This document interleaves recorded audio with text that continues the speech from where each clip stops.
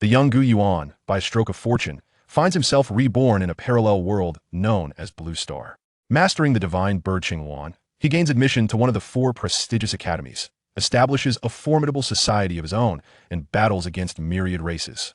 Witness the protagonist Gu Yuan as he awakens his spatial and temporal capabilities, possessing 2 supreme talents. Observe how he vanquishes the divine demons of countless races.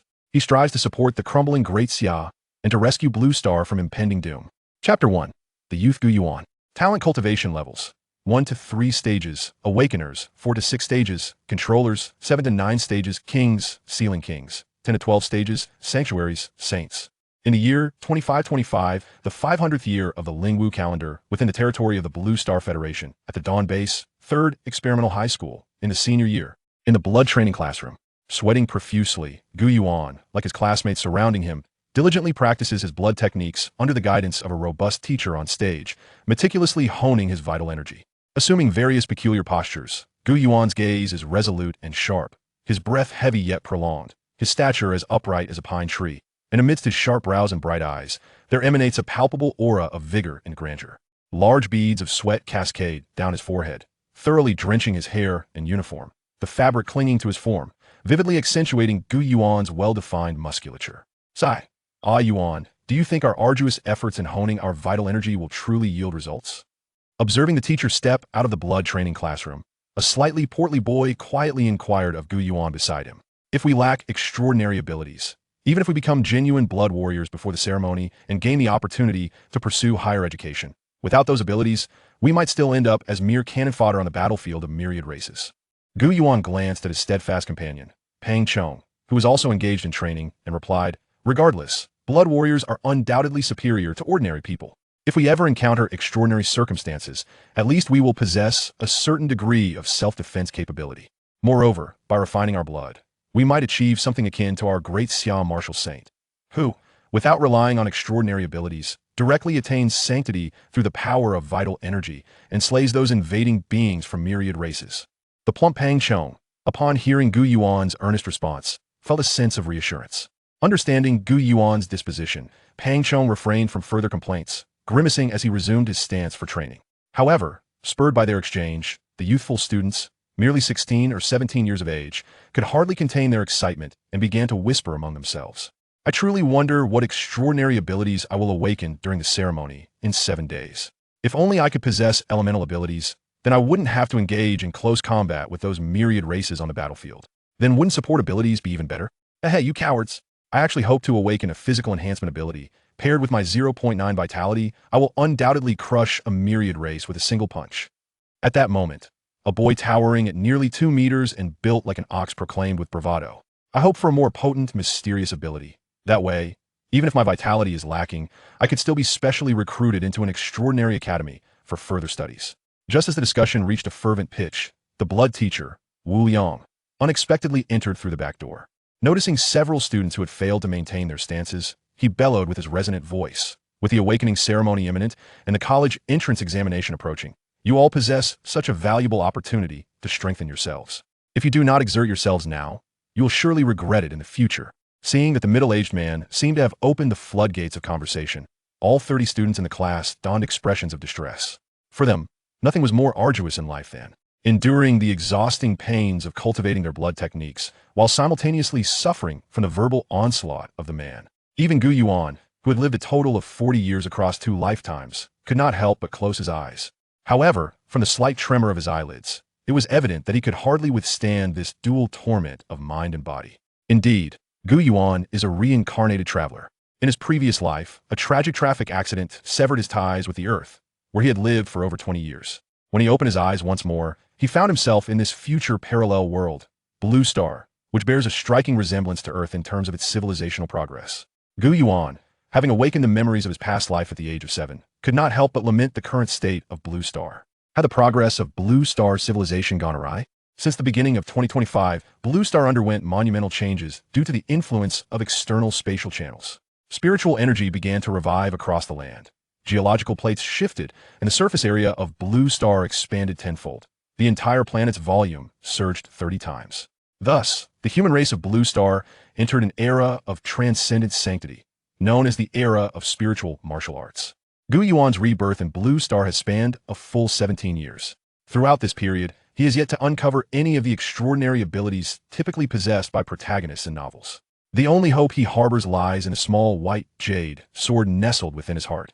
However, much to Gu Yuan's dismay, no matter how deeply he delves into his consciousness to observe the white jade sword within his heart, it remains unresponsive.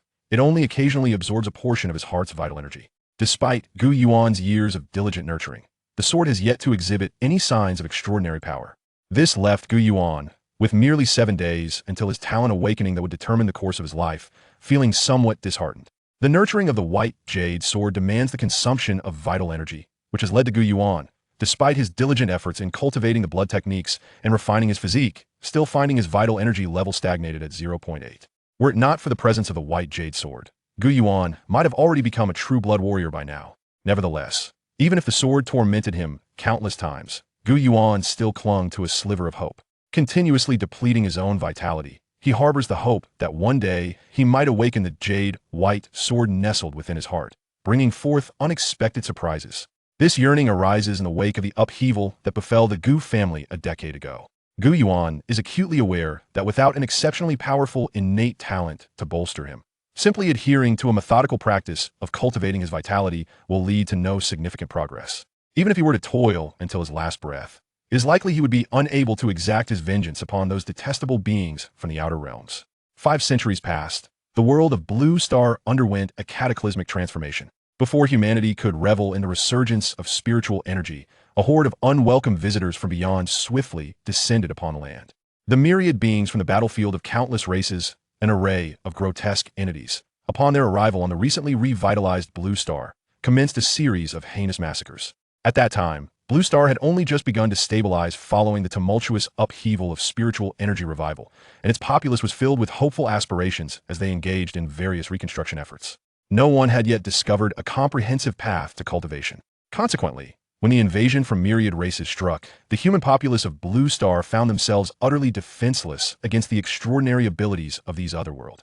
Chapter 2. The White Jade Sword. Fortunately, the heavens do not completely forsake humanity. Among the few surviving humans, some have begun to awaken peculiar and extraordinary abilities due to prolonged exposure to spiritual energy. Some wield the power of flames, others command the currents of water, and there are those who can alter the form of matter or heal injuries. Although these abilities vary greatly, most are immensely powerful, aiding humanity in better adapting to this new world. With the valiant resistance of the first awakened ones, towering iron walls were erected and various survival bases established. Thus, the people of Blue Star narrowly escaped the brink of extinction. As time passed, the humans of Blue Star managed to slay a portion of the myriad invaders that descended upon their realm. The rest were successfully driven back into the wilds of Blue Star beyond the bases.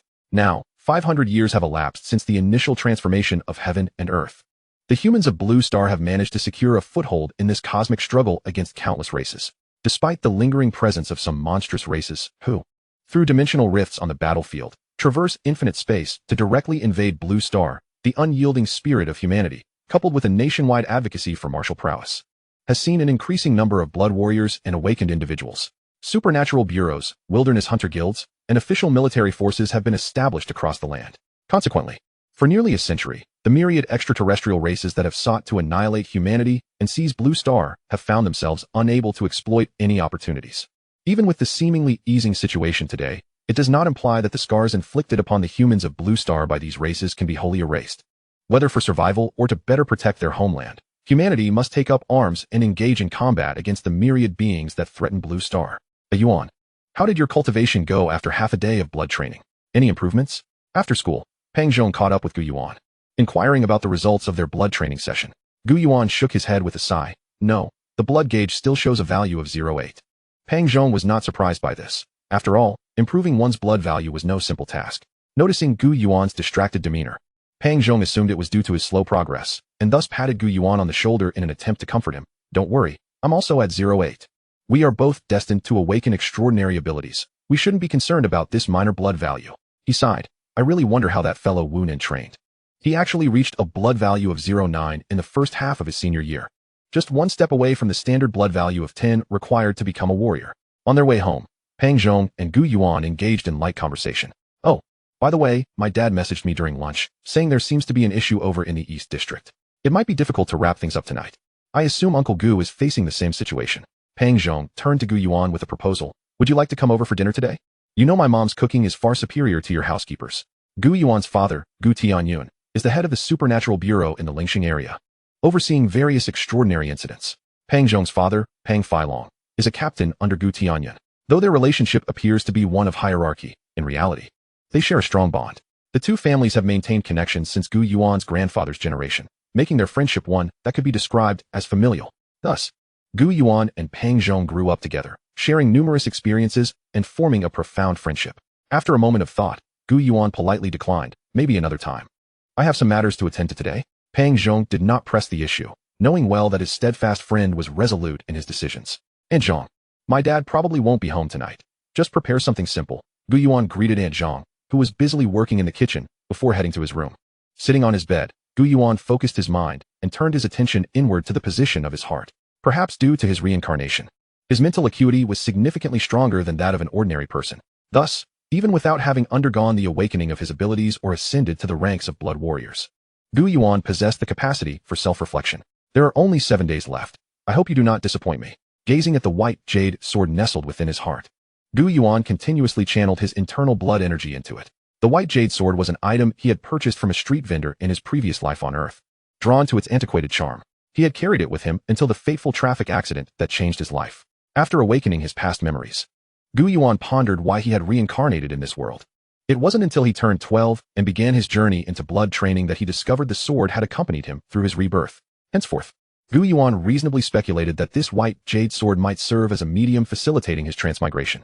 Through further investigation, he found that the sword reacted to his blood energy. Over the years, he had diligently nurtured it with his blood energy, hoping to glean some answers, or perhaps even discover a way back to his original world. After an hour of nurturing, Gu Yuan did not experience any profound sensations. Instead, he felt a peculiar emptiness as the majority of the blood energy he had cultivated during the day's training was absorbed by the white jade sword. Yuan Xiao, dinner is ready. Aunt Zhang's voice echoed from downstairs. Coming. Famished, Gu Yuan swiftly left his room. Observing the table laden with spiritual food, his appetite was piqued. Yet he hesitated to begin. Turning to Aunt Zhang, he said, Aunt Zhang, since Dad isn't home today, why don't you join me for dinner? After some polite refusal, Aunt Zhang ultimately acquiesced to Gu Yuan's request. Once they had eaten their fill, the spiritual energy from the meal surged through Gu Yuan's body, igniting a wave of warmth. After exchanging pleasantries with Aunt Zhang, he returned to his room, shed his outer garments, and assumed a rather peculiar posture. This was the blood training technique published by the Blue Star Federation, designed to facilitate the transformation of muscle structure to foster the birth of blood energy within the body. 2 hours later, Gu Yuan, exhausted from his training at home, pushed through his fatigue to take a quick hot shower before collapsing onto his bed, ready to embrace a new day. Chapter 3, Sumu Wan. A night went by without incident. The next day, Gu Yuan perused the news on his wrist device while savoring the breakfast prepared by Aunt Zhang. He learned from Aunt Zhang that his father, Gu Tianyun, had not returned the entire night. This situation surprised Gu Yuan. The Lingxing area was not vast, merely a remote corner of the entire Dawn base. As the leader of the local supernatural bureau, Gu Tianyun was typically busy, yet he would usually at least find time to make a phone call. After some contemplation, Gu Yuan dialed his wrist device to call his close friend, Pang Zhong. Hey, Yuan, why are you calling me so early? Observing the drowsy expression on his companion's face, Gu Yuan inquired whether his father had returned home the previous night. Don't worry. My dad has been with Uncle Gu all along. There's nothing to be concerned about. He must have accidentally damaged the wristband again, which is why he didn't inform you. Came the reply. Gu Yuan nodded, ending the call. After finishing his breakfast, he departed his home and boarded a hovering train heading towards 3rd High School. As the train approached its destination, Gu Yuan roused his sleepy classmate, Pang Chong, from his slumber, and together they made their way through the school gates. It is noteworthy that in the era of spiritual martial arts on Blue Star, most of the courses they studied in high school were related to the myriad extraterrestrial races, encompassing detailed descriptions of various races and their respective weaknesses. In class, the teacher displayed a humanoid creature known as the Feather Race on the electronic screen. Gazing at the depiction of the Feather Race, Gu Yuan couldn't help but draw parallels to the beings known as angels from the Western mythology of his past life. However, despite their striking resemblance to humans, the Feather Race was nonetheless one of the invading extraterrestrial races on Blue Star. 6 days swiftly passed, and tomorrow marked the eagerly awaited awakening ceremony. This event held pivotal significance for every senior student, shaping their future paths and potential. Consequently, it garnered immense attention from the human populace of Blue Star. Students silently prayed, hoping to possess extraordinary talents that would usher them into a glorious journey of life. After lunch in the cafeteria, The class followed their customary routine and proceeded to the Qi and blood training room to begin their daily practice. During a brief intermission, a breathless Gu Yuan gulped down some cold water. Inadvertently, he caught sight of a female classmate silently seated in a corner of the classroom, her expression pale and out of sync with the surrounding raucousness. Although perplexed, Gu Yuan refrained from voicing his thoughts and continued to focus on enhancing his Qi and blood values as per the teacher's guidance. The class assumed the stance for their exercises, their bodies emanating waves of Qi and blood fluctuations. The instructor, Wu Liang, nodded in satisfaction. As a genuine practitioner of Qi and blood, he placed great importance on the foundational physique of these children. After 2 hours of rigorous training, amidst the sounds of complaints and groans, the students finally welcomed another break. At this moment, Gu Yuan noticed once more that the girl in the corner appeared even paler than before. Pang Chong, slumped beside him, noticed Gu Yuan's unusual fixation and followed his gaze. Hey, a Yuan, my bro, why are you staring at her? Have you finally come to your senses and taken a liking to her? Gu Yuan was momentarily speechless. Get lost. Not everyone is like you. She is Su Yuan from our class. But why does she look so weak? Gu Yuan queried quietly. Pang Chong shrugged, admitting ignorance. Logically speaking, since the revival of spiritual energy on Blue Star, people had been constantly nourished by the energies of heaven and earth. Unless she, like him, returned home after school to engage in intensive Qi training, such a condition was rather unusual. The brief respite soon came to an end. As Gu Yuan stood to take his designated position for practice, he noticed Su Yuan behind him, her walking appearing somewhat unsteady. Seizing the moment before the teacher arrived, Gu Yuan approached his locker and retrieved a vial of fluorescent green primary nutritional potion. He then stepped directly in front of Su Yuan, stating, "You look as if your body is depleted, likely due to falling behind in your Qi training. Here, take this, it will help you manage." Upon seeing the boy in front of her and the potion he offered, Su Yuan bit her lip and shook her head, unwilling to accept Gu Yuan's kindness without cause. "Are you planning to persist in this state? I'm genuinely concerned that you might faint before you even get to train. Moreover, the talent awakening ceremony is tomorrow. What if it really affects your awakening?" Gu Yuan, attuned to the sounds of footsteps approaching from the hallway, did not wait for Su Yuan's consent. He grasped her left hand and placed the nutritional potion directly into her palm. Having done so, Gu Yuan returned to his training position, resuming the stance for practice with an air of tranquility. Wow, Gu Yuan, so generous. A primary nutritional potion worth 1,000 credit points, just like that? While others might not have noticed the exchange between Gu Yuan and Su Yuan at the back of the classroom, Pang Chong, Gu Yuan's steadfast friend, observed every subtle interaction. Hearing Pang Chong's teasing tone, Gu Yuan shot him a glare, choosing not to waste his breath on explanations. Focusing his mind, he resumed his training. "What are you doing? Class has begun. Everyone, get back to your training." Wu Liang entered the classroom, his voice booming at those still unprepared. Su Yuan, startled by the suddenness, hastily tucked an empty vial into her uniform pocket before taking her designated position and properly assuming the stance for cultivating her internal Qi. Thanks to the nutritional potion, Su Yuan's depleted condition began to recover. Nevertheless, she found herself unable to fully immerse her thoughts in her training as her gaze frequently drifted towards the figure in the second row. Su Yuan was aware of Gu Yuan, her classmate, though they had not exchanged many words prior. However, compared to her own inconspicuous presence, Gu Yuan stood in stark contrast. He was mature, composed, and academically accomplished. His demeanor was always kind and approachable, leaving a lasting and positive impression on both teachers and classmates alike. Furthermore, rumors circulated among their peers regarding Gu Yuan's enigmatic family background. It was said that during the previous year's awakening ceremony, disrupted by the chaos of various races, Gu Yuan, then a first-year student, was personally escorted home by two formidable figures, capable of flight and mastery over their powers. From that point onward, numerous tales began to circulate, elevating Gu Yuan's status in the class and school. Faced with such an outstanding and empathetic individual as Gu Yuan, it was difficult for Su Yuan to suppress the tumultuous waves within her heart. It was only after being prompted by the teacher that Su Yuan managed to dismiss her wandering thoughts and focus entirely on her training. Chapter 4. The Nutritional Potion. Ding dong. As the day concluded, Gu Yuan and Pang Chong were discussing the upcoming awakening ceremony. By chance, Pang Chong noticed a figure standing at the school gate, seemingly waiting for someone. Hee, Gu Yuan, I want to interrupt your good fortune. I'll wait for you outside. Hey you. Gu Yuan watched as Pang Chong dashed out with a mischievous grin, scratching his head in bewilderment. He never imagined encountering such a scenario in either of his lifetimes. Gu Yuan, please wait a moment. Oh, it's Su Yuan. What is the matter? Su Yuan looked down, obscuring her expression. I came to thank you for what happened this afternoon, and I will definitely return that potion. Before she could finish, Gu Yuan interjected. Oh, that? It seems the nutritional potion worked quite well. I can see you no longer look as pale as before. Gu Yuan, adopting a playful tone, continued. Well, since that's the case, don't forget to remember me tomorrow when you awaken your formidable talent. Make sure to have my back. After uttering these words, He did not wait for Su Yuan's response and directly strode towards the school gate. Meanwhile, at the entrance, his close friend Pang Chong peeked out, discreetly observing the scene. Su Yuan, lifting her head, retrieved an empty bottle from her uniform pocket and gazed at Gu Yuan and his companion, who were playfully bantering with each other. A charming smile gracing her face. By the way, Fatty, I intend to purchase a vitality potion today to elevate my vitality levels to the 0.9 tier. Gu Yuan declared, revealing his plan. If he could harness the potion's power tonight to push his internal vitality to its utmost potential, then during tomorrow's awakening ceremony. Even if he failed to awaken, he might still enhance his vitality further through the ritual's spiritual stimulation, potentially reaching the standard of a 1.0 vitality warrior. This was a little trick learned from predecessors. However, even with knowledge of this technique, it was not accessible to everyone. After all, a vitality potion was valued at 10,000 credit points. Not everyone could muster the resolve to spend such a sum on a potion that bore no utility for awakening talent. Despite the Blue Star Federation's vigorous support and the introduction of various preferential policies for vitality warriors, it could not alter the entrenched perception that, in the eyes of the public, vitality warriors were inherently inferior to those who awakened their talents. My father mentioned the same thing a few days ago. He had already given me the credit points. Pang Chong perked up at this. The two quickly reached an agreement to visit the largest conglomerate shopping mall in the Lingxing region, the Xingyu Commercial Building.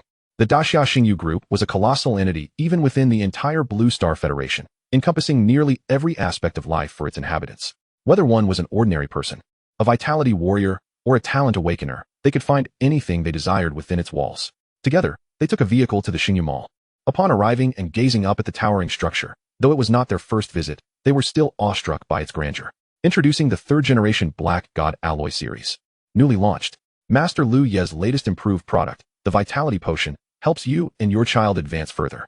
A massive high-definition electronic screen continuously cycled through various promotional advertisements. Upon entering the building, the two took the elevator past the first 10 floors of ordinary shops, ascending directly to the extraordinary levels above, where they found the dedicated counter for Vitality Warriors. After the staff understood their intentions, they swiftly began to introduce them to a variety of their products. Before long, as they exited the Xingyu Commercial Building, the two still bore expressions of lingering delight. The dazzling array of products was simply too captivating. Had they lingered any longer, their wallets would have surely suffered. Upon returning home, Gu Yuan discovered a familiar silhouette. Dad, you're back. Did something happen in the area? You need not worry about that. Wash your hands and prepare for dinner, his father replied. During dinner, Gu Tianyun regarded Gu Yuan and asked, Xiao Yuan, the awakening ceremony is tomorrow. Are you nervous? Gu Tianyun's gaze was deep and resolute, his brows thick and well-groomed, slightly raised at the tips, exuding an aura of authority and steadiness. Gu Yuan shook his head, swallowing his food before responding, not at all. Even if I can't awaken, I can still rely on your legacy, Dad. You rascal. Gu Tianyun chuckled, fully aware of his son's disposition and thus took his words lightly. Faced with a son who had been mature and diligent since childhood, Gu Tianyun felt a myriad of sentiments, but ultimately chose to express his support. Gu Yuan understood his father's intentions, setting down his utensils and nodding seriously. The bond and unspoken understanding between father and son were palpable. After dinner, Gu Yuan returned to his room, retrieved the vitality potion, took a deep breath, and without hesitation, downed the blood-red concoction in one gulp. Gu Yuan involuntarily emitted a soft grunt as a surge of tumultuous energy erupted within him, engulfing him like a torrent breaking free from a dam, immersing him in a fiery sea of vitality. Every cell in his body awakening with vigor. His muscles tensed, veins bulging. He trembled as he assumed a stance for cultivation, continuously channeling the vitality within. Outside, waves of heat radiated from his body, enveloped in a mist-like aura. This vitality surged upward, gradually coalescing into swirling streams of energy that orbited around Gu Yuan. Crack, crack. Under the relentless impact of the potion's energy, Gu Yuan's bones emitted faint sounds, seemingly growing stronger, his muscles flexing and expanding, becoming increasingly robust, while his skin glimmered with a subtle sheen, hinting at immense vitality and vigor. Seconds stretched into minutes, sweat soaking his clothes, yet Gu Yuan gritted his teeth and persevered. Compared to the cultivation of spiritual energy, the training of a warrior's vitality was often accompanied by immense suffering and challenges. This was also a reason why vitality warriors, to some extent, fell short of their talent-awakened counterparts. Time slipped away, and as the last remnants of the potion's energy were consumed, Gu Yuan slowly opened his eyes, a glimmer of surprise flashing within. The abundant power coursed throughout his body. The potion's effectiveness was indeed formidable. Clenching his fist, Gu Yuan murmured to himself. Although there were no specialized instruments to measure his current vitality levels, based on his own sensations, the results from this session of training with the potion far surpassed any previous efforts. His vitality had certainly reached the 0.9 9 tier. Moreover, he was not far from achieving the goal of a 1-0 vitality warrior. By the conclusion of tomorrow's awakening ceremony, Gu Yuan should be poised to become a true vitality warrior. Chapter 5. Shadows and Dreams. Gazing at the empty potion bottle on the table, Gu Yuan shook his head, lamenting that while the potion was indeed remarkable, it bore certain drawbacks. The vitality potion, derived from vitality flowers and various spiritual plants through specialized technological processes, was a form of pseudo-vitality that could be directly absorbed by warriors. However, it was only suitable for true vitality warriors. For those like Gu Yuan and Pang Chong, who had yet to consolidate their vitality core, prolonged consumption of vitality potions would merely deplete their foundational strength, making it exceedingly difficult to enhance their vitality levels in the future. Consequently, even though the potion could facilitate rapid short-term advancement, few would gamble their future on such a risk. Realizing it was growing late, Gu Yuan tidied up and lay down in bed. Perhaps due to the impending awakening ceremony, he tossed and turned, unable to find sleep.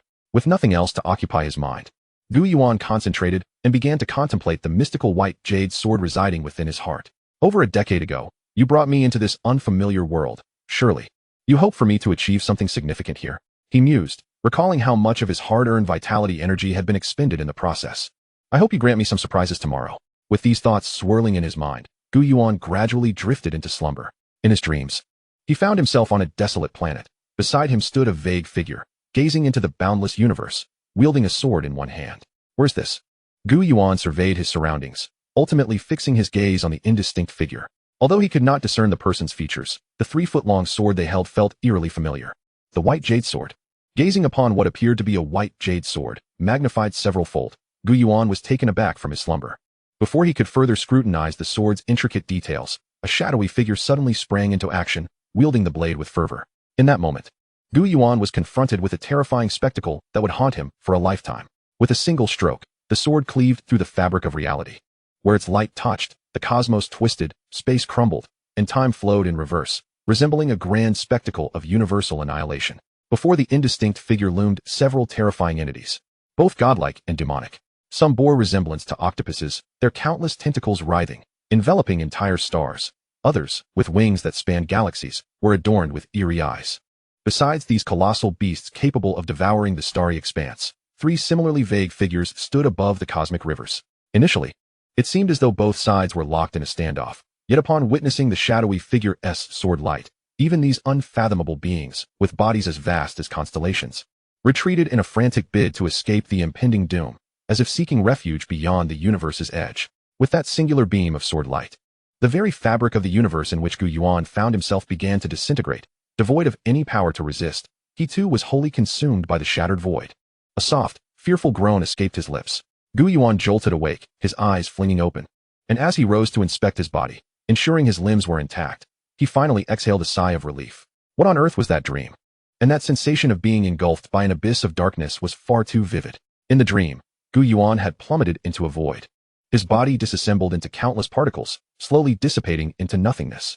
It felt as if his very existence was gradually being erased. The hollow sensation of emptiness and the near-death experience stirred unease in Gu Yuan, who had already faced death once in his past life, leaving him breathless and shaken.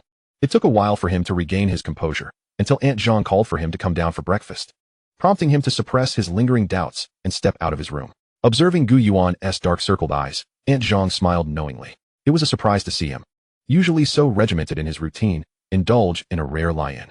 This was the first time she had witnessed such a sight in her nearly 9 years working for the Gu family. It seemed that with the impending awakening of his talent, even little Yuan was not exempt from the effects, she mused. Learning that his father, Gu Tianyun, had departed before dawn, Gu Yuan was not taken aback. After all, as the head of the Extraordinary Bureau in the Star Ridge region, it was his duty to deploy law enforcement personnel to establish necessary security measures, ensuring that the several high schools in the area, with over 1,000 senior students, could complete their awakenings in an orderly and safe manner. On the suspended train, Gu Yuan met up with his close friend, Pang Zhong. Both of them, sporting dark circles under their eyes, could not help but tease each other. Upon reaching the street of 3rd High School, Gu Yuan quickly noticed that even before 8 in the morning, dozens of uniformed officials were already stationed around the school, setting up various prohibitory boundaries. Presenting their identification via wristbands, the two, alongside other students, entered the campus with eager anticipation. As they arrived in their classroom, they learned that preparations for the awakening ceremony were already underway. Through the classroom window, they could see a bustling playground. In the center, several spirit jade pillars had been arranged to form an awakening formation, etched with countless unknown patterns. Gradually, as the fervent atmosphere in the classroom seeped into him, Gu Yuan found it increasingly difficult to suppress his own excitement. Attention, all senior students. Please follow your supervising teachers and proceed to the center of the playground to line up and wait. The voice of Principal Liang Jingxing echoed through the school SPA system. Shortly thereafter, attendance was taken for all 7 classes of seniors. Principal Liang, addressing the more than 200 students gathered below, launched into an impassioned speech. Students, I know you have been eagerly awaiting this day for a long time. So, I won't waste any more time. I hope that today, on this playground, each of you can awaken your own unique abilities and go forth to make your mark for the Blue Star and Daxia. The seniors on the playground were visibly inspired by the principal's fervent address, brimming with confidence about their potential to awaken their talents. Glancing at Pang Zhong, whose face was equally animated and breathing heavily, Gu Yuan refrained from dampening his spirits.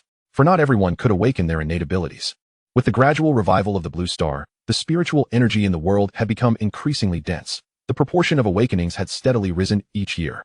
However, to date, after 5 centuries of development, the probability of human talent awakening remained at approximately 30%. This meant that among the 200 seniors present, only about 60 to 70 students might be graced by fate to awaken their unique powers. In light of this reality, the Blue Star Federation invests substantial resources and effort each year in hopes of enhancing the awakening probability for its people through research. Yet, regrettably, progress has been minimal over the centuries. The only declaration made is that the likelihood of talent awakening is linked to one's innate constitution. Those with a natural affinity for spiritual energy have a significantly higher chance of awakening their abilities, and the converse holds true as well. An elder from the Daxia government presiding over the awakening stood atop the formation platform. Wang Kai, the first student called by name, stepped into the formation.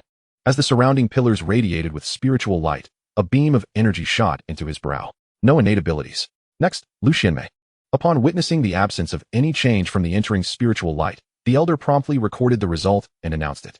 The boy named Wang Kai, now ashen-faced, could hardly fathom the grim reality. Jin Buhuan, elemental gold system. The next moment, an entirely different voice rang out, capturing the attention of everyone present. Gu Yuan turned to see Jin Buhuan within the formation, his body awash in dazzling golden light. Soon, he floated above the ground, buoyed by the spiritual energy. As the awakening concluded, Jin Buhuan slowly opened his eyes, his expression transforming into one of uncontainable joy as he felt the immense power surging within him. Under the watchful gaze of the crowd, he followed instructions to register his details beside the formation. With the emergence of a successful awakening case, other senior students began to awaken in succession. Gu Yuan noted that most manifested elemental talents of various attributes, while only one girl from Class 2 successfully awakened a rare support-type talent, the ability of purification. This immediately drew the attention of both the school administration and the Extraordinary Bureau. Once Class 2 completed their awakenings, witnessing the disheartening probability of awakening firsthand, Pang Zhong felt his earlier confidence diminish. Yuan, I wonder which type of innate ability we will awaken later. As the moment for Class 3 approached, Pang Zhong displayed an expression of apprehension, seeking solace in the presence of his companion, Gu Yuan. Perhaps it was the elemental affinity at play. After all, the number of individuals capable of awakening talents from the other 3 systems is indeed minuscule when compared to those of the elemental system.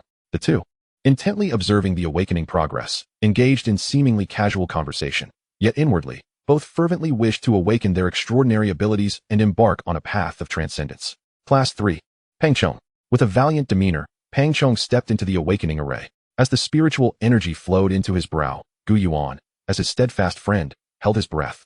Focusing intently on the unfolding event, he hoped fervently that Pang Chong would realize his aspiration and awaken his latent powers. To date, the Blue Star Federation had categorized all recorded awakenings into 4 distinct classifications: elemental system, enhancement system, support system, and mysterious system. Among these categories, the number of extraordinary beings awakening elemental talents dominated overwhelmingly, while those awakening from the other 3 systems were significantly fewer in comparison. At that moment, as Pang Chong was drawn upward by the ethereal energies, Gu Yuan felt a surge of joy in his heart, anticipating his friend's awakening. However, as time elapsed, he noticed that the duration of Pang Chong's awakening seemed to exceed that of the previously successful candidates. The continuous influx of spiritual energy heralded the emergence of corresponding phenomena. Waves of earthy essence swirled around Pang Chong, rendering him akin to a child of the earth, effortlessly commanding the surrounding soil elemental energies. Pang Chong, Earth Attribute. Just as the elder presiding over the ceremony announced the awakening results, a sudden anomaly occurred. Following Pang Chong's awakening of the Earth Attribute talent, the influx of spiritual energy into his body showed no signs of abating. Instead, the immense spiritual energy intensified, enveloping Pang Chong in a veritable ocean of ethereal power. Could it be? Those present, whether faculty members or officials from the Extraordinary Bureau, began to entertain a possibility in their minds. Dual awakening. Ha ha ha, splendid. This year, aside from that purification talent, we have an unexpected delight. Principal Liang Jingsheng laughed heartily. Pang Chong, Earth Attribute Elemental System, Endurance Enhancement System, with the final results proclaimed.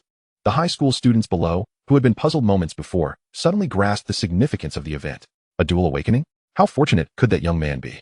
This revelation not only stirred envy among those yet to awaken, but also evoked a twinge of bitterness among the few students who had already successfully awakened. Well done, little buddy. I never imagined your dreams would truly come to fruition. Gu Yuan too felt a sense of surprise at Pang Chong's dual awakening. Previously, Pang Chong had often struggled with the pains induced by the training regimen, fervently wishing for the awakening of his extraordinary abilities. Now, with 2 talents under his belt, he had undeniably fulfilled his desires, becoming a prodigy among countless individuals. A dual awakening signifies that a person possesses 2 extraordinary abilities, each belonging to different elemental attributes. Those endowed with 2 talents not only absorb spiritual energy at twice the rate of ordinary awakeners, but also generally possess greater combat prowess than their peers in the same tier of extraordinary beings. Earth Attribute, Endurance. This lad is destined to be a formidable shield. As Gu Yuan observed the conclusion of the ceremony, he smiled and nodded at Pang Chong, who was waving at him from the stage. Following Pang Chong's successful awakening, 2 more individuals from Class 3 awakened their extraordinary abilities, both from the elemental system. However, perhaps due to the heightened expectations set by Pang Chong's awakening, the subsequent events did not elicit the same level of astonishment as before. Gu Yuan. Upon hearing his name, Gu Yuan took a deep breath and stepped forward, positioning himself at the center of the array on stage. Clearing his mind, he began to absorb the spiritual energy entering his body. The elder presiding over the array offered guidance. As a torrent of spiritual energy poured in, Gu Yuan gradually sensed something awakening within him. Outside, as the energy swirled around Gu Yuan, Pang Chong, thrilled at the prospect of his good brother awakening extraordinary powers, could not contain his laughter. Ha ha ha, just as I thought. You can do it too, Yuan Gu. The faculty members, students, and enforcement officials present observed Pang Chong's exuberance with a mixture of curiosity. Comprehensive enhancement system? Watching Gu Yuan awaken, Liang Jingsheng murmured to himself, his face lighting up with delight. Indeed, another excellent seedling. As time passed, however, the inscriptions on the array's stone pillars continued to flicker incessantly. Gu Yuan remained suspended in midair, still enveloped in the dense spiritual energies, showing no signs of halting his absorption. Could it be another dual awakening? Witnessing this spectacle, Liang Jingsheng, the principal of Class 3, widened his eyes, rising with clenched fists, his gaze fixed intently on Gu Yuan within the array. May a miracle be born once more. At this moment, immersed in his own spiritual realm, Gu Yuan had already realized the truth of his successful awakening. However, he was taken aback when the white jade sword within his heart seemed to respond to some intense stimulus, erupting into a frenzy. The awakening ceremony, which was nearing its conclusion, was once again stirred by this unforeseen disturbance. Using Gu Yuan's physical form as a conduit, the white jade sword transformed into a black hole, voraciously absorbing the vast quantities of spiritual energy from the surroundings. Chapter 7. The Celestial Sovereign Sword. Triple Awakening. Temporal Mystery System. Thump thump. Buzz buzz. The white jade sword within Gu Yuan's heart quivered incessantly. The sudden upheaval filled him with a mix of panic and confusion. He could not fathom the origins of this mysterious white jade sword, nor could he comprehend why it was suddenly agitated at this critical juncture. As the intensity of the tremors increased, a peculiar wave began to emanate from the sword, swiftly spreading outward. It seemed to affirm Liang Jingsheng's conjecture. With a rush, following the conclusion of the enhancement system's phenomena, the external world once again bore witness to a breathtaking sight. One black, one white, 2 whirlpools appeared above Gu Yuan's head. In the blink of an eye, the whirlpools enveloped the entire school, expanding relentlessly and sweeping across miles. All present, including Principal Liang Jingsheng, a 4th-tier controller, experienced an inexplicable sensation of vertigo in that moment. The environment around them seemed to blur into obscurity. Yet, this feeling lasted but an instant before vanishing without a trace, leaving the impression that one had merely experienced a momentary lapse in focus. The elder presiding over the awakening, recovering from his shock, realized he had never witnessed, nor dared to imagine, that a single person could gather and absorb such an immense quantity of spiritual energy simply through the awakening of extraordinary abilities. Pausing briefly, he took a deep breath and declared with a booming voice, Gu Yuan, Dual Awakening. Comprehensive Enhancement System. Unknown Mysterious System. Hiss. Another dual awakening. Upon hearing these words, the crowd erupted into a commotion, filled with astonishment and shock. Eyes widened as they turned to behold the tall figure standing upon the stage. Ha! What a thrill! Principal Liang Jingsheng of the 3rd Middle School soared into the air, emitting a hearty laugh. Setting aside the enigmatic and unknown abilities of Gu Yuan, the emergence of 2 prodigious individuals with dual awakenings in this cohort of the 3rd Middle School is indeed a rare phenomenon within the entirety of Dawn Base. Liang Jingsheng could almost envision the institution's ascent to prominence during his tenure. The innate talents awakened among the Blue Star human race are notoriously diverse and peculiar, spanning a multitude of fields. Despite the passage of 5 centuries since the advent of the first generation of awakened beings, the inhabitants of Blue Star continue to uncover new extraordinary abilities. This perpetual discovery renders the vast repository of knowledge on Blue Star incomplete, as it remains impossible to assert that every potential talent has been cataloged. After all, human creativity and imagination are boundless, making it impossible to predict the unique and wondrous abilities that the next awakened individual may exhibit. Consequently, the annual awakening ceremony frequently showcases a variety of previously unknown abilities, each possessing its own degree of potency and scope, yet universally imbued with an element of mystery and unpredictability. Such talents are officially classified as the 4th category of abilities, those of the mysterious type, distinct from the 3 primary categories. The intensity of mysterious abilities varies greatly, with some being rather trivial and nearly devoid of practical application, generating only the faintest fluctuations of energy. Conversely, others may possess astonishingly powerful capabilities, such as manipulating objects with sheer will, forcibly altering their form, or relocating them. Even more formidable are those who can foresee the future or alter certain rules of the physical realm, an awe-inspiring and terrifying power. Although Gu Yuan's 2nd talent is an unknown mysterious ability, which may later prove to be rather inconsequential, one must not forget that it nonetheless constitutes a dual awakening. The enhanced cultivation speed afforded by 2 talents is sufficient to propel Gu Yuan's advancement beyond the majority of awakened beings. Unbeknownst to him of the events unfolding outside, Gu Yuan's focus was entirely absorbed by the jade-white sword nestled within his heart. It appeared to draw upon an ample reserve of energy, gradually awakening and radiating a clear, luminous glow. Simultaneously, a torrent of immense information surged into Gu Yuan's consciousness. So, your name is the Cosmic Sword. As he diligently processed the influx of information, Gu Yuan swiftly understood that the entity had traversed the dimensions of time and space to assist him in achieving rebirth in this realm of Blue Star, utilizing the power of time and space to bridge his soul from the afterlife on Earth. Indeed, Zhou denotes time, while you signify space. If one were to liken the time of all things in the universe to a vast river, then the space capable of bearing the force of time is akin to a riverbed. The cosmic ancient sword, possessing the supreme principles of time and space, is a transcendent treasure birth from the primordial rules that encompass both time and space at the dawn of the universe. The force of time-space, born from the union of time and space, can unleash a power rivaling that of the cosmos itself. It is not merely a means of facilitating Gu Yuan's rebirth. If the wielder of the sword possesses sufficient strength, they could even reverse time and defy the cosmic laws using the cosmic ancient sword. Following the primordial era, all beings flourished. During the chaotic ancient times, the ancient human race triumphed over countless formidable clans, emerging as the sole victors in a cataclysmic war that spanned the universe. All races bowed in submission to the ancient human race. Consequently, humanity earned the title of sovereign of all beings. The legendary figure who led the ancient human race to prominence amidst the turmoil was none other than the fabled human emperor.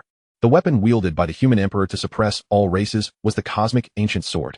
Throughout history, this sword has been revered as the human emperor's sword.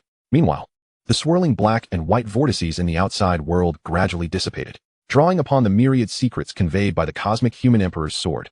Gu Yuan soon grasped the extraordinary capabilities of his 2nd mysterious talent, which defied conventional understanding. No, it was not merely a dual awakening. To be precise, it should be regarded as a triple awakening. For, following the enhancement type talent, Gu Yuan had awakened 2 astonishing talents of cosmic significance: spatial talent and temporal talent. The earlier black and white vortices represented the manifestation of these ancient supreme abilities. The sudden and overwhelming revelation left Gu Yuan momentarily dazed. Throughout both his past and present lives, he had never encountered anyone capable of mastering both time and space, 2 immutable forces of the universe. Chapter 8, Healing Talent. Observing the conclusion of the ceremony while still in a state of bewilderment, Gu Yuan stood rooted in place, seemingly lost in thought. The elder presiding over the ceremony, noticing Gu Yuan's daze, offered a gentle reminder. Regaining his composure, Gu Yuan expressed his gratitude and promptly exited the awakening array. An unknown mysterious type, indeed? That seemed reasonable. Upon hearing the final conclusion, Gu Yuan smiled. Since the cataclysmic changes to the Blue Star, no one had ever awakened talents related to space or time. Ha ha, Yuan. We truly are kindred spirits. Even in awakening our talents, we both share the distinction of dual awakenings. before Gu Yuan could begin the customary registration process. His close friend Pang Chong rushed over with palpable excitement. Pang Chong's booming voice jolted Gu Yuan from his contemplations. Approaching with a grin, Pang Chong exclaimed, "Hee. It seems that once the college entrance examination concludes in half a year, we shall both enter the same university." Gu Yuan, equally in high spirits, retorted, "What is the matter? Do you look down upon your older brother Yuan? Or has your dual awakening made you a bit too lofty?" "Not at all, brother Yuan. I always knew you possessed the bearing of a great emperor." Without concern for the gazes of others, the two bantered playfully, sharing laughter and jests. At the registration desk, enforcement personnel perused Gu Yuan's detailed information through the system. Upon glancing at the relative section, they paused, recognizing the name. Gu Yuan, the director's son? Truly a prodigy. Gu Yuan, please elaborate on your second mysterious talent and the abilities it entails. What direction does it likely belong to? Following protocol, the enforcement officer turned to Gu Yuan, initiating inquiries about his second mysterious talent. Upon hearing the question, Gu Yuan hesitated, reluctant to prematurely reveal the existence of his time and space talents. Just as he contemplated a diversion, the registration officer, seemingly discerning Gu Yuan's hesitation, continued, "Mysterious talents are often peculiar and diverse.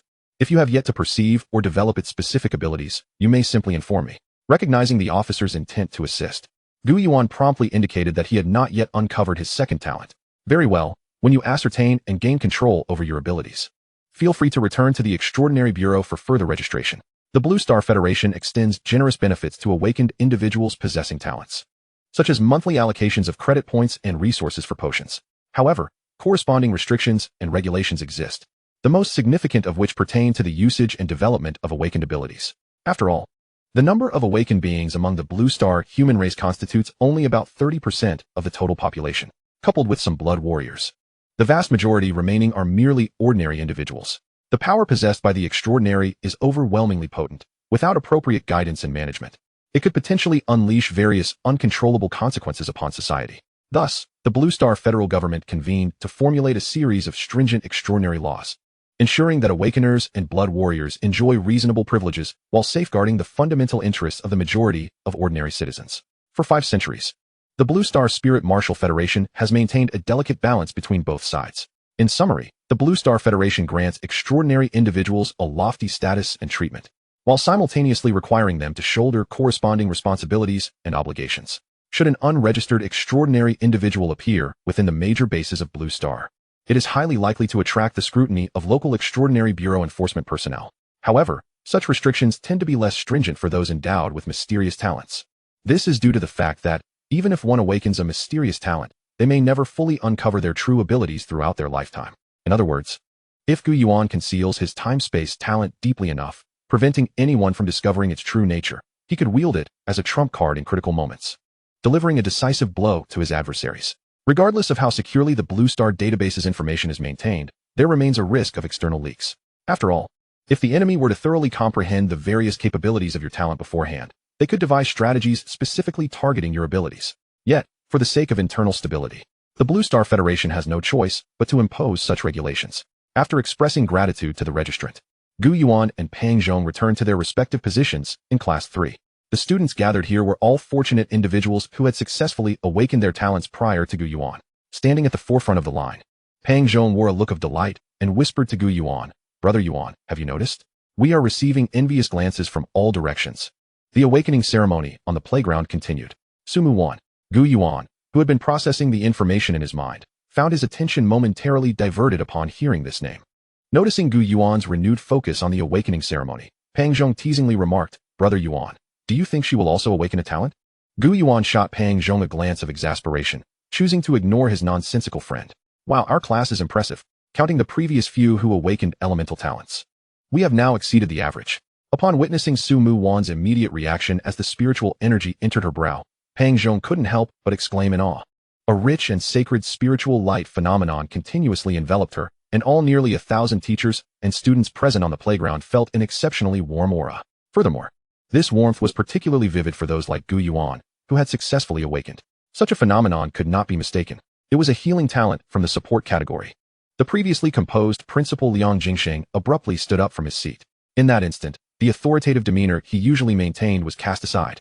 Although support talents do not grant awakeners the immense combat prowess characteristic of the other 3 categories, they represent an indispensable force for humanity in the face of the invasion from the myriad races beyond. Support talents generally encompass, but are not limited to, healing, purification, inscriptions, amplification, and control. Among these, healing talents are especially crucial for the Blue Star human race, which is just beginning to establish itself on the battlefield against the myriad races. Even for Gu Yuan and Pang Zhong, both gifted with dual talents, their combined importance pales in comparison to that of Su Mu Wan, a healer. Su Mu Wan. Support category, healing talent. Chapter 9, Reinforcement of 6 categories. As these words echoed through the air, a profound silence enveloped the crowd. With a swish, a figure descended from the sky. Seeing that it was the principal of the third school, the enforcement personnel hidden nearby refrained from taking any rash actions. Classmate, you are Su Mu Wan, correct? Please come with me. At this moment, Liang Jingxing had entirely lost the gravitas expected of a fourth-tier master, treating Su Mu Wan with the warmth of a kindly neighbor. The next moment, Liang Jingxing soared into the sky with Su Mu Wan, disappearing from sight, prompting the crowd below to finally react. Did I hear that correctly? Is it truly a healing ability? A significant figure, surely a significant figure in the future. Her name is Su Mu Wan, from Class 3? Listening to the students' excited chatter, the teachers leading the classes hurriedly worked to maintain the order of the ceremony. Incredible! Pang Zhong exclaimed, giving Gu Yuan a thumbs up. Brother Yuan, I truly admire you. I didn't expect you to have such a keen eye for talent. Gu Yuan was equally surprised by the high caliber of their cohort. The reason for swiftly escorting Su Mu Wan away was to prevent her from falling victim to the malevolent designs of the myriad races before she had fully matured and gained strength. After careful consideration, Principal Liang Jingxing resolutely chose to personally accompany her, rapidly departing to seek the protection of official forces. The awakening ceremony at the third school of Lingxing, after several twists and turns, finally concluded successfully. Many students in their final year felt dejected, their spirits low, having just experienced a long-anticipated awakening ceremony. The unfortunate reality was that most exhibited no signs of awakening any extraordinary abilities. The immense disparity led these young individuals to struggle to accept the truth. Thankfully, after the school staff's patient reassurances, they ultimately came to terms with the situation and accepted their mediocrity. As evening approached, Pang Zhong grumbled, honestly, I'm about to fall asleep listening to this. Is it really worth such a lengthy discourse, just for some resource rewards?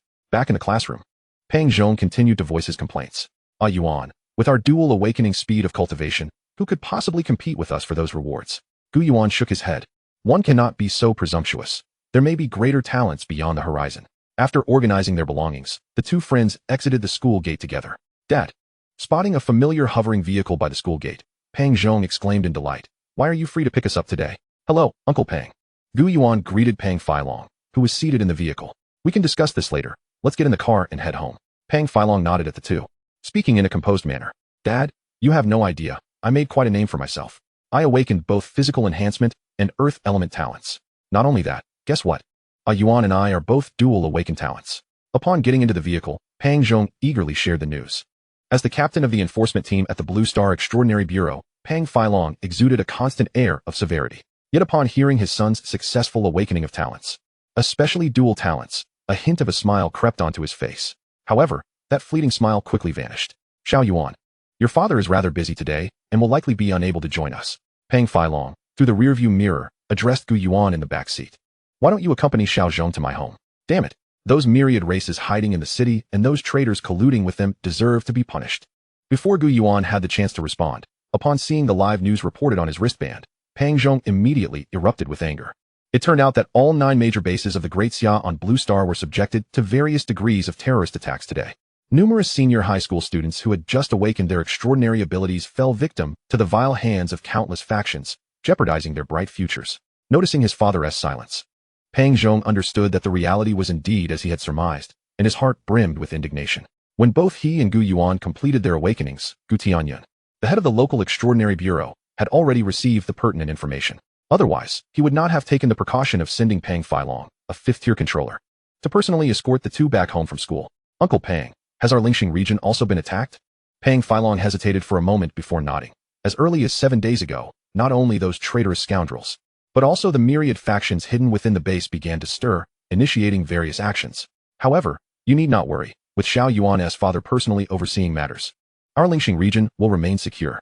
Pang Zhong exhaled a sigh of relief, acknowledging that as true, Uncle Gu is a peak 6th-tier controller, just a step away from reaching the realm of kings, not something those sewer rats could compare to.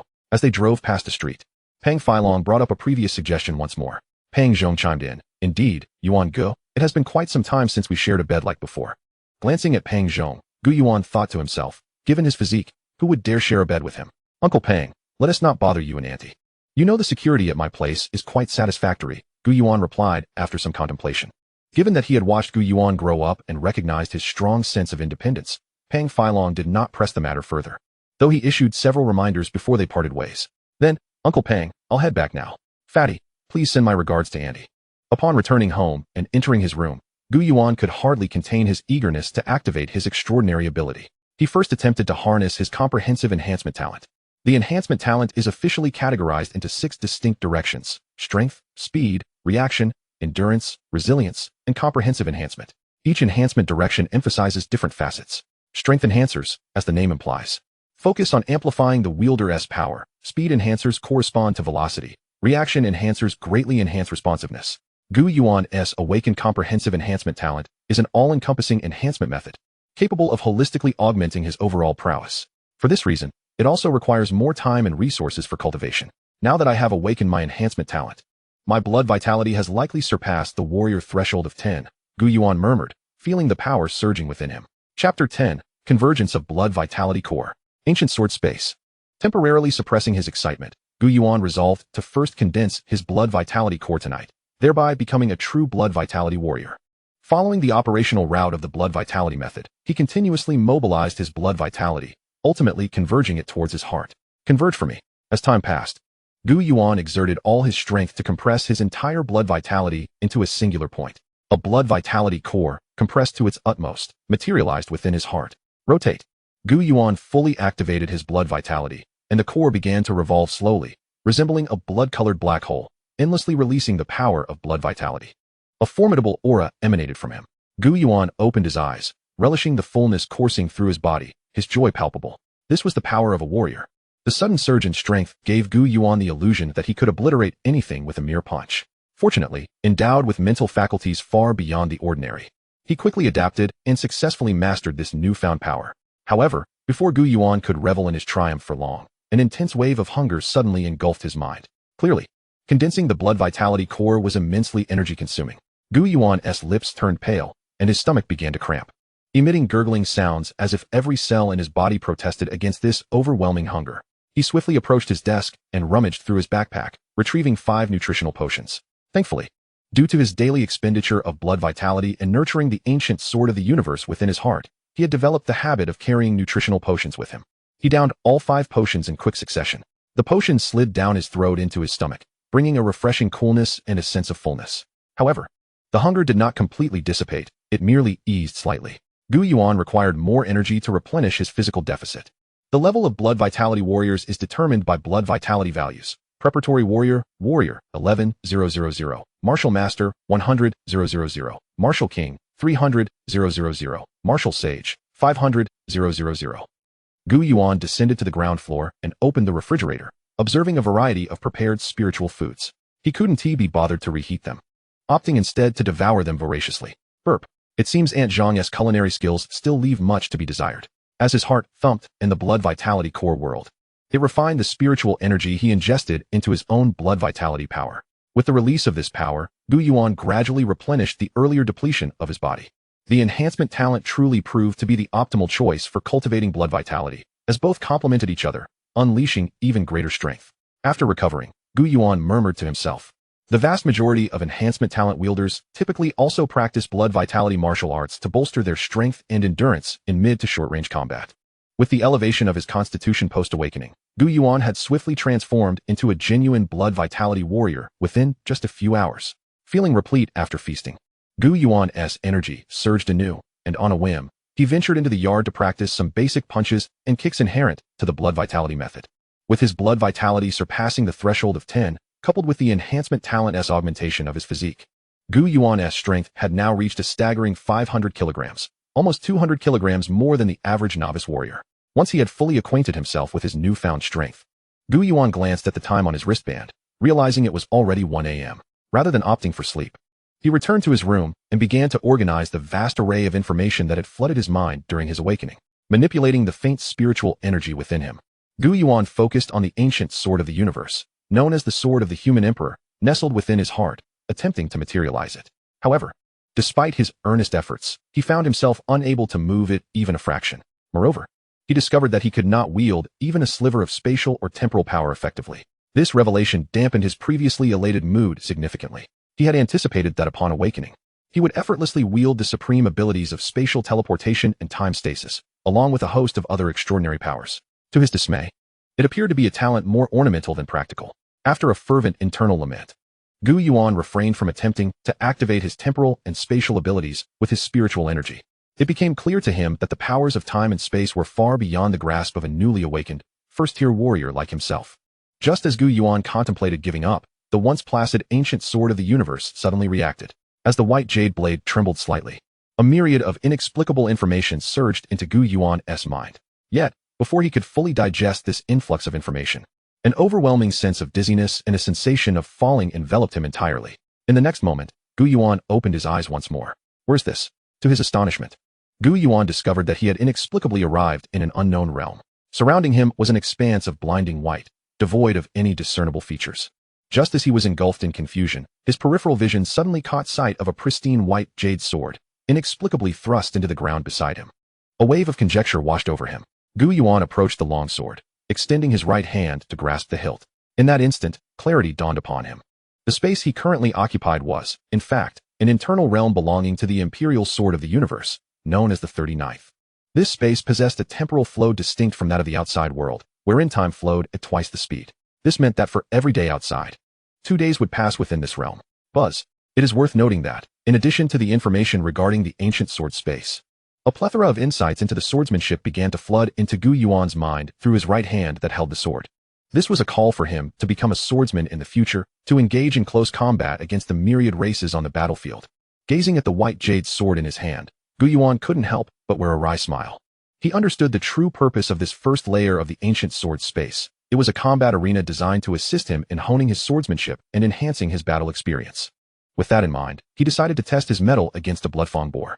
With a mere thought, a massive, grotesque boar-like creature suddenly materialized before him. The bloodfang boar, a member of a lowly intelligent, weak species among the myriad races, would have been relegated to the annals of history if not for the support of certain higher races. Humph. This was Gu Yuan's first direct encounter with a true extraterrestrial creature, and standing before the ferocious bloodfang boar, he felt a twinge of anxiety, his heart racing. However, it was merely a first-tier creature, residing on the same level as himself. Although he was unable to wield powers related to space and time, Gu Yuan believed that with his enhanced physique and the martial energy coursing through him, he was not without the capability to fight back. Chapter 11. The Initial Battle. Encircling the Extraterrestrial. Taking a deep breath, Gu Yuan steadied his mind and charged forward with his sword. To his surprise, despite its bulk, the bloodfang boar exhibited remarkable agility, evading his slashing strike with a deft sidestep. Roaring in fury, the enraged boar brandished its sharp tusks and charged at Gu Yuan like a tank. This is bad. A wave of rancid odor assaulted Gu Yuan's senses, causing his complexion to change. As it was his first foray into actual combat, he was utterly inexperienced, and the creature's overwhelming presence momentarily dazed him. When he regained his wits, the bloodfang boar was almost upon him. In a panic, Gu Yuan gripped the hilt of his sword with both hands and swung with all his might. Clang! His blade struck the boar's tusk. Yet, the bloodfang boar remained undeterred, violently tossing its head and deflecting Gu Yuan's sword aside. The boar surged forward, reaching Gu Yuan in an instant. Alarmed, Gu Yuan attempted to retract his sword to defend himself, but it was already too late. The next moment, a chilling sensation struck his chest, followed by a wave of excruciating pain. Damn it! Back in the outside world, Gu Yuan collapsed to the ground, his consciousness returning as he stared wide-eyed, emitting a cry akin to that of a slaughtered pig. Fortunately, the soundproofing of his room was quite effective. Otherwise, it would not be long before the neighborhood patrol came knocking. Sigh, these beings from myriad races are indeed far from simple. It appears I must take things one step at a time. Once he regained his composure, Gu Yuan swiftly realized that his previous experience in the combat space had not inflicted any truly fatal injuries upon his physical body. The cost of having perished once was merely a slight fatigue in his spirit. After a sip of water, he reclined on his bed. Closing his eyes, Gu Yuan once again entered the internal realm of the Imperial Sword, armed with the knowledge of his previous encounter. This time he opted not to face an adult bloodfang boar as his opponent. Observing a juvenile bloodfang boar, which was less than half the size of its adult counterpart, Gu Yuan grinned wickedly, sword in hand. Come at me, you creature of the myriad races. Fully prepared, he lunged at the creature. Indeed, compared to the adult bloodfang boar, facing this juvenile, which had yet to ascend in rank, drastically reduced the pressure on Gu Yuan. This afforded him ample opportunity to engage in continuous combat, honing his battle experience. Furthermore, through this practical engagement, he began to assimilate the swordsmanship insights that had previously filled his mind, refining and enhancing his sword skills. The sound of the blade slicing through the air echoed continuously in the space. As time progressed, Gu Yuan's movements grew increasingly adept, swift, and fierce like a tempest. Each strike carried immense force and precision. After dispatching 3 juvenile bloodfang boars nearly simultaneously with his swordplay, Gu Yuan settled down to reflect on the new insights gained from this battle. With a torrent of swordsmanship revelations flooding his mind, Gu Yuan's proficiency in swordsmanship surged remarkably. Sensing the time was ripe, he summoned the adult bloodfang boar once more. Sidestepping a fierce tusk charge, Gu Yuan, sword in hand, twirled it gracefully, murmuring, "This time, it is my turn for vengeance." He executed basic sword techniques, thrusts, slashes, points, lifts, and cuts, each with remarkable precision, targeting the creature's vulnerabilities. With a deft maneuver, leveraging his agile positioning and the knowledge of weak points he had acquired, Gu Yuan thrust his sword at an awkward angle into the boar's lower abdomen. The wounded bloodfang boar let out a pained grunt, its body encircled by a swirling mist of vitality. This scene was something he had never encountered with the juvenile bloodfang boars. Is this what it means to go berserk? Recalling the lessons from class, Gu Yuan's battle instincts sharpened. He recognized it as a unique skill inherent to the boar's race. The berserk state would temporarily enhance the bloodfang boar's combat prowess while mitigating the impact of its injuries on its mobility. While such abilities were common, they remained highly practical. With the boar's strength bolstered, Gu Yuan refrained from engaging it head-on, opting instead to rely on his superior speed to outmaneuver it, depleting its stamina. After 15 minutes, observing the creature growing increasingly fatigued, Gu Yuan seized the moment, effortlessly dodging its charge and swiftly countering with a strike. Swish! The massive boar's head was cleaved from its body, landing heavily on the ground. However, before Gu Yuan could revel in his victory, darkness suddenly enveloped him.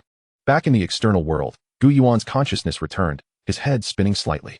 Gazing out at the dim light filtering through the window, Gu Yuan was astonished at how long he had practiced swordsmanship within that space. Given the accelerated time flow, he realized he had spent nearly an entire day honing his craft. It seems that even with my mental acuity far surpassing that of my peers, I must learn to exercise restraint in the future. This relentless drive cannot continue. A fleeting thought crossed his mind. Thus, with the anticipation of not having to attend school today, Gu Yuan promptly dove into his bed, drifting into a deep slumber. On the outskirts of the Lingxing region, within an abandoned factory, the air reverberated with the thunderous sounds of relentless explosions. The captain, aware of the hidden extraterrestrial forces bolstered by the treachery of certain individuals, felt a grave sense of urgency as he listened to the reports from his subordinates. To quell the rising anxiety among his men, he declared with resolute confidence, "Rest assured, reinforcements from the Bureau will soon arrive, and we shall annihilate these beasts, along with their treacherous allies." After much effort to lure out the hidden alien races concealed within the city, they had successfully cornered them in this forsaken factory. Therefore, it was imperative that they did not allow them to escape, lest they continue to pose a threat to the human race. As he observed the encroaching perimeter, battered and on the verge of collapse, his gaze was fixed on the shadows ahead. Fully aware of the dire situation, he realized that without decisive action, the tide of battle could swiftly turn against them. Without hesitation, he made a split-second decision and leaped into the darkness before him. "Ha ha ha, you pitiful human. You possess quite the audacity to venture in here alone.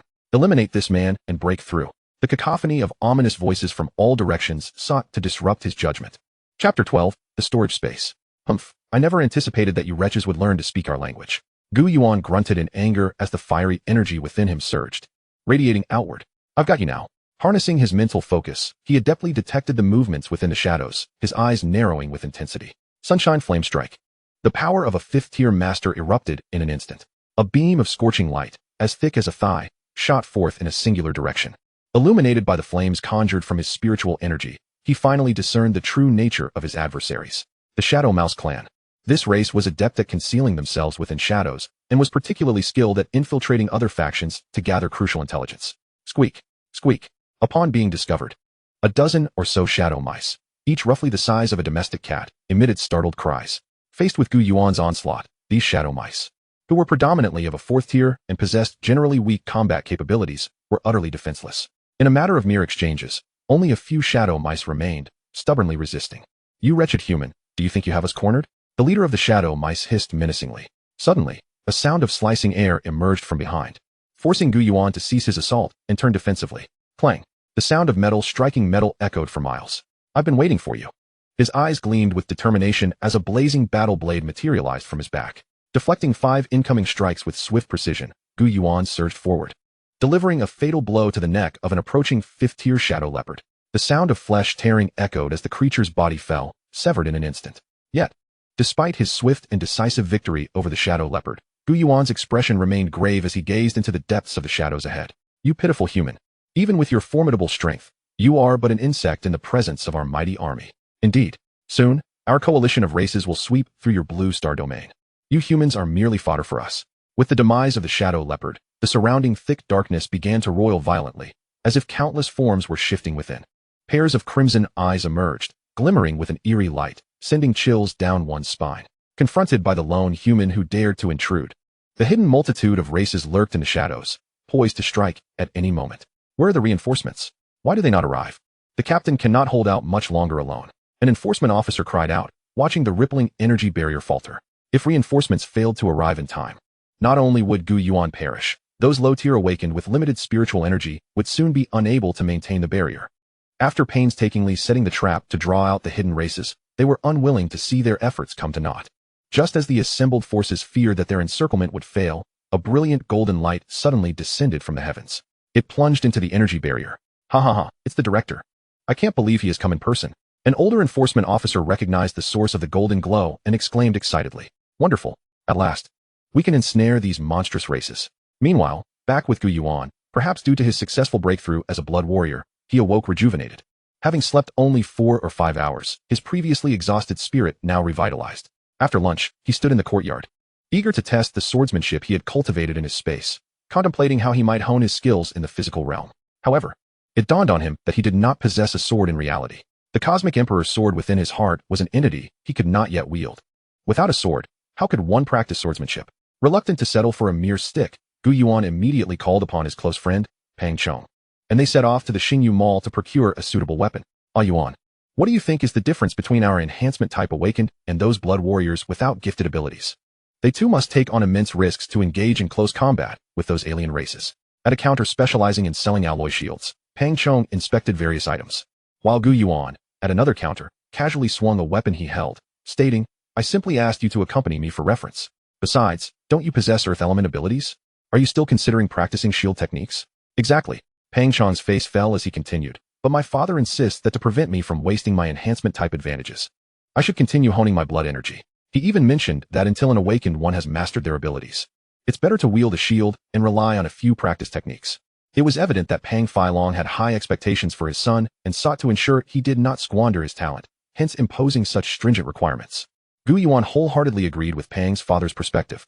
Before long, the two had chosen their desired weapons, an alloy sword for Gu Yuan and an alloy shield for Pang Chong, and completed their purchase as they exited the Xinghuan building. This is quite inconvenient. I suppose I'll have to ask my father to get me a storage space in the future, Pang Chong grumbled. Gu Yuan's sword was manageable and unobtrusive among the crowd, but Pang Chong's heavy shield was cumbersome and conspicuous, attracting curious glances from passers-by. Storage space? The words were spoken absent-mindedly, yet Gu Yuan's mind sparked with an idea. He was eager to return home and validate the notion forming in his thoughts. Upon bidding farewell to Pang Zhong, Gu Yuan returned home, not immediately commencing his sword practice. Instead, he closed the door to his room and, drawing upon the scant spiritual energy within him, began to summon the Cosmic Emperor sword residing in his heart. With a swift thought, the metallic sword sheath vanished from the tabletop, only to reappear in its original position an instant later. Indeed, it was feasible. Gu Yuan's face lit up with joy at this revelation. Inspired by previous insights, he quickly deduced that the ancient sword space he possessed might harbor alternative applications.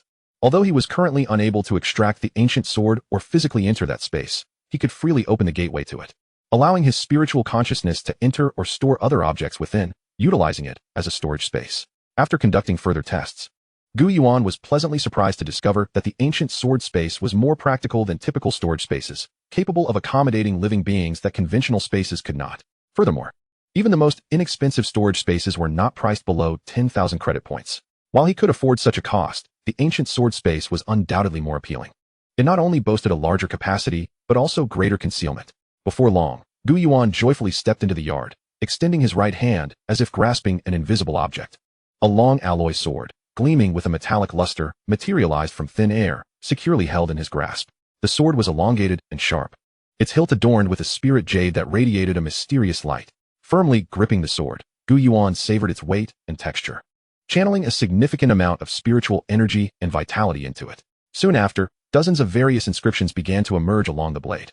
These inscriptions were intricate patterns of spiritual energy that could only be etched by extraordinary individuals possessing awakened mental powers, enhancing the weapon's formidable capabilities. Gu Yuan commenced his swordplay with meticulous precision, drawing upon the foundational skills he had acquired in the ancient sword space. His initially awkward movements gradually transformed into a fluid and proficient display. Each swing of the sword was imbued with a fierce momentum. The swordplay was as swift as a tempest, carving arcs through the air while producing a crisp, ringing sound. His gaze was focused and resolute, his body moving in harmony with the rhythm of the sword techniques, showcasing exceptional agility and prowess. Gu Yuan repeatedly practiced the fundamental sword techniques, paying close attention to detail and skill, striving for impeccable accuracy, and thoroughly internalizing each maneuver.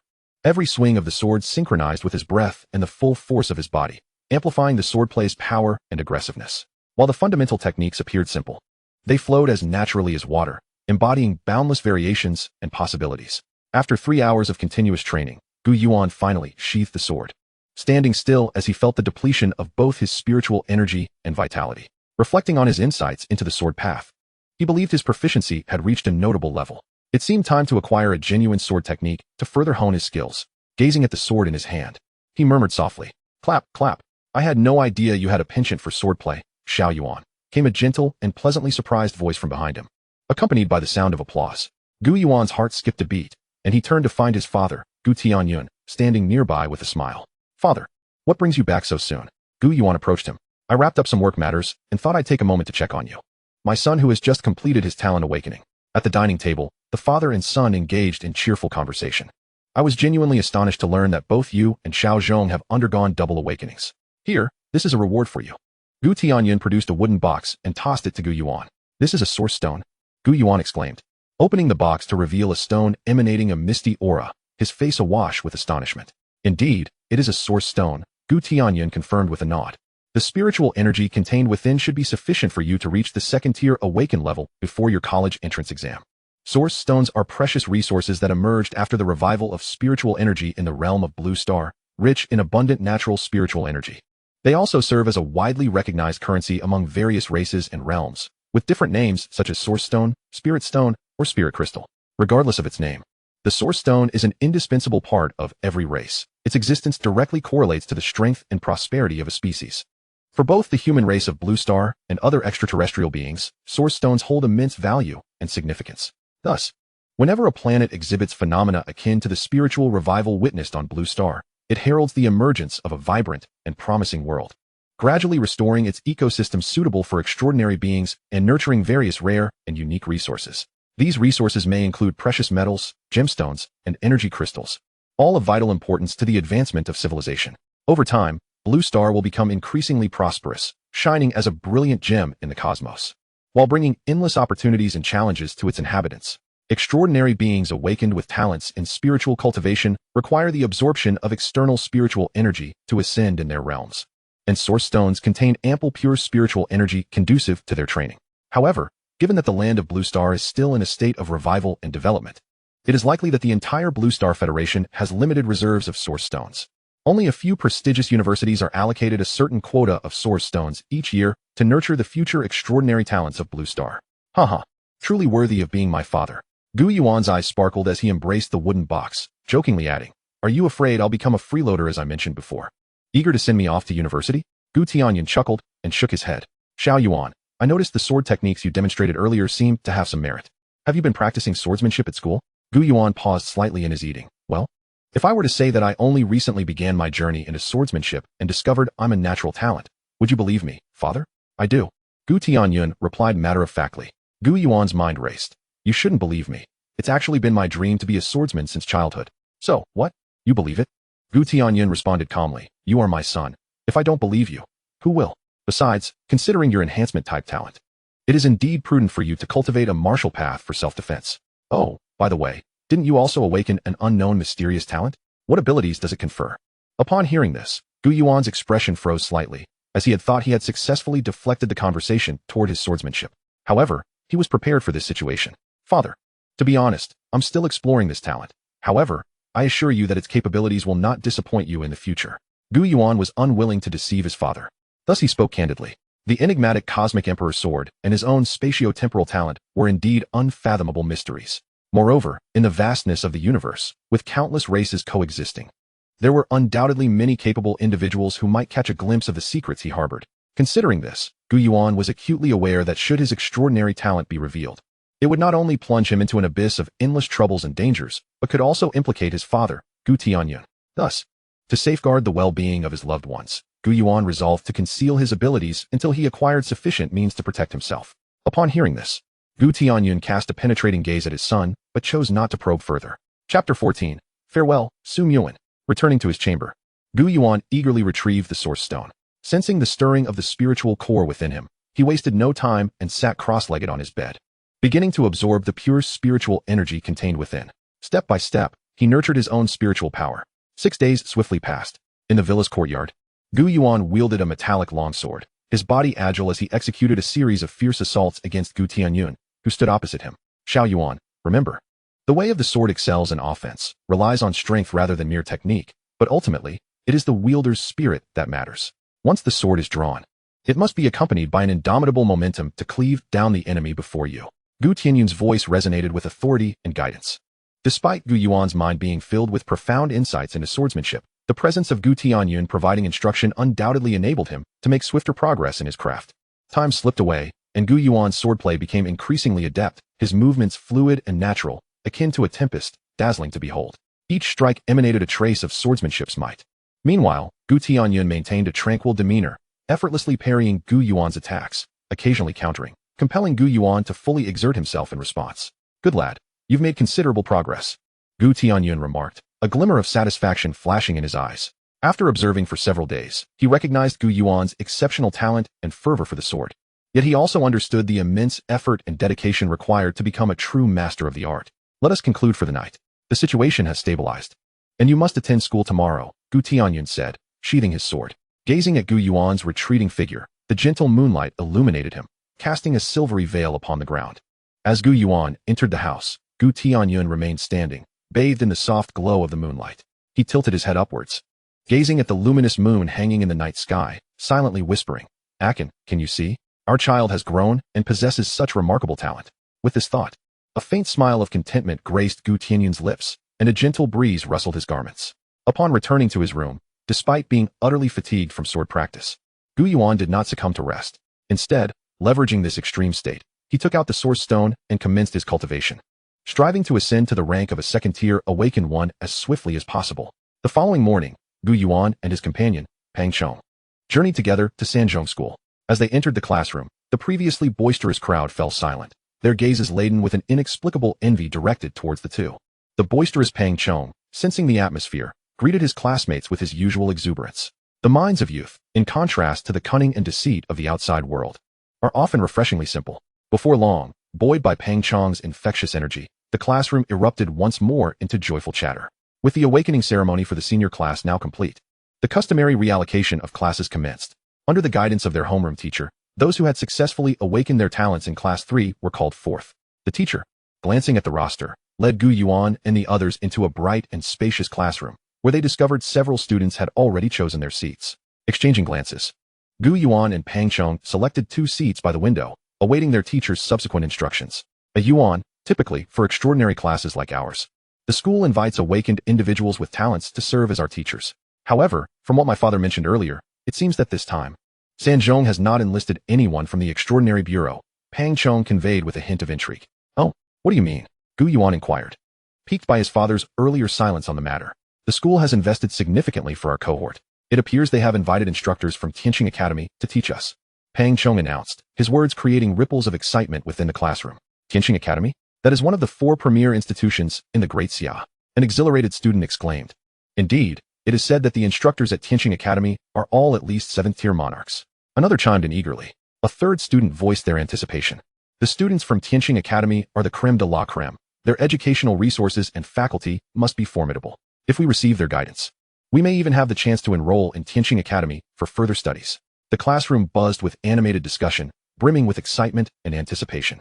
As one of the 4 top-tier academies in the Great Xia, Tianqing Academy has always been held in high esteem, renowned for its educational standards and academic reputation across the nation. For centuries, countless monarchs and supreme beings have emerged from these elite institutions, continuously supplying diverse talents to the front lines of the myriad races battlefield. The opportunity to be personally taught by instructors from Tianqing Academy was undoubtedly a rare and invaluable chance for these newly awakened seniors. Determined to seize this opportunity and strive for excellence, the students resolved to enhance their abilities, aiming for outstanding results in the upcoming college entrance examinations. Understanding that Pang Chong would not fabricate such claims, Gu Yuan felt a ripple of excitement within. Although he and Pang Chong stood a strong chance of entering one of the 4 academies, he recognized that early exposure to advanced knowledge might grant them a significant advantage in the future. Subsequently, more awakened seniors entered the classroom. Upon learning that instructors from Tianqing Academy might be coming to teach, the students eagerly peered towards the door, anticipation etched on their faces. Soon, Principal Liang Jingsheng entered, accompanied by 2 young women, one large and one small, taking their places at the podium. Upon seeing the slightly youthful girl among them, Gu Yuan was astonished to realize that merely a week had passed since their last encounter. Simultaneously, she spotted Gu Yuan amidst the crowd of students and offered him a smile, seemingly greeting him. Gu Yuan, who had assumed that after awakening her healing abilities, Su Muin would have been sheltered by the great Xia, was pleasantly surprised to see her back in school. Ahem. Students, you are the pride of Sanzhou. I hope you strive for excellence, making a remarkable impression in your upcoming college entrance examinations and achieving results that satisfy you, Principal Liang stated, his complexion rosy and radiant as he encouraged the seniors. In the coming 6 months, to ensure you fully harness your talents, the school has specially invited Chen Muqing, a 4th-year student from Tianqing Academy, to serve as your homeroom teacher. Let us welcome her with applause. Chapter 15, Chen Muqing. As the principal introduced her, the classroom erupted into fervent applause from dozens of students.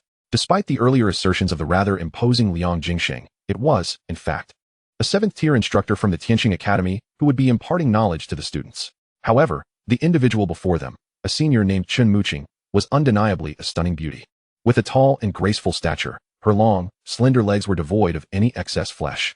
Her skin was fair and delicate, exuding a warmth akin to that of mutton fat jade, shimmering with an alluring sheen under the sunlight.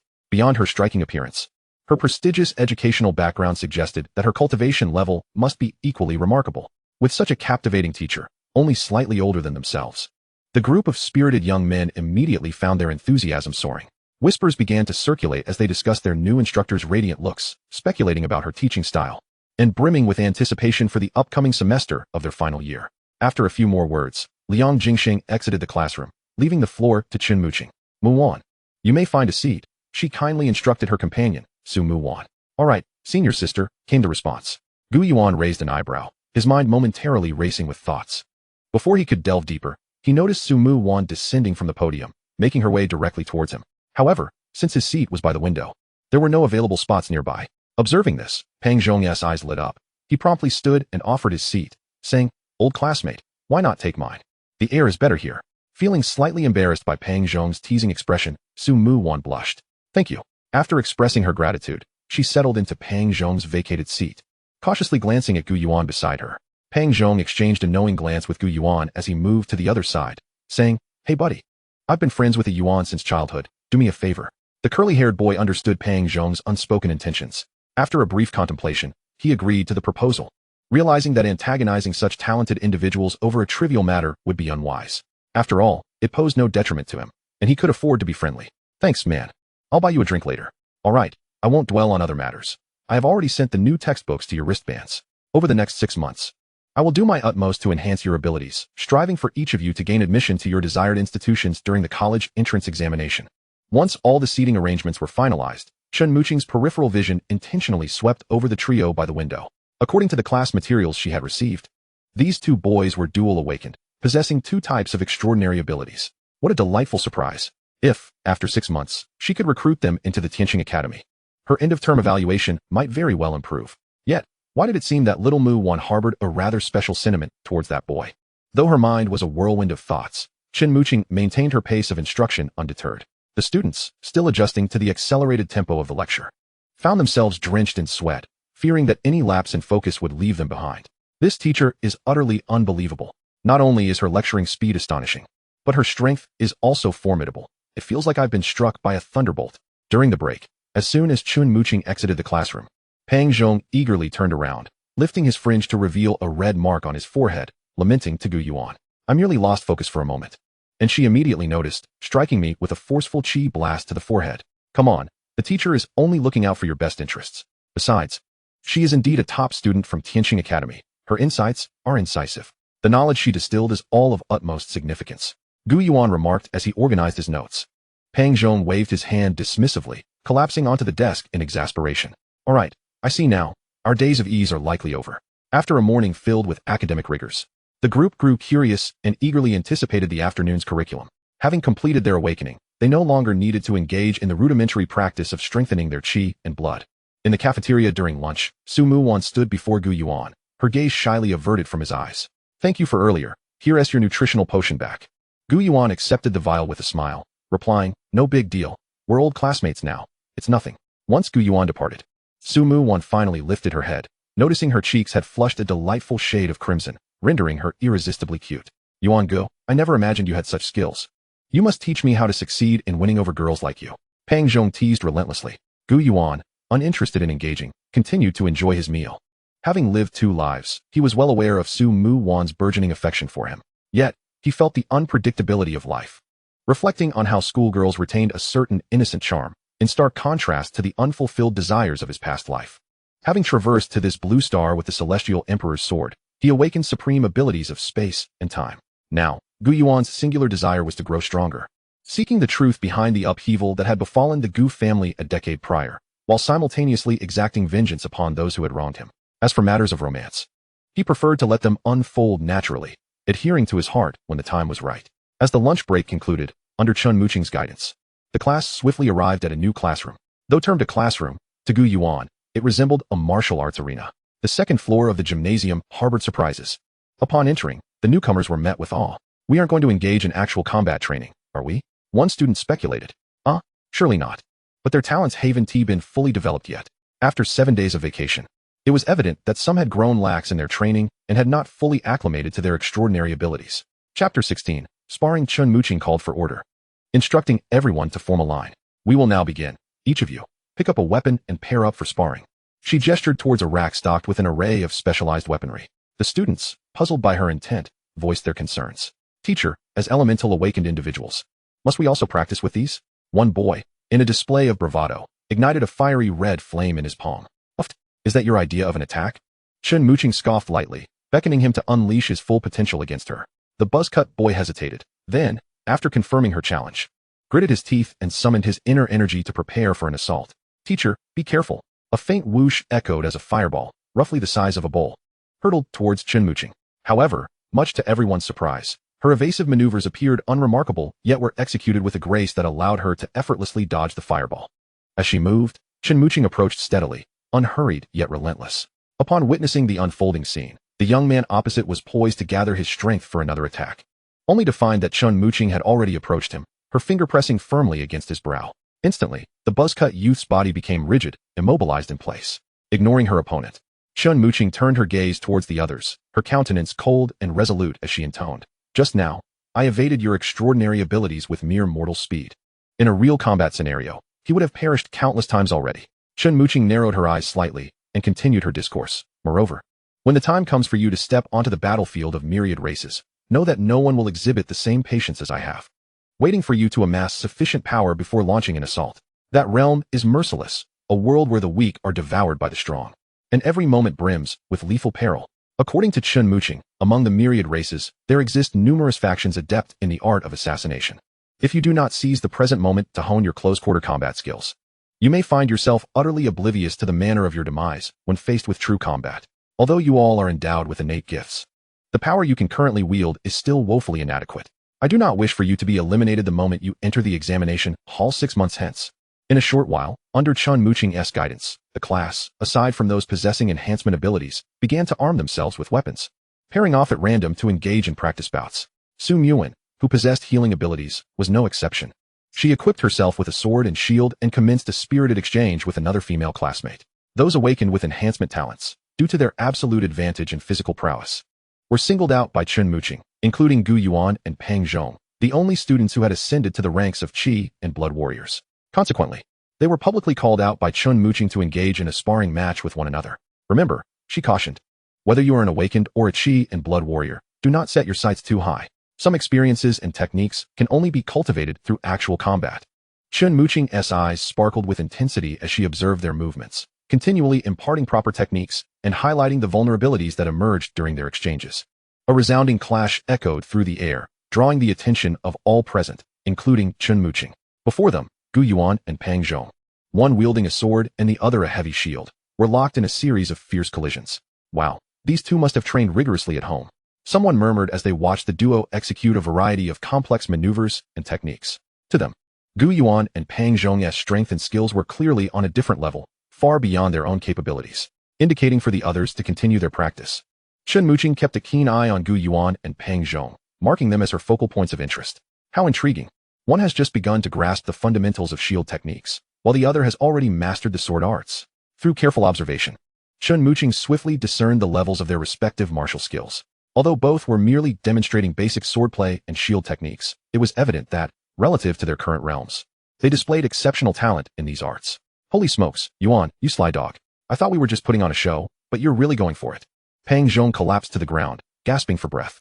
As they took a break, groans of fatigue filled the air. After 30 minutes of intense training, even the seasoned Qi and blood warriors, Pang Zhong and Gu Yuan, were struggling, let alone their classmates who were not yet warriors. Chun Muqing, having observed all of this, nodded in satisfaction. Then, she fiddled with her wrist device and clapped to capture everyone's attention. Now is the time to absorb spiritual energy and commence your cultivation. Amidst the grumbling protests, she elaborated, your bodies are currently in a state of extremity. Taking this opportunity to cultivate will not only alleviate your fatigue, but also significantly enhance your rate of spiritual energy absorption. As the concentration of spiritual energy in the room began to rise, the students settled down, each commencing the operation of their internal spiritual cores. Noticing something amiss, Chun Muqing turned to Gu Yuan, who was meditating with his eyes closed, her brow arching slightly. Given that they were all at the first tier of awakening, one would expect their rates of spiritual energy absorption to be relatively similar. Yet, to her perception, even Pang Zhong, who possessed dual awakening talents, was inexplicably absorbing energy at a significantly slower pace than Gu Yuan. Watching as the ambient spiritual energy coalesced around Gu Yuan, Chun Muqing could only temporarily attribute this phenomenon to some sort of artifact he possessed that attracted spiritual energy. Little did she know that Gu Yuan bore no such special artifact. Rather, it was his composite enhancement talent, along with spatial and temporal abilities, that, under the triple awakening, allowed him to absorb and refine spiritual energy at an unparalleled rate. Thus, the entire afternoon passed in a relentless cycle of sparring and cultivation. With not a moment's pause, each bout was an intense clash of combat. Each session of cultivation was a profound trial of endurance. Soaked in sweat, muscles aching, breaths coming in quick gasps, this new generation persevered, unwilling to relent even a fraction. Only through such trials can true growth be attained. Chapter 17, Confrontation. After a day of rigorous practice and guidance, each student in the class experienced a notable enhancement in their combat experience and cultivation levels. Upon returning home from school, Gu Yuan continued his sword practice. With the spatial and temporal talents temporarily unreliable, he sought to bolster his strength through diligent swordsmanship. As he digested the insights of the sword path swirling in his mind, Gu Yuan's comprehension of the sword arts deepened incrementally. 2 hours later, his body reached its limits. He promptly seated himself and retrieved a source stone, beginning to absorb the pure spiritual energy contained within. With the power of the source stone, Gu Yuan fortified his foundation, while his internal reservoir of spiritual power steadily deepened. That night, utterly exhausted, Gu Yuan lay in bed but did not succumb to sleep. Instead, his consciousness drifted into the ancient sword space of the universe sovereign sword. This time, he designated a formidable earth bear as his opponent. Gazing at the creature's mountain-like bulk, Gu Yuan felt no trepidation. He advanced with his sword drawn, executing the foundational sword techniques he had mastered, relentlessly etching deeper cuts upon the bear. Time slipped by unnoticed. After a furious bout of training, Gu Yuan's consciousness returned, and he fell into a contented slumber. 3 days later, our school organized an exchange event, inviting third-year students from 2 other high schools in the Lingxing area who had awakened their talents. I hope you all are prepared and do not tarnish the school's reputation, Chun Muqing announced as she entered the classroom, delivering this message to her class. 3 months had elapsed since the awakening ceremony. Thanks to Chun Muqing's rigorous, and at times, merciless, teaching methods, the class had made significant strides in various aspects. The restless youth, eager to channel their pent-up energy, were eagerly anticipating this tri-school exchange. As Pang Zhong proudly showcased his muscles, he remarked, Yuan go. My shield technique has greatly improved during this period. Just wait and see me dominate in 3 days. Time flew by, and soon, 3 days had passed. Gu Yuan and Pang Zhong arrived at the school, where a banner prominently welcomed the 2 other schools participating in the exchange conference within the Lingxing region. In the classroom, Gu Yuan, seated by the window, gazed outside at the buses arriving in the campus square, feeling a growing anticipation for the tri-school exchange event. At noon, Gu Yuan entered the cafeteria and was taken aback by the overwhelming crowd. Sharing a glance with Pang Zhong, they silently understood each other's sentiments. Utilizing their agile movements, they navigated through the throngs of people, managing to secure a portion of the energy-rich spiritual food before it was all gone. Clang. Just as the two were about to relish their meal, a commotion erupted from a nearby table. Although Gu Yuan preferred to mind his own business, his boisterous friend compelled him to follow Pang Zhong towards the gathering crowd. They were met with a scene of overturned dishes scattered across the floor. Observing the confrontation, Pang Zhong recognized one of the individuals involved, Lin Yun, an old classmate from their class. Despite lacking any awakened abilities, Lin Yun had chosen the path of a blood martial artist and had joined a class dedicated to that discipline. It was unexpected to encounter him in such circumstances. Seeing Lin Yun being thoroughly suppressed, with blood trickling from the corner of his mouth, Pang Zhong couldn't bear to stand idly by. He promptly stepped forward to halt the other person's aggressive actions. Gu Yuan, however, refrained from intervening, believing that the current situation was well within his friend's capacity to handle. As he surveyed the onlookers, Gu Yuan began to piece together the events that had transpired. It turned out that Lin Yun had a childhood sweetheart in the martial artist class. The incident had begun simply enough when Lin Yun approached the cafeteria and found his childhood companion, a strikingly beautiful girl, being accosted by a group of students from another school. Naturally, Lin Yun could not stand by and let it happen. He confronted them, and somehow, the situation escalated into the conflict they now witnessed. Bang! When the opposing party disregarded his admonitions, Pang Zhong unleashed a powerful punch, sending the aggressor stumbling back several meters. The other students from the rival school were equally taken aback, ceasing their provocations. "Are you alright, old classmate?" Pang Zhong asked, as he helped Lin Yun to his feet. "Huh." In the midst of youthful bravado, the defeated boy felt humiliated and was preparing to confront Pang Zhong again. Yet, Gu Yuan noticed that both the students from their school and the outsiders were beginning to stir restlessly. If this continued, the tri-school exchange conference would undoubtedly commence prematurely. To prevent the situation from spiraling further out of control, Gu Yuan stepped out of the crowd, unleashing his own blood energy to create a powerful gust. Firmly, he stood beside Pang Zhong and declared, to all students from other schools, "Our institution prohibits the reckless use of extraordinary powers. Besides, the exchange conference is scheduled for this afternoon, so there is no need for haste." Sensing the overwhelming aura emanating from Gu Yuan, the leading student felt a twinge of apprehension, realizing that both he and the previously mentioned hefty student were not to be trifled with. After weighing his options, the leader signaled to his companions, and they departed. "Hey, what is your name, fat guy?" he called back as they left. "Pang Zhong," came the reply. "All right then. We'll meet at the exchange conference." Watching the departing figures, Pang Zhong scoffed. "Humph, just wait. I'll make you look like a pig's head." In the school infirmary, Lin Yun expressed his gratitude. "Thank you, Pang Gu, for your help." "No problem. Just focus on your recovery. We'll take our leave now." After ensuring Lin Yun was not seriously harmed, Gu Yuan and Pang Zhong exited the infirmary, leaving space for the two budding young lovers. "Wow, I can't believe Lin Yun's luck. He has such a beautiful childhood sweetheart." On their way back to the classroom, Pang Zhong casually remarked about Lin Yun's companion. However, Gu Yuan chose not to linger on that topic, instead discussing the various rewards announced by the school for the upcoming tri-school exchange conference. "Yuan Gu, the school has finally been generous. I can't believe the first prize for this exchange conference is a source stone," Pang Zhong exclaimed, his eyes gleaming with desire. Source stones, being strategic resources, are typically unattainable with credit points. This was why Pang Zhong had been consuming spiritual potions. Yet his progress had not surpassed that of Gu Yuan. Before long, the students in the classroom were led by Chun mooching to the school playground. Observing the multitude of students from the three schools, Pang Zhong was eager. "I've heard the caliber of students from the other two schools this year is quite impressive. Of course, geniuses like us, with dual awakenings, are still a rarity. Don't underestimate them. Some special talents can be incredibly formidable," Gu Yuan cautioned, sensing Pang Zhong's complacency. Chapter 18, The Tri-School Exchange Conference. I hereby declare the Tri-School Friendly Exchange Conference officially commenced. After elucidating the rules of the event, Principal Liang Jingsheng concluded his lengthy speech, igniting a wave of excitement among the senior students below. 3 meticulously arranged battle arenas stood in the playground, with each of the 3 schools sending a representative to defend their respective platforms, while the other students were tasked with challenging the reigning champions. "Where's that fat pig from your school? Get up here now. Let us see if I can take you down." The flat-headed student who had previously clashed with them at the cafeteria now stood upon the arena representing Lingxing No. 1 High School, taunting Pang Zhong and the others.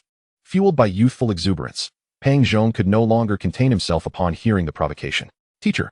After receiving Chun Mooching's approval, he leapt onto the stage to confront his opponent. "Listen up. My name is Pang Zhong." Bang. Without further ado, the The two opponents swiftly closed the distance, engaging in an intense exchange of blows. The first battle commenced, igniting the fervor of the onlookers. Cheers and shouts of support rang out, while the school leaders at the podium looked on with admiration at the spirited youth below. The principal of Lingxing No. 1 observed the arena and then turned to Liang Jingxing. Old Liang, this student is quite remarkable, isn't he? On the stage, Pang Zhong refrained from employing his internal spiritual energy, relying solely on his martial prowess to completely dominate the flat-headed boy. The three principals, all formidable fourth-tier controllers, recognized Pang Zhong's extraordinary talent. In the face of inquiries, Liang Jingxing smiled silently, his heart brimming with satisfaction. Today, at long last, he had the opportunity to showcase his prowess before these two old friends. As the principal, Liang had been closely monitoring the dual awakened prodigies, Pang Zhong and Gu Yuan, even enlisting the aid of top students from Tianqing Academy to train them in their cultivation. Let us make an even more dazzling display, Liang mused internally. It was time to reveal the brilliance that belonged to the two of them to the world. Moreover, this exchange meeting provided the perfect occasion to subtly signal to elite universities that, beyond their attention to Su Yuan, they should also recognize Gu Yuan and Pang Zhong, both of whom possessed boundless potential. Realizing that he could not match the flat-top youth, Pang Zhong, in terms of physical prowess, Liang approached the edge of the arena and retrieved a standard long staff. Adjusting his stance, he swung the staff toward Pang Zhong. In response, Pang Zhong was compelled to step back, narrowly evading the incoming strike of the staff. Gripping the staff tightly and feeling its substantial weight, the flat-top youth was flooded with renewed confidence.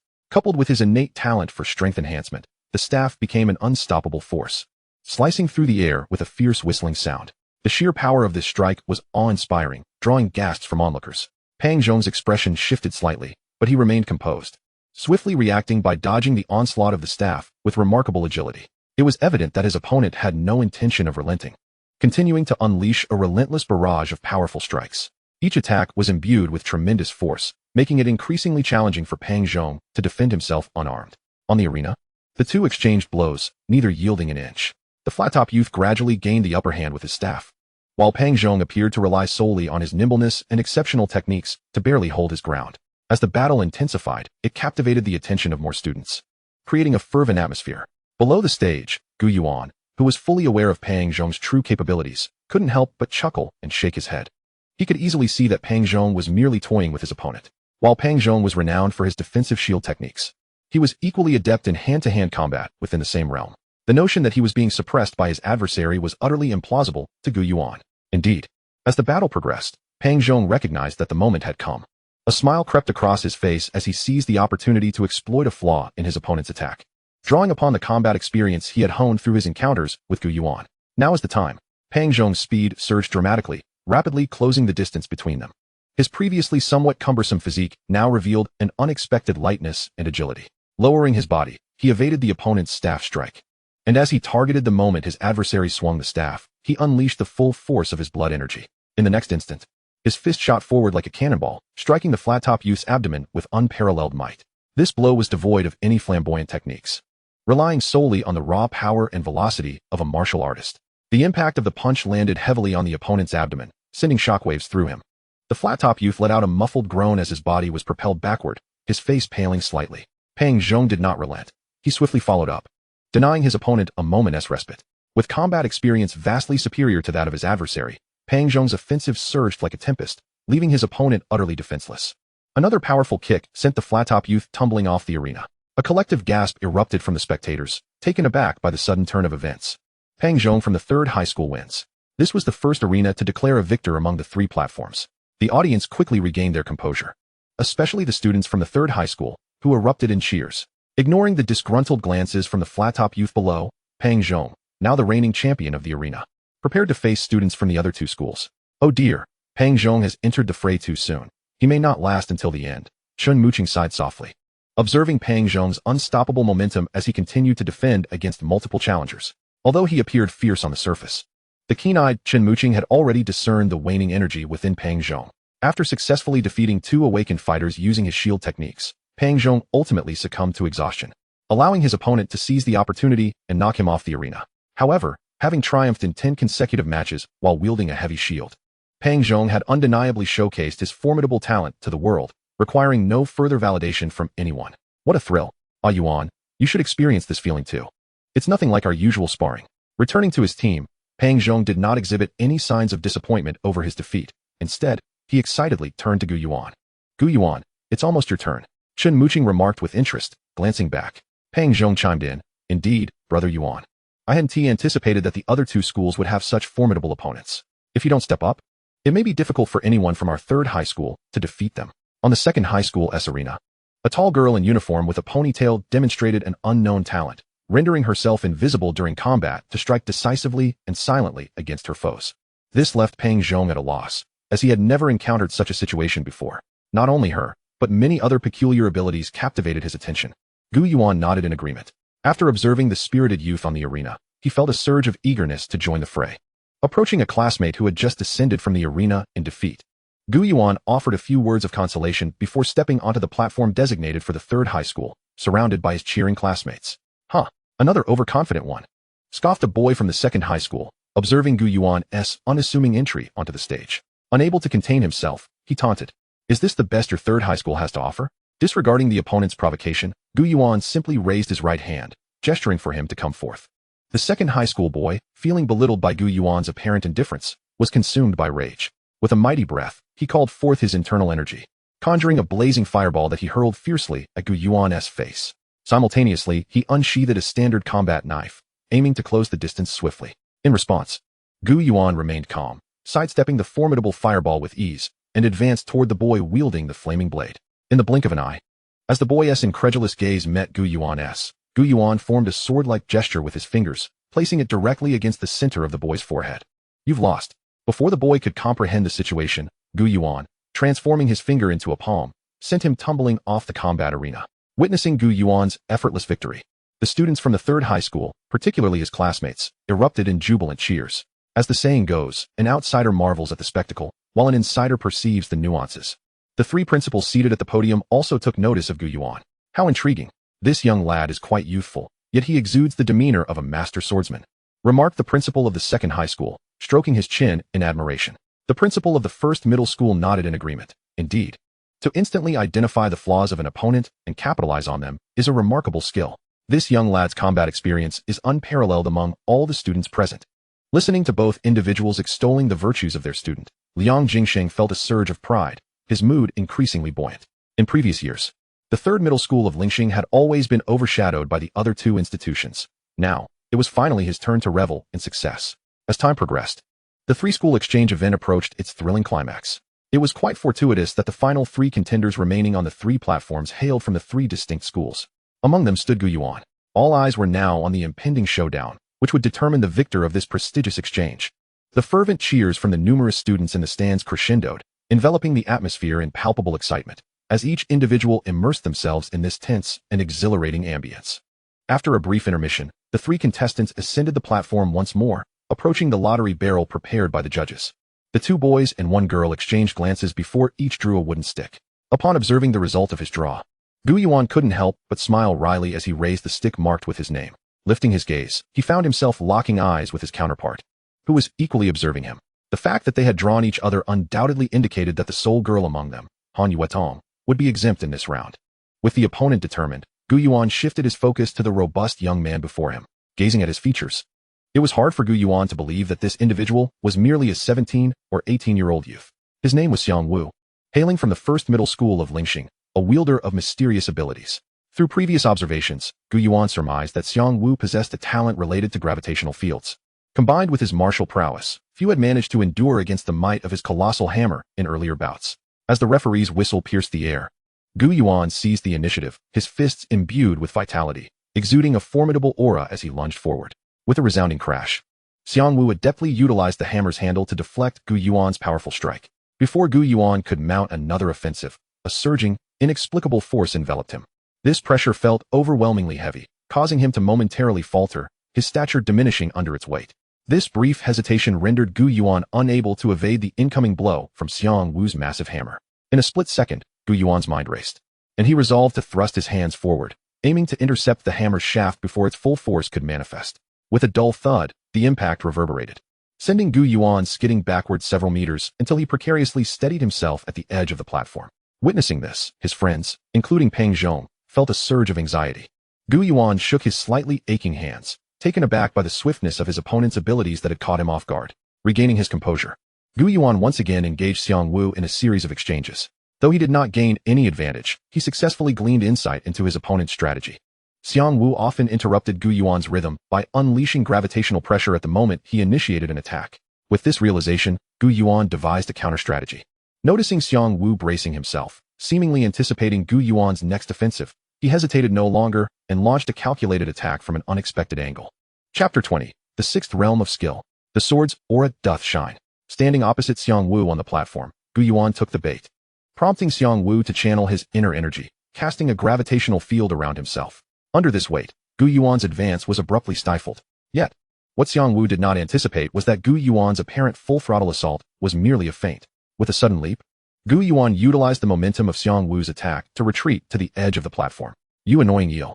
Let us see how you fare once your stamina dwindles," Xiang Wu declared, his voice low and filled with determination. Given that most of their previous engagements had seen Gu Yuan on the offensive, Xiang Wu believed that as the battle wore on, Gu Yuan's energy would exhaust more quickly than his own. "You are mistaken. This battle shall conclude shortly," Gu Yuan declared as he reached the platform's edge, slowly drawing a longsword, his tone calm. "Gu Yuan means business now." Pang Zhong and the others below stirred with anticipation. The three principals seated at the judges' table were equally riveted, eager to witness the extent of Gu Yuan's swordsmanship.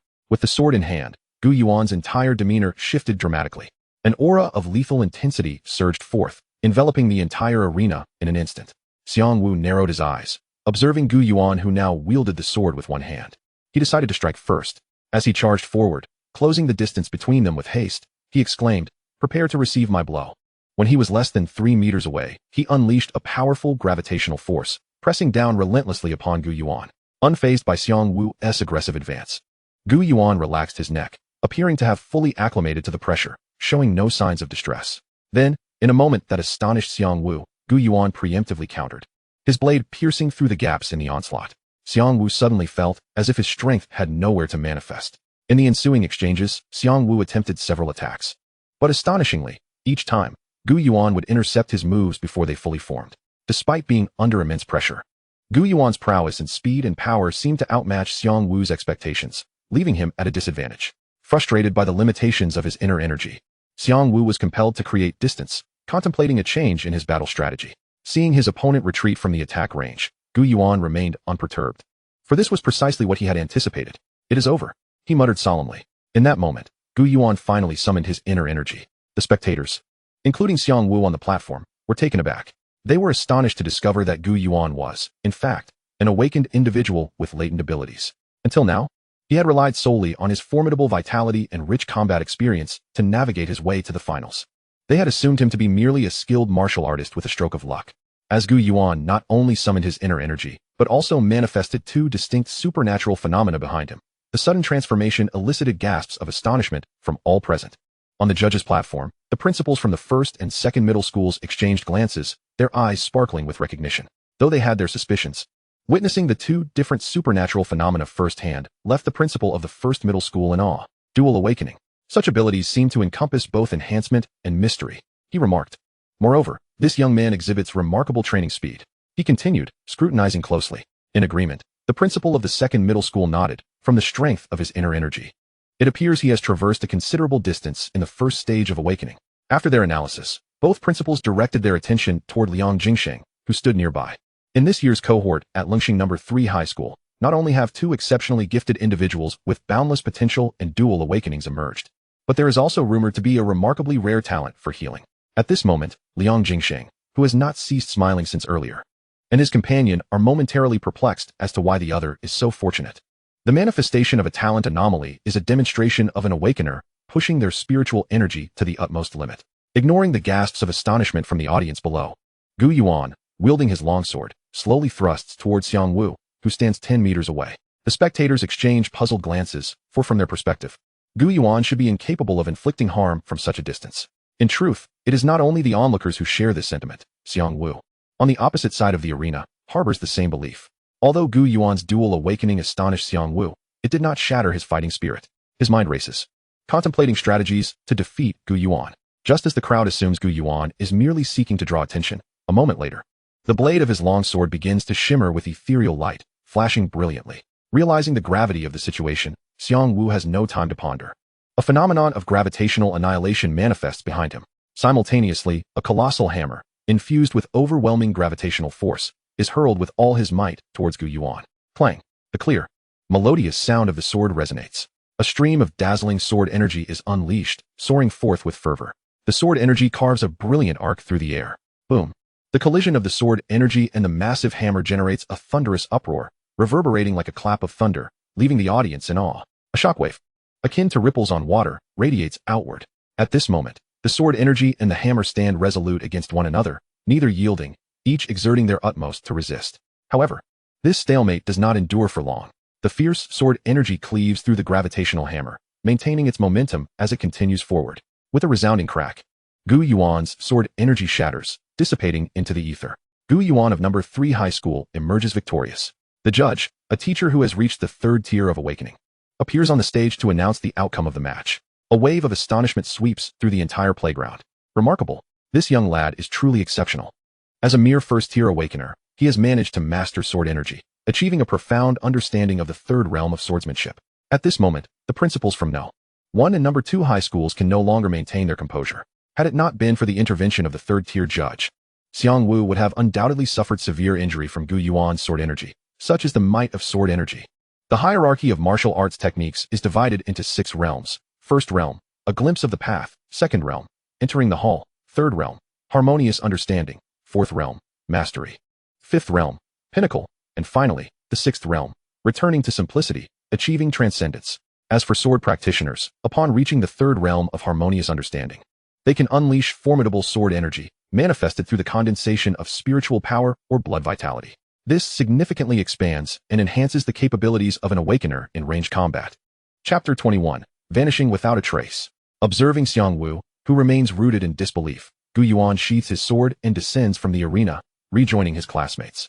With the judge's intervention, it is clear that their battle has concluded. Back with his classmates, Gu Yuan is met with enthusiastic acclaim from his peers, which only subsides under Chun Muqing's moderation.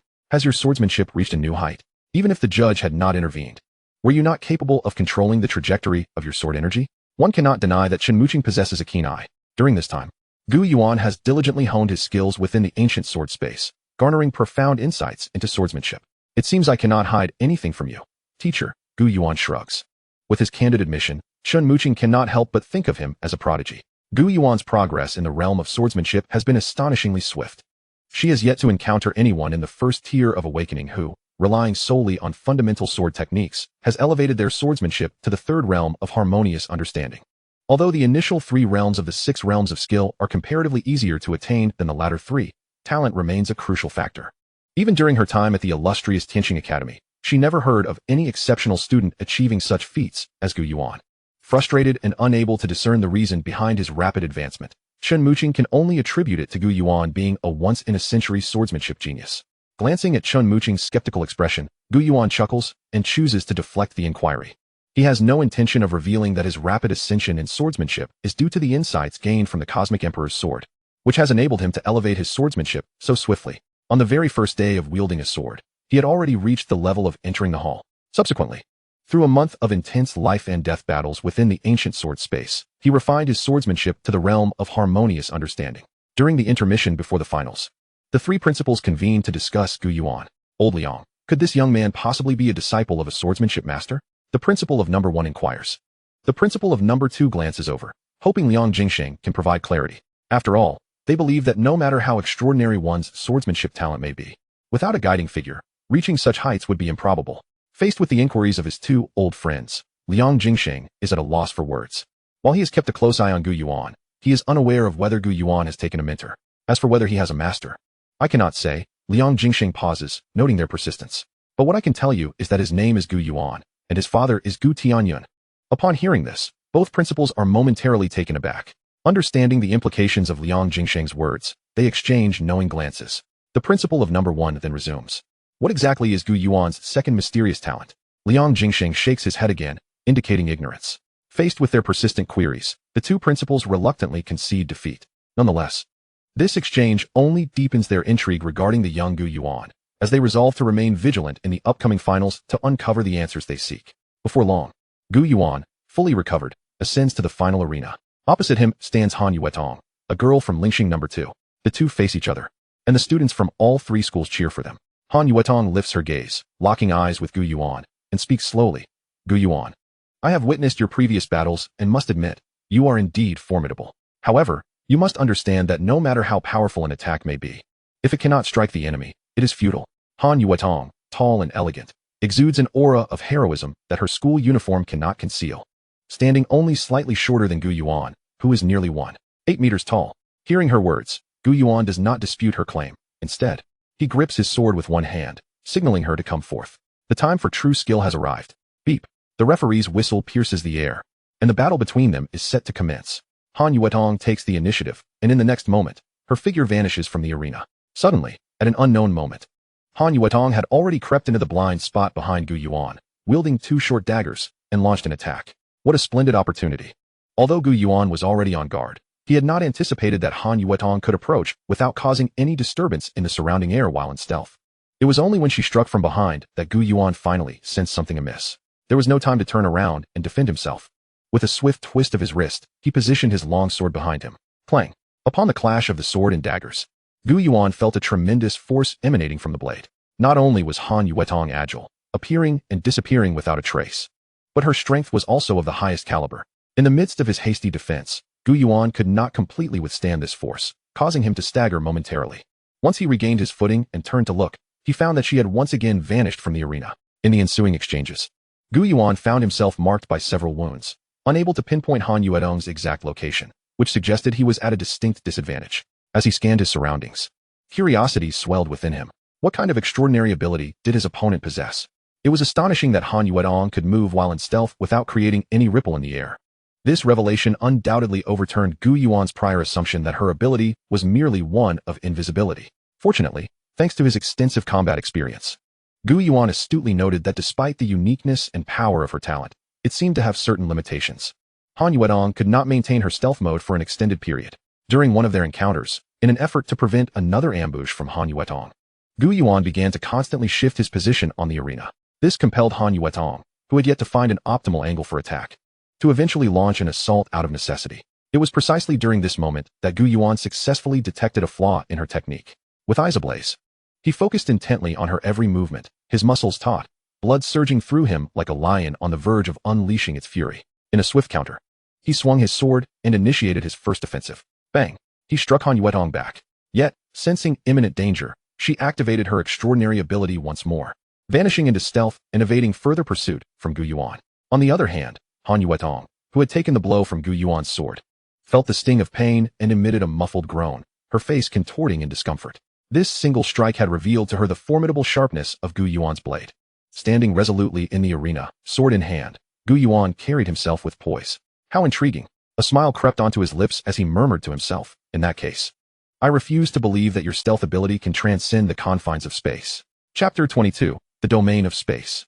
Having successfully discerned the weakness in Han Yuetong's talent, Gu Yuan deemed it too cumbersome to prolong the battle in hopes of forcing her out of her stealth. Thus, an idea struck him. He would harness her ability to test the fruits of his recent training. A hum resonated as a vortex manifested behind Gu Yuan. Upon witnessing this, Han Yuetong, still cloaked in her ethereal stealth, felt an unanticipated jolt in her heart. Following her instinct for battle, she relinquished the poised daggers and swiftly distanced herself from Gu Yuan. Observing Gu Yuan standing with his sword sheathed and his eyes closed, the crowd buzzed with speculation. What is happening? Has he exhausted his spiritual energy? I believe he is preparing to concede. Ha! A student from the second school laughed heartily. Nearby, Pang Zhong glared at him, fuming. You speak nonsense. How could my brother Yuan possibly? At the chairman's table, laughter erupted. Ha ha ha. Old Liang, I apologize. But it seems that even a dual awakened genius cannot unravel my granddaughter's power. The principal of the second school, Han Zhun, exclaimed with the confidence of a victor. He was well aware of the strength of his granddaughter's extraordinary ability. Thus he was certain that Gu Yuan would be unable to pierce through Han Yuetong's elusive stealth. Believing that Gu Yuan would soon concede, Liang Jingsheng paid no heed to the jeers, his gaze fixed intently on the battle unfolding in the arena. Witnessing Gu Yuan, whose body was riddled with flaws, Han Yuetong began to doubt the sensation of being targeted that had previously unsettled her. She held unwavering confidence in her extraordinary ability. According to her grandfather, who was at the master level, unless she encountered someone with a talent that countered hers, even a powerful third-tier awakened individual could not detect her presence solely through their spiritual perception. Taking a deep breath, Han Yuetong quelled her unease, striving to regain her composure. Yet, unexpectedly, as she circled behind Gu Yuan, she was met with a fierce wave of sword energy slicing towards her. The trajectory of the energy was unerringly directed at her position. What? Fortunately, Han Yuetong's speed was commendable. She narrowly evaded the strike. The crowd gasped as Han Yuetong was forcibly drawn out of her stealth by Gu Yuan's attack. At the chairman's table, the triumphant smile on the principal's face abruptly vanished. Han Yuetong's eyes widened in disbelief. She could not fathom how Gu Yuan, who had been facing away, could accurately discern her precise location. Unwilling to concede defeat, Han Yuetong once again entered her stealth mode, seeking other angles to launch an attack. However, to her utter frustration, she discovered that no matter which angle she attempted to strike from, this boy in the arena seemed to have completely seen through her, always able to pinpoint her location and retaliate with precision. Meanwhile, as Han Yuetong cautiously approached within 3 meters of him, Gu Yuan could not help but chuckle. Regardless of how masterfully she concealed herself within the domain of space, her efforts would be in vain. The domain of space. This was a technique Gu Yuan had unearthed through relentless exploration of his spatial talents. Though merely a first-tier awakened individual, his spiritual energy was feeble, preventing him from genuinely shifting the fabric of space. Under normal circumstances, Gu Yuan estimated that he would need to advance to the second tier to meet the standards for constructing a spatial domain. Yet, through a serendipitous attempt, he had managed to cultivate this space ahead of time, thanks to his exceptionally potent spiritual prowess. Within the space unveiled by his spatial power, Gu Yuan not only rendered all illusory phenomena transparent, but also significantly enhanced his combat capabilities. As a result, trapped within the confines of space, no matter how hard Han Yuetong tried, she could never escape Gu Yuan's perception. However, due to the limitations of his spiritual and energy reserves, Gu Yuan could only maintain this spatial domain within a 3-meter radius. While this range was modest, it was more than sufficient to contend with Han Yuetong's stealthy prowess before him. Why? Why can you always find me? Han Yuetong, panting heavily from the exertion of her spiritual energy, could not help but question Gu Yuan. Having validated the might of the spatial domain, Gu Yuan felt elated and, contemplating a playful tease, replied with a grin, "Perhaps your skills are lacking." You, Han Yuetong, incensed by Gu Yuan's derisive mockery, felt a surge of anger. Yet, having lost her advantage, she was no match for Gu Yuan in a direct confrontation. In a moment of helplessness, Han Yuetong felt a surge of emotions overwhelm her, causing her eyes to redden suddenly. Following this, with a voice tinged with tears, she exclaimed, "You just wait. I will remember you." Without another word, she dashed off the stage. Gu Yuan stood frozen, taken aback by the unexpected turn of events. He never anticipated that Han Yuetong, unable to bear the blow, would choose to forfeit in the finals. This left him in a state of confusion, questioning whether his words had hurt her fragile spirit. With Han Yuetong's voluntary forfeiture, the judge promptly announced Gu Yuan as the final victor of the competition. Thus, the Cold Awakening Tri-School Exchange concluded with such an abrupt and unsatisfactory ending. Next, it was time for the school officials to award the top 3 students of the exchange. Under the watchful eyes of the crowd, Gu Yuan, Han Yuetong, and Xiang Wu ascended the podium. Applause and cheers erupted from the audience. The 3 principals, wearing smiles, handed out the prizes corresponding to each student's rank and offered words of encouragement. Notably, the principal of Second High, Han Jun, seemed to grip Gu Yuan's hand with a surprising firmness, startling him momentarily. After a brief moment of confusion, Gu Yuan turned to see Han Yuetong, whose emotions appeared to have settled, approaching him directly. "I'm Han Yuetong, and you're Gu Yuan, right? This time you won," she said, her expression defiant. "We shall meet again during the university assessments." With that, she left the playground briskly without waiting for Gu Yuan's response. "Gu Yuan, you truly are the man worthy of being called brother by Pang Zhong. Impressive," Pang Zhong exclaimed, stepping forward to drape an arm around Gu Yuan's shoulder. With a knowing glance towards Su Yuan, he leaned in and whispered, "She was watching you from the sidelines earlier, too shy to approach. I called her over just for you. What do you think? Quite the gesture, right?" Upon noticing Gu Yuan's gaze, Su Yuan, feeling a bit flustered, managed to congratulate him. "Congratulations, Gu Yuan." Due to her inherent talents, Su Yuan was not adept at direct combat and, under Chun Muqing's guidance, had abstained from participating in the tri-school exchange. However, after exchanging pleasantries, the atmosphere grew awkward as neither knew what to say next. Fortunately, Gu Yuan, possessing a strong inner resolve from his past lives, broke the ice by suggesting, "Since we're celebrating, how about I treat you both to a grand feast later?" At this, Pang Zhong's eyes sparkled with excitement, immediately raising both hands in agreement. "You two go ahead. I merely came to represent our classmates and congratulate Gu Yuan." Upon receiving Gu Yuan's invitation, Su Yuan felt a surge of panic. Although their relationship had improved over the past month, it had not progressed significantly. "Haha, Su, opportunities to indulge don't come often. Since we have no plans, why not join us?" Pang Zhong urged enthusiastically. Gu Yuan, observing this, rolled his eyes in exasperation, silently thinking to himself, "Have I ever been stingy with my invitations?" With Pang Zhong acting as a mediator, Su Yuan, unable to refuse, reluctantly agreed to join them for a celebratory meal after school. As dusk fell, students from the other two schools boarded the floating buses, departing from the third school campus. As expected, Gu Yuan was once again summoned to the principal's office for a heart-to-heart conversation with Liang Jingsheng. After addressing everything, Gu Yuan met up with Pang Zhong, while Su Yuan, under Pang Zhong's enthusiastic invitation, joined their group. Unbeknownst to the trio, this scene was witnessed by Chun Muqing, who passed by and observed them exiting the school. With a peculiar expression, she muttered to herself, "Should I inform my master? It must be Lingxiang Garden. On such a splendid day, we simply must indulge a little." Pang Zhong remarked playfully. Lingxiang Garden was a high-end spiritual dining establishment within the Lingxing region, renowned for its meticulously crafted dishes imbued with rich spiritual energy. It was said that a single meal there could match the results of an awakened individual's 3 days of diligent cultivation. Ignoring his friend's eagerness to splurge, Gu Yuan turned to Su Yuan, who had been silent since they entered. "What do you think, Su?" "Oh, it's up to you, Gu Yuan," she replied, startled. Gu Yuan nodded and continued discussing the day's events at the Tri-School Exchange with Pang Zhong. "Honestly, if it weren't for your early appearance, you might have had a chance at the top 3. Gu Yuan casually analyzed Pang Zhong's capabilities compared to Han Yuedong and Xiang Wu, concluding that he believed Pang Zhong's true strength surpassed that of Xiang Wu. Pang Zhong took this in stride, not dwelling on it for too long. "Hey Gu Yuan, can I see the spiritual energy source stone the school awarded you for coming in first? I've only ever seen one on a holographic screen." Thus, the two engaged in lighthearted banter, occasionally inviting Su Yuan into their conversation. Before long, the trio arrived at a lavish restaurant located on another street adjacent to the school. They stood before an opulent dining establishment, its grand sign displaying the characters for Lingxiang Garden in an elegant script. Despite Gu Yuan's reluctance, he found himself compelled to lead them to this extravagant venue due to Pang Zhong's insistence. The array of luxury cars parked outside made it clear that this establishment catered to a clientele far beyond the means of ordinary patrons. "Good evening, gentlemen. Will you be dining in the hall, or would you prefer a private room?" As they entered, a sweet-faced, warm-hearted waitress greeted them promptly, showing no hint of disdain for their school uniforms. "The hall will suffice," Gu Yuan replied, feeling that it was unnecessary for just the 3 of them to reserve a private room. "Very well, please follow me to your seats," the waitress said with a nod, leading them inside. Arriving early, they found plenty of available tables in the hall and settled into a spot by the window. After receiving the menu from the waitress, Gu Yuan couldn't help but gasp at the prices listed. He selected 2 of his favorite spiritual dishes and intended to pass the menu to Su Yuan for her choice. However, noticing her discomfort since entering the restaurant, he reconsidered and instead handed the menu and ordering duties over to the eagerly waiting Pang Zhong. During this time, Gu Yuan and Su Yuan discussed cultivation matters, which happened to be a frequent topic of their conversations at school. Soon, several exquisite spiritual dishes, prepared with special techniques, were served by the restaurant staff.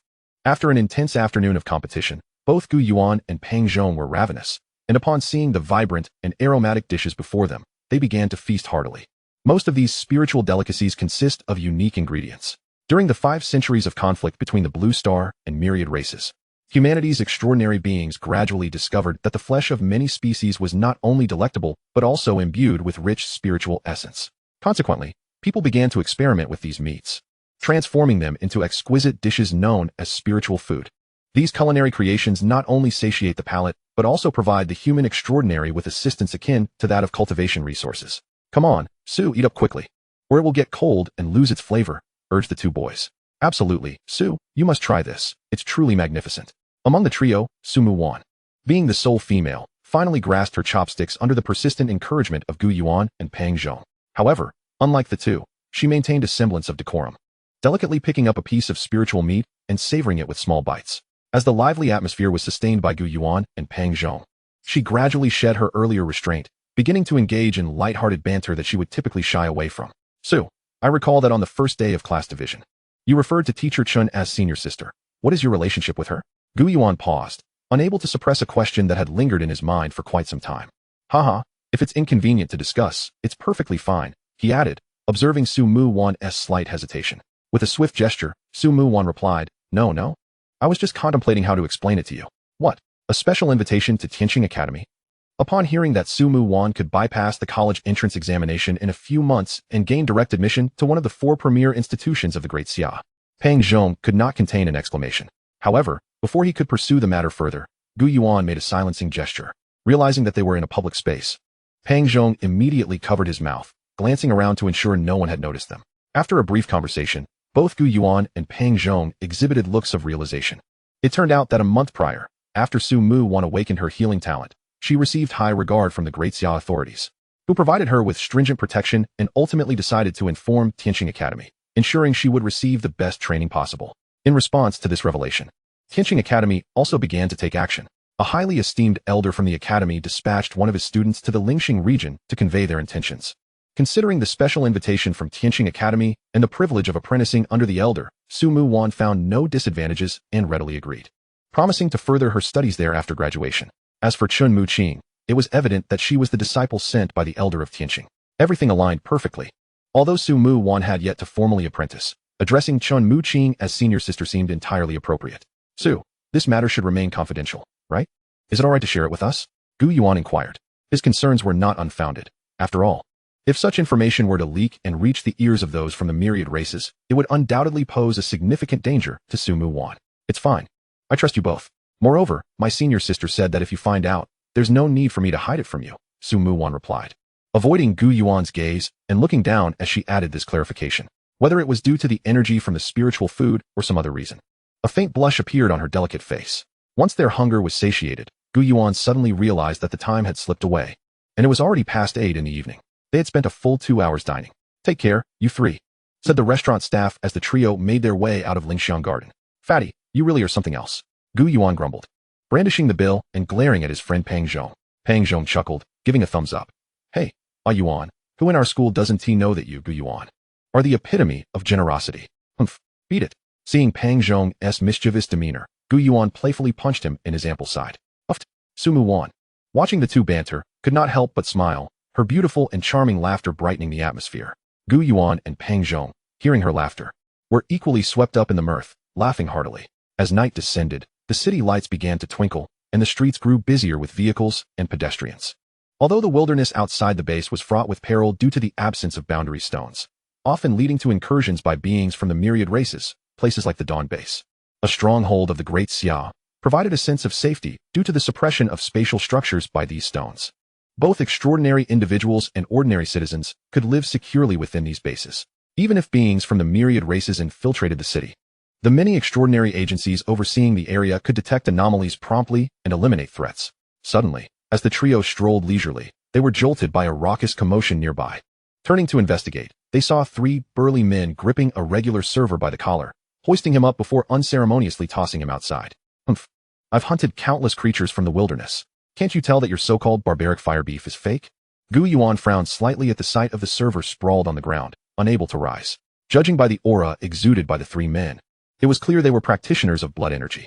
As Gu Yuan raised his hand to contact the extraordinary agency for assistance, he was surprised to see a figure in black enforcement attire, adorned with the Great Xia extraordinary badge, step in front of the 3 blood energy warriors, halting their aggression. Expecting the conflict to subside with the arrival of the law enforcement personnel, he was taken aback when, perhaps fueled by alcohol or a misguided sense of righteousness, the 3 warriors refused to comply and attempted to escape, unleashing their blood energy. The black-clad enforcer, momentarily taken aback, quickly broke into a smile. Intrigued by the tenacity of these individuals, with a leap, the enforcer soared into the air. Swiftly, 3 beams of spiritual power shot forth, transforming into 3 azure whirlwinds that enveloped the fleeing warriors, rendering them immobile. Witnessing the swift suppression of the 3 warriors, Gu Yuan gestured for his companions to vacate the area. On their way, Pang Zhong expressed his admiration. That enforcer is impressive. They subdued 3 peak warriors with blood energy levels over 900 effortlessly. They must be at least a 3rd tier or higher controller to have such prowess. Gu Yuan analyzed the situation succinctly. After all, generally speaking, those gifted individuals awakening their potential within the same realm are significantly more formidable than ordinary Qi and blood warriors. Not to mention that the previous enforcer was an entire major realm above the 3 of them. Soon after, the trio arrived at a crossroads. Gu Yuan pondered for a moment and said, Fatty, wait a moment, I'll call a car. Let us first escort student Su back home. Su Mu Wan lived in the Eastern District, which was entirely out of the way for the 2 of them. For the sake of safety, Gu Yuan decided it was best to return Su Mu Wan home first. It's all right, I can actually call a car and return by myself. Su Mu Wan quickly waved her hand, indicating that there was no need to trouble him. Nevertheless, Gu Yuan insisted, it's no trouble, the car has already been summoned. Besides, it won't take much time to drop you off. In Gu Yuan's view, it was he and Pang Zhong who had invited her out for dinner. And since it had stretched so late, they had an obligation to ensure Su Mu Wan's safe return. Moreover, there was a crucial point to consider. The three warriors who had previously caused a ruckus while intoxicated served as a cautionary tale, making Gu Yuan acutely aware that not only would the myriad races and human traders pose dangers to humanity, but also certain empowered individuals, due to their inflated sense of self-importance stemming from their acquired abilities, could inflict a series of harms upon those around them. Additionally, given that Su Mu Wan was not adept in combat and the significance of her innate talents and identity, Gu Yuan felt it was simply unacceptable to let a young lady venture home alone. The sound of a spirit energy engine approached. A driverless spirit energy hovercar smoothly came to a halt before the trio. Opening the car door, Gu Yuan skillfully took his place in the driver's seat while beckoning the two to board. In his previous life as an experienced driver, Gu Yuan had also obtained his license upon arriving in this unfamiliar world known as Blue Star. "Fatty, what are you thinking? Hurry up and get in," Gu Yuan called out as he noticed that while Su Mu Wan had already taken her seat, his loyal friend Peng Zhong was still standing outside, unmoving. Oh dear. Brother Yuan, I think I might have eaten too much earlier. My stomach feels a bit uncomfortable. Peng Zhong feigned a serious expression, clutching his belly. "How about this? Brother Yuan, I'll head home first to take care of it, and you can take student Su by yourself." After saying this, Peng Zhong winked at Gu Yuan and, turning to Su Mu Wan, apologized before sprinting off home, leaving only Gu Yuan and Su Mu Wan in the car, rendered speechless. For someone who had awakened their talents and possessed both spiritual and chi blood powers, it was rather embarrassing to suffer from a mere stomachache. Clearly, Peng Zhong was merely pretending to be unwell to afford Gu Yuan and Su Mu Wan some privacy. On the way to drop Su Mu Wan home, feeling the awkward atmosphere in the vehicle, Gu Yuan couldn't help but once again criticize Peng Zhong, that unreliable fellow. Although the vehicle was equipped with an automatic navigation system, Gu Yuan preferred to drive manually. I recall there used to be an amusement park in the Eastern District, but for some reason, it was transformed into a contracting company later on. Upon entering the Eastern District, Gu Yuan finally found an opportunity to break the uncomfortable silence. "Yes, that is correct. My parents took me there several times when I was a child." Su Mu Wan continued the conversation, and they began to chat casually. "This is my home." Following Su Mu Wan's guidance, Gu Yuan parked the car beside the street, right in front of a restaurant. Before parting ways, Gu Yuan jested. "Haha, I didn't expect student Su's family to run a restaurant. Next time, you must invite me and Fatty over for a meal." Upon hearing this, Su Mu Wan promptly assured him, definitely. Once she had safely ascended the stairs to her home, Gu Yuan drove away from the vicinity. "Mom, I'm back." Looking at her mother, who was still in the kitchen preparing ingredients for the restaurant's next day, Su Mu Wan dropped her backpack and eagerly rolled up her sleeves to help. "Xiaowan, how was your day? Did you have fun?" her mother inquired, taking the ingredients from Su Mu Wan's hands, not wanting her daughter to squander precious training time on such matters. Seeing this, Su Mu Wan picked up the ingredients again, continuing to assist while recounting the day's events. As she listened to Su Mu Wan's amusing tales, her mother keenly sensed that her daughter seemed to have undergone some changes compared to before. "Xiaowan, the classmate who invited you out for dinner after winning first place at the inter-school exchange, was that young man who just drove you home?" her mother suddenly asked, looking up. "Ah, Mom, you saw him?"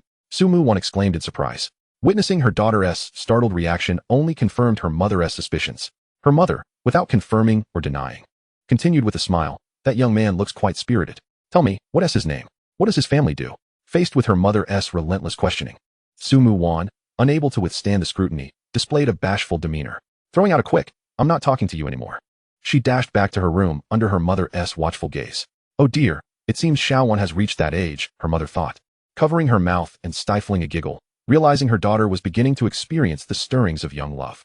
As she contemplated whether to share this matter with the girl's father, she noticed Su Mu Wan, still blushing, grabbing her backpack from the living room sofa and heading back to her room without looking back. On the other side, after returning home, Gu Yuan did not engage in the usual intensive training. After an afternoon of combat exchanges, he simply wished to lie down on his bed and enjoy a good night's sleep. The next morning, before dawn, having fully recuperated from the night's rest, Gu Yuan washed up briefly and began his daily sword practice. Swish, swish, swish. Clad in loose training attire and wielding a long sword, Gu Yuan moved with fluidity and power, each strike imbued with a formidable sword energy. By this point, his foundational swordsmanship had reached perfection. No matter how much he practiced the basics, he could not elevate his swordsmanship further. Sword drawing technique. Currently, Gu Yuan was practicing a technique known as the sword drawing technique, a yellow-grade martial skill he had meticulously selected from the online martial artist marketplace through his wristband. For awakened individuals or extraordinary beings within the warrior tier, the sword drawing technique was exceptionally suitable for cultivation. Generally, yellow-grade martial skills corresponded to first to third tier awakened individuals and chi blood warriors. Xian-grade martial skills were for controllers and chi blood masters, while earth-grade martial skills were for kings and chi blood kings. As for heaven-grade martial skills, also known as sacred techniques, They corresponded to saints of the sacred realm and chi blood saints. The sword drawing technique emphasizes speed and power. It is not merely about the act of drawing a sword. The technique primarily stresses achieving a decisive blow through swift force and unconventional angles of attack. Therefore, the sword drawing technique is a martial skill that necessitates prolonged practice. Only through relentless training can a practitioner enhance their speed, accuracy, and agility in drawing the sword. As the sun rose in the east, beads of sweat glimmered upon Gu Yuan's brow. Exhaling deeply after concluding his sword practice, he stood still, calming his breath. After a quick shower, he changed into a clean school uniform. Downstairs, Aunt Zhang had prepared a sumptuous breakfast. After expressing his gratitude, Gu Yuan wolfed down the meal. As per usual, he met up with his best friend Pang Zhong on the hover train to school. After exchanging greetings, Pang Zhong, with a mischievous grin, inquired about whether anything noteworthy had occurred the previous night when Gu Yuan had taken Su Mu Wan home alone. Without hesitation, upon the mere mention of the incident, Gu Yuan could not help but commence a litany of complaints regarding Pang Zhong's behavior from the previous day. The two engaged in playful banter as the train glided smoothly along its course, soon arriving at the school gates. Chapter 26, Second Order Awakeners. Wow, look, it's really Gu Yuan, exclaimed a girl from the Chi and Blood Warriors class, her eyes sparkling with admiration. Good morning, Brother Gu. You look so handsome. I wish I could date him. However, a voice from the side retorted, you better think again. Not only does he possess remarkable talent and strength, but I've also heard that Gu Yuan hails from an extraordinary family background. As an ordinary Chi and Blood Warrior, what chance do you have? Following the tri-school exchange meeting yesterday, Gu Yuan's formidable prowess had been laid bare for all to witness, catapulting him into the limelight of the entire third school campus. Wherever he ventured, students would cast glances in his direction, greeting him with friendly hellos. This sudden attention left the usually low-key and reserved Gu Yuan feeling somewhat out of sorts. It was not until they entered their classroom that he could finally catch his breath. His classmates, accustomed to training alongside him, were already well aware of Gu Yuan's formidable capabilities. Thus, they were not particularly surprised by the display of strength he had exhibited the previous day. They had evidently acclimatized to his prodigious rate of advancement. Good morning, Gu Yuan and Pang Zhong, greeted Su Mu Wan, who noticed Gu Yuan's somewhat lackluster spirit that morning. Biting her lip, she retrieved a box of strawberry yogurt and placed it on his desk. Here, Gu Yuan. This should help lift your spirits. As she gazed upon Gu Yuan's striking features and deep-set eyes, her carefully constructed mental defenses crumbled in an instant, her cheeks flushing crimson. Seeking to deflect, she hastily added, consider this a token of gratitude for yesterday's meal you treated us to. Yet, before she could finish, her voice dwindled to a whisper. Lacking conviction. Thank you. This is a great help, Gu Yuan replied, unperturbed, as he accepted the yogurt with a nod of appreciation. The other classmates, at Pang Zhong's discreet prompting, refrained from interrupting or teasing, allowing the atmosphere between the two to remain intact. Nevertheless, their furtive glances occasionally darted toward the pair, embodying the demeanor of curious onlookers. After this series of morning antics, Gu Yuan and his companions quickly resumed their routine of study and training. Unbeknownst to them, over a month slipped by in the blink of an eye.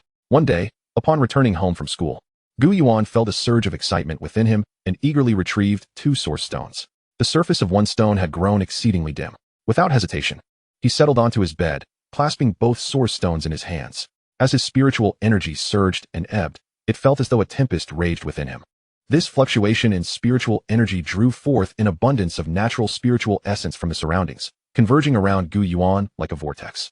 The spiritual energy coursed through his body's meridians, flowing toward his dantian in the lower abdomen. Here, the energy began to be refined into spiritual power, gradually transforming into the very essence of an awakened one's strength, incrementally enhancing his intrinsic foundation. Influenced by the torrent of spiritual energy, Gu Yuan's spiritual core materialized, resembling a radiant pearl that emitted a dazzling luminescence.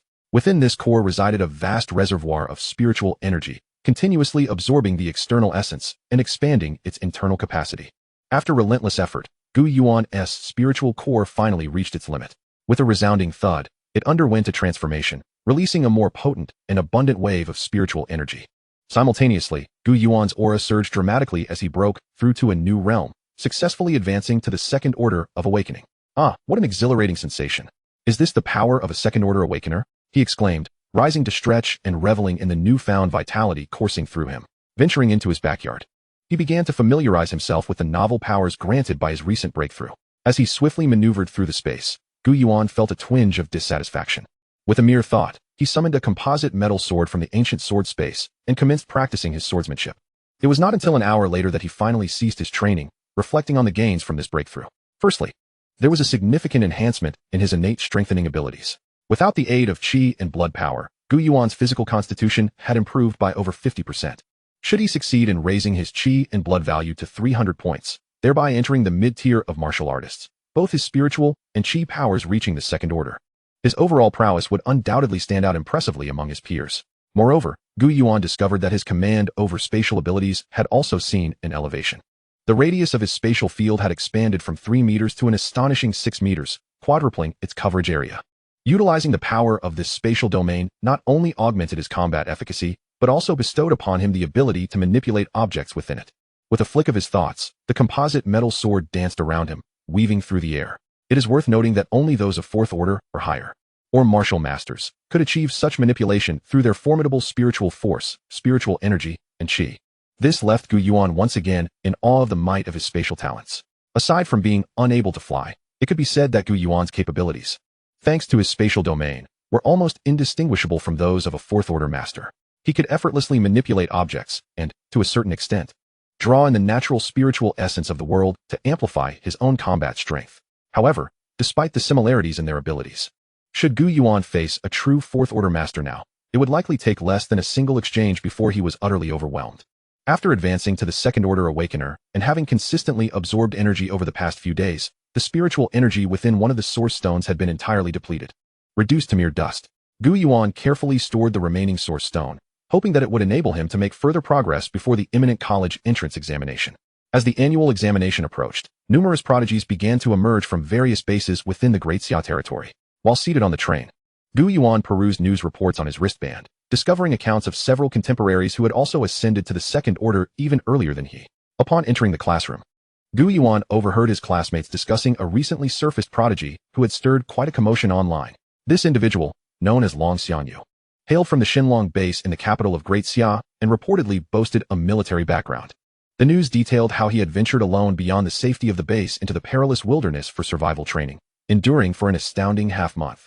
With over a month remaining before the examination, Gu Yuan recognized the necessity of remaining vigilant. Closing the interface of his wristband, he drew a deep breath, centering his mind, and, with the aid of his formidable mental prowess, began reviewing the educational material covering the diverse knowledge of myriad races. Chapter 27, The Void Battle Realm. Practical Assessment. Gu Yuan was acutely aware.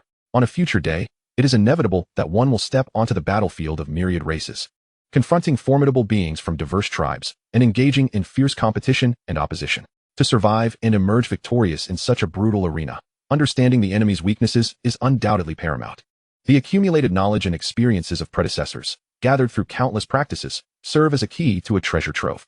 This wisdom can assist Gu Yuan in gaining a comprehensive understanding of the characteristics, habits, and unique combat styles of the myriad races.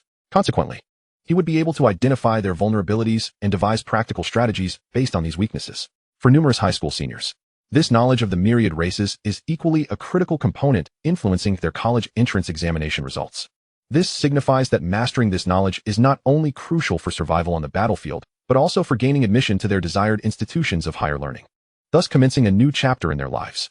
However, before Gu Yuan could delve deeply into his studies, Chen Muqing, who had just entered the classroom, brought shocking news to Gu Yuan and his peers. Due to the increasingly tense situation on the front line of the battlefield, the human race of Blue Star has been compelled to implement a series of changes. Today, the Great Xia and several other extraordinary nations jointly issued a significant federal declaration announcing a major educational reform, a reform of the college entrance examination. Henceforth, all higher education institutions will completely abandon the previous assessment model, replacing it with genuine combat in the crucible of blood and fire.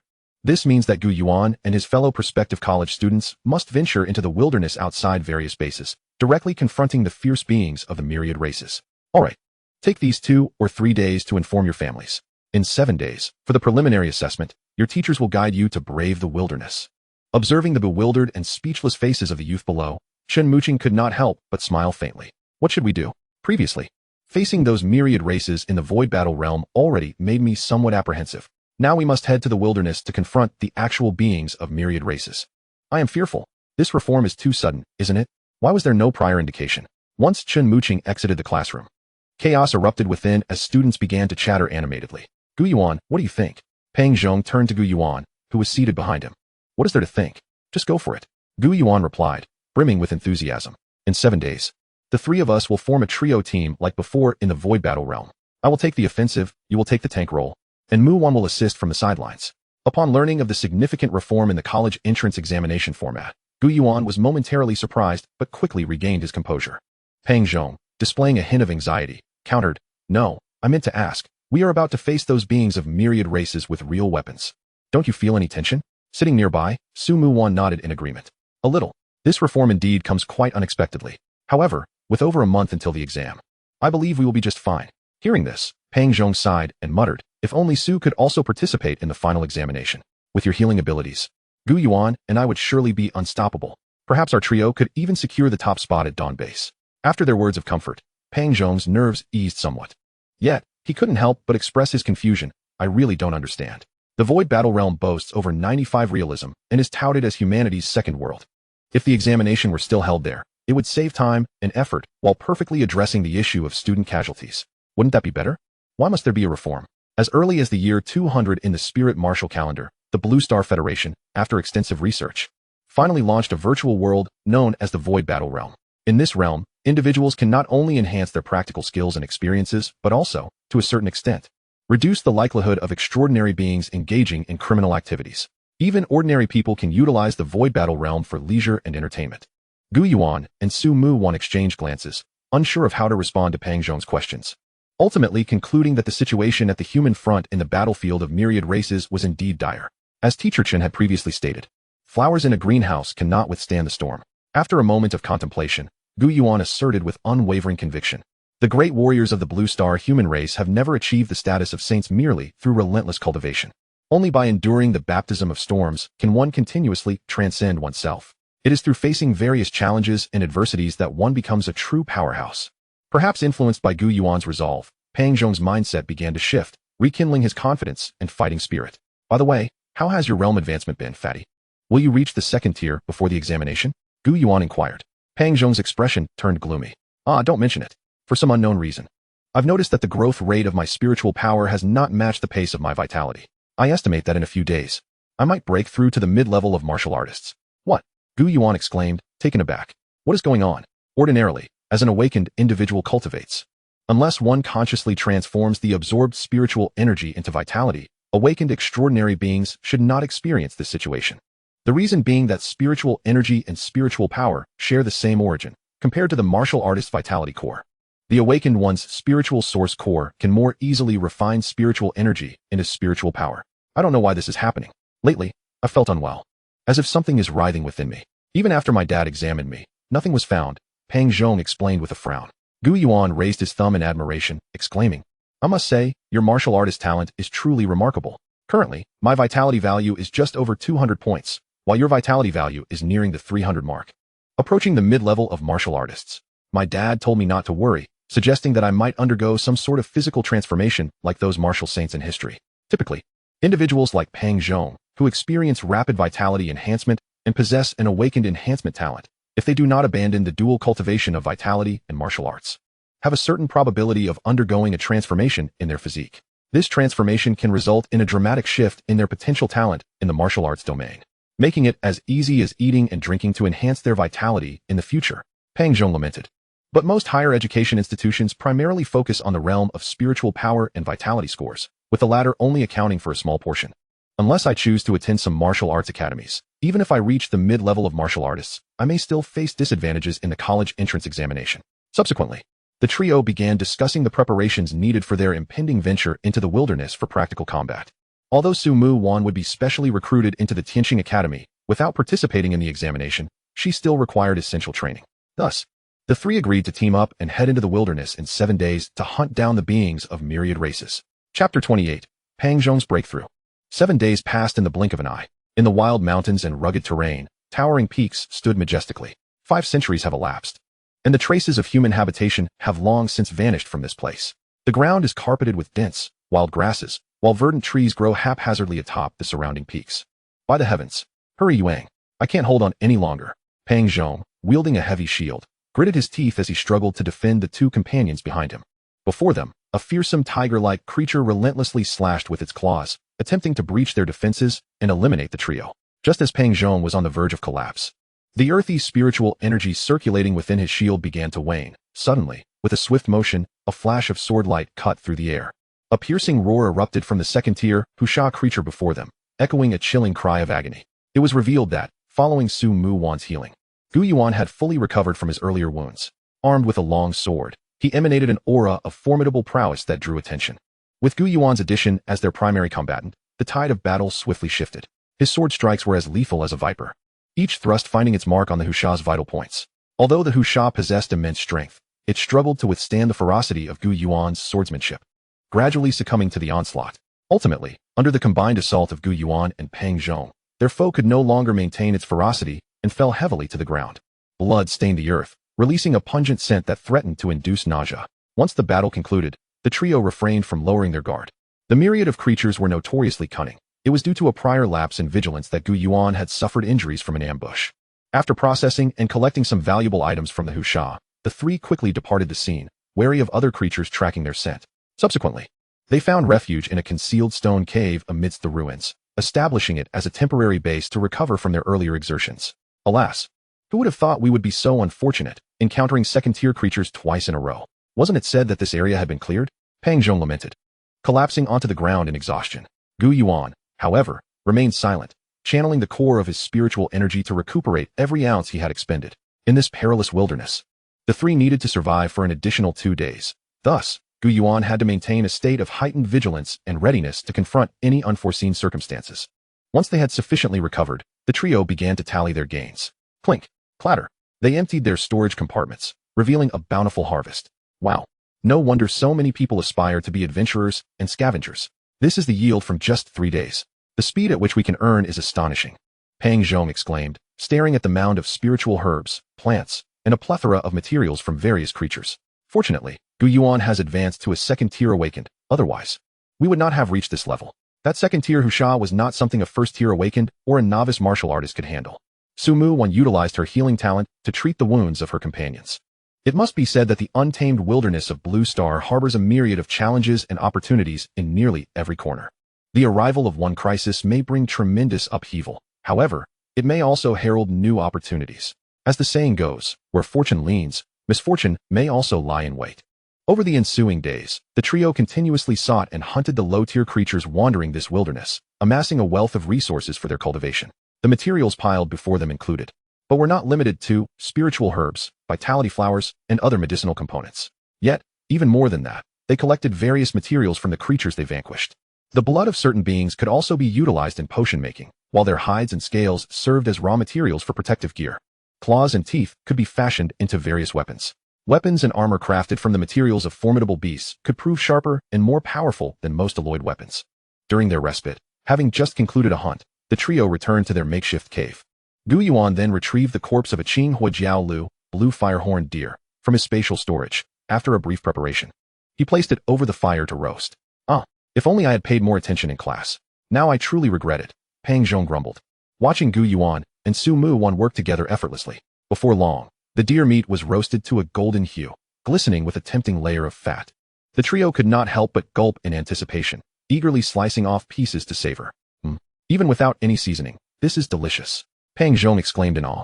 Thus, the famished trio swiftly devoured the entire Qinghua Jiaolu. After a satisfying belch, Gu Yuan was about to summon his companions to discuss their next course of action when an inexplicable surge of vitality suddenly registered in his senses. Alarmed, he looked up to see Pang Zhong's face flushed, his blood energy swelling like a tide, forming a faint aura around him. Oh my, the chubby one is about to ascend. Let's guard him. Realizing Pang Zhong was on the verge of a breakthrough, Gu Yuan wasted no time and stepped outside the ruins, expanding his spatial domain to meticulously scan their surroundings for threats. Satisfied that the area was safe, he returned to the cave to protect Pang Zhong. As Pang Zhong's breathing gradually stabilized, the power within him burgeoned. Suddenly, his body trembled violently, and the next moment, an even more potent surge of blood energy erupted from him. Waves of crimson energy surged upward, coalescing into a magnificent spectacle above his head. The force of his blood energy stirred the core of vitality within his heart, forming a vortex of spiritual energy in the air, as if it sought to absorb all the surrounding spiritual essence into his being. The abrupt commotion tightened Gu Yuan and Su Muwan's nerves, wondering if the creatures lurking nearby might be attracted by this powerful aura. Pang Zhong's breakthrough did not last long. Finally, just before the night fully enveloped the wilderness, he achieved his advancement in the realm of blood energy. Thank you, Yuan and Su, he expressed gratefully upon regaining consciousness. Are you trying to put on airs with me? What kind of relationship do we have? Gu Yuan replied, equally delighted by Pang Zhong's ascent to mid-tier martial artist status. After a moment of jest, Gu Yuan gathered his companions to strategize the next day's route. Now that the chubby one has broken through to mid-tier martial artist, I believe we can venture deeper into this wilderness to explore further. Pang Zhong nodded enthusiastically in agreement, thumping his chest with confidence. Now, even the attacks of second-tier creatures won't faze me. My great shield is eager for action. Recognizing Pang Zhong's burgeoning confidence after his recent breakthrough, Gu Yuan pondered for a moment before humorously pointing to a marked location on the map. They resolved to head there for training the following day. Chapter 29, The Purple Spider Bee Bamboo Forest.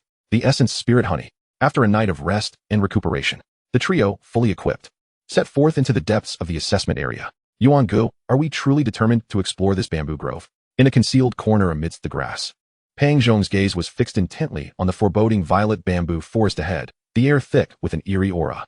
His heart raced with trepidation. After all, this place had been designated as a 4-star danger zone. He swallowed hard, attempting to assuage the dryness in his throat, yet the unsettling feeling lingered. The purple bamboo towered skyward, surrounded by a primeval forest, a dense mist enveloping the surroundings, rendering visibility hazy, akin to a colossal labyrinth. Fear not. The purple spider bees are merely a low-tier species, at most first tier. Gu Yuan reassured, as he began to devise tactical strategies at the periphery of the bamboo grove. Individually, the purple spider bee possessed little strength. However, once they congregated, hundreds or even thousands of them could easily overwhelm even a 4th-tier master. To Gu Yuan, this bamboo grove represented a mere micro-nest of the purple spider bees. Thus he believed the trio was entirely capable of undertaking exploration and training here. Each member consumed an antidote potion. Subsequently, it was Pang Zhong who made the first move, luring several wandering purple spider bees from a distance. Observing the bees, each the size of a fist, he tightened his combat attire, brandishing a heavy shield before him. The buzzing intensified as Pang Zhong drew the attention of the bees.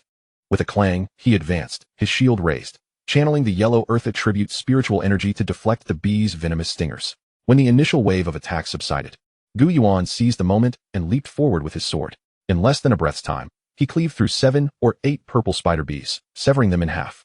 Following their plan, both Gu Yuan and Pang Zhong charged into the depths of the bamboo grove. Over here, Yuan Gu, Pang Zhong signaled. Following the sound, Gu Yuan indeed spotted a thick purple bamboo, laden with a dense cluster of pale purple bee eggs. His eyes brightened, and he instantly executed a swift movement, leaping upward. With a flash of his sword, he severed the bamboo cleanly in two. Let us go, fatty. With their objective achieved, Gu Yuan called out, and the two hastily made their way back towards the grove's exit. However, contrary to their expectations, they soon collided with a swarm of at least 50 to 60 purple spider bees. Hiss hiss. The sight of the bamboo segment in Gu Yuan's hand sent the bees into a frenzy, their piercing buzzes echoing ominously. The scene sent shivers down their spines. With no retreat in sight, Gu Yuan and Pang Zhong steeled themselves and pressed onward. The dark cloud of bees enveloped them, their stinger attacks relentless. Fatty charge. Gu Yuan understood that prolonging the standoff would only worsen their predicament. Thus, he decisively shouted for a forced breakout. Spatial domain, activate. Gu Yuan trailed closely behind Pang Zhong, shielding him from the attacks raining down from behind. At that moment, empowered by the spatial domain, his senses heightened to an extraordinary state. Even the tiny, rapid bee stingers were now discernible to him as they flew through the air. Clang, clang, clang. As his sword danced, countless stingers were sent flying. With their coordinated offense and defense, Gu Yuan and Pang Zhong finally burst forth from the hive-like bamboo grove. Once free from the oppressive purple mist, the two, filled with pent-up frustration, launched a counterattack. After a brief struggle and some cost, they managed to slay the entire swarm of purple spider bees. With a sigh of relief, Su Mu Wan's prior anxieties dissipated upon witnessing their safe return. However, upon noticing the two were visibly tainted with a purplish hue, indicative of poisoning, she couldn't help but chuckle. All right, let us depart from here for now. After consuming another antidote potion, Gu Yuan hastily led the group away. They found a concealed spot to rest. Following Su Mu Wan's healing ministrations, the three finally exhaled in relief. Soon, under Pang Zhong's urging, Gu Yuan retrieved the severed bamboo. As they gazed upon the densely clustered bee eggs, anticipation and excitement flickered in their eyes. Eagerly, they each plucked a bee egg and popped it into their mouths. The eggs melted instantly, an exquisite sweetness flooding their taste buds, granting them an unprecedented sense of fulfillment. Yet, even more astonishing was the rush of spiritual nectar contained within, akin to a volcanic eruption, flooding their bodies with an overwhelming influx of spiritual energy. The torrent of energy nourished their very being, invigorating their bones and internal organs. Each cell seemed to rejoice, greedily absorbing this potent spiritual essence. As time passed, the trio gradually emanated a soft glow. Their skin became smoother and more refined, their muscle contours more pronounced, radiating strength and vitality. Their previously weary spirits transformed into a refreshing vigor, as if reborn. The venom they had suffered from earlier was completely eradicated. Truly, this is the heavenly treasure from the textbooks. The spiritual nectar within these bee eggs is a magnificent boon for us low-tier awakened beings, Pang Zhong remarked, smacking his lips in delight. Stopping Pang Zhong from reaching for another egg, Gu Yuan advised, though it is indeed a great boon, moderation is key to maximizing its benefits. He distributed the remaining bee eggs from the bamboo among the two. Consuming one egg daily is the optimal choice. In time, you may very well elevate your spiritual power to the second tier before the high-stakes examination. Gu Yuan's words resonated with Pang Zhong, who understood it was for his own good. Reluctantly, he stored the bee egg into his spatial pouch. As noon approached, after a simple meal, the trio continued their hunt within the assessment area. Since this was a designated location by the academy, no wilderness adventurers were present. Hours passed as they skillfully coordinated, hunting various creatures of the myriad races within the region. Wind wolves, bloodfawn boars, centipede behemoths, and red-tailed venom lizards, among others, all fell beneath the prowess of their trio. Although these were merely lower-tier species with limited intelligence, some possessed unique talents that could pose unexpected challenges for the team. Yet, through their accumulated combat experience and seamless cooperation, they consistently managed to turn peril into safety. As twilight descended, Gu Yuan and his companions, weary from their endeavors, resolved to conclude their day's hunting. However, before they could locate a suitable resting spot, a sudden commotion erupted nearby. Boom. They exchanged glances, deliberating briefly before deciding to investigate. Soon, they reached the source of the noise, discovering a 5-member student team engaged in battle with a marshland dragon. The earlier commotion had stemmed from an explosion caused by a fire element awakened individual igniting marsh gas. Gu Yuan and his companions observed discreetly for a moment, concluding that barring any unforeseen circumstances, the opposing party's hunting expedition should culminate in success. With this in mind, the trio resolved to depart.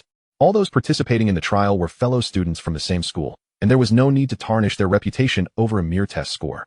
However, just as Gu Yuan and his companions prepared to leave, an unexpected turn of events occurred. The marshland beneath the opposing team suddenly convulsed violently. Without affording anyone a moment to react, a colossal 10-meter-long marsh dragon erupted from the swamp. Danger! It's a second-tier marsh dragon. Scatter! A young boy on the periphery, engaged in supportive attacks, was the first to respond. His face contorted with fear as he shouted a warning to his teammates. Yet, the 5 students, all merely first-tier awakeners, could hardly hope to outpace the second-tier marsh dragon, which had the advantage of terrain. With a fierce glare, the marsh dragon revealed its vicious intent. In the next instant, it opened its gaping maw and lunged toward a girl in the student group, who appeared paralyzed by fear.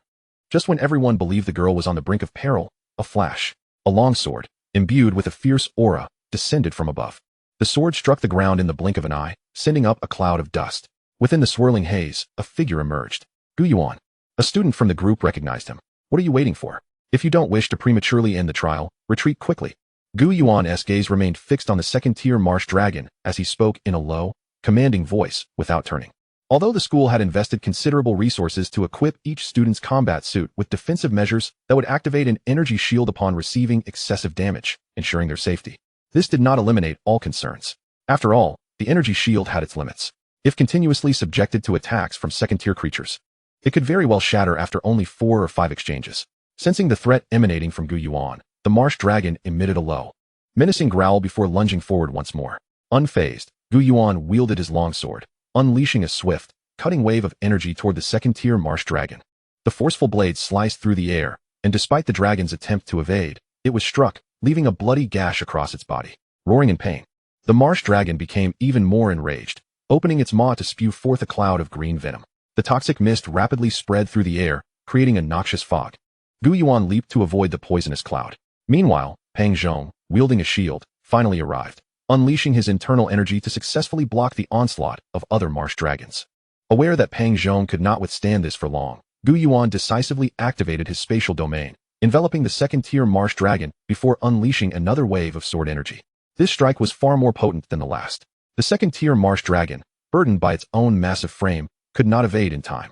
The sword energy struck its head, piercing through its skull, causing the creature to collapse with a thunderous crash. Yet, before Gu Yuan could catch his breath, the marshland nearby began to tremble violently once more. Realizing the gravity of the situation, Gu Yuan swiftly moved to Pang Zhong's side, wielding his sword to aid him in escaping the encirclement of marsh dragons. However, before they could exit the marshy area, 5 identical second-tier marsh dragons surged forth from the depths of the swamp. This is bad. Recognizing that they were flanked by 5 second-tier marsh dragons, Gu Yuan and Pang Zhong exchanged a knowing glance. Without needing to say a word, Pang Zhong acted first, unleashing his full internal energy and spirit power as he charged toward the 4 dragons behind them, utilizing the essence of shield techniques to position himself strategically, taking advantage of the dragons' eyes to prevent simultaneous attacks. In the midst of this crisis, Gu Yuan's mind remained surprisingly calm. With the enhancement of his spatial domain, he accurately tracked the movements of the second-tier marsh dragon before him. Now, as the dragon launched its fierce assault, a glint of resolve flashed in Gu Yuan's eyes. Sword drawing technique. Gu Yuan tightened his grip on the sword, planting his feet firmly, and with a swift motion, he rose to strike. In the next moment, a resounding clash reverberated as Gu Yuan and the marsh dragon crossed paths. A powerful shockwave erupted, sending dust and debris flying in all directions. Gu Yuan landed solidly, his long sword trembling slightly, still resonating with the ferocity of his previous strike. The second-tier marsh dragon, propelled by inertia, barreled forward until it crashed against a massive boulder. Finally coming to a halt, with a resounding thud, its massive body fell, lifeless. Without a moment's pause, Gu Yuan rushed to support Pang Zhong, who was valiantly fending off 4 second-tier marsh dragons alone. Though the battle had not lasted long, he appeared remarkably battered, his body marred by claw marks, blood seeping relentlessly from his wounds. Pang Zhong, are you alright? Gu Yuan deflected a marsh dragon with his sword, positioning himself back-to-back with Pang Zhong. Don't worry. I'm a mid-tier warrior. These minor injuries are inconsequential. Wiping the blood from his face, Pang Zhong forced a grin. At the same time, as Gu Yuan and Pang Zhong found themselves in a perilous standoff with the 4 marsh dragons, high-ranking officials from the school, 2 kilometers away, began to recognize the sudden crisis unfolding in the marshy area through real-time footage transmitted by drones and distress signals sent by students. Everyone, please remain calm. Just as the faculty contemplated immediate rescue measures, Chen Muqing, the homeroom teacher, intervened to halt the proceedings. Principal, allow me to handle this. It's the perfect opportunity to assess those 2 youngsters' true capabilities. Before Principal Liang Jingsheng could respond, Chen Muqing had already vanished from the makeshift observation station. Observing Chen Muqing's departure, Liang Jingsheng silently praised her, acknowledging her as a top-tier student of the academy. As a peak 5th-tier controller, Chen Muqing possessed remarkable speed. In mere moments, she arrived at the marshy expanse and witnessed Gu Yuan effortlessly slay a second-tier marsh dragon with a single stroke. It was important to note that while these marsh dragons belonged to a lower tier among the myriad races, they were capable of unleashing toxic gas and possessed formidable scales and claws. The ability to dispatch a second-tier dragon in a single blow attested to Gu Yuan's combat prowess, which had clearly surpassed that of the majority of second-tier awakeners. Seeing Gu Yuan and Pang Zhong cornered by 4 second-tier marsh dragons, Chen Muqing contemplated her next move. Choosing not to intervene immediately, soaring through the skies, I stood at a distance, gazing upon the unfolding confrontation between the 2, eager to witness how they would navigate and contend with the dire predicament before them. It is only through genuine trials that one's true strength and potential can be discerned. At this very moment, an exceptional opportunity arose to assess the capabilities of Gu Yuan and Pang Zhong. Should they falter and prove incapable of confronting the looming crisis, Chen Muqing would undoubtedly intervene to offer assistance. Yet, prior to that, she yearned to witness the emergence of some unique abilities or strategies from the duo. Her heart brimmed with curiosity and anticipation. Roar. Upon engagement, Gu Yuan was instantly enveloped by an immense pressure, aware of the formidable adversaries who outnumbered them.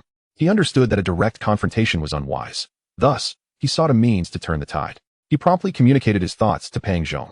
Soon, the 2 adopted a tactical approach of advancing and retreating, akin to agile leopards, deftly maneuvering around their foes. This strategy, though seemingly straightforward, demanded an exceptional level of skill and synergy between Gu Yuan and Pang Zhong, for any lapse in coordination could expose them to vulnerabilities, placing them in perilous jeopardy. Not far off, at Su Muen's behest, the 5 students who had previously fled in panic returned to the marshlands, utilizing the concealment of the woods. These awakened youths summoned their innate powers to execute disruptive tactics, creating opportunities for Gu Yuan and Pang Zhong amidst their fierce battle. Each of Gu Yuan's strikes was precise and incisive, while Pang Zhong's defensive withdrawals were flawlessly timed, leaving no openings for the enemy. They continued to advance and retreat until they finally reached the periphery of the marshes, allowing them a moment to catch their breath. Free from the incessant threat to their lives, with the pressure alleviated, they gradually shifted from defense to offense. The marshland dragons, having lost their advantageous terrain, exhibited a monotonous attack pattern that Pang Zhong quickly deciphered. Shielding against assaults became increasingly effortless. Gu Yuan, who had been skillfully manipulating the spatial domain, reaped substantial rewards with each swing of his sword, leaving deep, visible gashes upon the second-tier marshland dragons. Fatty. Observing one of the dragons reveal a weakness, Gu Yuan shouted with fervor. Without needing further clarification, Pang Zhong understood immediately. He pivoted to block an attack from a dragon, granting Gu Yuan a prime opportunity to strike. Sword draw technique. With a swift arc, the sword emitted a glimmer, the energy affixed to the blade instantaneously severing the head of one dragon. In a seamless partnership, they coordinated their efforts, one attacking while the other defended, swiftly dispatching the remaining 3 second-tier marshland dragons one by one. Breathless and drained, the two brothers collapsed onto the ground, gasping for air, having expended nearly all their spiritual and physical energy. Should any creature of the myriad races appear now, even one of the first tier, it could easily devour them, who were now devoid of any resistance. Suddenly, a figure descended from the heavens. Gu Yuan and Pang Zhong felt a tightening in their chests.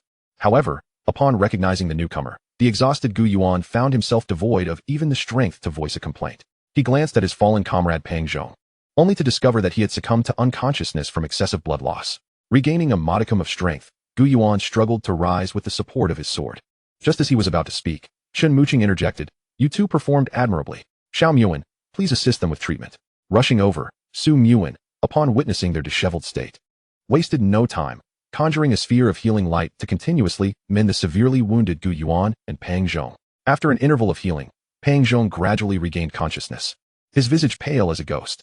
Observing the duo's ashen faces, Chen Muqing contemplated for a moment before deciding to bring the three back for now. Over the past few days, their performances had been closely monitored by her and the higher-ups of the institution. Returning a day early from the preliminary assessment posed no issue. On their journey back to the Lingxing region, the trio boarded Chen Muqing's flying vessel, and they soon comprehended the meaning of swiftness. The wilderness, which had taken them days to traverse, was now crossed in less than half a day, and they found themselves back in the city. Gazing upon the bustling and serene streets, the trio, having spent merely 4 days in the wilderness, felt an overwhelming sense of disorientation as if they had traversed through time. Thanks to the medical equipment aboard the flying vessel and Su Muan's healing talents, Gu Yuan and Pang Zhong disembarked from the vessel, rejuvenated and full of vigor. "Wow, teacher, your flying vessel is incredibly impressive," Pang Zhong exclaimed with a silly grin, marveling at the high-tech marvel he had witnessed. Following Chen Muqing, they returned to the campus of the 3rd high school. "Would you like to?" Chen Muqing inquired regarding the storage of the flying vessel. "Of course, if you wish."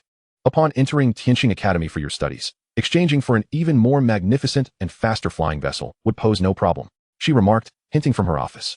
"All right, teacher, I'll be direct. The reason I called you here is that I wanted to inquire whether you have settled on any esteemed institution for your studies after the college entrance exams." Before Gu Yuan and Pang Zhong could respond, Chen Muqing continued, "Given your close relationship with Xiao Muan, you are undoubtedly aware of my identity. So, have you considered Tianqing Academy?" Chapter 32, The Backbone of Humanity, the Great Sage of the Celestial Ruins. The sudden invitation to enroll left the two somewhat taken aback. Prior to this, Gu Yuan and Pang Zhong had privately deliberated numerous times about their choices for higher education following the college entrance exams. They had formulated certain plans for their futures. Moreover, Tianqing Academy, one of the 4 major universities of the Great Xia, had consistently held a premier position in their aspirations. Yet, Chen Muqing's insistence for them to conclude their thoughts left the indecisive Pang Zhong glancing towards Gu Yuan, for wherever Gu Yuan went, he would follow. Seeing this, Gu Yuan was no naive youth, easily swayed by mere words. He would not hastily agree to join Tianqing Academy without careful consideration. "Teacher, we earnestly desire to join Tianqing Academy for further studies. However, such a significant decision necessitates discussion with our families." Chen Muqing paused, momentarily taken aback. For while she understood the implication of Gu Yuan's words, it was the first time she had encountered someone refusing the olive branch extended by Tianqing Academy. "Very well. In that case, here are 2 source stones to compensate for the oversight during the school's assessment," she said. Recognizing the 2 young men's reluctance to commit without further contemplation, Gu Yuan and Pang Zhong, naturally, did not hesitate to accept the source stones graciously. Chen Muqing continued, "To be frank, with your talents and strengths, gaining admission to any esteemed academy in the Great Xia should present no challenge. At this moment, I can assure you that whatever other academies can offer, the Celestial Star Academy can provide in abundance, possibly even more." In this instant, Chen Muqing shed her usual casual teaching demeanor. She radiated an air of pride unique to a prodigious student, coupled with an unwavering confidence in her esteemed academy. "Furthermore, after the college entrance examination concludes, my mentor will personally arrive in the Lingxing region, and should there be any further conditions, you will have the opportunity to present them in person." Casting a glance at her companion Su Muan, she continued, "Oh, I nearly forgot to mention my master's name. However, I trust you have all heard of his illustrious title." A smile graced Chen Muqing's lips as she exited the office. Gu Yuan and Pang Zhong remained ensnared in their astonishment, struggling to regain their composure. Brother Yuan, do you think Teacher Chen is deceiving us? Is that esteemed individual truly affiliated with the Celestial Star Academy? In response to Pang Zhong's inquiry, Gu Yuan remarked, even if Teacher Chen were to mislead us, surely you must place your faith in Su's words. Besides, individuals of such caliber are beyond our capacity to fathom. Gu Yuan recalled the descriptions he had encountered in the records. The heavens are lofty, and the earth is too vast to bear. When the celestial ruins descend, all races shall retreat. This statement not only highlighted the unparalleled prowess of the individual, reaching heights incomprehensible to mere mortals, but also underscored their formidable presence among the myriad races beyond. It was said that this figure was one of only 2 from the Blue Star human race to have attained the pinnacle of the 12th rank, Saint Realm 2 centuries prior. Revered as the Celestial Ruins Great Saint, signifying one above the saints. Gu Yuan searched for information about this individual on his wristband. If the Celestial Ruins Great Saint truly had not perished on the battlefield of the myriad races a century ago, as Teacher Chen claimed, then the Celestial Star Academy could indeed serve as an excellent place for cultivation. Pang Zhong gazed skyward in awe, a being of saintly caliber. I wonder if we too will ever have the chance to reach such an exalted realm. His eyes sparkled with longing and aspiration, yet were also tinged with a hint of uncertainty and helplessness regarding the future. After all, to attain the supreme status of a saint or martial saint, the effort and hardships required were beyond the imagination of ordinary individuals. Why ponder so much? The boat will naturally reach the bridge when the time comes. Once we enter the higher academy, our cultivation speed will undoubtedly ascend to new heights, Gu Yuan declared with determination, resting his arm on Pang Zhong's shoulder. As night fell completely, the two departed from the third school and took the train home. Xiao Yuan, did you not head to the wilderness for the combat simulation? Why are you back now? Gu Tianyan inquired as he watched Gu Yuan enter. I see. Since the objective of the practical exercise has been achieved, a day more or less makes little difference. Gu Yuan recounted the various events that had transpired in the wilderness with his team to Gu Tianyan.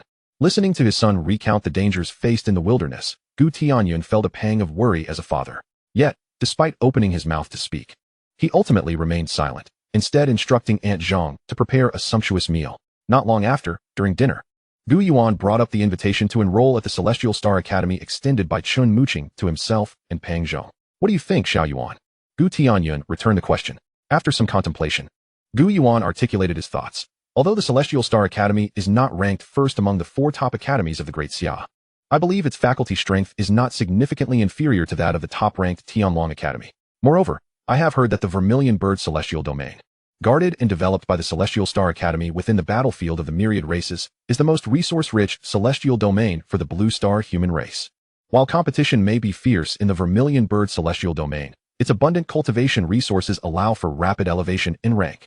Continuing, Gu Yuan expressed, if the benefits offered post-examination are sufficiently compelling, then joining the Celestial Star Academy for cultivation might be a viable option. After all, I currently carry titles such as Dual Awakening and Swordsmanship Genius.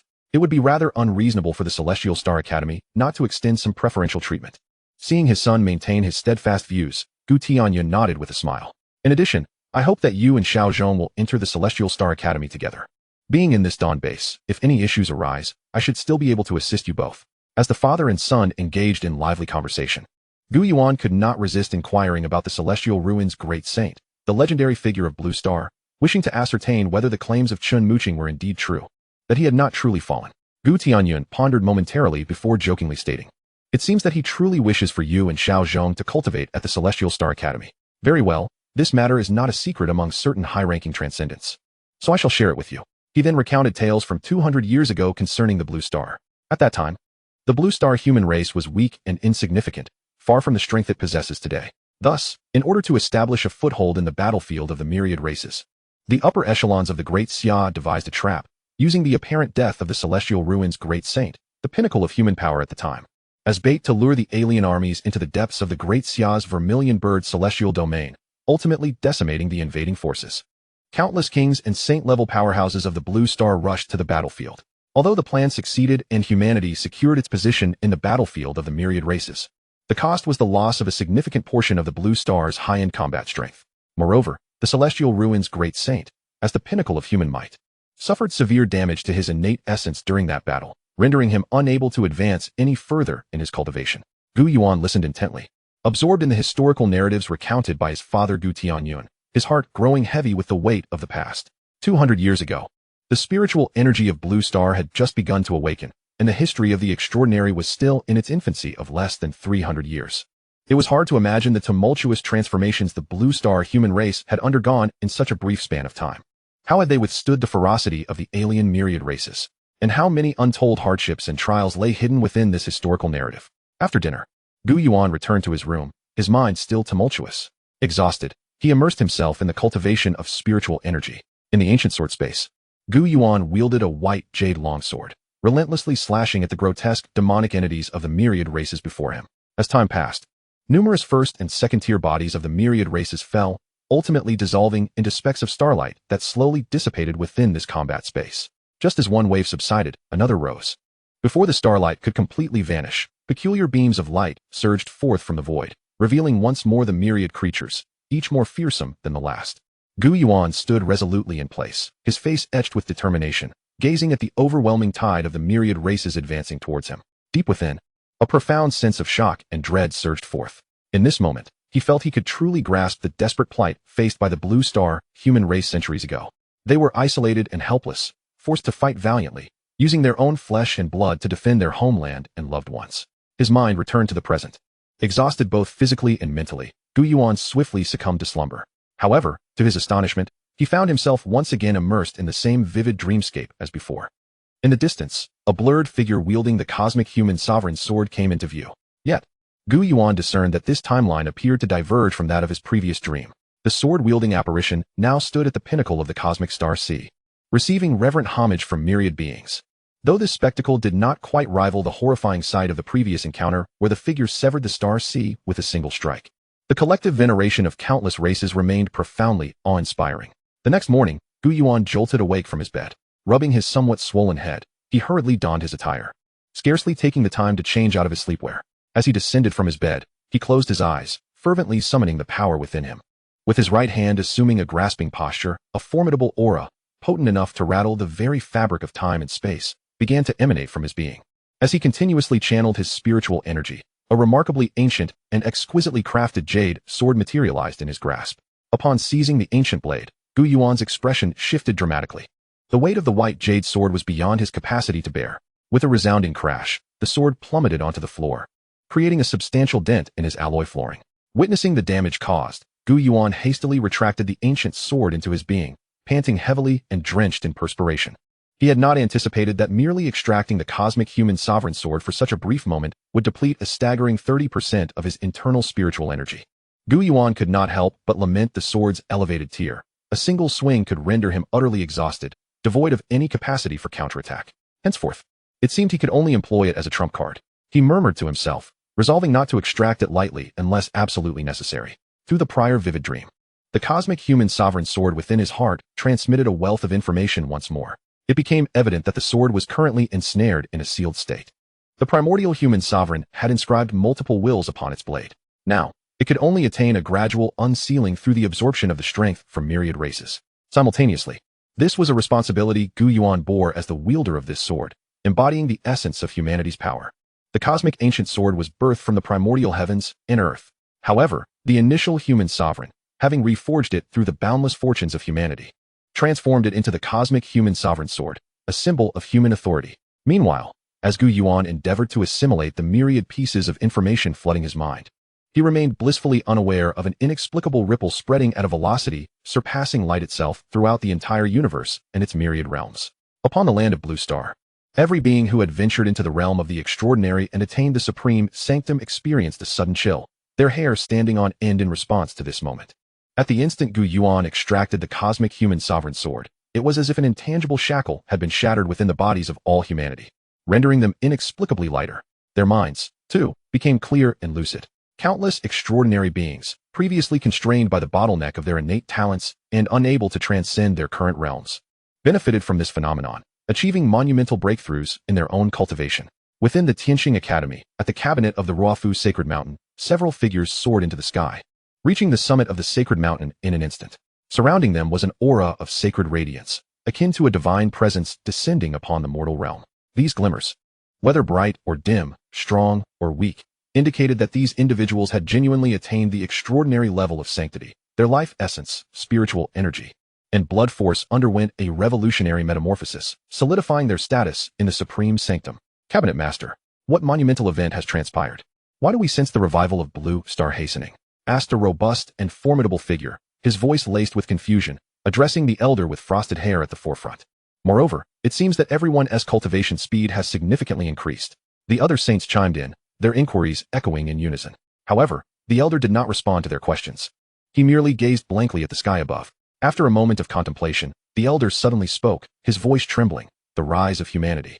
This is a portent of our great resurgence. At this revelation, the saints behind him also looked skyward. They soon discerned that despite it being daytime, the celestial tapestry above was adorned with a multitude of stars, shimmering and intermingling. Exchanging glances, the saints remained perplexed. However, through the words of the cabinet master, who was recognized as the foremost authority in spiritual insight and deduction, they could readily infer that such an anomaly was unlikely to herald misfortune. The elder, now designated as the cabinet master, beheld the celestial display with eyes aglow with infinite sanctity, fixating on the trio of constellations that flickered in the midday sky. At this moment, one of these constellations, situated centrally, represented the imperial archetype, the Z-Way star, radiating with lustrous brilliance. Witnessing this sight, the elder's eyes sparkled with light, and his gaze grew misty. Chapter 34, The Undercurrent Swells. A great era approaches. The series of extraordinary phenomena occurring on Blue Star swiftly garnered the utmost attention of the Blue Star Federation, including the Great Xia. An emergency federal meeting was convened without delay. The nations of the Federation began deliberating the sudden anomaly and its myriad implications. What, after all, did this signify? Not only did the entirety of Blue Star tremble, but simultaneously, in the boundless cosmos, all foreign races raised their gazes skyward, reacting to this inexplicable wave. It turned out that it was not merely the starry expanse of the Blue Star's humanity that was affected. The entire myriad realms of the universe felt the reverberations. The celestial phenomena manifested a transformation. Even though the peculiar force of the stellar celestial phenomena swiftly returned to tranquility, some entities remained vigilant. Deep within the infinite cosmos, on an island of star seas resembling a tortoise shell, encompassing several star domains, stood a magnificent and towering temple. An unknown entity, towering 10,000 feet, enveloped in an aura of unfathomable terror, exuding an immortal essence, slowly opened its divine eyes. Gazing through layers of space, it observed the anomalies unfolding in the cosmic expanse. After a prolonged moment of reflection, the divine figure sighed, what is destined to come will arrive. Ultimately, it cannot be evaded. The fortune of the human sovereign, after eons, has finally been borne by another. Pausing momentarily, the fearsome presence appeared to reminisce. Divine Ancestor, shall we not inform the supreme three races beyond the heavens of the impending emergence of the human sovereign? Inquired a similarly blurred divine figure that had appeared, kneeling beneath the divine throne. No need. Once the visitor departs, the formidable divine presence gradually dissipated, transforming into an elderly figure with hair and beard as white as snow. What supreme three races? The primordial clan, the Hongming clan, and the Chaos clan were all once obliterated by the human sovereign with a single strike. Frightened into hiding beyond the heavens, the elder scoffed, then turned his gaze outward, murmuring, countless years have passed. I wonder how much fortune remains with the human sovereign. As he stepped outside the temple, the elder manifested a divine form that reached to the heavens and penetrated the earth. A great era approaches. Dispatch orders that from this day forth, our Tianji clan shall no longer remain concealed from the world. We shall vie for supremacy among the myriad races. The resounding, grand voice echoed from the Starsea Island, reverberating throughout the myriad realms. The Tianji clan enters the world? Quickly, organize a delegation of great saints to visit the Tianji clan. Upon hearing of the ancient and powerful Tianji clan's decision to align with the heavenly path, to unseal themselves into the world and compete for the esteemed positions among the myriad races, a number of astute beings from various clans began to take action. Simultaneously, they speculated in hushed tones whether the Tianji clan's sudden announcement of their emergence was linked to the peculiar fluctuations and anomalies that had previously manifested. However, before the myriad beings could indulge in their contemplations, a decree, akin to divine scripture, resonated from beyond the cosmos, proclaiming, the great era approaches. Who shall dictate the rise and fall? The human path is but a whisper, the myriad races adrift, whether by design or happenstance. This message pointed squarely at the human races within the universe, thrusting them into direct opposition against the myriad other clans. Within the Tianji creation ruins, a transcendent figure gazed through the void towards the far reaches of the heavens, a cold smile gracing their lips before retreating back into the sanctum. On Blue Star, laughter erupted as Gu Yuan exclaimed, haha, brother Yuan, I have broken through. Haha, I have achieved it. With merely a day remaining until the college entrance examination, Gu Yuan encountered his close friend, Pang Zhong, aboard the hovering train. Before Gu Yuan could greet him, Pang Zhong, brimming with enthusiasm, raised his voice as if to pierce through the entire carriage. He animatedly waved his arms, his face aglow with uncontainable joy and pride, drawing curious glances from surrounding passengers. Oblivious to their attention, Pang Zhong remained immersed in his excitement. After offering his congratulations, Gu Yuan managed to coax Pang Zhong back to a semblance of calm. From Pang Zhong, Gu Yuan learned that thanks to the source stone gifted to them by Chen Muqing, he had successfully advanced to a second-tier awakened being just before the crucial examination. The two peered through the window at the newly instated lockdown in the Lingxing district and found themselves eagerly anticipating the impending college entrance examinations. It is worth noting that 4 days prior, during a written test concerning the myriad races, Gu Yuan had achieved an almost perfect score, utterly eclipsing all third-year students in the Lingxing district and several surrounding areas. Nevertheless, Gu Yuan remained humble, aware that the ultimate evaluation of their entrance examination would hinge on the practical assessments to come. Good morning, Muwan. Gu Yuan greeted as he and his companion entered the classroom, addressing Su Muwan, who was already seated. Good morning, Gu Yuan, Pang Zhong. She replied cheerfully. After over a month of practical tests organized by the school in the wilderness, the trio had grown closer, supporting one another throughout the trials. Muwan, you've been corrupted. How many times must I say it? You should either call me Brother Pang or Brother Zhong. Who taught you to call me Fatty Brother? Pang Zhong retorted playfully. Of course, it was Brother Gu Yuan. Su Muwan chuckled, and the three engaged in light-hearted banter. Hee, I forgot to tell you. Just last night, I broke through and became a second-tier awakened being. Impressive, right? Pang Zhong boasted, his face full of self-satisfaction. Yet Gu Yuan broke through over a month ago. Su Muwan shot back, smirking, as she witnessed Pang Zhong's moment of defeat. Gu Yuan gave Su Muwan an approving thumbs up. Listening to Pang Zhong share his joyous breakthrough, Su Muwan paused and said, speaking of good news, I have something to share as well. Uncle Su was discharged from the hospital yesterday. Muwan, why didn't you tell us such significant news? Gu Yuan exclaimed. Indeed. You've been quite distant, Pang Zhong added. Previously, when Gu Yuan had accompanied Su Muwan home, he noticed remnants of debris along the streets of the East District. Upon inquiring, he learned that some beings from the myriad races and traitorous humans had been hiding nearby, plotting to disrupt the awakening ceremony that had taken place 6 months prior. The Extraordinary Bureau, responding to the situation, faced fierce resistance from the opposing forces. On that fateful day, Su's father, returning from an errand, unfortunately became entangled in the ensuing conflict. Fortunately, despite sustaining severe injuries, he was discovered by law enforcement personnel who had come to provide support and was promptly taken to the hospital, thus saving his life. Had they arrived any later, the outcome for someone like Su's father, who was not even a warrior, would have been dire. This is all thanks to your father, Gu Yuan. If Uncle Gu hadn't arrived in time, my dad. Su Muwan gazed at Gu Yuan, her beautiful eyes reflecting the turbulent waters of spring, seemingly calm, yet concealing a tempest of emotions. Though time had passed, the memories of the harrowing news still surged within her, evoking a profound sense of fear and dread that lingered in her heart, difficult to forget. After discussing their plans, Gu Yuan and Pang Zhong agreed to visit Su Muwan's home after school to see her recently discharged father. As class approached, Gu Yuan suddenly recalled something and turned to Su Muwan, inquiring, by the way, Muwan, you won't be participating in the entrance examination. So you must be heading to Tianqing Academy soon, right? Su Muwan shook her head. No, Sister Chen mentioned that I must wait until after the exams. She still needs to complete the transfer assessments before bringing me back to Tianqing Academy. Time swiftly passed amidst their training. At the school gate, Gu Yuan summoned a spirit-powered car, and the three embarked towards the East District.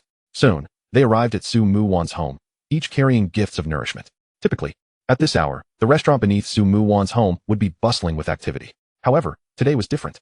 Su Muwan had informed her family she would be bringing friends home, prompting her parents to close the restaurant early to prepare for the occasion. Upon entering, Gu Yuan and Pang Zhong were warmly welcomed by Su's mother. Uncle and Auntie, good day, they greeted. Ah, welcome. You shouldn't have brought anything, Su's mother exclaimed, her smile bright. Su's father, though appearing somewhat pale, also rose to greet them. Before long, a lavish banquet was laid out before Gu Yuan and Pang Zhong. After expressing their gratitude to Su's mother, they eagerly began to feast. Gu Yuan, please extend my regards to your father, Director Gu, Su's father said, his voice tinged with weariness. In response, Su's mother chimed in. Indeed, we must find a time to express our gratitude properly. With a smile, Su's mother deftly maneuvered her chopsticks, serving delicious dishes into Gu Yuan's bowl, her voice warm as she urged, eat up, dear. This is all specially prepared for you. As Su's mother gazed upon the spirited and handsome young man before her, her affection for him only deepened, as if she were envisioning her own son-in-law. However, observing this exchange, Su's father felt a twinge of discomfort, a wave of frustration and helplessness washing over him. One cannot help but feel that after toiling diligently to nurture the finest cabbage, it is at risk of being uprooted by an unexpected swine. Even though Gu Yuan appears impeccable in the eyes of Su's father, lacking any discernible flaws, that nagging sensation lingers persistently. By the way, Mu-Wan will soon be specially recruited into Tianqing Academy. Do you both have any plans? Will you be attending Tianqing Academy as well? Su's father pondered for a moment before deftly steering the conversation away. Not necessarily, uncle, came the reply. As for which academy to attend, my brother Yuan and I. Heh, we'll have to see the sincerity of the other party. Pang Chong chuckled, proudly asserting that with their combined talents, gaining admission to any academy in the Great Xia would pose no challenge. Su's father felt a tinge of helplessness. He had momentarily forgotten that, apart from his own daughter, these two young men were equally gifted. After dinner, Gu Yuan and Pang Chong lingered for a while longer before preparing to take their leave. Xiao Yuan, if possible, I sincerely hope that after your college entrance examination, you too can join Mu-Wan at Tianqing Academy for further studies. Su's mother said earnestly as she held Gu Yuan back at the door. This child, Mu-Wan, has never been away from home. It is only natural she may find it a bit challenging at Tianqing Academy. If you good friends are there to support each other, it will certainly put my mind at ease. However, before Su's mother could finish her thoughts, Su's father interjected, what are you saying? When has Mu-Wan ever caused us any worry? Furthermore, such significant life events are hardly for you to dictate. He then forced a smile and continued, Xiao Yuan. Xiao Chong, do not take your aunt's words too seriously. Such matters require careful consideration. Thus, it need not be Tianqing Academy. Su's father stood there, speaking with a certain gravitas, and though his words seemed to hold some merit, upon closer inspection, one could detect an unmistakable bias. Dad. Su Mu-Wan could no longer bear it, and lightly nudged her father. Yet, witnessing her daughter's demeanor, Su's father's heart sank in response, lamenting that his little cotton-padded jacket was letting in a draft. On the way home, seated in the car, Pang Chong jested, teasing Gu Yuan about his prospects. For anyone with discerning eyes could easily see Su's mother's satisfaction with Gu Yuan. The notion of her child struggling to adapt to Tianqing Academy was clearly just a pretext to bring the two together. Besides, how could Su Mu-Wan, having been mentored by a top-tier master, possibly find it difficult to adjust to life at Tianqing Academy? By the way, Yuan Gu, it seems your future father-in-law does not quite approve of your relationship with Su. Pang Chong's carefree remarks earned him an exasperated eye roll from Gu Yuan. Although he and Su Mu-Wan had grown to be quite close friends over time, if asked to articulate his true feelings for her, he would find it difficult to encapsulate the complex emotions swirling within, an intricate weave of friendship, admiration, and an indescribable sentiment. Before long, Gu Yuan returned home. With the impending college entrance examination, the entire Lingxing region was under strict lockdown. His father, Gu Tianyun, as the local head of the Extraordinary Bureau, bore an increasingly heavy burden of responsibility. To this day, Gu Tianyun had not set foot in their home for several consecutive days. Upon returning to his room, Gu Yuan entered the ancient sword space, diligently honing his swordsmanship. Thanks to the unique time flow within this realm, his mastery of the sword had reached the pinnacle of the third realm, where skill and comprehension converge, sword chi peak. He was but a step away from achieving the fourth realm, where one's swordplay is perfected. Chapter 36. The college entrance examination commences. On a brisk morning, the podium at the Sanzhong schoolyard hosted Principal Liang Jingxing as he delivered a final motivating assembly to the 12th grade students. His impassioned voice resonated, rallying the crowd. Soon, the 12th graders, under the guidance of their respective teachers, boarded trains bound for the wilderness beyond the base. Observing the law enforcement personnel stationed nearby, the students aboard the train gradually shed their initial anxiety. The atmosphere surrounding the college entrance examination in the Great Xia was palpable. From the Lingxing region to the entirety of the Dawn base, a heavy ambience of tension pervaded. Days prior, a silent yet thrilling operation unfolded within the major bases of the Great Xia. Those who typically lurked in the shadows, cunning and elusive, believed themselves to be undetected. Little did they know that the Extraordinary Bureau had already uncovered their schemes and laid out a comprehensive net. A multitude of law enforcement personnel surged forth, tirelessly working for days on end, ultimately succeeding in purging the various factions, including those within the Lingxing region, just before the college entrance examination. Traversing several areas, they arrived at the outskirts of the Dawn base, where upon emerging from the towering walls of the base, Gu Yuan discovered that military installations had been erected all around. Notably, due to the vastness of the Dawn base, four examination sites had been established around the wilderness, situated in the four cardinal directions. In addition to the Lingxing region, 12th graders from surrounding areas had also converged here. Gu Yuan and his peers were located at the southern examination site. Countless formidable military extraordinary beings patrolled the vicinity, ensuring the safety of the 12th grade examinees. As Gu Yuan surveyed the bustling scene of the college entrance examination, he inhaled deeply, brimming with anticipation for the unfolding events. It was said that the wilderness practical examination venue had not been cleared of the creatures roaming within, which meant that there could potentially be third-tier beings present. Subsequently, Gu Yuan and his fellow examinees, under the watchful eyes of the examiners, donned specially designed energy protective gear to maximize their safety. The examination task required them, as first and second tier students, to survive for 7 days in this vast wilderness while eliminating creatures to earn points and vie for higher rankings. A mysterious chief examiner, exuding an unfathomable aura, elucidated the examination rules and precautions before declaring loudly, "I announce that the assessment begins." In the next moment, thousands of 12th graders surged into the examination area. Gu Yuan and Pang Chong teamed up, initially encountering other candidates in the outer regions. However, as they ventured deeper into the examination grounds, they gradually left most candidates behind. Rather than seeking to hunt the low-tier creatures, Gu Yuan and Pang Chong focused their efforts on second-tier beings, which would yield substantial points upon defeat, to secure a more advantageous position in future negotiations with various academies. They needed to ensure their college entrance examination scores were impressive enough to bolster their bargaining power. Only in this way could they lay a solid foundation for their future studies in higher education. It seems we have underestimated the impact of the college entrance examination reforms on these spirited youths. A senior official from the Great Xia Education Bureau, observing the real-time footage from within the military base, couldn't help but exclaim with admiration. Indeed, it is largely due to this year's batch being filled with exceptional talent. The young lad named Liu Yu is none other than the second son of General Liu Yuanji, endowed with 2 extraordinary abilities. Just a month ago, he had already attained the status of a second-tier awakened being. A principal from a secondary school in the Jinan region pointed to a virtual image displayed on the luminous screen, introducing this prodigy to the assembled high-ranking officials. Observing this, the other principals, unwilling to be outdone, began to showcase the talents from their respective institutions. Behind them, the 3 principals from the Lingxing region exchanged glances, inevitably letting out a long sigh. To outsiders, the Lingxing region appeared to be an inconspicuous little place, having never produced any particularly dazzling talents in previous years. Consequently, the 3 were relegated to the back of the observation room, their aspirations to draw attention to their own prodigies thwarted. Helplessly, they could only hope that their students would perform admirably enough to secure a place on the rankings displayed on the adjacent screen. If that were to happen, they would have the confidence to confront those who looked down upon them. The rankings on the screen continually shifted. After half a day's passage, some exceptional talents began to emerge. 1. Liu Yu, 48 points. 2. 1. Yuza, 44 points. 3. Lin Shirin, 44 points.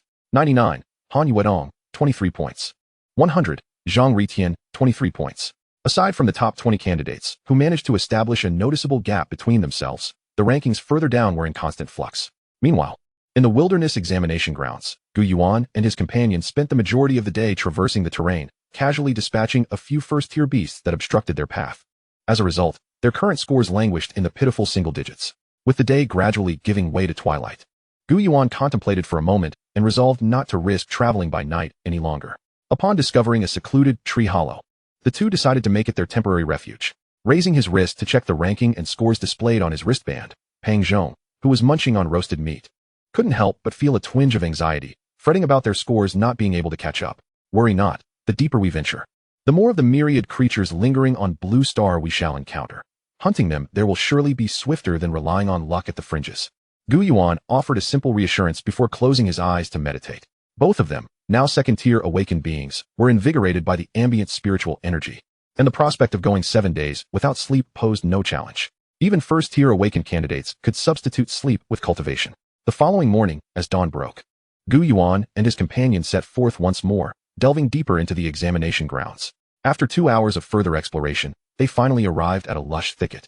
Along the way, they encountered a significant number of second-tier beasts and, exchanging glances, decided to designate this place as their hunting ground. Without delay, they divided their roles and swiftly began their search for prey.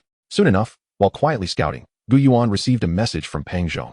"Brother Yuan, there are 2 second-tier Baichan frogs up ahead. What do you say? Shall we engage?" Gu Yuan's eyes brightened at the sight of the 2 massive frogs feasting not far ahead.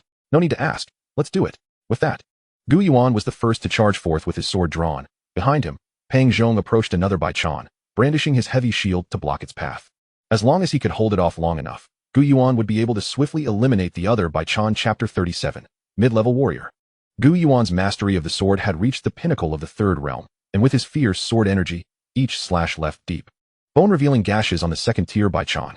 In less than 10 exchanges, the second-tier Baichan fell lifeless before Gu Yuan's blade, utterly silent. Glancing at Pang Zhong, who was handling his own opponent with ease, Gu Yuan hesitated before rushing to assist. With pinpoint accuracy, he found the heart of the creature and pierced it with his sword. In an instant, a surge of pure, potent energy coursed through the alloy blade, rapidly transferring to Gu Yuan's heart. This energy not only served to break the seal on the universe human emperor sword, but also nourished the blood essence within Gu Yuan's heart. Thanks to the sword's feedback, the blood essence core refined the energy, and in mere moments, Gu Yuan's vitality surged once more. Although his spiritual power did not visibly increase, the act of hunting the myriad creatures would enhance a warrior's blood vitality. Gu Yuan no longer dared to hope for too much from this miraculous phenomenon. At this rate, even if he neglected deliberate cultivation in martial arts, his prowess would still far surpass that of those solely focused on refining their blood vitality. Just 5 more. No, for more second-tier beasts. Then my blood vitality should reach 300, allowing me to break into the mid-level warrior phase, just like Pang Zhong did before. Gu Yuan mused as he processed his thoughts. The lifeless second tier Baichan before him, though outwardly unremarkable, had its essence transformed into nourishment for Gu Yuan's vitality through the power of the Emperor's sword. Despite this, Gu Yuan felt no pang of pity for the deceased creature. Having completed his task, he swiftly moved to support Pang Zhong. Soon enough, with no unexpected occurrences, the second Baichan met the same fate beneath their feet. After utilizing the power of the universe human emperor sword once more to repeat the process, the two then departed from the area. Brother Yuan, my score has increased by 10 points. During a brief respite, Pang Zhong perused his ranking. Gu Yuan nodded, unperturbed. So has mine. A second-tier beast is worth 10 points, and our system's judgment as a team means our scores are naturally shared. In the time that followed, Gu Yuan and Pang Zhong operated like seasoned hunters, continually hunting second-tier beasts in that realm. With a thunderous crash, a second-tier beast, resembling a cross between a cow and a deer, collapsed to the ground. The sound of flesh being torn asunder echoed sharply. Observing Gu Yuan mercilessly dispatching the creature, Pang Zhong stood a short distance away, beginning to worry about his companion's state of mind. As the two continued to collaborate and hunt various creatures along the way, Pang Zhong noted that after each battle, Gu Yuan would meticulously seek out the heart of the fallen adversary, piercing it with his sword. Previously, he had curiously inquired about Gu Yuan's reasoning behind this practice, only to learn that Gu Yuan feared the creatures might not be fully dead, ensuring absolute certainty. Pang Zhong, we should find a place to rest, Gu Yuan said, his body trembling slightly. What? Pang Zhong asked, puzzled. I feel my blood vitality is on the verge of a breakthrough. Having absorbed the energy from 2 second-tier beasts, Gu Yuan's blood was now surging violently within him, signaling an imminent breakthrough. Really? Is that true? Pang Zhong observed Gu Yuan's demeanor, filled with curiosity and surprise. He couldn't fathom why, at such a critical moment, Gu Yuan would attempt to push for a breakthrough in his blood vitality. However, despite his myriad questions, Pang Zhong refrained from probing further, well aware that any distraction at this crucial juncture could jeopardize their progress. With keen eyes, Pang Zhong scanned the surrounding forest. Hard work pays off. At last, he spotted a hidden thicket not far away, nestled against a low hill, its terrain treacherous and difficult for the untrained eye to detect. It was the perfect place to conceal themselves. Immediately afterward, Pang Zhong meticulously surveyed the surrounding environment, confirming the absence of potential dangers, before turning to Gu Yuan, signaling him that he could proceed with his breakthrough without concern. He positioned himself beside Gu Yuan, serving as a protective sentinel. Buzzing. The core of Gu Yuan's vital essence within his heart, bolstered by the overwhelming force of his internal energy, began to rhythmically contract and expand. Thunderous roars echoed. At a certain moment, Gu Yuan's core of vital essence suddenly expanded, doubling in size. The powerful fluctuations of energy emanating from his body grew increasingly potent. What on earth? So soon? He recalled that during his previous breakthrough, it had taken him over 3 hours. Yet now, Gu Yuan accomplished it in less than an hour. This left Pang Zhong, who witnessed the event firsthand, utterly incredulous. In truth, Gu Yuan's rapid advancement to the mid-stage of a martial artist was not solely due to his exceptionally solid foundation. There was another crucial factor. It was the pure and untainted energy of vital essence bestowed upon him by the Celestial Emperor's sword, which made his breakthrough to the mid-stage of a martial artist almost effortless. Roar. However, before Gu Yuan could fully acclimate to his newly acquired strength, a cacophony of roars erupted around them. This was dire. The powerful fluctuations of vital essence had drawn the attention of several second-tier creatures from various races. Realizing the potential for exposure, the two had no time to exchange words and immediately rose to assess the situation outside. 1, 2, 3, 5. Brother Yuan. We are surrounded by 5 second-tier creatures. As they beheld the 5 approaching monsters, Pang Zhong's expression shifted slightly. The joy of Gu Yuan's recent breakthrough was swiftly overshadowed. Let us go. To prevent being caught between enemies, Gu Yuan decisively chose a direction, and both he and Pang Zhong surged forward to break through. The distance between them and their foes rapidly closed. Facing them was a lion-like beast with crimson scales, which let out a bloodthirsty howl. The stench was overwhelming. Just as they were about to collide, Gu Yuan suddenly crouched down, reducing his speed. In his stead, Pang Zhong charged forward with a heavy shield, crashing into the beast. Boom. The impact of their formidable forces sent clouds of dust and shockwaves into the air. Under this powerful force, both Pang Zhong and the second-tier crimson-scaled beast stumbled backward. Yet, the beast did not anticipate that at the moment of its exhaustion, another figure belonging to Gu Yuan would materialize before its very eyes. Sword draw technique. The blade flashed by. The unfortunate second-tier crimson-scaled beast barely had time to unleash its innate clan technique before, in an instant, Gu Yuan executed a swift strike, severing its head. However, despite their perfect coordination, the delay allowed the four ferocious second-tier creatures behind them to quickly pursue. Fortunately, Gu Yuan and Pang Zhong successfully broke free from their encirclement, no longer needing to worry about being attacked from behind. With clearly defined roles, Pang Zhong engaged two of the creatures, drawing them aside to hold them off, while Gu Yuan single-handedly battled the other two. If they were in the ancient sword space, Gu Yuan could easily have taken on 3 or even 4 second-tier creatures without issue. However, considering the critical importance of the upcoming high-stakes examination, which would dictate both his and Pang Zhong's future paths to elite academies, and lacking the support of Su Yuan as before, they had to tread carefully. A rash move could lead to serious injury, turning the remaining 6 days of assessment into a formidable trial. Thus, to ensure their safety, Gu Yuan and Pang Zhong approached each encounter with utmost caution, employing the most secure and reliable strategies to navigate the crises before them. Chapter 38. Intrigued Machinations. Despite engaging 2 second-tier creatures alone, Gu Yuan, having experienced countless life and death battles within the ancient sword space, exhibited remarkable prowess. With agile footwork, he darted back and forth, each swing of his sword inflicting significant damage upon his adversaries. As Gu Yuan and Pang Zhong found themselves embroiled in a fierce struggle, the military base on the periphery took notice of the unfolding events. After only half a day's worth of hunting, the names of Gu Yuan and Pang Zhong surged into the top ranks on the electronic screens. Such an opportunity was not to be missed by Principal Liang Jingsheng of the 3rd High School, who, filled with excitement, rushed forward to inform the higher-ups about the exceptional potential of these 2 prodigies. Soon, as Gu Yuan and Pang Zhong's live footage appeared on the central screen, the scene left everyone astounded. These 2 candidates have quite the audacity to venture this far and even break through amidst the chaos. What use is boldness? They are simply ignorant of their limitations, squandering their talents. As they watched the footage of Gu Yuan achieving a breakthrough to the mid-stage of a martial artist, which attracted the attention of 5 second-tier creatures, the assembled principals believed that Gu Yuan and Pang Zhong's high-stakes examination would conclude in a grim manner. Yet, to their astonishment, Gu Yuan and Pang Zhong showcased remarkable teamwork, swiftly slaying a second-tier crimson-scaled beast and tearing a breach in their encirclement. This, not to mention one of them instantaneously dispatching a second-tier creature, showcasing power far exceeding that of their peers. The mere fact that these 18-year-old youths possessed such acute situational awareness and decisive judgment in the heat of battle was enough to dazzle the formidable figures within the observation room. At the forefront, a high-ranking official from the Daxia Education Bureau, named Lu Yi, also keenly observed Gu Yuan and Pang Zhong's actions on the screen. After witnessing their successful breakout and the seamless execution of their respective roles against the relentless pursuit of 4 second-tier creatures, he was particularly impressed by Gu Yuan, whose aura of sword energy was akin to a radiant rainbow, engaging 2 adversaries without losing ground. In the midst of battle, he perfectly embodied the essence of navigating through a sea of flowers without a single petal brushing against him. Excellent. Lu Yi nodded with a smile. After inquiring further from Liang Jingsheng, he promptly accessed the system, soon bringing up the identity profiles of Gu Yuan and Pang Zhong. Upon a thorough examination, his smile widened. Then, in the presence of everyone in the room, Lu Yi marked both candidates with a highlight of special attention in their examination system, undoubtedly acknowledging their extraordinary talent.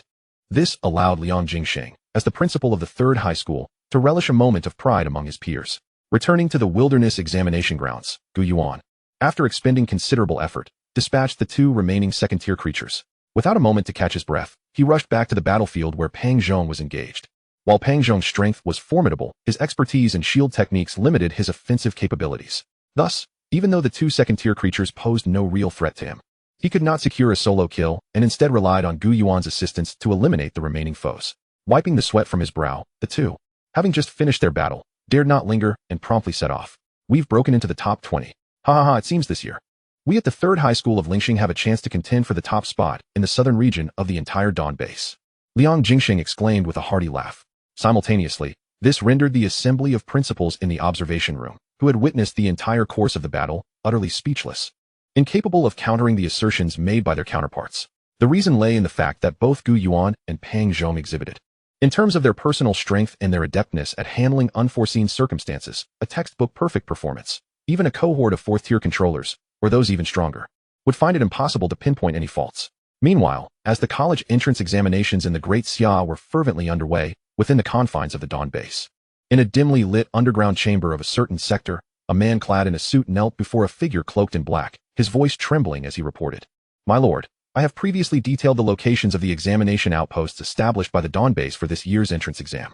Do recall your prior promise, my lord," he continued, but the cloaked figure remained motionless. In the next moment, a middle-aged man, whose realm had reached the peak of the 5th tier, found himself gripped by the throat and lifted effortlessly into the air. "You, a lowly and avaricious human, are you attempting to instruct me in my duties?" The blood-red, predatory eyes peering from beneath the hood questioned harshly. Before the man could utter a plea for mercy, the figure in black spoke again. "What was the command I issued previously? What I require is the complete information regarding all examination outposts within the entirety of the Dawn base. Yet now, what do I find? Merely the specifics of a single outpost? Speak, how do you wish to meet your end?" The voice of the cloaked figure was icy, as if awaiting the man's final words. Feeling the chilling breath of death, the man hastily explained, "My great lord, my abilities are lacking, and my power is exceedingly feeble. I was never in a position to access such high-level confidential information regarding the entrance exams. The fact that I managed to uncover the details about this particular examination site was already an arduous endeavor on my part." Trembling, he continued, "I implore you, esteemed lord, in light of my unwavering loyalty, I beseech you to show mercy and spare my life." Upon hearing this, the figure in black fell silent for a moment. Then with a swift motion, cast the man harshly to the ground. Cough, cough, cough. The man, having narrowly retained his life, began to cough violently, gasping for air. "In that case, to prove your loyalty, gather your followers and create some commotion in the nearby areas. At that time, I shall seize the opportunity to deliver an unforgettable surprise to those high-ranking humans at the Dawn base." The figure in black snorted coldly, concealing the machinations brewing within. "Whatever you command, my lord, I shall exert every effort to fulfill it, and I would not dare to show even a hint of negligence," the man declared, kneeling on the ground in agreement. Chapter 39, The Undying Blood Race. The Monster Attraction Plan. After the man's subordinates had departed, the figure known as the young lord in the black cloak slowly approached a massive pool. Removing his cloak, he revealed a bare torso. What lay before him was a body drained of vitality, its skin a ghastly pale, faintly emitting an eerie sheen that sent shivers down one's spine. A closer inspection would unveil sharp teeth peeking from between his lips, a slightly arched spine, and blood-red pupils, all of which unmistakably indicated that he was no ordinary human. Stepping into the pool, the man, aided by the faint light, discerned that the liquid within was not mere water. It was a horrifying pool formed from gathered blood. Completely submerging himself in the sanguine depths, he raised a handful of crimson liquid and drank deeply. "The blood of humans is indeed exquisite," he exclaimed, a look of rapture overtaking his features. Were there scholars versed in the myriad races present, they would undoubtedly recognize that his numerous traits identified him as belonging to one of the most formidable races among the myriad of extraterrestrial beings, the Undying Blood Race. The denizens of the Undying Blood Race inherently possess extraordinary strength and speed, and they can enhance their own power by consuming the flesh and blood of living beings. Furthermore, the Blood Race boasts an astonishing regenerative ability, earning them the moniker of Undying among the cosmic races. In addition, they possess another grotesque racial talent. Should a Blood Race individual completely drain the blood of a living being, they can transform into the likeness of that creature. Their appearance, physique, and demeanor can be mimicked almost flawlessly, leaving virtually no trace of a flaw. What does this imply? It signifies that these Blood Race individuals can infiltrate human crowds undetected through this terrifying ability. They can even exploit the identity of those they have transformed into to achieve various nefarious ends. Imagine the horror when one discovers that a seemingly familiar face is, in fact, a guise crafted by the Undying Blood Race. Due to the myriad characteristics of the Undying Blood Race, few races in the cosmos can rival them. On another front, the 4th day of the entrance examination arrived. The rankings for wilderness combat scores were as follows. 1. Lu Yu, 476 points. 2. Gu Yuan, 473.3. Peng Zhong, 473.4. Wan Yuza, 428.5. Lin Shirin, 413 points through relentless hunting of second-tier creatures. Gu Yuan and Peng Zhong had successfully surged to formidable scores of 470 points within merely 2 days. This also indicated that the duo had, in a short span, hunted a total of 94 second-tier beings. Their scores fluctuated with that of the top scorer, a genius named Lu Yu. Often, as soon as they surpassed him, he would promptly reclaim the lead. Observing that this individual could keep pace with their hunting rhythm piqued Gu Yuan's interest in Lu Yu's talents. "Wow, this creature can really run. It almost slipped away," Gu Yuan exclaimed, having pinned a abyssal ground scorpion to the ground with his sword, as Peng Zhong hurried over. Panting heavily, with the demise of 2 second-tier abyssal ground scorpions, Peng Zhong, exhilarated at seeing their scores climb once more, declared, "A Yuan. We are in first place again." In response, Gu Yuan remained somewhat reserved. While their combined score momentarily surpassed that of their rival, there was no guarantee that Lu Yu would not soon reclaim his lead. Therefore, to prevent being outpaced, both continued their relentless search for surrounding second-tier creatures to hunt. "Brother Yuan, come quickly. There seems to be something unusual here." Pang Zhong's voice crackled through the communicator. However, this time was different. His best friend did not directly inform him of any sightings of creatures, but rather called him over with an air of urgency. Before long, Gu Yuan arrived at the depths of the dense forest, and following Pang Zhong's guidance, he was taken aback by the sight before him. In a vast basin pit, nearly 100 second-tier creatures were aimlessly wandering about. "Brother Yuan, no wonder we haven't seen any of these creatures as we ventured deeper into the wilderness. They all congregated here." Pang Zhong's eyes gleamed with excitement. In his perspective, should they succeed in slaying all the creatures before them, the top score in their entrance examination would undoubtedly belong to them. Yet something felt amiss. Gu Yuan scrutinized the scene below, a contemplative expression crossing his face as his brow furrowed slightly. He noted that the beings within the basin were all of various different races. According to common reasoning, although these low-tier myriad races possess limited intelligence, they generally exhibit a pronounced sense of territoriality, steadfastly refusing to allow foreign beings to intrude upon their domain. The chaotic spectacle before us is certainly contrary to expectation. Could it truly be, as the examiner suggested, that there exist third-tier or even higher-tier myriad beings in this locale, who have gathered all these second-tier races here? As the realization dawned upon Pang Zhong, he began to comprehend Gu Yuan's intention, scratching his head in speculation. Gu Yuan, lost in thought, refrained from responding. "Hey, fatty, are you brave enough to go big?" After surveying the terrain, Gu Yuan turned to Pang Zhong and whispered. Noticing the bewildered expression on his companion's face, Gu Yuan couldn't help but smile, subsequently outlining his plan in detail. "I believe we're nearly ready here. Are you prepared, fatty?" After confirming that everything was in place, Gu Yuan retrieved several deceased myriad bodies from his storage space, piling them together. Before long, a pungent stench of blood began to spread in all directions. The two concealed among the surrounding underbrush awaited their prey. "Are you certain this method will work, A Yuan? We wouldn't want to end up as bait ourselves." Pang Zhong expressed his apprehension regarding Gu Yuan's daring strategy. After all, a miscalculation could easily attract the entire horde of myriad races, and even without direct confrontation, a mere pass-through of nearly 100 second-tier beings could spell doom for both of them. However, Gu Yuan had already anticipated such risks. Previously, they had successfully employed this very tactic, lying in wait to hunt the myriad beings drawn by the scent of blood. Having refined his skills in this lure technique, Gu Yuan had amassed substantial experience. Presently, their location, positioned at the extreme edge of the basin, allowed them to leverage the wind direction to attract some of the more sensitive second-tier myriad beings with the continuously emanating scent of blood. Chapter 40. The Small-Scale Myriad Beast Tide. Squeak. In just a brief moment, a keen-scented bloodthirsty ant mouse, following the trail of blood, stumbled into the trap meticulously prepared by Gu Yuan and Pang Zhong. This sudden turn of events sent a jolt of excitement through the two hidden figures. Attack. To preempt any unforeseen complications, the duo seized the opportunity while the creature was engrossed in the bait. With swift and decisive action, they executed a flawless strike against the second-tier bloodthirsty ant mouse. Ding. The wristband's assessment system chimed with a notification. They each earned 5 points for the kill. Gu Yuan and Pang Zhong exchanged glances, their hopes of widening the score gap against other candidates ignited. Simultaneously, thanks to the unique abilities bestowed by the Cosmic Emperor's sword, Gu Yuan not only gained high assessment scores, but also harnessed the sword's regenerative power to experience a rapid enhancement of his martial prowess. Yet, as the saying goes, those who tread near rivers are bound to get their shoes wet. The duo, engaged in such perilous tactics, faced their most harrowing moment yet. After successfully ambushing and dispatching another target, they hadn't even begun to clean up the battlefield before they were confronted by more than 10 second-tier myriad beings, charging towards them with fervor. Fortunately, they acted swiftly, abandoning the spoils of their hunt and fleeing the bloody trap with remarkable agility. Once they evaded the frenzied pursuit of the second-tier myriad creatures, they perched upon an ancient tree, gazing into the distance. "It seems we can't remain in one place to hunt for too long," Gu Yuan sighed, acknowledging the issue. Despite their thoroughness, each successful hunt had inadvertently intensified the scent of blood surrounding their traps, drawing in even those second-tier myriad beings with less sensitive nostrils. After navigating a distance, they set about constructing a new trap.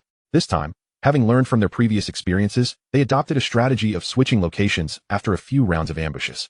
Gu Yuan and Pang Zhong would often relocate the trap before the scent of blood could dissipate. A day later, with just one day remaining until the examination concluded, Gu Yuan and Pang Zhong had achieved the first and second highest scores, respectively, leading by a considerable margin. Early that morning, emboldened by their recent success, Pang Zhong proposed to Gu Yuan that they once again utilize their blood and flesh trap to lure and ambush second-tier myriad beings. Gu Yuan readily agreed. However, to their astonishment, after 2 hours of patient waiting, no myriad beings had taken the bait. Despite their efforts to enhance the trap with additional carcasses and intensify the scent of blood, they observed no results. This perplexing situation prompted Gu Yuan to suggest they head to the basin's giant pit to investigate further. Upon arrival, the sight that greeted them sent chills down their spines. The number of second-tier myriad beings congregated in the pit was estimated to exceed 200. To put this into perspective, despite their relentless hunting the previous day, they had collectively slain fewer than 70 second-tier beings. Yet now, the number of creatures gathered here had not only remained stable, but had increased significantly beyond their prior observations. This spectacle further solidified Gu Yuan's suspicion that the situation was far from straightforward. Indeed, even a third-tier alien being could not feasibly rally such a vast assembly of second-tier myriad creatures in one location. Something is amiss. We must report this anomaly immediately. As his thoughts raced, Gu Yuan resolved to communicate the unusual circumstances to the supervising extraordinary personnel via the examination's microdrone.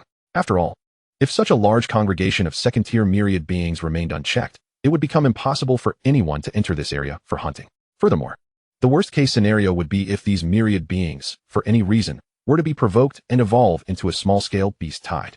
Gu Yuan feared that low-tier examinees like themselves, with only first- and second-tier capabilities, would stand no chance against a beast tide, leaving them with no means of escape. Roar. Hell. Yet before Gu Yuan could take action, both he and Pang Zhong were astonished to witness the previously quiet assembly of second-tier myriad beings suddenly erupt into frantic roars, displaying signs of agitation. In the next moment, their hearts raced as all the second-tier myriad creatures seemed to receive some form of command, collectively turning their gazes towards the duo's concealed position. Not good. Fatty, run. Gu Yuan's pupils dilated as he reacted instinctively, shouting urgently before fleeing into the distance without a backward glance. Roar. A throng of second-tier myriad beings, their eyes glowing red, locked onto Gu Yuan and Pang Zhong, unleashing a series of low, menacing growls. The combined roars reverberated, generating a powerful sonic wave that caused the trees in the surrounding valley to snap and rocks to tumble. Yet for reasons unknown, these second-tier myriad beings did not pursue them directly. With a sudden and eerie silence, the gathered second-tier myriad beings fell inexplicably quiet. In the next moment, a youth who appeared to be as young as Gu Yuan, merely 17 or 18 years of age, emerged from the depths of the monstrous beast horde, clad in an unfamiliar school uniform. Cursed humans. A bloodthirsty crimson glimmer flickered in the boy's eyes as he gazed in the direction where Gu Yuan and his companion had fled. Subsequently, he raised his hand, summoning 2 ferocious beasts, an earth-shattering grizzly bear and a fiery demon ape, both at the third tier of their realm, to his side, breaking free from the horde. There was no other choice. Although the scale of the beast tide had yet to fully take shape, it was sufficient to annihilate these new generation hopes of the human race on Blue Star before the higher-ups could react. With a single command from the boy, the 2 massive third-tier beasts roared and charged outward, followed by a throng of grotesque second-tier creatures. Thus, a small-scale beast tide was formed. Countless beings surged forth like a raging tide from the deep, tranquil forest basin, kicking up a cloud of dust that obscured the sky. Simultaneously, in the vast expanse of the wilderness, the examination venue in the southern region, where Gu Yuan and others were located, witnessed the same scene unfold in every corner. Countless first- and second-tier creatures, under the influence of some unknown force, converged into a small beast tide, galloping across the wild terrain like untethered wild horses. The ground trembled violently, infused with a wild, destructive power. The air was thick with tension and intensity. On the other side, within the observation room of the military base at the examination site, the prominent figures monitoring Gu Yuan and his companion also witnessed the bizarre scene unfold through real-time imagery. Previously, they had believed that these low-tier creatures, due to the relentless hunting by thousands of examinees, would instinctively begin to hide. However, to their astonishment, these beings had gathered together under the impetus of some unseen force. This revelation sent a shiver of conspiracy through the ranks of the extraordinary individuals present. Chapter 41, Battle of the Third Tier. Beep, beep, beep. Before the human high-ranking officials and military extraordinary personnel could react, a series of urgent and jarring alarm sounds echoed throughout the military base. According to the electronic footage, small-scale beast tides had simultaneously erupted in 7 or 8 locations, including the vicinity of Gu Yuan. The previously composed individuals in the observation room were now on their feet in shock. What is happening? Why are there so many second-tier creatures within this examination point? The examination venue, which had undergone extensive checks, should not harbor such a multitude of second-tier beings. Yet, the real-time imagery from the screens compelled them to accept this as undeniable reality. Quickly, organize a rescue for the examinees at once. As the highest commander and the first to respond, Lu Yi shouted, pulling everyone out of their stunned state. Just then, a middle-aged military officer in uniform entered the observation room, promptly reporting the current situation to Lu Yi. Sir, we are severely understaffed for rescue operations. It may prove challenging to conduct simultaneous rescues. It turned out that prior to this, various factions of traitors and fallen beings across the Dawn base had emerged from the shadows, engaging in various self-destructive acts of devastation, resulting in significant casualties within the city.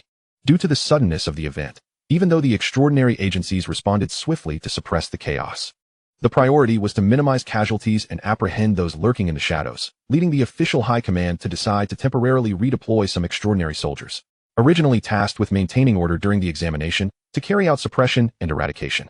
These damned human traitors. The enemy's terrifying assault was evidently premeditated. Bang! Lu Yi, consumed by fury, slammed his hand against the table. However, given the present circumstances, he had no choice but to suppress his thoughts and doubts, immediately initiating the organization of rescue operations. This was the only way to mitigate the extent of the losses, the significance of thousands of awakened talents. Embodying extraordinary potential for the human race on Blue Star was unequivocal. With the rampant collusion of the beasts and traitors, the lack of available rescue personnel was dire. Colleagues, I implore you to lend me your strength to save the future of the Blue Star human race. Lu Yi gazed earnestly at the principals and faculty members behind him, his tone grave. These beasts are indeed despicable, leaving no opportunity to undermine our humanity. There is no need for further words. We understand the gravity of the situation. It is our duty. Let us, the old fellows with diminished potential, pave the way for these youngsters. Indeed, these children are the hope of our Blue Star. We cannot allow them to perish before they have had a chance to thrive. The assembled crowd responded resolutely, disregarding the regulations that typically barred them from interfering in a national examination. Given the urgency of the situation, the foremost priority was to rescue the examinees at this examination site, leaving decorum aside. Thank you, everyone. Moreover, simultaneously, request reinforcements from the Dawn base, urging the top-tier experts to arrive as swiftly as possible. After expressing his gratitude, Lu Yi swiftly organized numerous rescue operations, issuing command after command in an orderly manner. Thus, the makeshift military base began to function in full capacity. Dozens of fourth-tier and higher experts, reaching the level of controllers, took to the skies, heading toward the examination venue to commence rescue efforts. At the same time, the special protective gear worn by the examinees began to vibrate incessantly. Countless bewildered examinees looked down at the interface of their wristbands, where red warning messages flickered ominously. Faced with such an abrupt turn of events, expressions of shock and confusion spread across their faces. What had transpired? Why had the examination, which had been progressing smoothly, suddenly come to an end? Nevertheless, even amidst their uncertainty, the examinees chose to heed the instructions from their wristbands, immediately ceasing their hunts for the beasts to score points, and instead sought concealed places to hide and await rescue. Having sprinted a considerable distance, Gu Yuan and his companion glanced back with lingering trepidation, relieved they had fled swiftly. Otherwise, even with the protective energy shield, it likely would not have withstood even a second in such a scenario. Gu Yuan cautiously peeked out, scrutinizing the surroundings. Returning to Pang Zhong's side, Gu Yuan spread his hands in resignation, stating, Pang, we ventured too deep into the wilderness earlier. Now we can only wait for rescue here. The official warning had explicitly informed them, as examinees, that their immediate priority was their own safety. They were to hide and await rescue. Those examinees still on the periphery of the examination point had received orders to return immediately to the military base.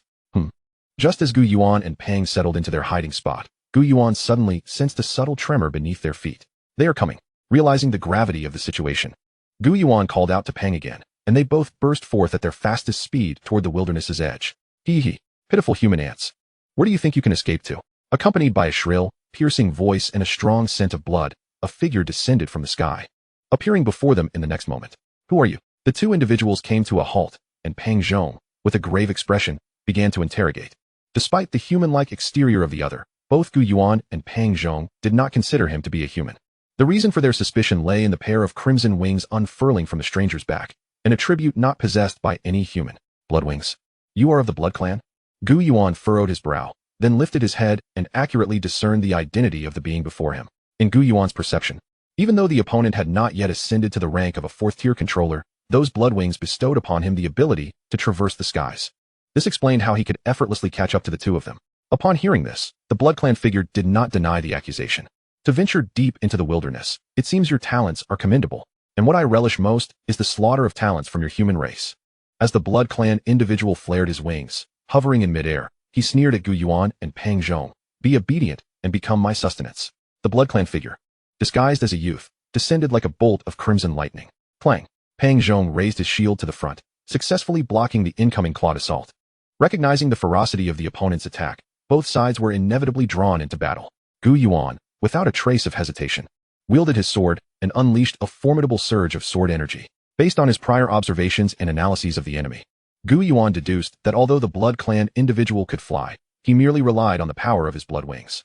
His true realm had not yet reached that of a 4th-tier controller, likely equivalent to the pinnacle of the 3rd tier.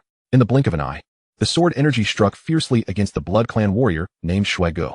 However, to Gu Yuan's astonishment, the sword energy, usually devastating, yielded little effect this time. It felt as though it had collided with an impenetrable wall, merely causing the opponent to stagger slightly without inflicting any substantial harm. Shui Gu quickly regained his composure. His crimson eyes turned toward Gu Yuan, his expression tinged with astonishment. Clearly, that single strike made Shui Gu realize that Gu Yuan, merely a 2nd-tier awakener, possessed an offensive capability that far exceeded that of others in the same tier. Chapter 42. Pang Zhong, severely wounded. Well, you actually managed to wound me. But that's a good thing. You see, compared to ordinary extraordinary beings, the blood of your human talents is far more delectable. The momentary astonishment faded, replaced by an unmistakable thrill on Shui Ji's face. He then began to chant an obscure incantation. Swish! His blood wings trembled violently, unleashing a barrage of crimson beams that hurtled toward Gu Yuan and Pang Zhong. Utilizing his shield, Pang Zhong protected both himself and Gu Yuan. Yet several blood arrows still pierced through the metallic shield, striking the two of them. Gu Yuan felt his body suddenly become unbearably heavy, as if a 1,000-pound weight pressed down upon him. He recognized this as a unique skill of the Blood Clan, the Bloodbinding spell. Once ensnared by the Bloodbinding, his mobility would be severely hampered. As the skirmish unfolded, Gu Yuan realized that even with both he and Pang Zhong combining their strengths, they were still unable to bridge the gap in their respective realms, finding themselves at a distinct disadvantage. Every move they made was easily countered by Shui Gu. Each attempted retaliation felt as futile as a stone sinking into the ocean. The dire situation caused both Gu Yuan and Pang Zhong to feel a tightening in their chests, beads of sweat beginning to form on their foreheads. Even under Shui Ji's enigmatic blood manipulation, they could barely fend off the onslaught.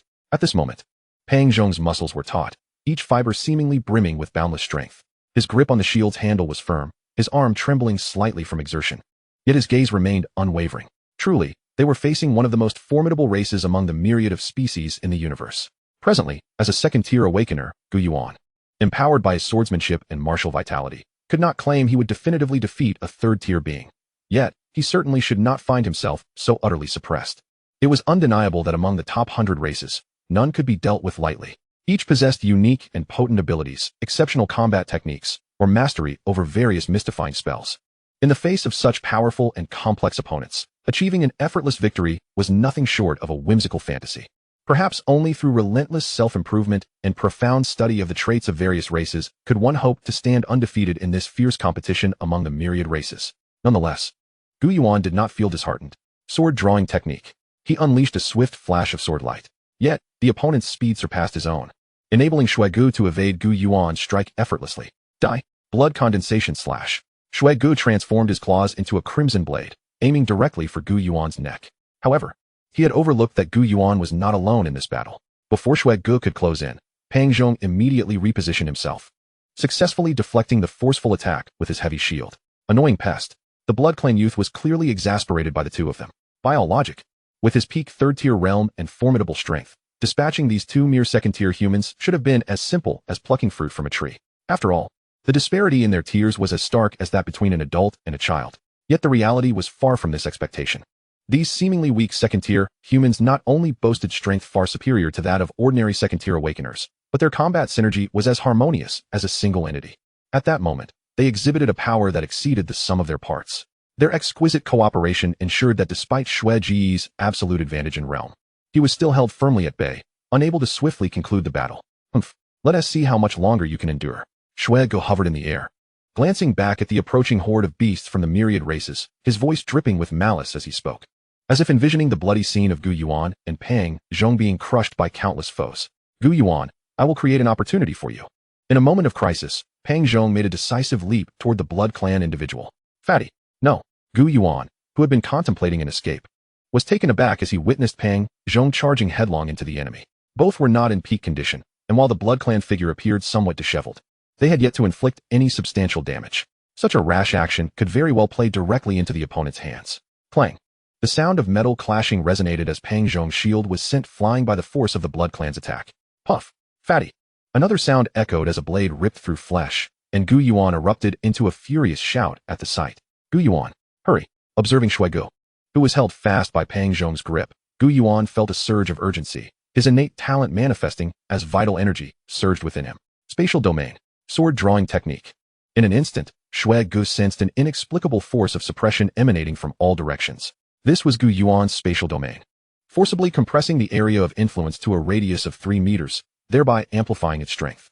As the peak sword strike from Gu Yuan descended, Shui Gu felt an overwhelming sense of impending death. Without a moment to ponder, he struggled to free himself from the weight of Pang Chong, desperately attempting to counter the radiant sword light that was hurtling towards him.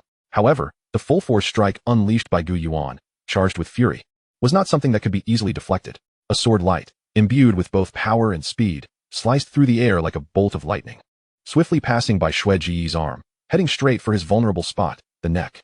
With a low, menacing roar filled with murderous intent, Gu Yuan unleashed the strike. Shui Ji's eyes were instantly consumed by the captivating yet lethal brilliance of the sword light, as if the entire world had been reduced to that single, dazzling beam of death. With a chilling sound, Shui Ji's massive head flew into the air. Fatty! Fatty! Gu Yuan exclaimed in alarm as he witnessed the grievously injured Pang Chong, bleeding profusely and slipping into unconsciousness. He desperately sought to awaken him. Yet, just as he administered a healing potion to Pang Chong, the headless body of the Blood tribe member shockingly rose once more. The headless corpse began to swell, and in the next instant, a terrifying, demonic form of the Blood kin emerged from within. Countless streaks of blood flowed through the pale skin, revealing the true visage of the Undying Blood tribe. Ha! Did you think I could be slain so easily, as a member of the Undying Blood tribe? A voice, dark and gravelly, echoed from Shui Gu, mocking both Gu Yuan and Pang Chong's arrogance. Gazing into Shui Ji's scarlet pupils, Gu Yuan displayed no hint of fear. The ground trembled under the heavy footsteps of the beast tide approaching from behind. Faced with such dire circumstances, Gu Yuan first glanced at his injured comrade, then calmly raised his gaze to the bloodkin suspended in midair.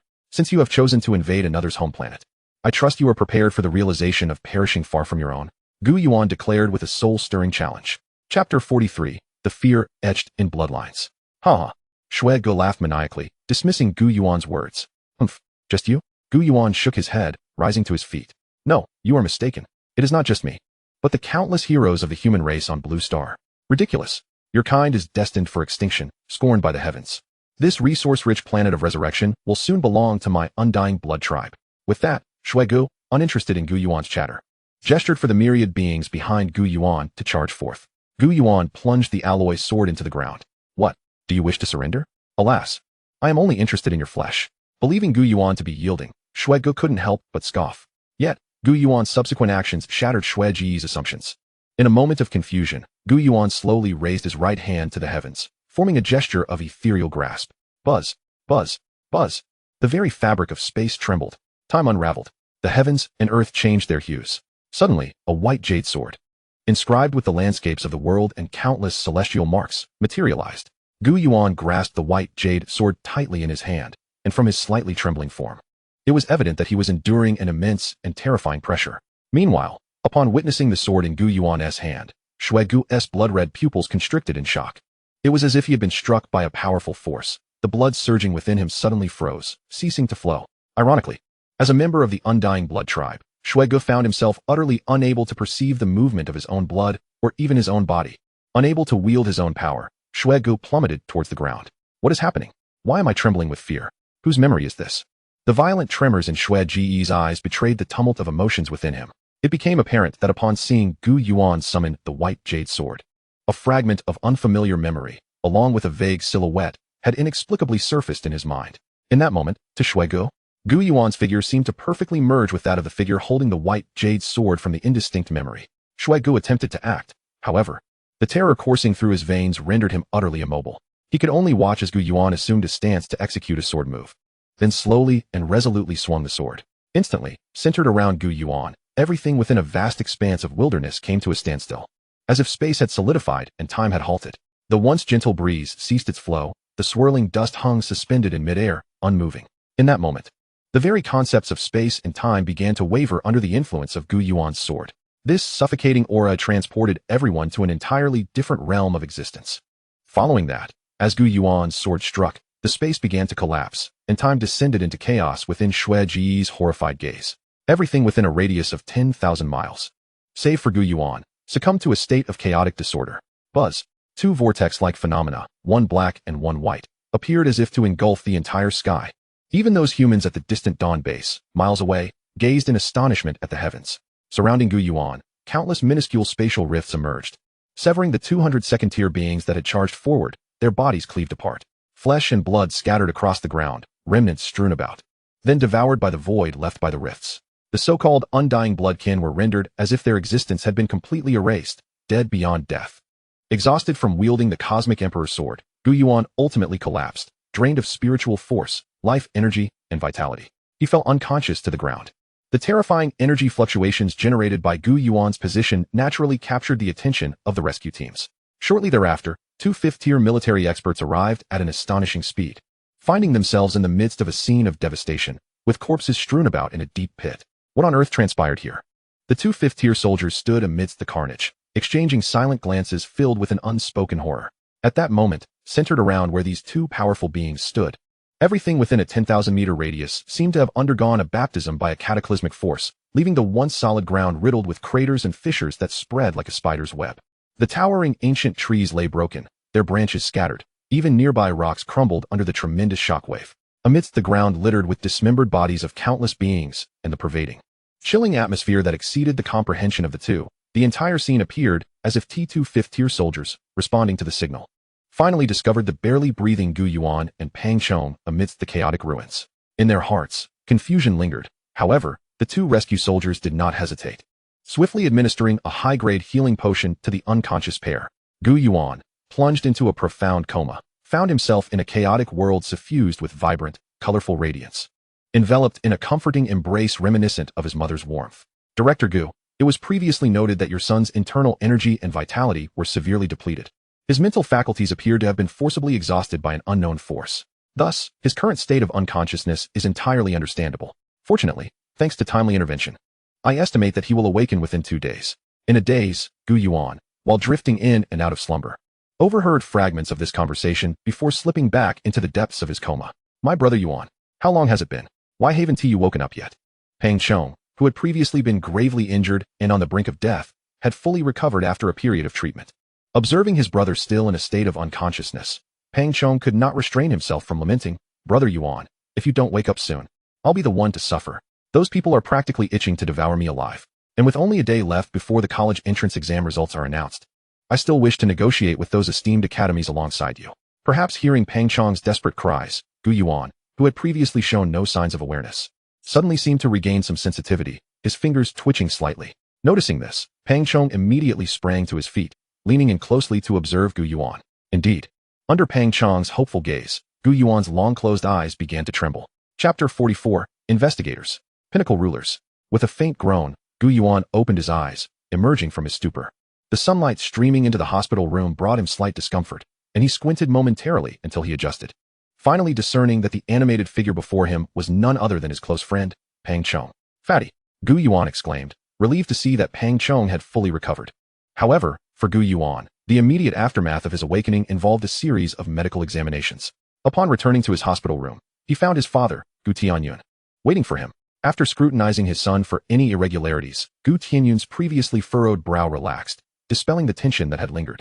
The father and son engaged in a conversation, during which Gu Tianyun sighed deeply, stating, many high-ranking officials of the human race have faced varying degrees of punishment, reportedly. Even a 10th-tier saint has been held accountable by the supreme authority of the Great Xia. Through their dialogue, Gu Yuan learned of the significant events that transpired during his 7-day unconsciousness. Foremost among them was the tumultuous state of the reformed college entrance examination, marred by chaos instigated by various factions hidden within the Blue Star, alongside those who had allied with them. Moreover, not only the examination center where Gu Yuan was situated, but also numerous other testing sites throughout the Great Xia were infiltrated by these traitorous elements, resulting in severe losses. Many exceptionally gifted third-year students fell victim to the onslaught of the beast tide before they could realize their potential. This situation triggered a massive uproar across all sectors of society, igniting the fury of countless parents who aspired for their children to achieve greatness.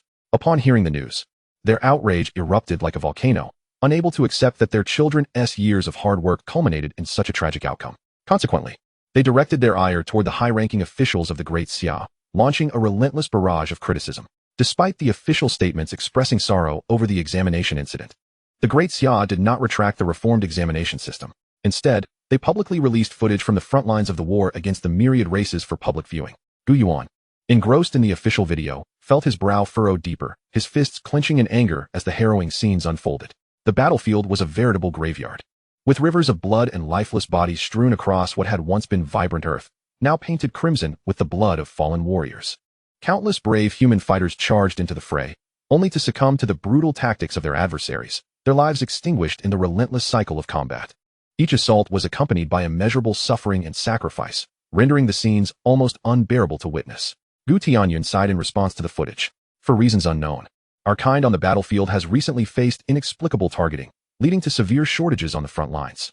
This predicament compelled both the Blue Star Federation and the Great Xia to resort to such drastic measures in reforming the college entrance examination. After a pause, Gu Tianyun continued. Xiao Yuan, you may be approached for inquiries regarding the events of the examination day. At that time, you should, like Xiao Chong, simply state that you fell into a coma and have no knowledge of the matter. Gu Yuan felt a stir within him and inquired about the events that transpired on the day of his coma. He learned that the encounter with the Undying Blood clan had been recorded by miniature drones during the examination, transmitting data back to the military base's terminal database. However, due to the spatial force field emitted by the Universe Human Emperor's sword, the drones failed to capture the sequence of events that unfolded after Gu Yuan drew the White Jade sword. Compounding this issue was the fact that Pang Chong, having also been gravely injured, was unable to provide any definitive answers. Consequently, the Dawn base officially dispatched a 9th-tier Pinnacle King to investigate the situation. A black hole talent, you say? Gu Yuan murmured, absorbing his father's information. The investigating 9th-tier ruler, upon examining the remnants at the scene, speculated that Gu Yuan's second mysterious talent was a top-tier ability known as Black Hole. This Black Hole talent is an extraordinarily powerful ability.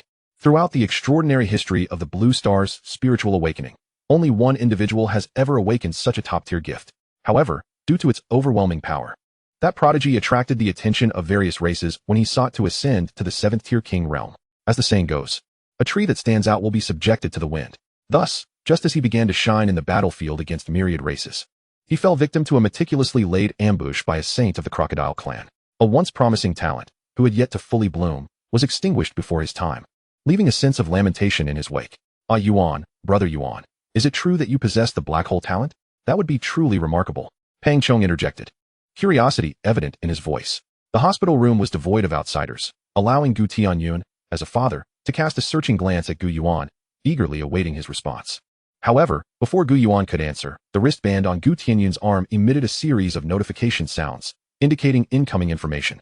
Gu Tianyun informed Gu Yuan that the official dispatched from above, a Peak King, was now en route to the hospital upon learning of Gu Yuan's awakening. Gu Tianyun reiterated his instructions to the two once more. Subsequently, the three of them awaited the arrival of the investigator in the hospital room. In less than 5 minutes, a knock echoed at the door. Gu Tianyun stepped forward to greet the visitor. The newcomer then turned his gaze towards Gu Yuan, who, in turn, scrutinized the seemingly unremarkable middle-aged man before him. This individual exuded an aura of extreme restraint, blending seamlessly with the surrounding environment, were it not for his father's prior mention. Informing him that this person was a peak 9th-tier king, Gu Yuan might have dismissed him as just another ordinary passerby, barely glancing at him before moving on. After all, the middle-aged man appeared exceptionally mundane, lacking any striking features. Allow me to introduce myself. I am Wang Shurkan from the Bureau of Extraordinary Dawn, the seated middle-aged man began, addressing Gu Yuan on the hospital bed. Gu Yuan, during the wilderness examination, you and your classmate Pang Zhong encountered the Undying Blood clan and found yourself surrounded by a myriad of beasts. I wish to know what transpired thereafter. Wang Shurtsan's resonant voice directed the inquiry towards the two. Pang Zhong shrugged, reiterating that he had lost consciousness at the time and knew nothing. Wang Shurkan nodded thoughtfully before shifting his attention to Gu Yuan, who, in his view, was the true party involved. I am not entirely certain myself. I merely felt an inexplicable warmth coursing through my body, followed by an overwhelming pressure that rendered me immobile. After that, I lost consciousness completely, Gu Yuan replied earnestly. Showing no signs of abnormality, Wang Shurkan gazed intently into Gu Yuan's eyes, his brow furrowing slightly, unable to discern the thoughts within. Very well, in that case, I have another question. After a brief pause, Wang Shurkan continued, 6 months ago, during your dual awakening, was the second mysterious talent you acquired the Black Hole talent? Wang Shurkin slightly narrowed his eyes, a flicker of subtle brilliance passing through his deep, pool-like gaze, akin to a cold star twinkling in the night sky. He did not expect such an inquiry. Gu Yuan was momentarily taken aback by the question, glancing at his father Gu Tianyan. The latter, through a mere exchange of glances, urged him to adhere to the narrative they had previously agreed upon. However, faced with the current situation, Gu Yuan felt a stirring within. After a brief contemplation, he nodded in acknowledgement amidst the astonished gazes of the others. Indeed, I only recently discovered that my second talent is the legendary black hole talent. Upon declaring this, Gu Yuan instinctively summoned his spatial powers, causing the spatial structure before him to warp slightly. Indeed, it is this power. Wang Shurtsan's formidable mental acuity detected the minute details. The enigmatic force in Gu Yuan's grasp resonated with the power he had personally experienced in that desolate wilderness. Yet, he noted some discrepancies with the recorded black hole talent. A closer inspection revealed that the power Gu Yuan wielded lacked the distinctive devouring and pulling forces attributed to the black hole talent. According to the documented accounts, activating the black hole talent should generate an irresistible force that mercilessly drew in all surrounding matter, consuming and digesting it entirely. However, the black hole talent exhibited by Gu Yuan, while possessing the same spatial distortion, lacked the overwhelming pulling strength described in the records. Nonetheless, considering Gu Yuan's similar spatial distortion phenomena and his ability to casually collect objects without utilizing a storage space, Wang Shurkin, as a ninth-tier king, had no doubts, firmly concluding that Gu Yuan indeed possessed the black hole talent. This revelation also elucidated why Gu Yuan had previously unleashed such formidable power. For such a top-tier mysterious talent often yields unexpected surprises.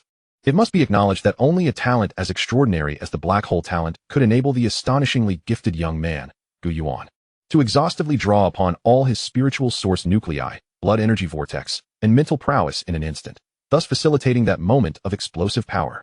Such occurrences were recorded among the first awakened individuals 5 centuries ago, at the onset of the spiritual energy revival on Blue Star. Typically, such phenomena transpired only shortly after awakening. Wang Shurkin had never heard of anyone, like Gu Yuan, achieving an initial explosion 6 months post-awakening. However, none of this mattered now. The paramount issue was Gu Yuan's possession of the supreme black hole talent. Wang Shurkin snapped back to reality from his brief contemplation, gazing at Gu Yuan as if beholding a rare treasure, and exclaimed joyously, "This is splendid. I must promptly relay this good news back to headquarters." The black hole talent not only wields tremendous power, but also has the ability to absorb various energy substances, channeling some of that energy back to the awakened individual's spiritual source nuclei. This leads to the renowned rapid cultivation of those endowed with the black hole talent.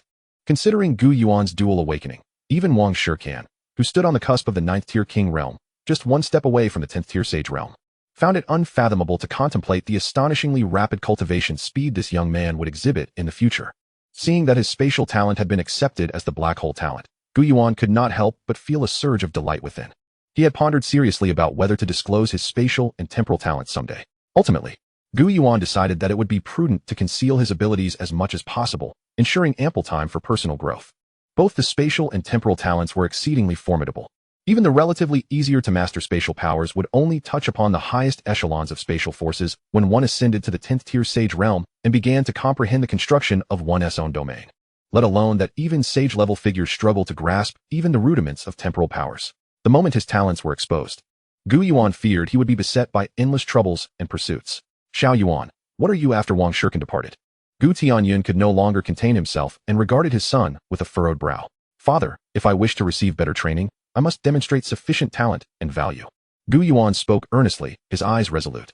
Having witnessed the official footage released, the harrowing scenes had not only made him aware of his own weaknesses, but also instilled in him a profound understanding of the grave predicament faced by the human race on Blue Star. If he could grow swiftly, then when the true adversaries arrived, he would possess the strength to protect all that he cherished and prevent the tragic events of a decade ago from repeating themselves. Hearing this, Gu Tianyan's expression turned to one of concern. Since the departure of his wife, Gu Tianyan had been left with only his son, Gu Yuan. Pressing his slightly parched lips together, Gu Tianyan inquired, "Have you truly considered this? The path you wish to tread is fraught with challenges. Father, rest assured, I shall take care of myself. I will never allow the tragedy of a decade ago to repeat itself." Gu Tianyan's gaze fixed on Gu Yuan's eyes, momentarily taken aback. In that fleeting instant, he felt as though he had been transported back to that horrifying night 10 years prior. Chapter 46. The Top Scholar. Visitors from prestigious universities. Before long, Gu Tianyan regained his composure and, upon witnessing the unwavering determination in Gu Yuan's eyes, chose not to impede him further. Instead, he offered words of encouragement. "Since you have chosen this path for yourself, strive to achieve greatness. I hope that one day, even across the vast expanse of the cosmos, I shall hear your name. With the hesitation in Gu Tianyun's eyes dissipated, he realized that as a father, he could not help but support his son's aspirations. Subsequently, after Gu Yuan's persistent appeals, he finally obtained permission to be discharged from the hospital. The following day marked the announcement of the college entrance examination results. Moreover, he had heard that representatives from numerous esteemed institutions had already begun reaching out to exceptionally talented candidates. At Gu Yuan's home, Pang Zhong sat on the sofa, somewhat despondent. Ah Yuan, why do you think no one has contacted us yet? Pouring himself a glass of water, Gu Yuan jested, do you know what they call the calm before the storm? Besides, do you truly believe that given our previous performances, we have anything to fear regarding acceptance into the academies? Upon hearing this, Pang Zhong felt a surge of anticipation. Oh, by the way, speaking of which, is your mysterious affinity truly a black hole talent? Let me see it. The following morning, at precisely 7:59, Pang Zhong rose early and returned to Gu Yuan's home. The two closely monitored the luminous display on their wristbands, hoping to see their names. As the clock struck 8, after verifying their identities, their examination results appeared on the screen. Pang Zhong, 3rd Middle School Student ID XXXX. Written examination on the Encyclopedia of All Races, 159 points. Practical Wilderness Hunting, 530 points. Overall ranking, Dawn Base 32nd. Gu Yuan, 3rd Middle School Student ID XXXX. Written examination on the Encyclopedia of All Races, 199 points. Practical Wilderness Hunting, 912 points. Overall ranking, Dawn Base 1st. By the heavens, Ah Yuan, you are astonishing. Near perfect scores in the written exams, and an even more outrageous score in the practical assessment. Pang Zhong exclaimed, gazing in awe at Gu Yuan's wristband display. With scores like these, I dare say no one in the entirety of the Great Xia can surpass you. Not only was Pang Zhong astonished, but Gu Yuan himself stood frozen in disbelief, unable to fathom that his scores were so extraordinary. However, upon reflection, he found it rather reasonable. The earlier encounter with a 3rd-tier vampire had been worth 100 points. Furthermore, when he unleashed the power of the ancient sword, he had encountered numerous 2nd-tier beings. If the system had accounted for these factors in his score, then it was indeed justified. Buzzing. Before either could fully recover from their momentary shock, Gu Yuan's wristband vibrated with a notification. They glanced down to see that the caller was Principal Liang Jingsheng of their school. Upon answering the call, Liang's voice, tinged with excitement, resonated in their ears. Gu Yuan, quickly summon your friend Pang Zhong and return to school. Representatives from the 4 top-tier academies have arrived. Once the call ended, Gu Yuan and Pang Zhong exchanged glances, both brimming with exhilaration. Without a moment to waste, Gu Yuan drove at breakneck speed towards 3rd Middle School. As they approached the school gates, their eyes were met with a plethora of banners adorning every corner of the entrance. Congratulations to our senior student Gu Yuan for winning the top honor in the Dawn Base College entrance examination. Warm congratulations to Gu Yuan for achieving the status of top scholar. Congratulations to student Gu Yuan for his remarkable success. May his future be bright. Had it not been for the written exam pulling me down, I could have easily ranked in the top 10, Pang Zhong lamented. Noticing that only a few banners congratulated him, ignoring Pang Zhong's complaints, Gu Yuan quickly identified himself and Pang Zhong before meeting Principal Liang Jingsheng in front of a teaching building. Ha ha ha, you too, along with Sum Yuan, are like my lucky stars. Liang Jingsheng gushed, effusively praising the trio. Tianlong Academy, War Academy, Tianqing Academy, Daoyan Academy. Representatives from 4 of the Great Xia's top institutions are here. And now it is up to you two to decide which academy you wish to join for your future studies. At the door to the conference room, Liang Jingsheng, appearing even more anxious than Gu Yuan and Pang Zhong, earnestly advised them. Creak. The conference door swung open, and Gu Yuan and Pang Zhong followed Liang Jingsheng into the spacious hall. Although there were only 9 individuals present, the atmosphere was charged. As soon as they entered, the gazes of the attendees, sharp and scrutinizing, were fixed upon them, creating an undeniable pressure. Since the senior members remained silent, the youngest among them decided to break the ice. Hello, Gu Yuan and Pang Zhong. I am Chu Bing from the War Academy. Here not for any other reason, but to invite you both to apply to join our esteemed institution. Without further ado, he presented 2 lists, detailing the generous admission resources and benefits they could offer, tailored specifically for the 2 young men. For Gu Yuan, the list included 1. Special access to monthly one-on-one guidance from a saint within the vast combat realm. 2. Immediate acceptance with the rank of a Great Xia officer. 3. 1,000 points of military merit. 4. 10 source stones. The benefits laid out were designed to ensure that both Gu Yuan and Pang Zhong would advance their training at a pace far exceeding that of their peers. The War Academy's sincerity was palpable. Listening to Chu Bing's impressive offer, the representatives from the other 3 academies were taken aback by the magnitude of the proposal. The mention of source stones as precious training resources, coupled with the military rank and merit points, constituted advantages that the other 3 prestigious academies simply could not compete with. Chapter 47. The Great Sage of Tianxiu. Qin Tianxia, Tianyuan Pool, and Wanxue Pool. The Great Xia military rank. Only academies like the War College, which are fully integrated with the military of the Great Xia and possess a direct official background, hold the privilege to confer military ranks directly upon their students. As for military merits, they can typically only be acquired on the battlefield of myriad races by joining various military factions and completing missions assigned by the military, making them a rare and invaluable resource that cannot be measured by any amount of credit points. At times, the worth of military achievements can surpass even that of source stones. It can be said that if one possesses a sufficient amount of military merit from the Great Xia, one could even exchange it for those rare treasures found within the national treasury. Thus, for the young individuals eager to enlist and serve the Great Xia, the War College stands as the unequivocal choice. In light of the generous conditions presented by the War College, although both Gu Yuan and Pang Zhong were greatly tempted, they discreetly set aside the materials in hand and turned their attention to the other three academies that had yet to make their positions known: the Tianlong Academy, the Dalian Academy, and the Tianxing Academy. Observing the demeanor of the two young men, the representatives from the four top-tier academies exchanged knowing glances and could not help but chuckle softly. Consequently, the Dalian Academy and the prestigious Tianlong Academy, which had consistently held the top rank among the four, seemed to have synchronized in revealing the enticing enrollment benefits they had prepared for the two. It is worth noting that these two elite institutions, in comparison to the previously extravagant War College, offered equally impressive incentives, particularly the Tianlong Academy, located in the capital of Great Xia, the Shenlong base, offered Gu Yuan not only an abundance of training resources but also promised to provide selections of swordsmanship and martial techniques tailored to each stage of his development. This meant that every time Gu Yuan achieved a breakthrough, he would no longer need to worry about sword techniques. Moreover, he would benefit from one-on-one training sessions with instructors of the King Realm, all of whom were above the 7th rank. As the foremost academy of the Great Xia, the faculty strength of Tianlong Academy is undoubtedly unquestionable. How does that sound? The instructors at our academy, whether they are sword kings or shield masters, are all at your disposal. The representative of Tianlong Academy, a charming and graceful matron, exuded an alluring demeanor with every smile and frown. This caused the energetic Pang Zhong, upon merely casting a glance her way, to turn somewhat flushed. Meanwhile, Gu Yuan's attention did not linger on this. Rather, he was immersed in contemplation regarding the sword kings and shield masters mentioned by her.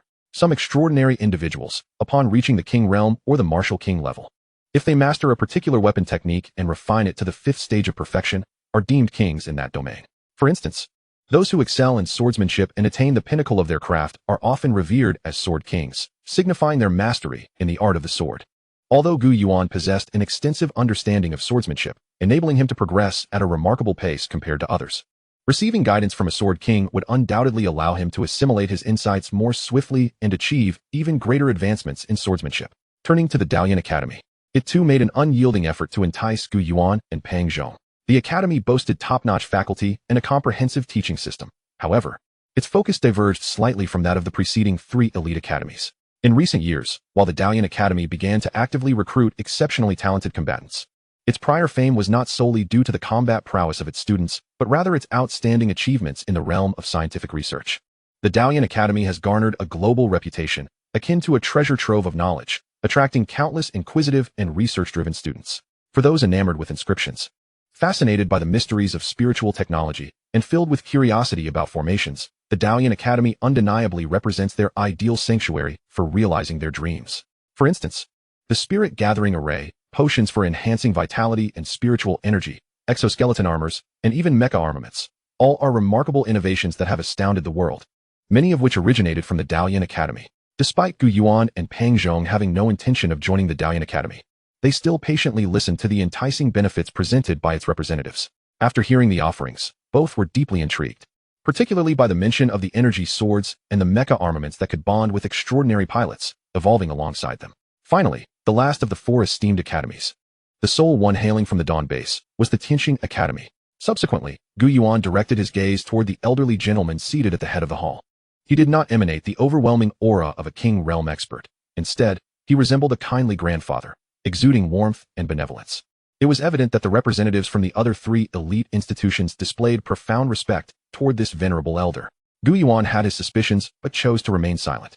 Following this, under Chun Muqing's gesture, Su Muwan stepped forward to introduce Gu Yuan. This is the master I previously mentioned, the mentor of both me and senior sister Chun, the great saint of the sky ruins, Elder Qin Tianxia. Upon hearing this, Gu Yuan and Pang Zhong, who had already suspected the elder's identity, wasted no time in rising to pay their respects. Meanwhile, the gazes of the three academy representatives remained fixated on the esteemed Elder Qin, devoid of any sign of laxity or disrespect. Elder Qin smiled warmly, waving his hand dismissively, signaling the others to take a seat and forego further formalities. Gu Yuan and Pang Zhong, I have heard that you two are on good terms with Xiao Mu Wan, and you must have gained some understanding of Tianqing Academy by now. Given this, I shall refrain from unnecessary elaboration.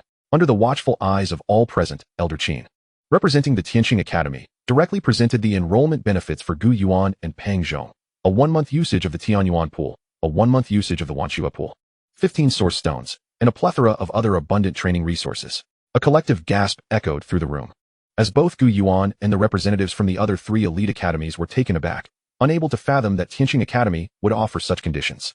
Gu Yuan was already aware of the Tianyuan pool and the Wanxue pool through prior research. The Tianyuan pool is typically established above a site of spiritual energy revival on Blue Star and is said to require a significant annual investment of source stones to continually enhance the concentration of spiritual energy within. The concentration of spiritual energy inside has reached the level of liquefied spiritual energy, and under the influence of certain special formations, the spiritual liquid within is not only purer than external spiritual energy, but also much easier for awakeners to refine and absorb through their spiritual source cores. Similarly, the Wanxue pool bears resemblance to the Tianyuan pool, being a highly coveted training ground. After the resurrection of spiritual energy and the continuous development of martial arts on Blue Star over hundreds of years, the human race has not only devised spiritual cuisine utilizing various races as ingredients, but has also uncovered certain secrets hidden within the bloodlines of these myriad beings. Like humans, most races within the myriad possess the notion of bloodline inheritance. Furthermore, the myriad races are not merely speaking in terms of theory, as humans often do. Descendants of powerful races can genuinely inherit certain knowledge or extraordinary abilities from their ancestral bloodlines. In the case of the Blue Star human race, it seems that the brief resurgence of spiritual energy has resulted in the absence of such true bloodline inheritance, unlike some formidable races. However, there are rumors suggesting that the offspring of certain powerful extraordinary beings may possess a higher probability of awakening their talents compared to those of ordinary individuals. The blood pool is a concept employed by the Blue Star human race, utilizing the principle of nurturing blood with blood. By harnessing the bloodline power contained within the blood of myriad races, combined with some precious energy substances, it aims to assist extraordinary beings in enhancing their physical constitution and vitality. This is also why the 4 top academies of the Great Xia are able to cultivate numerous powerful extraordinary beings each year. The blood pool and the heavenly origin pool undoubtedly play a significant role in this process. Indeed, all 4 top academies, including the Heavenly Star Academy, are equipped with both the heavenly origin pool and the blood pool as their training grounds. However, it is only the Heavenly Star Academy that has presented these facilities as a bargaining chip to invite Gu Yuan and his companion to enroll. The reason for this is that access to these treasures is not granted to just anyone, apart from the staggering amount of credits required to enter. The immense energy contained within also serves as an insurmountable barrier, keeping many lower-tier extraordinary beings firmly outside. Individuals like Gu Yuan and Pang Chong, classified as low-tier extraordinary beings at levels 1 and 2, are simply unable to withstand the pressure exerted by such vast energy on their bodies.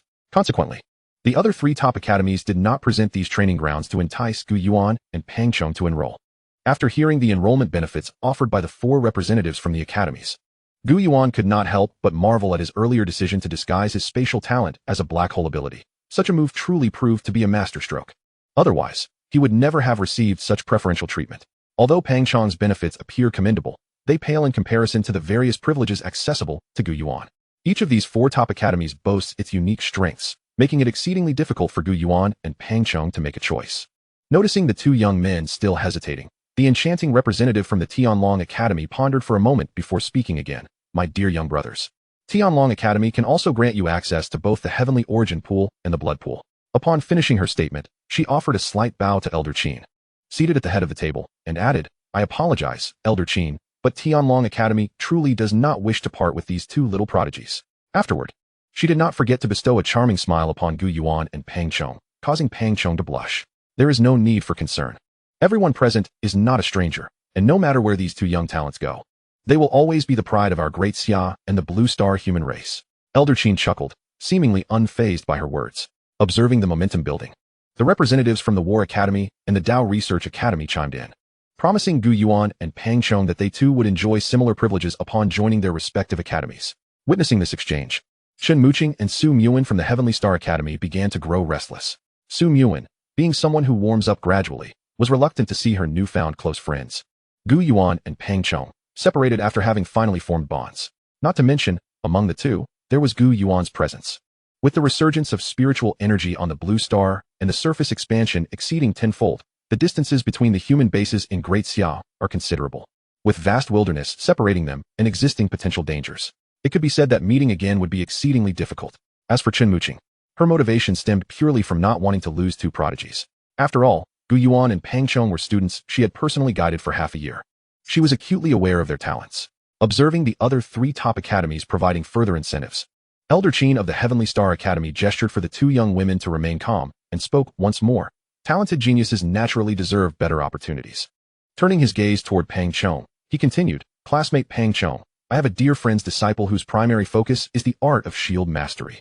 Should you choose to enter the Heavenly Star Academy, I would like to have him mentor you. Oh, by the way, I wonder if you have heard of him. He is known as the Shield King."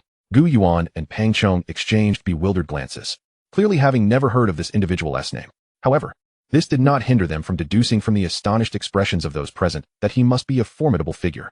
The previously silent Principal Liang Jingxing leaned over to Pang Chong and whispered a few words. A peak 9th-tier powerhouse, capable of facing hundreds on the battlefield. Clang. Whatever he had heard prompted Pang Chong to spring to his feet, his face betraying a look of anxiety as he nervously inquired, "Elder Qin, would someone of such caliber truly be willing to take me as a disciple? Rest assured, given your innate potential, there is no need for self-deprecation." Elder Qin reassured him, gently stroking his beard. Observing Pang Chong's evident interest, Elder Qin smiled slightly and advised him not to rush into making a decision. Simultaneously, he shifted his gaze toward Gu Yuan. In truth, he was even more curious about the young man named Gu Yuan before him. According to intelligence reports, his background was impeccably clean, with no hint of any problematic affiliations.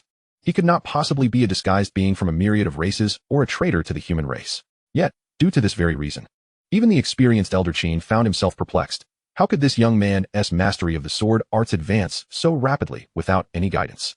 Could it truly be, as his disciple, Chen Muqing, asserted, that Gu Yuan is a once-in-a-millennium swordsmanship prodigy, coupled with his exceptional black hole talent? Even after nearly 3 centuries of life and having witnessed countless prodigies from various realms, Elder Qin, who once achieved the 12th tier Great Saint level, found it hard to fathom what heights Gu Yuan might reach if he could maintain this momentum. Would he be able to take that step and reach a level the Blue Star human race has not achieved in 500 years? In this fleeting moment, the mind of this pillar of the human race was filled with countless thoughts, yet no one could provide answers to the questions that arose within his heart. Elder Qin, having previously encountered that kind of terrifying power that seemed to belong to a different dimension, chose to suppress the flames of ambition that ignited within him once more. Chapter 49, The Sword Saint. If you also choose our Heavenly Star Academy, I assure you that no one within the Academy would refuse your request to take on a mentor. Even those 10th-tier saints within the cabinet, who are often silent, would not be exceptions. Elder Qin spoke with unwavering confidence as he made this promise to Gu Yuan. Upon hearing this, the representatives of the 3 other academies immediately appeared deflated. For neither they nor even the peak 9th-tier kings among them had the authority to unilaterally make such promises on behalf of the saintly figures within their own academies. The realm of the saints is transcendent. It is likely only someone of Elder Qin's stature could earn the respect of those mighty beings.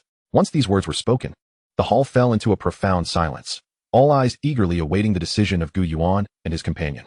Does anyone mentioned by Elder Qin include you as well? Gu Yuan, undeterred, raised his gaze to meet the elder at the front of the hall. Such a bold lad. The principal, Liang Jingxing, who was eavesdropping, concealed his excitement behind a stoic expression, secretly praising Gu Yuan's sharp intellect. The other 3 representatives from the academy couldn't help but admire Gu Yuan's astuteness. Upon hearing these words, Elder Qin was momentarily taken aback, then chuckled, nodding in affirmation. "Indeed. Then I wish to take you as my disciple." However, before Gu Yuan could finish, Elder Qin interrupted. "Young friend Gu Yuan, I comprehend your intentions. Yet you must understand that the sword path you pursue is one of relentless progress, a path of unwavering commitment.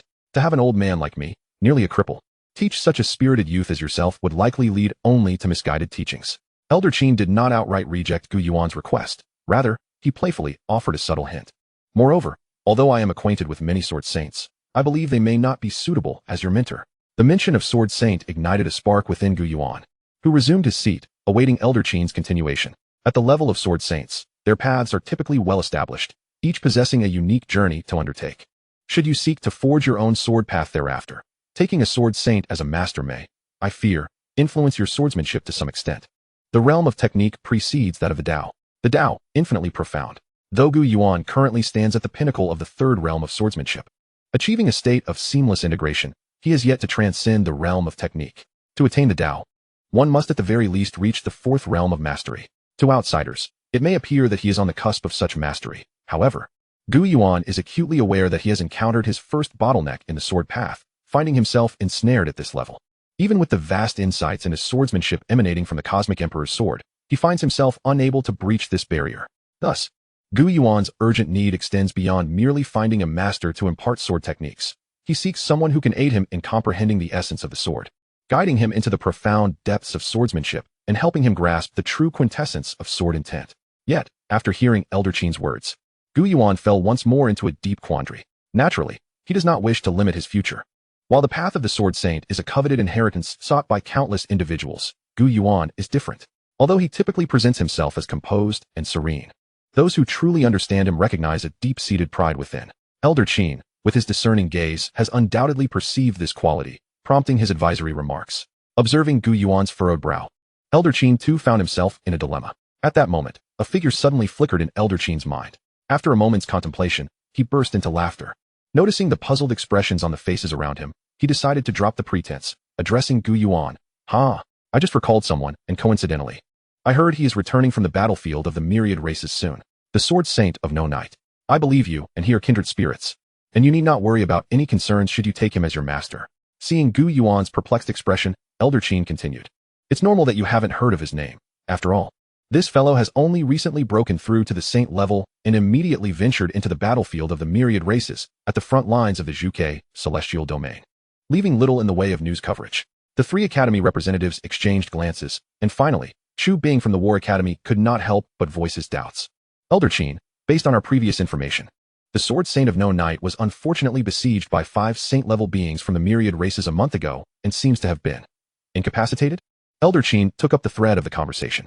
The three remained silent, evidently accepting this grim possibility, while simultaneously questioning whether the purportedly incapacitated Sword Saint would possess the ability to mentor Gu Yuan, a prodigy of the human sword path. You are all viewing the situation too superficially. Elder Qin's hearty laughter rang out. Someone like Shui Wuya would never fall so easily into the traps set by the myriad races, nor would he be so easily defeated. As the audience pondered this, Gu Yuan activated his wristband, searching for information on the Sword Saint of No Night, Shui Wuya. The data confirmed Elder Qin's assertions. He was indeed a rather unconventional individual. The Blue Star News featured scan information on him, only noting that he had ranked first in the college entrance examination at Dawnbase 50 years ago, possessing elemental and metal affinities, as well as a second mysterious psychic talent. As for Shui Wuya, the detailed and precise information mostly stemmed from the Myriad Races War Report, which documented various skirmishes he had participated in, eliciting admiration from Gu Yuan. Intentionally incapacitated? How could that be possible? At that moment, an incredulous exclamation jolted Gu Yuan back to reality. Shui Wuya, at merely 45 years of age, had reached the pinnacle of the 9th-tier king realm and, 2 years prior, achieved the 10th-tier saint level. That same year, he began to rise to prominence on the front lines of the myriad races battlefield, with his sword intent at its zenith, earning him the esteemed title of the Sword Saint of No Night. Yet, fate has a penchant for playing tricks, and even someone as formidable as the Sword Saint of No Night is not exempt. According to Elder Qin, during an accidental moment of introspection regarding his cultivation and sword path, Shui Wuya keenly identified inherent flaws and deficiencies within himself. This revelation struck him like a bolt from the blue, plunging the once vibrant Sword Saint into a deep abyss of self-doubt and reflection. As Elder Qin had stated, the Sword Saint of No Night is an exceptionally proud individual. After thorough contemplation, disregarding the protests of others, he made a remarkably perilous decision. Aware it was a trap, he still chose to delve deep into enemy territory. After dispatching dozens of enemy kings, Shui Wuya eventually fell into the trap laid before him. Yet, even then, facing the siege of 5 saint-level beings from the myriad races, he did not retreat. Following a terrifying battle that spanned 2 days and nights, he managed to severely injure 2 of his assailants. But even someone as powerful as the Sword Saint of No Night eventually succumbed to exhaustion from his sacred power. Fortunately, in the final moments, leveraging the residual force from the shattering of the sacred domain and his profound swordsmanship, Shui Wuya narrowly escaped the encirclement and returned to the Zhuke celestial domain, where the human race was stationed on the battlefield of the myriad races.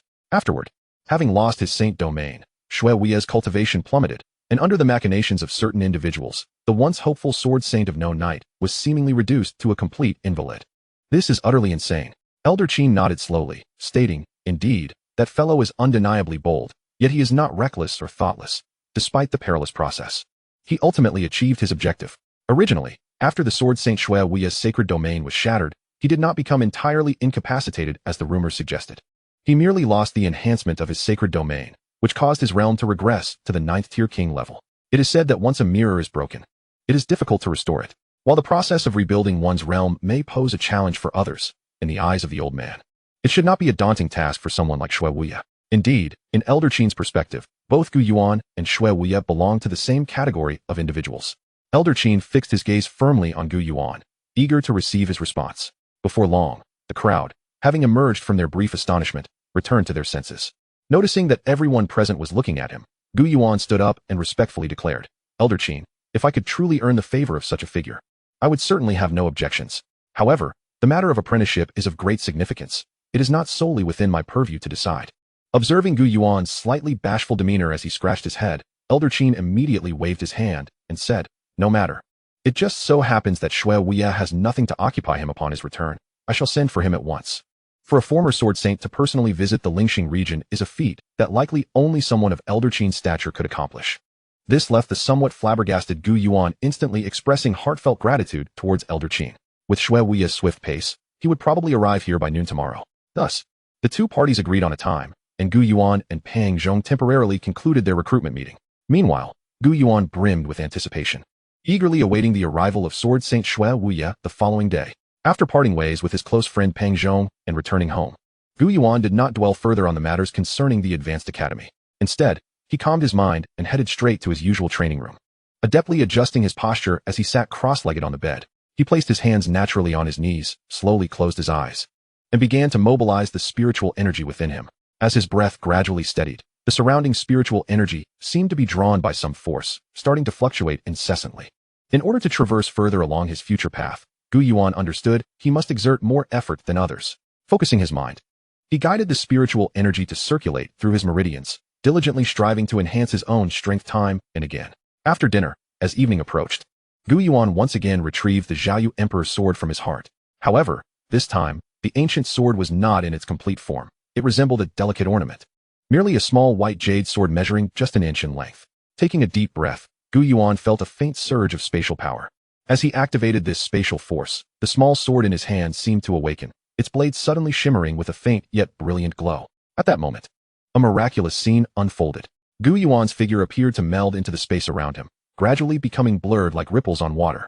In the next instant, Gu Yuan completely vanished from his original room, leaving no trace behind as if he had never existed. On the other side, within the ancient sword space, Gu Yuan engaged in simple physical activity. This body was not the usual spiritual entity, but rather his true form. Entering the ancient sword space felt distinctly different from his previous experiences as a spiritual consciousness.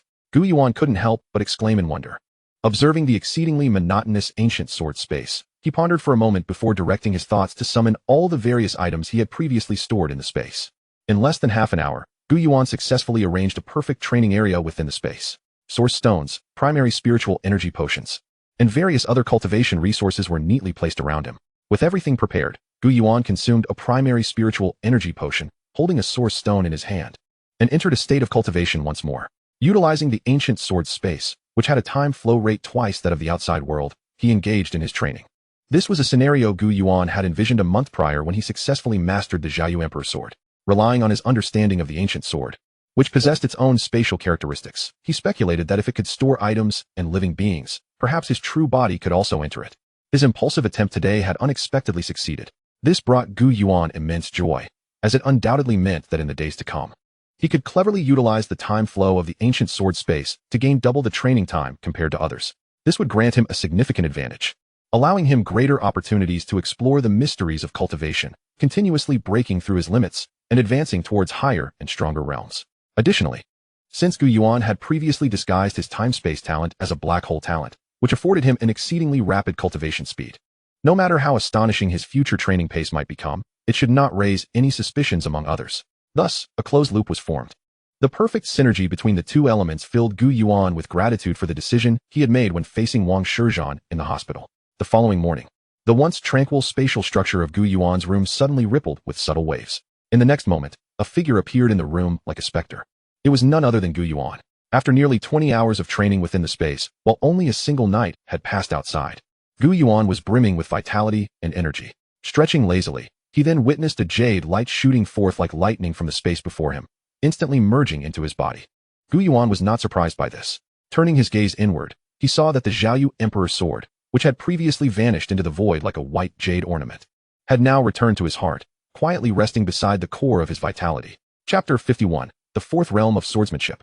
Sword Saint Shui Wuya, the Xiaoyu Emperor's sword. This enigmatic and supreme sword had long ceased to astonish Gu Yuan with its myriad abilities and characteristics. Clearly, even though his entire being had entered the ancient sword space, the small white jade sword left behind in the outside world was still capable, thanks to its extraordinary characteristics and powers, of autonomously slipping into the void as if it possessed an independent will, remaining undetectable by any observer. Fatty, let us head to school together. Gu Yuan called out to Pang Zhong, who had just awakened in the video. We can't keep Elder Qin and the others waiting for us two juniors. After a brief tidy-up, Gu Yuan drove to Pang Zhong's home at the agreed-upon time. Ah, it's little Yuan. You haven't been to your aunt's house in a while. Hello, aunt. After greeting Pang Zhong's mother, Gu Yuan picked up Pang Zhong, and they set off together for Lingxing No. 3 Middle School. It was currently vacation time. As they strolled across the deserted schoolyard, Gu Yuan softly mused, time flies so quickly. In the blink of an eye, we graduated. Pang Zhong nodded in agreement. Indeed, looking back, the days spent here seemed quite pleasant. Ever since their encounter with the Blood Clan and Pang Zhong's awakening from his severe injuries, he had matured somewhat as well. Gazing at the sky, their thoughts began to wander. Memories of their time here surfaced like scenes from a movie. At this moment, both felt a bittersweet nostalgia for the past, coupled with anticipation for the future. Gu Yuan, Pang Zhong. At that moment, a sweet voice pulled them from their reverie. Muwan, what brings you here? Brother Gu Yuan, have you truly disregarded my previous words? Su Muwan, who had jogged to the front of the two, spoke with a hint of irritation. Did I not mention that during this period, I would assist senior sister Chun in organizing the various materials needed for the handover work?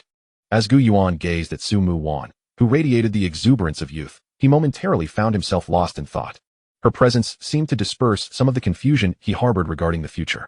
However, before he could articulate his thoughts, an unexpected tremor surged within him. The Celestial Emperor's sword in his heart began to quiver in response to this disturbance. Ah Yuan, Brother Gu Yuan, what has happened to you? Noticing Gu Yuan's sudden change in demeanor as he sat down abruptly, both Pang Zhong and Su Muwan were taken aback and anxiously inquired. Boom. In light of the situation, Pang Zhong attempted to reach out and assess Gu Yuan's condition, only to be repelled by an inexplicable force that caused him to stumble backward a few steps. Do not disturb him, he is fine. At that moment, a middle-aged man's voice echoed. As they looked up, both Pang Zhong and Su Muwan were momentarily at a loss, staring at the man who had appeared above them. Who are you? Why did you attack Yuan? Pang Zhong, gathering his courage, stepped forward to confront the man. Despite recognizing that the stranger's cultivation surpassed his own, he could not allow any harm to come to his dear brother Gu Yuan. The man, however, paid no heed to his question. Instead, he directed all his attention and spirit toward Gu Yuan on the playground below. With a mere wave of his hand, he erected a resplendent golden barrier of spiritual energy around Gu Yuan. What are you doing? Pang Zhong, bewildered by the unfolding events, assumed the man intended to strike Gu Yuan again. Without a moment to ponder, he swiftly retrieved his heavy shield and leaped into the air, charging aggressively toward the man. Pang Zhong, stop. Casting a glance at the rapidly approaching Liang Jingsheng and then back at the fearless Pang Zhong, the man imperceptibly nodded. In an instant, Pang Zhong's forceful advance was met with an immovable and overpowering force that sent him crashing back to the ground. Upon landing, Pang Zhong found himself unharmed, albeit astonished as he looked upward. It was then that he realized he was in the presence of the renowned sword saint, Shui Wuya. Liang Jingsheng arrived beside him, revealing the man's true identity to Pang Zhong. Upon learning this, Pang Zhong felt a wave of embarrassment wash over him. He had initially thought the man was a malicious intruder using some unknown ability to ambush his dear brother Gu Yuan, which had caused Gu Yuan to fall into such a state. Shui Wuya, I did not expect your arrival to be so swift. Elder Qin then appeared on the playground, prompting everyone to bow in respect. As Shui Wuya landed, he approached Elder Qin and offered a slight salute. Elder Qin, how could I possibly delay your summons? A flicker of divine radiance shone in Elder Qin's eyes as he furrowed his brow slightly. Did you encounter any adversaries on your way back? Unfortunately, I cannot conceal this from you, Elder Qin. Just 2 days ago, upon returning to Blue Star through the dimensional gate, I was ambushed by a group of unidentified assailants intent on killing me before I could enter Blue Star. Could they be the cultists from the myriad races? Most likely. After a brief exchange, their gazes turned once more to Gu Yuan, who stood at the center of the playground. Is this the young lad you referred to, Elder Qin? The once-in-a-century prodigy of swordsmanship? Shui Wuya, filled with curiosity, directed a probing glance at Elder Qin, who, with his weathered yet bright eyes, fixed his gaze on Gu Yuan. A look of satisfaction graced his face, and his graying beard trembled slightly with each nod. How about that? I did not deceive you, did I? Elder Qin spoke with a tone of pride. Shui Wuya was at a loss for words, as he too was engulfed in a profound shock. Initially, Elder Qin had only described Gu Yuan as a young lad at the pinnacle of sword energy. While impressive, it did not seem extraordinarily exceptional. Yet, upon closer inspection, it was evident that Gu Yuan was far beyond merely that. If all went as anticipated, he would soon grasp the fourth realm of swordsmanship mastery. Chapter 52. The Heart of Sword Intent. Earlier, when Shui Wuya arrived at the Lingxing area, he had intended to meet with Elder Qin first. However, as he drew closer to the third middle school, an inexplicable aura of sword intent suddenly emerged within his consciousness. Drawn by this energy, he soon witnessed Gu Yuan in a state of enlightenment, undergoing a breakthrough in his swordsmanship. Seeing Shui Wuya equally astonished by Gu Yuan's talent, Elder Qin seized the moment. I do not wish for this uncut gem to gather dust. Perhaps you could take it upon yourself to guide him in his sword training? Shui Wuya instinctively wanted to refuse, but as the words formed on his lips, he found himself unable to voice them. But Elder Qin, you are well aware of my current state. I have yet to clarify the path I must tread. How can I teach another? With a sigh, Shui Wuya lamented. Oh, this is hardly the tone of the legendary Shui Wuya, who once wielded a sword and defeated countless prodigies from the myriad races. Elder Qin patted Shui Wuya on the shoulder and continued. Have you not always aspired to create a groundbreaking sword training system, leading the art of swordsmanship to glory? In my view, if you were to team up with that young lad, perhaps you would find success. Upon hearing this, Shui Wuya turned his gaze toward Gu Yuan, lost in deep contemplation. Meanwhile, another figure appeared on the horizon, heading straight for the gathering at the third middle school playground. As the figure landed, they recognized him as Gu Yuan's father, Gu Tianyan. Pang Zhong and Su Mu Wan rushed to explain the situation to him. It turned out that earlier, Pang Zhong had not recognized the unfamiliar Shui Wuya and had assumed he harbored ill intentions. Thus, he promptly contacted his father, Pang Feilong, via the emergency communicator on his wrist, who in turn reached out to Gu Tianyan. Upon learning that his son might be in danger, Gu Tianyan wasted no time and hurried to the third middle school. After grasping the sequence of events, Gu Tianyan approached Elder Qin and Shui Wuya, bowing respectfully. He also introduced himself as Gu Yuan's father to the two, as a form of greeting. Might you have also studied at the Tianqing Academy? At that moment, Shui Wuya, who had been lost in thought, suddenly looked over and inquired. Oh, Elder Qin also appeared surprised, turning his gaze back to Gu Tianyan. Haha, esteemed seniors. Please do not jest. Indeed, I spent some time in the Tianqing Academy for further studies. However, due to certain circumstances, I had to withdraw prematurely and return to my hometown in Lingxing to make a living. Gu Tianyan admitted candidly. Looking toward Shui Wuya, he added, it is somewhat embarrassing to admit, but you, Sword Saint Wuya, should actually be considered my senior by 7 or 8 years. As Shui Wuya sensed the familiar golden spiritual energy swirling within Gu Tianyan, distant memories resurfaced in his mind. He recalled having crossed paths with Gu Tianyan during his time at the Tianqing Academy, or perhaps on the battlefield against the myriad races. Wait, is this for real? I had no idea that Uncle Gu was so unassuming. He was once a student of the Tianqing Academy? This revelation left Pang Zhong utterly astonished upon hearing about the past for the first time. Yet, why had neither my father nor Yuan ever mentioned this matter to me? Before Pang Zhong could recover from his shock, a sudden surge of energy enveloped Gu Yuan, who was currently within the spiritual energy barrier, igniting an overwhelming aura of sword intent that surged forth like a tumultuous tide. The clang of metal resonated through the air. Everyone turned their gaze toward the source of the sound, only to witness the dozens of specially crafted swords, which had been resting quietly around the training ground, beginning to tremble as though summoned by an unseen force. He had succeeded. Pang Zhong, Su Muan, and several esteemed figures present all instinctively directed their attention toward Gu Yuan. The swords quivered slightly, emitting a crisp hum. Some even soared into the air, whirling rapidly and glinting ominously, sending shivers down spines. In that moment, they appeared almost alive, converging towards Gu Yuan as if heralding the arrival of a new sovereign. What a remarkable lad, to have condensed the heart of sword intent in such a single stroke. A glimmer of spiritual light manifested upon Gu Yuan's forehead. Witnessing this spectacle, Shui Wuya's expression transformed into one of astonishment once more.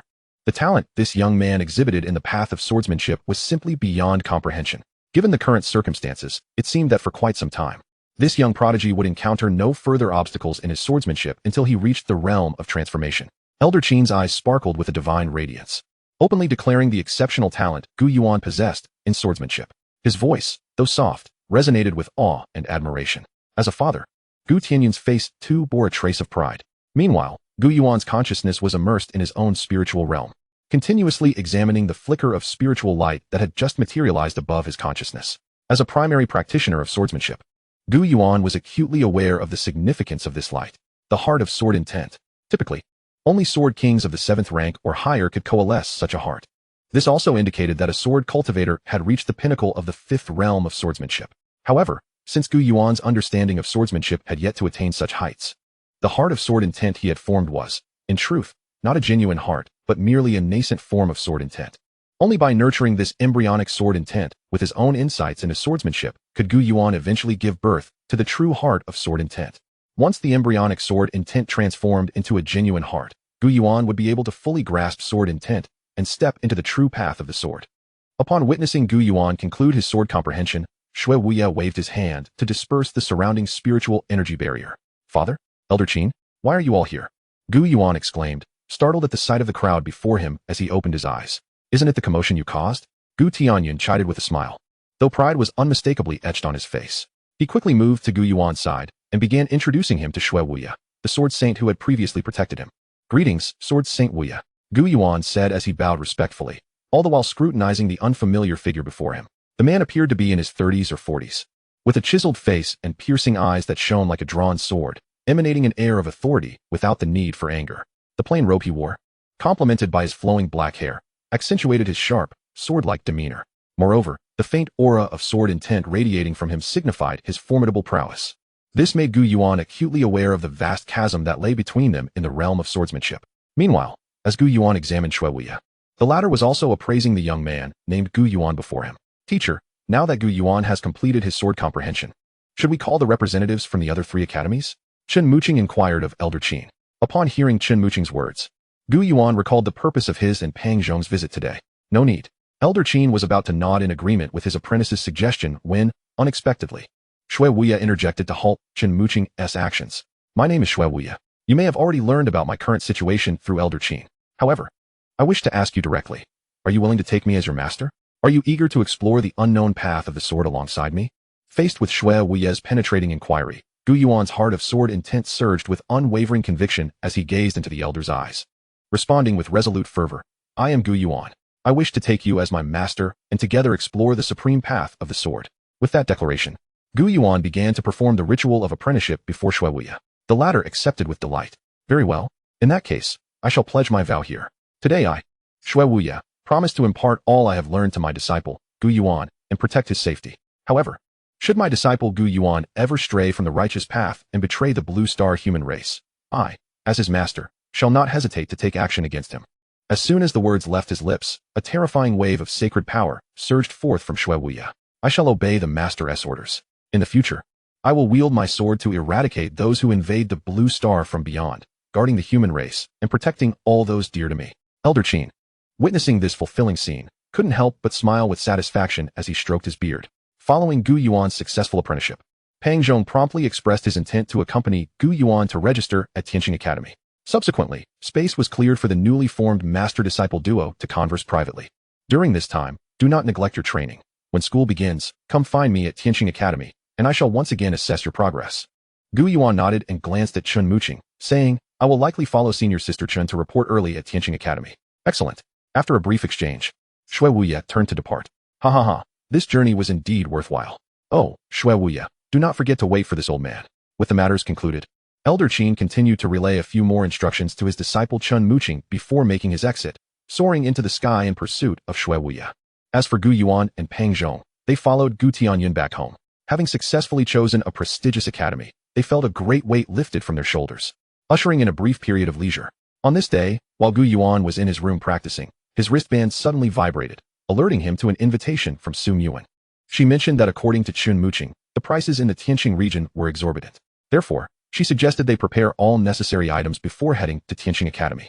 Su Yuan's invitation was for Gu Yuan to accompany her for some shopping, ensuring they did not overlook any essential items. Sure. Let me ask the fatty if he wants to join, and then I'll drive over to pick you up. Sounds good. Hey, fatty. Su Yuan wants us to go shopping for school supplies. Do you want to come along? After concluding the conversation with Su Yuan, Gu Yuan quickly contacted Pang Zhong. Absolutely. I must go? I've been stuck at home practicing for too long. It's incredibly dull. Lying on her bed, with a flushed complexion, Su Yuan found herself lost in thought as she gazed at the chat interface between herself and Gu Yuan. However, upon learning that Gu Yuan intended to meet with Pang Zhong, A wave of disappointment washed over her heart. Shortly thereafter, Gu Yuan arrived in the Dongqing district, parking his car in front of the Su family's restaurant, which was beginning to bustle with activity as lunchtime approached. After pondering for a moment, he sent a message to Su Mu-wan before stepping into the restaurant. He greeted her parents, who were busy attending to customers, with a warm acknowledgement. "Uncle, Auntie, it's been a while.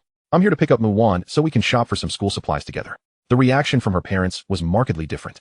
Su Mu-wan's mother, filled with surprise, eagerly invited him to sit down and rest. "Ah, it's Xiao Yuan. Come in, take a seat. Mu-wan should be down shortly." As for Su Mu-wan's father, he merely exchanged a nod with Gu Yuan before returning to the kitchen, resuming his work. Just a few minutes later, Su Mu-wan emerged from upstairs and immediately spotted Gu Yuan chatting and laughing with her mother. "Dad, Mom, I want to be back for lunch," she called out to her parents in the restaurant. "What about dinner?" her mother asked, causing Su Mu-wan to blush fiercely as she quickly pulled Gu Yuan out of the restaurant. Gu Yuan, on the other hand, felt a sudden chill run down his spine at the sound of chopping from the kitchen. As the two departed, some neighbors in the restaurant paused their meals to engage in light-hearted gossip. "Oh my, who is that young man, Mu-wan's mom, with that look on your face? Could it be that your daughter is well? It goes without saying, those two must be going on a date." When faced with the playful speculations of the neighbors, Su Mu-wan's mother merely wiped her hands and did not deny the insinuations, instead highlighting how both kids were exceptional. Having been admitted to the prestigious Tianqing Academy among the top 4 universities in Daxia, this statement elicited gasps of surprise from the onlookers. "Hey, didn't Gu Yuan come to pick up Pang Chong?" As they settled into the car, Su Mu-wan inquired, noticing the absence of her friend. "That guy? Let us not even mention him." Gu Yuan recalled half an hour earlier when his close friend Pang Chong, upon discovering that Su Mu-wan had initiated the invitation to Gu Yuan, had concocted various excuses to avoid being the third wheel. "I see," Su Mu-wan replied, feeling a surge of happiness swell within her. Today marked an unprecedented opportunity for the two of them to spend time alone together. With this thought, Su Mu-wan's heart began to race anew, akin to a lost fawn darting about within her chest.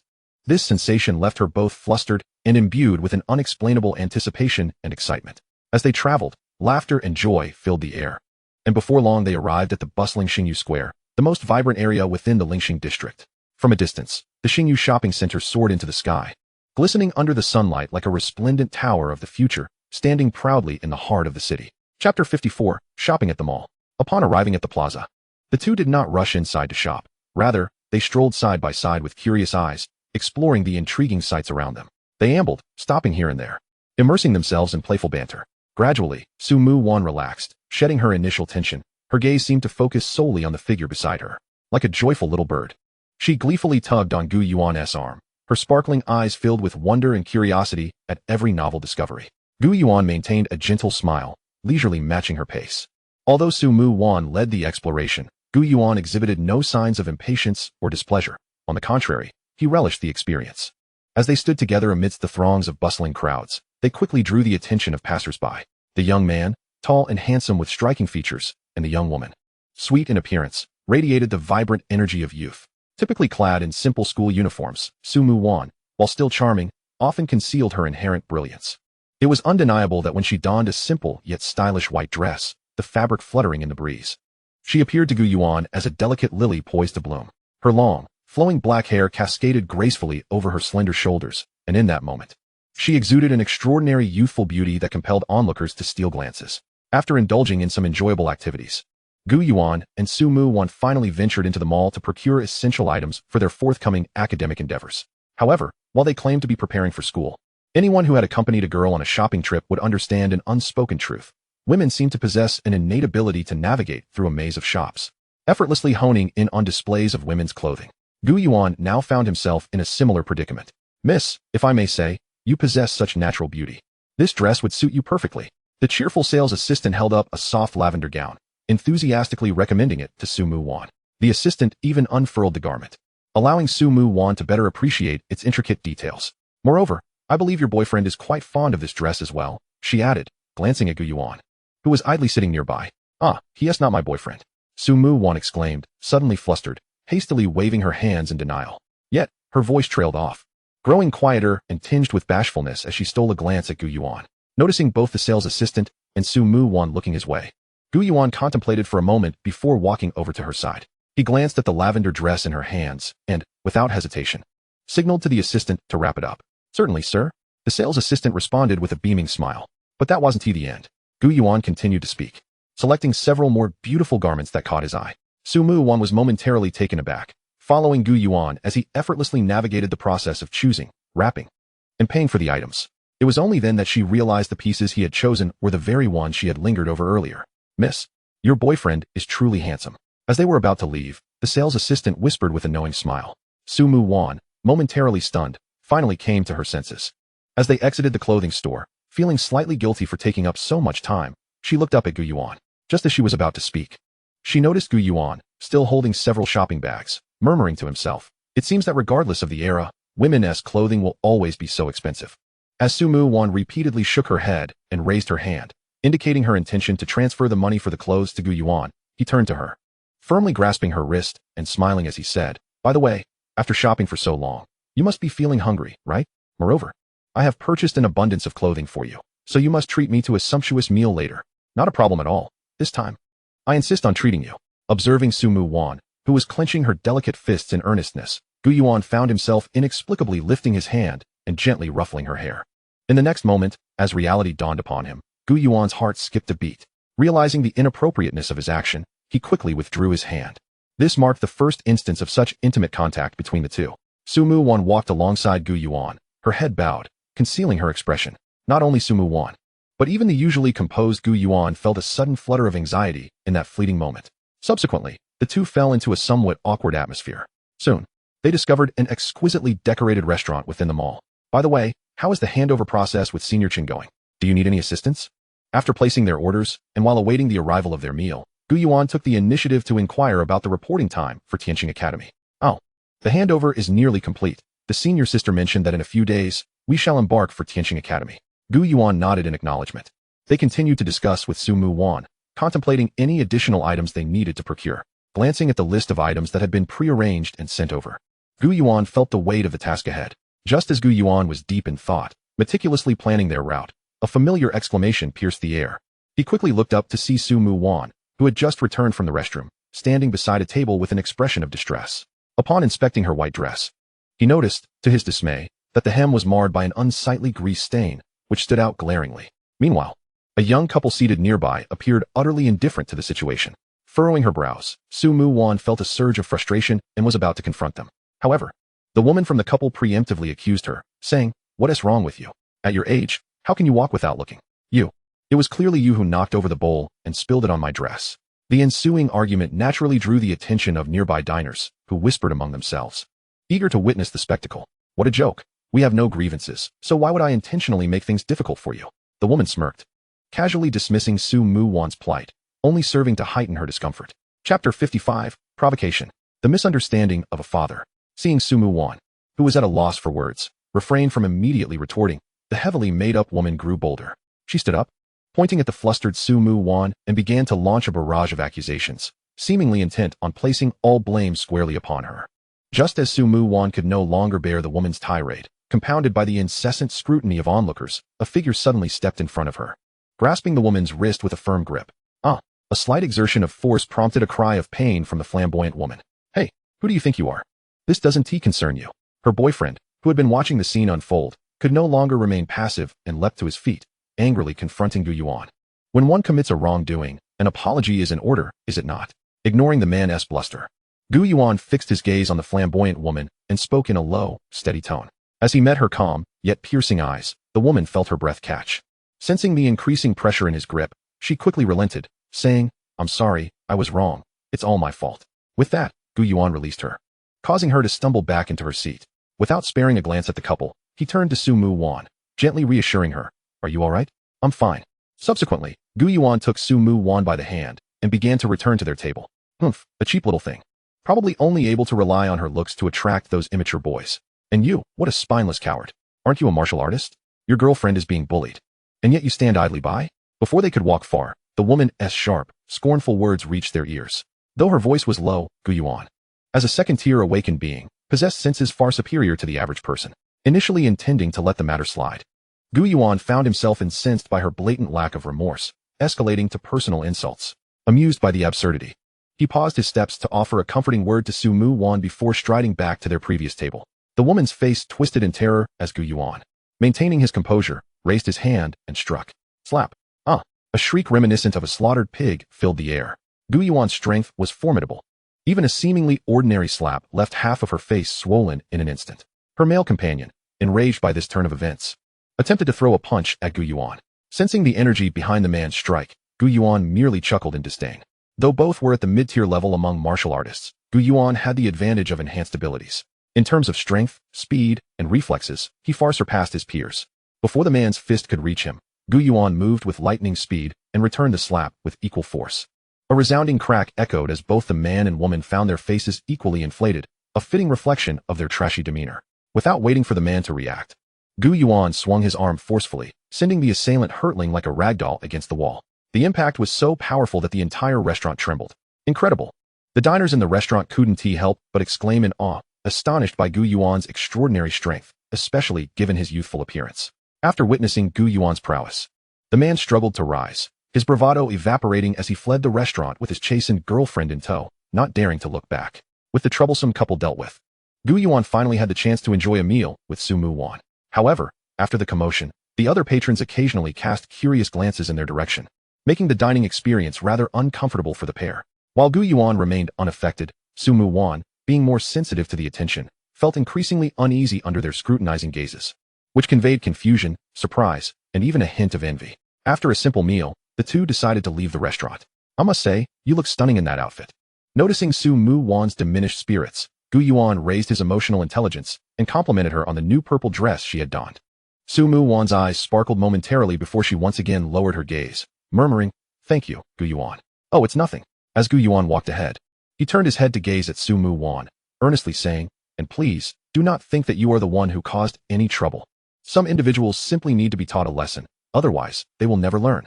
Thus, amidst Gu Yuan's half-hearted attempts at consolation and playful banter, Su Mu Wan gradually regained her spirits. The duo continued to traverse the bustling shopping mall, indulging in a spree of purchases.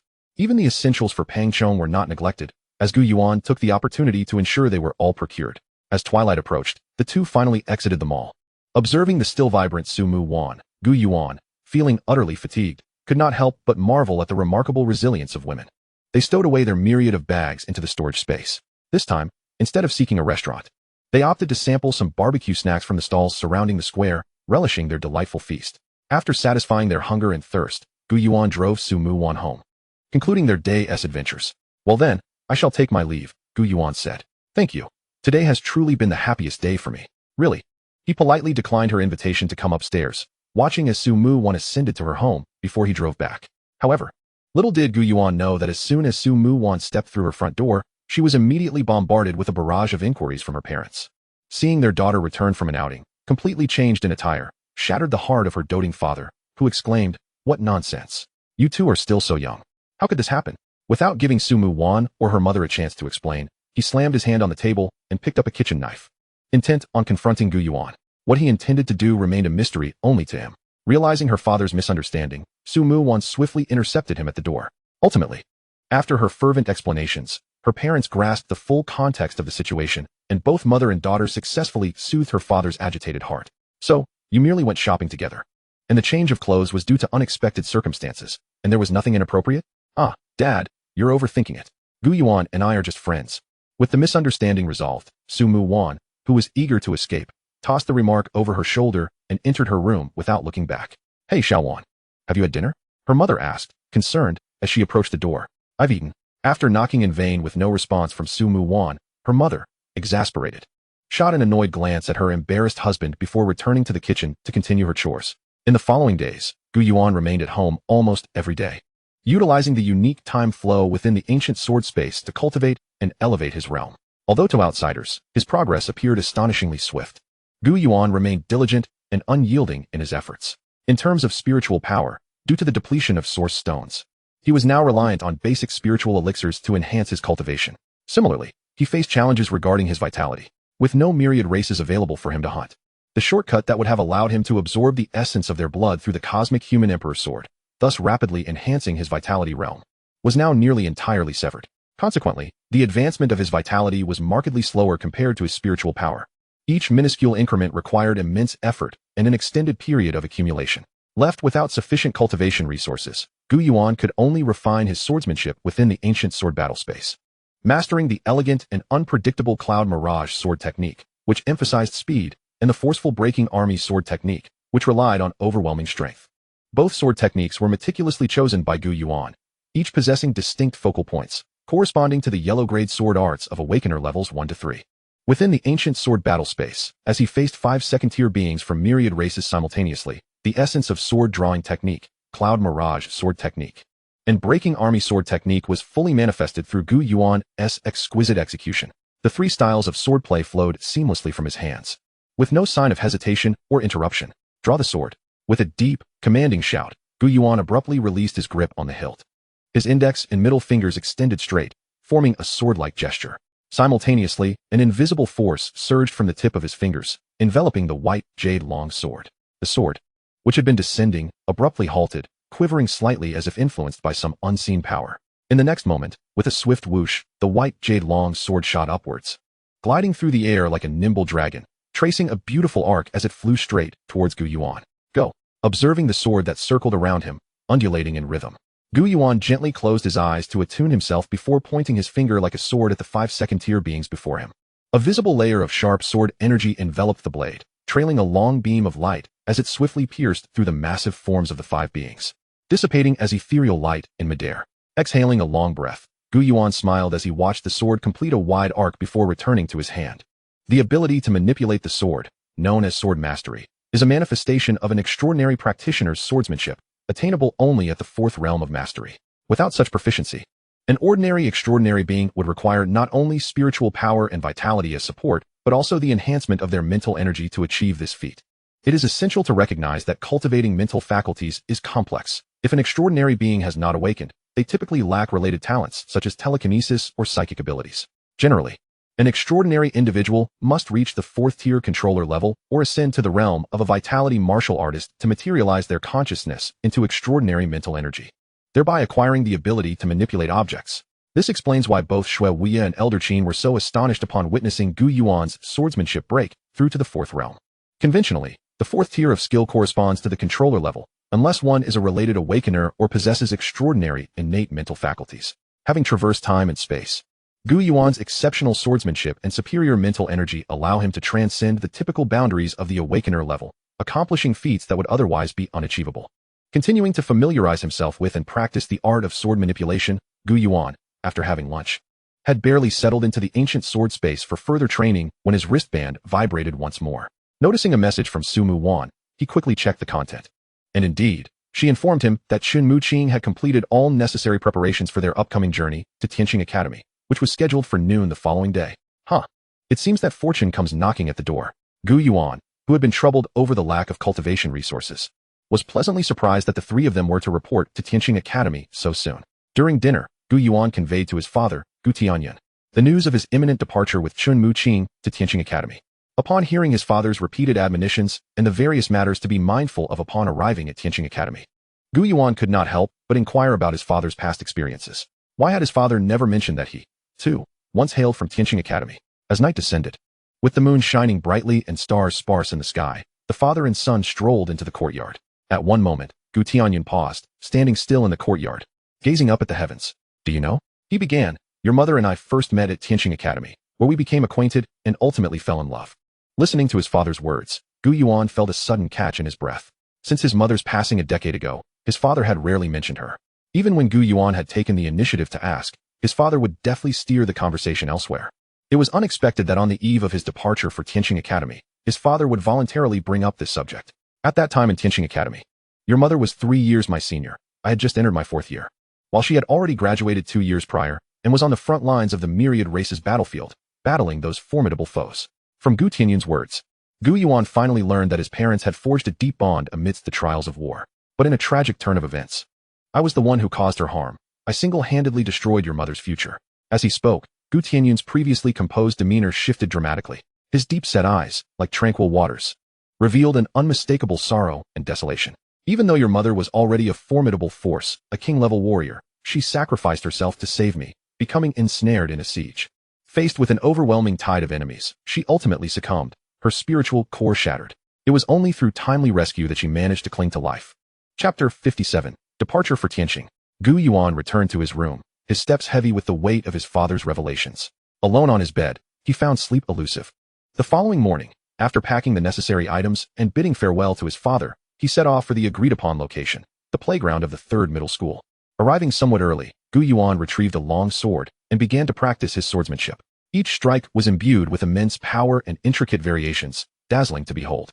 As he executed various sword techniques, Gu Yuan entered a state of transcendence. His eyes sparkled with brilliance, and the essence of sword intent flickered within his spiritual realm.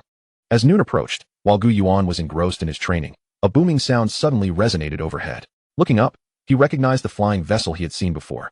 Oh, they arrived early. Are they eager to embark on their journey to Tianqing Academy and experience campus life? Chun Muqing descended with a playful tease. Gu Yuan did not deny it. Gazing at the flying vessel, he inquired, Sister Chun, how long will it take us to reach Tianqing Academy using this craft? Ah well. Chun Muqing replied, raising a finger and shaking it. You are now a graduate. I am no longer your teacher. You should call me senior sister. Gu Yuan sighed. Very well, senior sister Chun. That's more like it, she said, nodding in satisfaction before continuing. This flying vessel is the latest creation from the renowned Xingyu technology. Speaking solely of its speed, it can reach an astounding 5 times the speed of sound, even from hundreds of thousands of miles away. It will reach Tianqing Academy in a single day. As she patted the alloy exterior of the vessel, her pride was evident. Soon after, Pang Zhong and Su Muan arrived. And after exchanging greetings, the three of them boarded the flying vessel. As they watched the scenery swiftly retreat behind them, an indescribable feeling enveloped them. However, after Chun Muqing's introduction, they all felt an immense anticipation for their forthcoming life at the academy. 20 hours flew by in the midst of their training.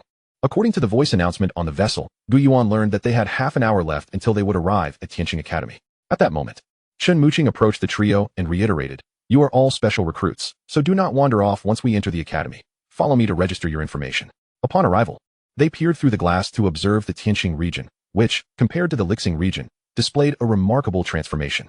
Towering skyscrapers were no longer constructed simply from steel and glass, but were made from a new composite material that seemed to adjust its color and transparency with changes in weather and light, rendering the cityscape vibrant and colorful. Countless spirit energy vehicles traversed the skies and streets, while automated subways sped underground, allowing people to reach any corner of the city swiftly and conveniently. The inhabitants lived in a highly intelligent environment, where nearly all tasks could be accomplished through automated remote operations, painting a picture of a futuristic, sci-fi city. Additionally, they occasionally glimpsed powerful individuals soaring through the air, a sight they could scarcely imagine while in the Lixing region. The Lixing region was merely an inconspicuous corner of the Dawn base, far removed from the presence of so many formidable beings above the 4th tier. Look, is that Tianqing Academy over there? It's simply unbelievable. As the vessel's speed diminished, Pang Zhong's eyes widened, and he leaned against the window, his throat involuntarily emitting a sound filled with shock and disbelief. The spectacle before them was breathtaking. Gazing ahead, they beheld an expansive complex of buildings sprawling over hundreds of kilometers. The three could not help but exclaim in awe. The visual impact of witnessing it firsthand, along with the spiritual resonance it stirred within them, was far beyond what could be conveyed through news videos or any other form of media. Strange-shaped lecture halls, grand statues, and a sacred mountain that seemed to belong to myth surrounded them. The entirety of Tianqing Academy emanated a solemn and mysterious aura that filled Gu Yuan and his companions with an indescribable sense of reverence. Let us disembark. The three stood on an endless avenue, surpassing the towering academy gates that stretched 100 meters high, entering the academy's interior. Sister Chun, are there few students at Tianqing Academy? Gu Yuan asked, puzzled, as he had not encountered many students along the way. Well, it's not too bad. Among the 4 academies, besides Longfeng Academy, ours has the largest number of students, she replied. And the 1st and 2nd year students are currently on break, visiting their families. As for the 3rd and 4th years, I believe you're already aware of their circumstances before arriving. Chun Muqing's tone grew heavy. Most of them have already gone to the myriad races battlefield, except for those with special tasks like me. Since 3 years ago, the situation on the front lines of the myriad races battlefield had become increasingly tense. Now, even 3rd year students were required to confront the fierce and brutal beings of the myriad races. Under Chun Muqing's guidance, the trio soon arrived at the Academic Affairs Office of Tianqing Academy. Ah, it's been a while since I last saw you, Sister Chun. What is this? Off on another mission? One individual appeared to be acquainted with Chun Muqing. Chun Muqing nodded in response, indeed. If we do not seize the opportunity while we are still at the academy to undertake more tasks and earn credits, I fear that once we arrive at the battlefield of myriad races, such relaxed assignments will be a rarity. The two exchanged a few casual remarks. With Chun Muqing's introduction, the male student on duty greeted Gu Yuan and his companions in turn. Oh, splendid. 3 specially recruited students, are we? It seems not only will Chun Jia enhance her credits, but her final evaluation will surely ascend to a higher tier as well. Chun Muqing disregarded the light-hearted banter. Enough idle chatter. Let us first input their admission information into the academy system. I still need to take them to collect their supplies. Subsequently, at Chen Muqing's behest, Gu Yuan and his companions stepped forward in order, providing their identification numbers. However, upon witnessing the specific information displayed on the luminous interface about the three, Wu Feng's previously indifferent demeanor transformed dramatically. Hiss! He inhaled sharply, lifting his gaze in sheer astonishment at the trio of young individuals before him. Observing his reaction, Chen Muqing subtly curved her lips in a smile. Chapter 58, Tianqing Academy. Chen, before he could utter more, the group had already exited the room. Hiss! I never anticipated that this cohort would not only produce a talent for healing, but also witness the re-emergence of the black hole affinity. A phenomenon that has only occurred once in history. Wu Feng murmured as he watched the group depart. It appears this cohort will be quite remarkable. Alas, it seems I shan't have the opportunity to witness it. Soon after, under Chen Muqing's guidance, the trio received 2 sets of pristine, white Tianqing uniforms. Notably, these uniforms were not only visually appealing but also of exceptional quality, crafted from advanced polymer materials and the pelts of extraordinary beasts, providing the same protective capabilities as combat attire against the majority of first- and second-tier beasts. Be polite when you enter. Did you hear me? Chen Muqing admonished. Though Gu Yuan and his companions were puzzled, they nodded in compliance. Master Wan, these 3 students were specially recruited into Tianqing Academy this year. I have brought them to collect the resources previously promised by the academy. Chen Muqing gracefully approached the resource exchange area, her gaze swiftly landing upon a figure not far away. There sat an elderly gentleman, comfortably reclined in a weathered armchair. His eyes gently closed as if indulging in a brief respite. Sunlight streamed through the window, casting a serene and tranquil tableau upon him. Chen Muqing respectfully saluted the elder, who appeared to have reached a venerable age, and articulated the purpose of her visit. It's little Muqing. I haven't returned to the cabinet in quite some time. I wonder how your master is faring? Thanks to your kindness, master. He has been in remarkably high spirits lately. During the exchange, Gu Yuan took the opportunity to observe the somewhat portly elder, recognizing that his esteemed treatment by Chen Muqing indicated he was no ordinary individual. Additionally, the cabinet they referenced was something he had learned about through his father prior to arriving at Tianqing Academy. The cabinet served as the power center of not only Tianqing Academy, but the entire Dawn base, accessible only to those who had attained the level of saint. Now, let me see what talents these 3 young ones possess. I trust they will not disappoint.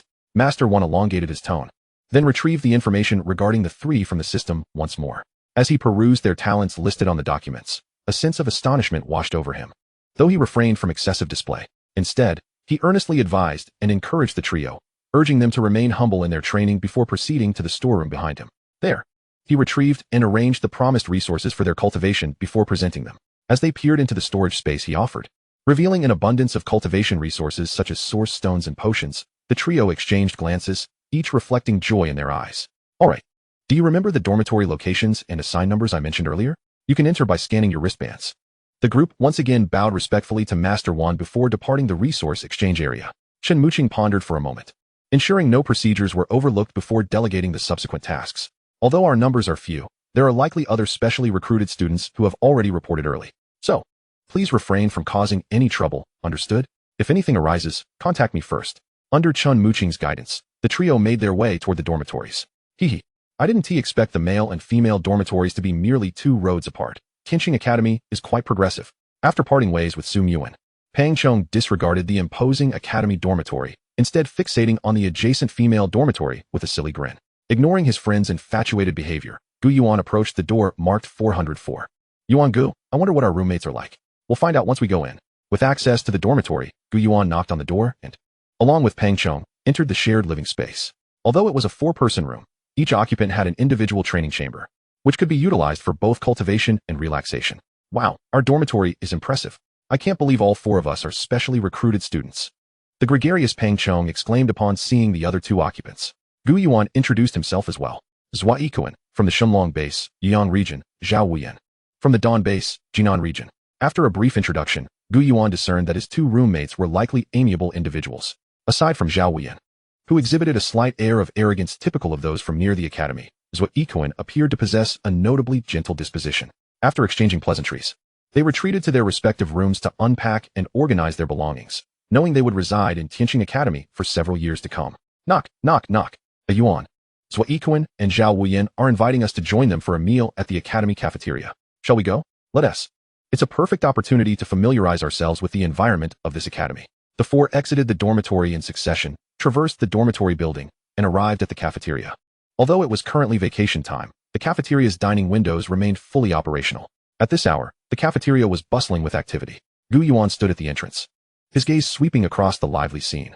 Students were continually coming and going, bustling between various dining counters.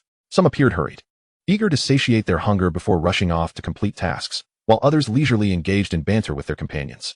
What struck Gu Yuan was the profound aura that emanated from these students, each exuding an unexpectedly formidable presence. He keenly sensed that among these seemingly ordinary students, many concealed extraordinary strength. Their energies surged like relentless waves, each more potent than the last. Merely passing by them enveloped him in an overwhelming pressure. Hee. Are you a bit taken aback? Zhuai Kuan inquired with a chuckle, observing Gu Yuan's astonished expression. When I first arrived, I was equally taken aback by the multitude of prodigious talents from all corners of the great Xia realm gathered here. Thus, such a spectacle is indeed rather commonplace. Chapter 59. Yellow List Xian List Great Xia Conference. The four gathered around a table after ordering some spiritual delicacies at the window, savoring their meal with great enjoyment. Pang Zhong took a bite of an unfamiliar meat dish and remarked, the spiritual food here is truly delightful, tasty and reasonably priced. Gu Yuan and Zhuai Kuan nodded in agreement. It's merely average. Compared to the fare prepared by my family's spiritual chef, it pales in comparison. Zhao Wuyan interjected with a proud expression. Noticing that the three had disregarded his comment, Zhao Wuyan pondered for a moment before proposing, by the way, I heard that upon entering the higher academy, the Taisu battle realm will unveil 2 lists, allowing individuals to assess their own strengths. Since our dormitory is now fully assembled, why not venture into the Taisu battle realm and determine our dormitory's ranking based on the list standings? Gu Yuan lifted his head and inquired, are you referring to the yellow list and the Xian list, which nearly encompass all the extraordinary individuals within the Dawn base? Zhao Wuyan nodded affirmatively, responding, indeed, those are the lists. Since we currently have no classes, we might as well seize this opportunity to strive for a better ranking on the list. Zhuai Kuan chimed in, I see no issue with that. Furthermore, I've heard that the official rewards some cultivation resources based on the monthly rankings. Splendid. Let us set the time for before the semester begins. At that point, the individual with the highest rank on the list shall lead our dormitory. Zhao Wuyan exclaimed, a triumphant smile spreading across his face as he surveyed the three before him with confidence. In contrast to their eager anticipation, Gu Yuan remained composed. He felt little enthusiasm for the title of dormitory leader. After witnessing so many talented individuals at the Tianqing Academy, his sole desire was to dedicate himself to rigorous cultivation. Following their meal, the four returned to their respective rooms. After thoroughly inspecting the room and finding no surveillance devices, Gu Yuan summoned the small sword from his heart as Cosmos. In an instant, his physical form vanished, and he entered the ancient sword space. He aimed to make further progress before the semester commenced, observing the space filled with over a dozen source stones and precious potions. Gu Yuan promptly seated himself on the ground and began his cultivation, having already reached the 2nd tier of awakening. If he wished to ascend to the 3rd tier during the first half of his freshman year, he would need an abundance of cultivation resources to support him. Otherwise, even with exceptional talent, he would likely find himself at an impasse. However, now that he need not worry about resources in the short term, he felt there was indeed a chance to make an attempt. In the depths of the great Xia heartland, within the confines of the Shenlong base, esteemed colleagues, have we yet determined the cause of the recent celestial disturbances? A man, around 50 years of age, seated at the head of the round conference table, inquired of the figures displayed on the numerous light screens before him. His gaze was profound and resolute, as if capable of discerning all truths. His voice resonated deeply, each word imbued with infectious conviction and persuasiveness. Noticing the silence that followed, he turned his attention to an elderly man seated at the center. Master Hua, your formidable mental acuity and expertise in celestial divination. Surely you must have discerned some anomalies? The elder remained silent for a moment before responding. Chairman, while I have deduced certain insights, the energies involved are convoluted, and I cannot assert anything with certainty. The man known as the chairman felt a flicker of intrigue and promptly urged, esteemed colleagues, you are all leaders of the great Xia and the Blue Star human race. Master Hua, please do not hesitate to share your thoughts. Previously, when the celestial energies surged, the brilliance of the purple emperor star among the 3 domains sparked my suspicion that perhaps a true sovereign figure was destined to emerge from our Blue Star human race. Master Hua's eyes briefly sparkled with insight before he sighed, somewhat resigned. I believe you are all aware that within the boundless expanse of the outer universe, countless races have also detected this phenomenon. Moreover, due to an enigmatic discourse regarding an impending great conflict, innumerable races have begun to take action against all human beings in the cosmos, including our Blue Star race. Upon hearing this, the hearts of the dozen or so human leaders present sank. The rumors of the rise of the human race seemed credible, yet with the passage of time without any signs of action. I too am beginning to doubt whether a figure bearing the fate of the human race has indeed been born among us on Blue Star. As soon as Master Hua concluded his statement, a profound silence enveloped the room. His words undoubtedly represented a heavy blow to the Blue Star human race. For the earlier whispers of the human race's resurgence had ignited a flicker of uncontainable hope among the high-ranking officials regarding the future of the Blue Star. However, if the one destined to lead the human race to glory does not arise from Blue Star, it may prove exceedingly challenging for the present Blue Star to weather this crisis that threatens to engulf the entire human race. Yet, there is not a total absence of good news. Investigations reveal that the pace of spiritual energy revival on Blue Star has accelerated. Pausing momentarily, Master Hua surveyed the faces of the assembly, each marked by gravity or contemplation, and continued. Countless spiritual veins that were once hidden deep underground or in obscure corners are now emerging like bamboo shoots after a rain. I believe the overall strength of the Blue Star human race can ascend to new heights as a result. Observing the continued somber atmosphere of the meeting, the chairman could not help but clear his throat, his eyes alight with fervor. Master Hua, I firmly believe that the hope for Blue Star, the hope to lead us out of our current predicament, surely exists. During this time, through my ongoing visits to other races in the outer realms, I have gathered that they too sense that peculiar wave, yet it has not incited changes as monumental as those experienced by our Blue Star. The chairman recalled the sensation that wave had imparted upon him, his tone resolute. Indeed, that sensation lingers in my memory. Furthermore, I have never heard of that race being able to loosen the bottleneck of sages under such an anomaly. According to statistics, after the occurrence of the phenomenon, the number of sages among our Blue Star human race surged by a staggering 20% within just a few days. The assembly members began to express their thoughts and opinions. Moreover, observe here, Gu Yuan, the director of the Great Xia Education Bureau, unfurled a meticulously compiled report before the attendees.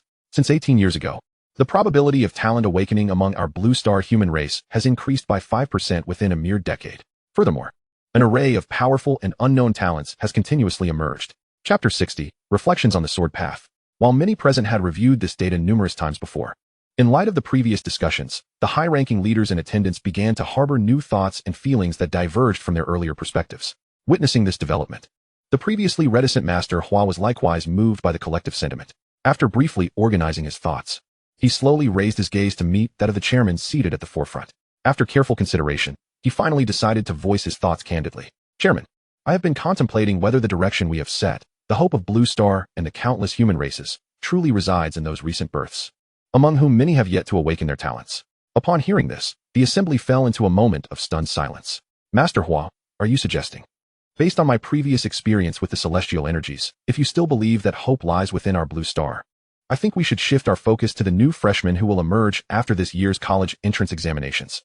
Without waiting for others to speak, the esteemed leader of the Hua faction exhaled deeply, articulating the conjectures that had been swirling in his mind, given that the anomalous fluctuations from that day reverberated throughout the myriad realms.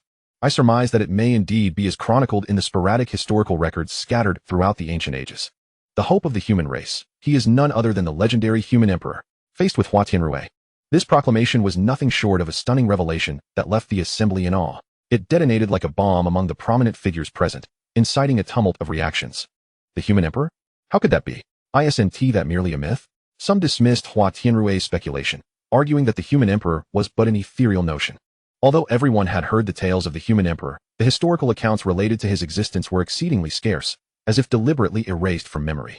Observing the fervent debate among the attendees regarding the human emperor, the leading man raised a hand to restore order. Regardless of whether he is indeed the fabled human emperor, our immediate priority must be to locate him. The man turned his gaze toward Gu Yuan, who was monitoring the luminous screen beside him, and declared, Director Zheng, this year, the allocation of resources to various academies will be increased by 30%. Understood. The voice of the principal man shattered the brief silence enveloping the conference room. He straightened slightly in his seat, resting his hands crossed upon the table before him. He then methodically began issuing a series of directives across various domains. Once all the instructions had been conveyed, the man slowly lifted his head, casting a serious glance over the assembly. Esteemed colleagues, the matters we discuss today are of immense consequence, and I implore you to keep them confidential. This pertains not only to the interests of our Blue Star human race, but may also bear upon the fate of all human beings in our universe. As the meeting drew to a close, a soldier clad in military attire addressed the principal man. Leader, you are the pillar of our Blue Star human race. Thus, from my perspective, it is unnecessary for you to expend your efforts in search of this elusive hope for humanity. Once you take that step, I believe many issues will be resolved effortlessly. As the screens representing the senior figures of the Great Xia dimmed one by one until they finally extinguished, the spacious conference room was left with but a solitary man. He sat quietly, his posture as straight as a pine, his gaze unwaveringly fixed ahead, lost in contemplation. Yuan-gu, hurry up and eat. After we finish, we still have to head to the playground. Casting a sidelong glance at the rotund Pang Chong, Gu Yuan leisurely sipped his soup, responding, "You go ahead. I will return directly to the dormitory after this." "Come on, can't we not be so competitive?" Pang Chong lamented, glancing helplessly at the pair sitting across from him. "You two are a couple, while I remain a solitary soul. Get lost. What nonsense are you spouting? Moreover, I am not stopping you from going to the playground for your romantic encounters." With a pained expression, Pang Chong exclaimed, "Yuan-gu, if you don't accompany me, who will cheer me on from behind?"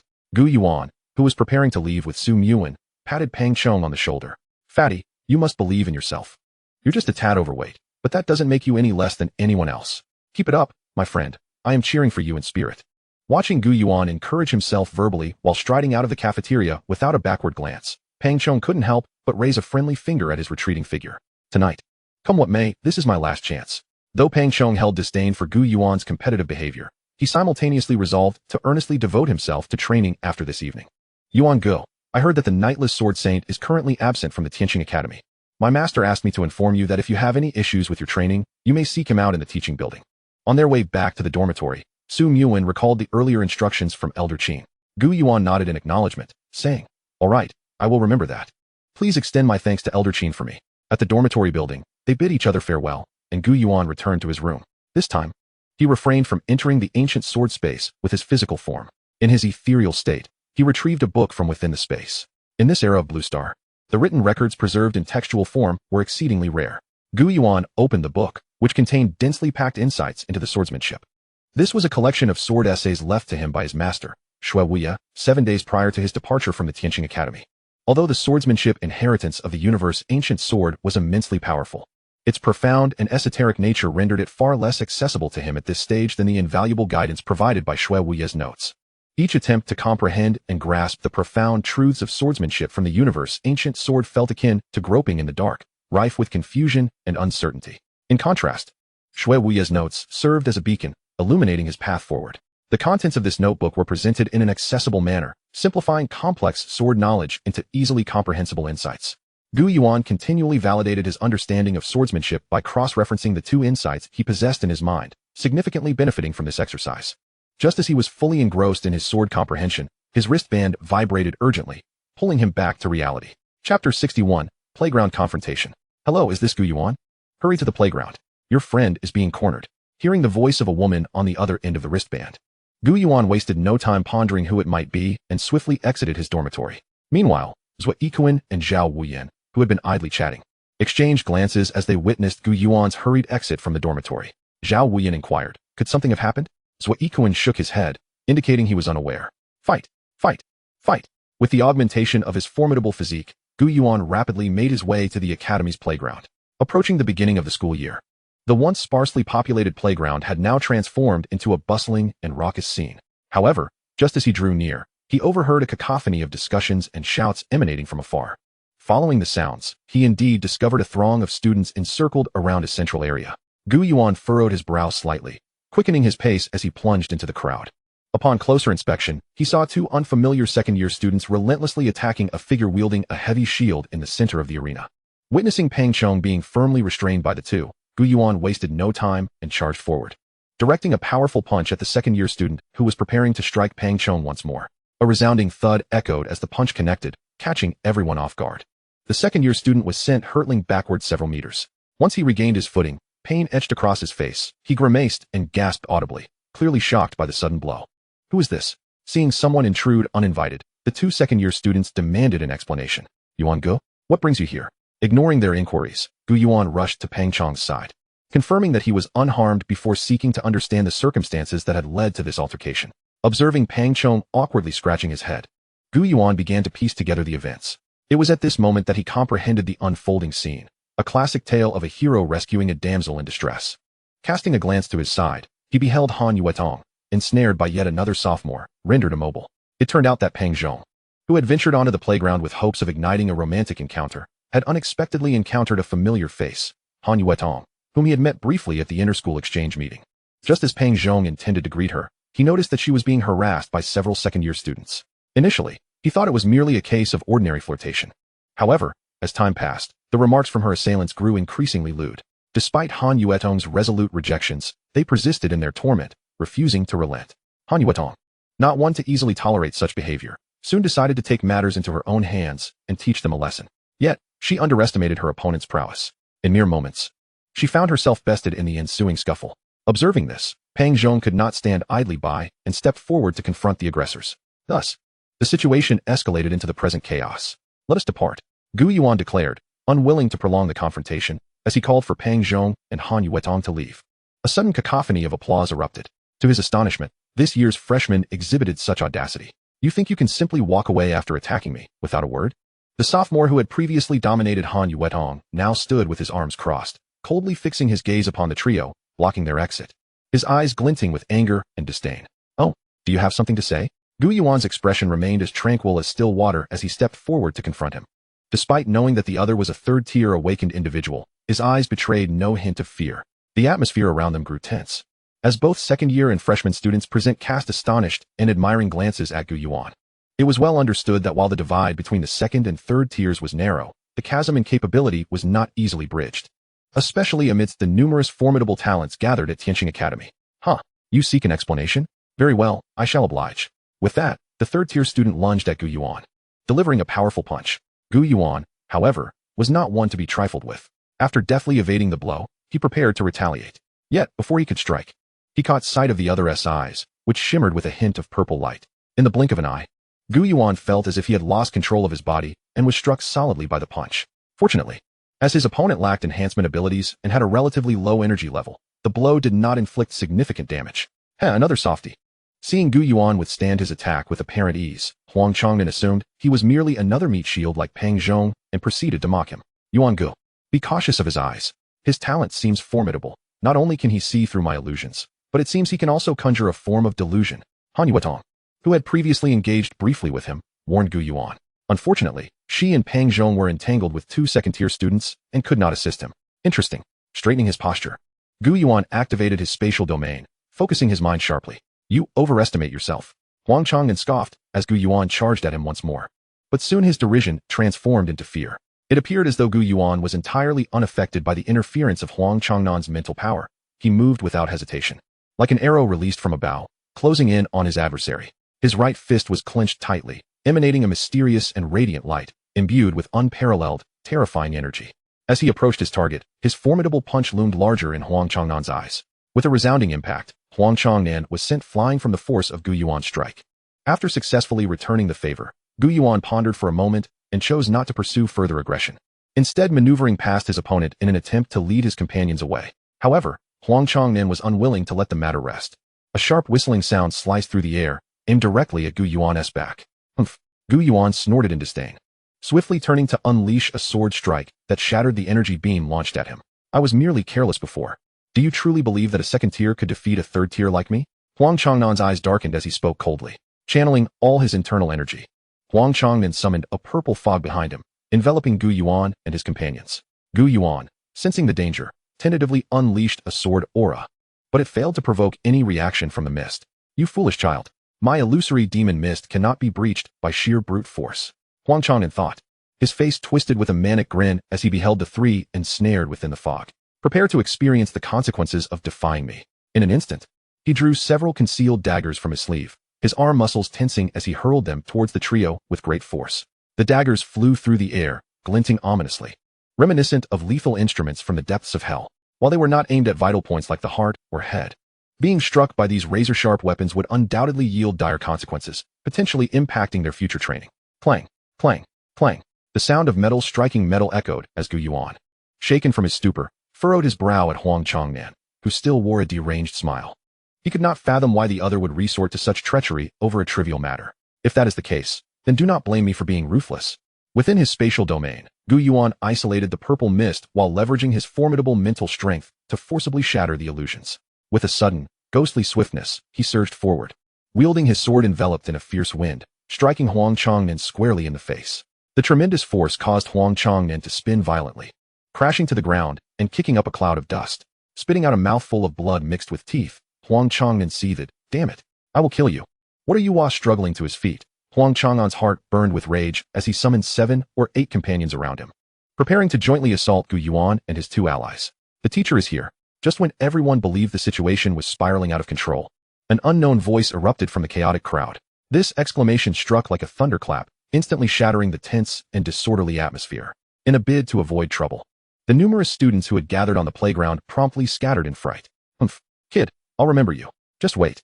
Although Huang Chang'an was furious, he was eventually persuaded by a few of his subordinates to leave the playground. After all, while the Tianqing Academy did not prohibit various conflicts among students, it certainly did not tolerate chaotic brawls like the one that had just unfolded, especially in the absence of any faculty members. What of your third-tier status? You were still beaten to a pulp.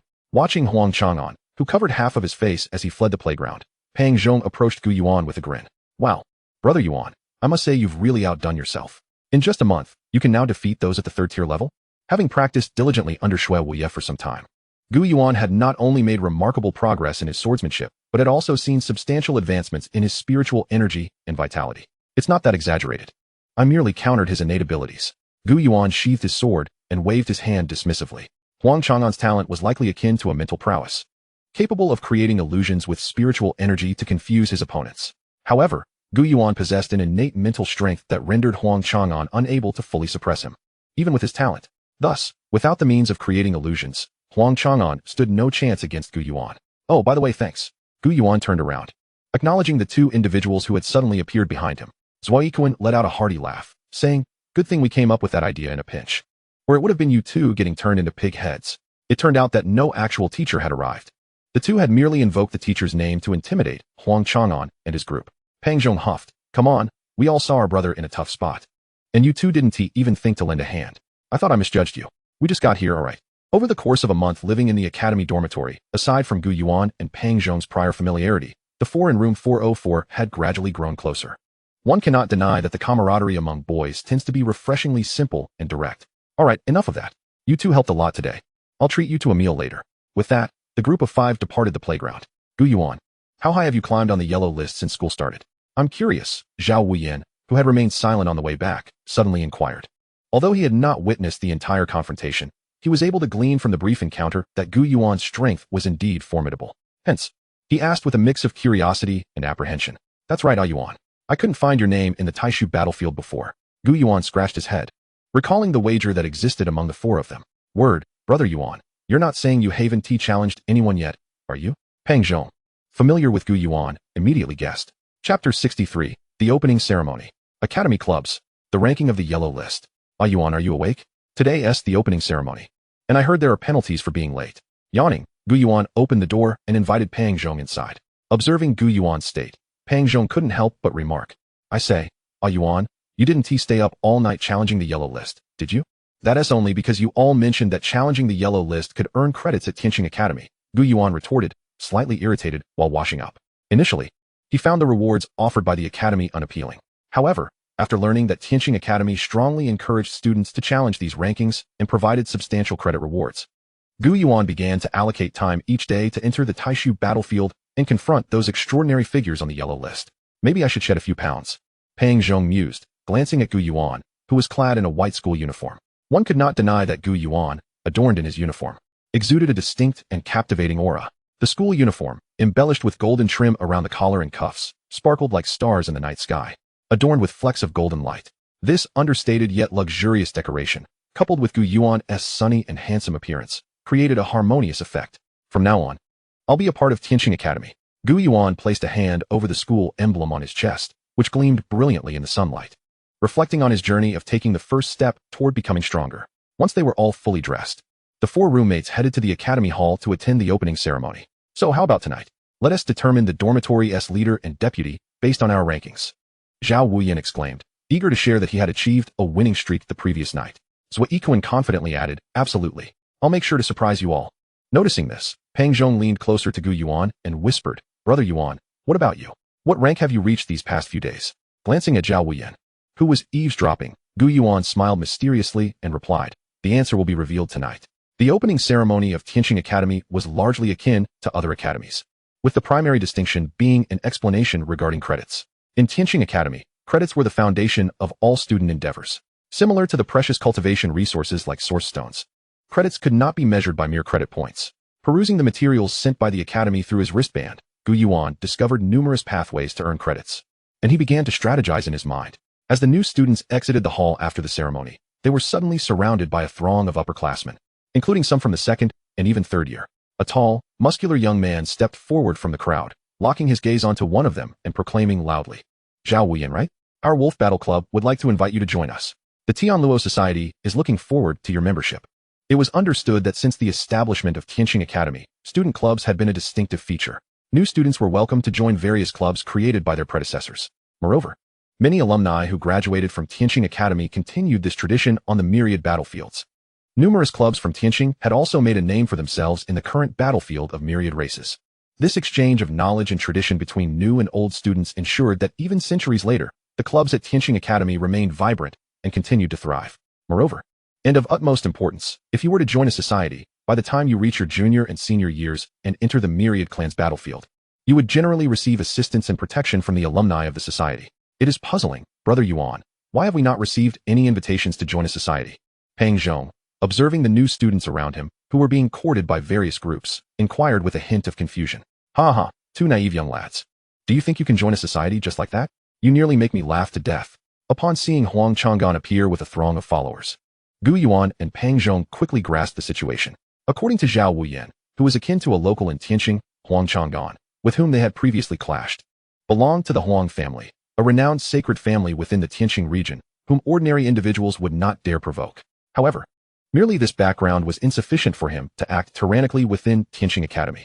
The crux of the matter lay in the fact that Huang Chang'an had an elder brother, who was reputed to be an unparalleled prodigy of the human race, poised to enter the top 10 of the Earth ranking, a candidate for royal power.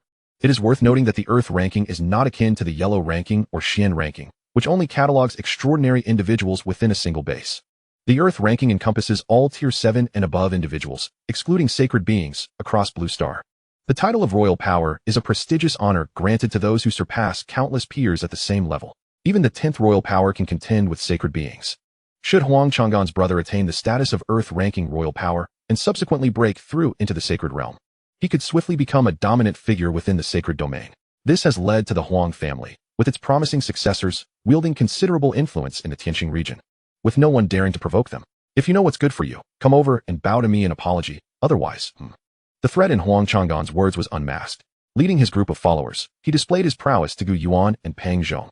Upon achieving his desired effect, Huang Chang'an laughed arrogantly twice and departed. "I refuse to believe that the Huang family is the only dominant force in Tianqing Academy." Pang Zhong retorted indignantly. "Brother Yuan, shall we bring out our masters together? If that doesn't suffice, we can also call upon old Qin. I refuse to believe that Huang Chang'an would dare to confront us." Faced with Pang Zhong's suggestion, Gu Yuan declined without hesitation. While he did not oppose relying on others or utilizing influence as Huang Chang'an did, he firmly believed that one must eventually repay their debts. Continuously depending on the strength of others to resolve issues would prevent him from undergoing trials and achieving genuine growth. Chapter 64, Awakening the Sacred Soil. Dragon Blood. Speculations on the sword domain. If they refuse us entry into the Academy Society, then so be it. We shall create one of our own. Just as Pang Zhong was engulfed in distress, Gu Yuan abruptly lifted his head, his eyes shining with brilliance, and spoke with unwavering determination. "Indeed, Brother Yuan, we can establish a society that belongs solely to us." Pang Zhong's spirits soared at Gu Yuan's words, excitement radiating from him. Gu Yuan nodded and continued. "The matter of creating a society is no trivial undertaking. Besides, just the two of us may not suffice to sustain one. So there is no need to rush. I plan to visit Mount Luofu shortly. After you return, you can consult Zhao Wuyan and Zuaikuan, if we include them. I believe we can successfully form our society. Rest assured, I will handle this matter." After parting ways with Pang Zhong and traveling for over 10 minutes, Gu Yuan finally arrived before a towering mountain, majestically standing deep within the academy. Gazing at the mist that perpetually surrounded the mountain, formed from the condensation of spiritual energy, he could not help but marvel at his own insignificance. This was none other than the legendary Mount Luofu, the epicenter of power within Tianqing Academy. Following the revival of spiritual energy and the transformation of the world, the surface area of Blue Star has expanded exponentially. Many once legendary mountains and rivers have undergone significant changes for reasons unknown. Mount Luofu is a site of awakened sacred soil. Not only has the mountain expanded in size, but it also yields an abundance of celestial sacred energy, which is of a higher quality than spiritual energy. This celestial sacred energy can significantly enhance the cultivation of sacred beings whose spiritual power has transformed into sacred power, yielding remarkable results in their training. Thus, Only sacred-level individuals are qualified to reside here and enjoy this unparalleled cultivation environment. At the summit of Mount Luofu, there exists a cabinet, a place where significant events occur at the Dawn Base, where numerous sacred beings gather to discuss and make decisions. Gu Yuan's purpose in coming here was to visit his master, Shui Wuya, who had just returned from an outing. He wondered what urgent matter had prompted his master, a being of sacred rank, to hastily depart. Gu Yuan stepped into the sacred mountain. Although Shui Wuya had recently fallen from his previous sacred realm to the royal realm due to some circumstances, he still retained the qualification to reside in Mount Luofu. Come in. At the foot of the sacred mountain, Gu Yuan arrived at the entrance of an ancient courtyard. Before he could knock, the courtyard door opened automatically. A deep, magnetic voice emanated from within. As Gu Yuan walked through the courtyard, he followed a winding path paved with bluestone, flanked by an array of exotic flowers and plants that emitted a captivating fragrance. A gentle breeze rustled the leaves, as if welcoming his arrival. Master. Upon reaching a bamboo pavilion, Gu Yuan bowed to the figure seated within. There is no need for such formalities. Come in and sit. Once Gu Yuan settled before Shui Wuya, his expression suddenly shifted. Master, you are injured? He noticed an unmistakable pallor and weakness on Shui Wuya's face. It's just a minor injury. It's nothing to worry about. But let us first see what I brought back for you. As Gu Yuan glanced at the vial of elixir being pushed towards him by Shui Wuya, he opened it at his master's behest. In an instant, a dense and potent aura of vitality surged towards him, causing his heart's energy core to stir restlessly. What is this, master? Dragon blood. Upon Gu Yuan's inquiry, Shui Wuya revealed the truth without further pretense. It turned out that 3 sacred dragons had appeared in the southern region of the human realm, the Zhuke celestial domain. Shui Wuya had received urgent news from the front lines, prompting him to return to the Myriad clan's battlefield, joining other human forces to slay the 3 dragons that wreaked havoc in their territory. These 2 small vials of sacred dragon blood, rich in pure vitality, should significantly enhance your physical constitution and vitality. Shui Wuya pushed the vial of dragon blood elixir towards Gu Yuan once more, and the implication was clear. Master, I am already quite satisfied with my current rate of cultivation. There is no need for you to go to such lengths. Gu Yuan mistakenly believed that Shui Wuya had risked his royal realm cultivation to participate in the hunt against the sacred dragons for his sake. After a month of close interaction, he had witnessed his master's wholehearted dedication and earnest teaching, which he appreciated deeply. Thus, regardless of the immense value and formidable efficacy of these dragon blood potions, he could not bear to witness such selfless devotion from the other party. You little rascal. Do you truly believe that all of this is for your sake? Snow Wuya remarked with a peculiar smile, half mocking, half serious. This dragon blood is indeed of great utility to me as well. Otherwise, do you think I would dare to take such a perilous risk to hunt down those 3 ferocious holy dragons? Upon hearing Snow Wuyue's explanation, Gu Yuan finally grasped the gravity of the situation. After all, the Dragon Clan holds a prestigious position among the myriad races of the universe. Undeniably a formidable lineage not to be trifled with. You are aware that there are deficiencies in my swordsmanship. I aspire to cultivate a complete sword path, which is why I have chosen to undergo this reformation. Although Snow Wuyue had been diligently instructing you in the art of swordsmanship, he gazed gently at his newly accepted disciple. However, I must admit that your inquiries regarding swordsmanship have prompted profound reflection on my part, and I too have gained considerable insights. I have come to understand that for practitioners like us, the ultimate aim in achieving the level of a sage must be approached with a certain poise. While sages cultivate the domain of spiritual power and martial sages refine their life force, should not we, as sword practitioners, also integrate our comprehension of the sword into this realm of cultivation? Gu Yuan listened intently, not daring to interrupt his master, Snow Wuyue. Thus, I intend to use my lifelong insights into swordsmanship as a conduit to forge a unique domain, one that belongs solely to the sword saint. As Snow Wuyue completed his thoughts, an aura of unparalleled sharpness emanated from him. It was evident that he had resolutely decided on the path he would tread upon his return to the sacred realm after his reformation. Upon hearing Snow Wuyue's concept of the sword domain, Gu Yuan could not help but acknowledge the extraordinary talent his master possessed in the art of the sword. If it were not for the assistance of the ancient universe sword, he feared he would never be able to comprehend this domain exclusive to sword saints. Furthermore, the notion of this sword domain also validated the ancient insights regarding sword cultivation that resided in his mind.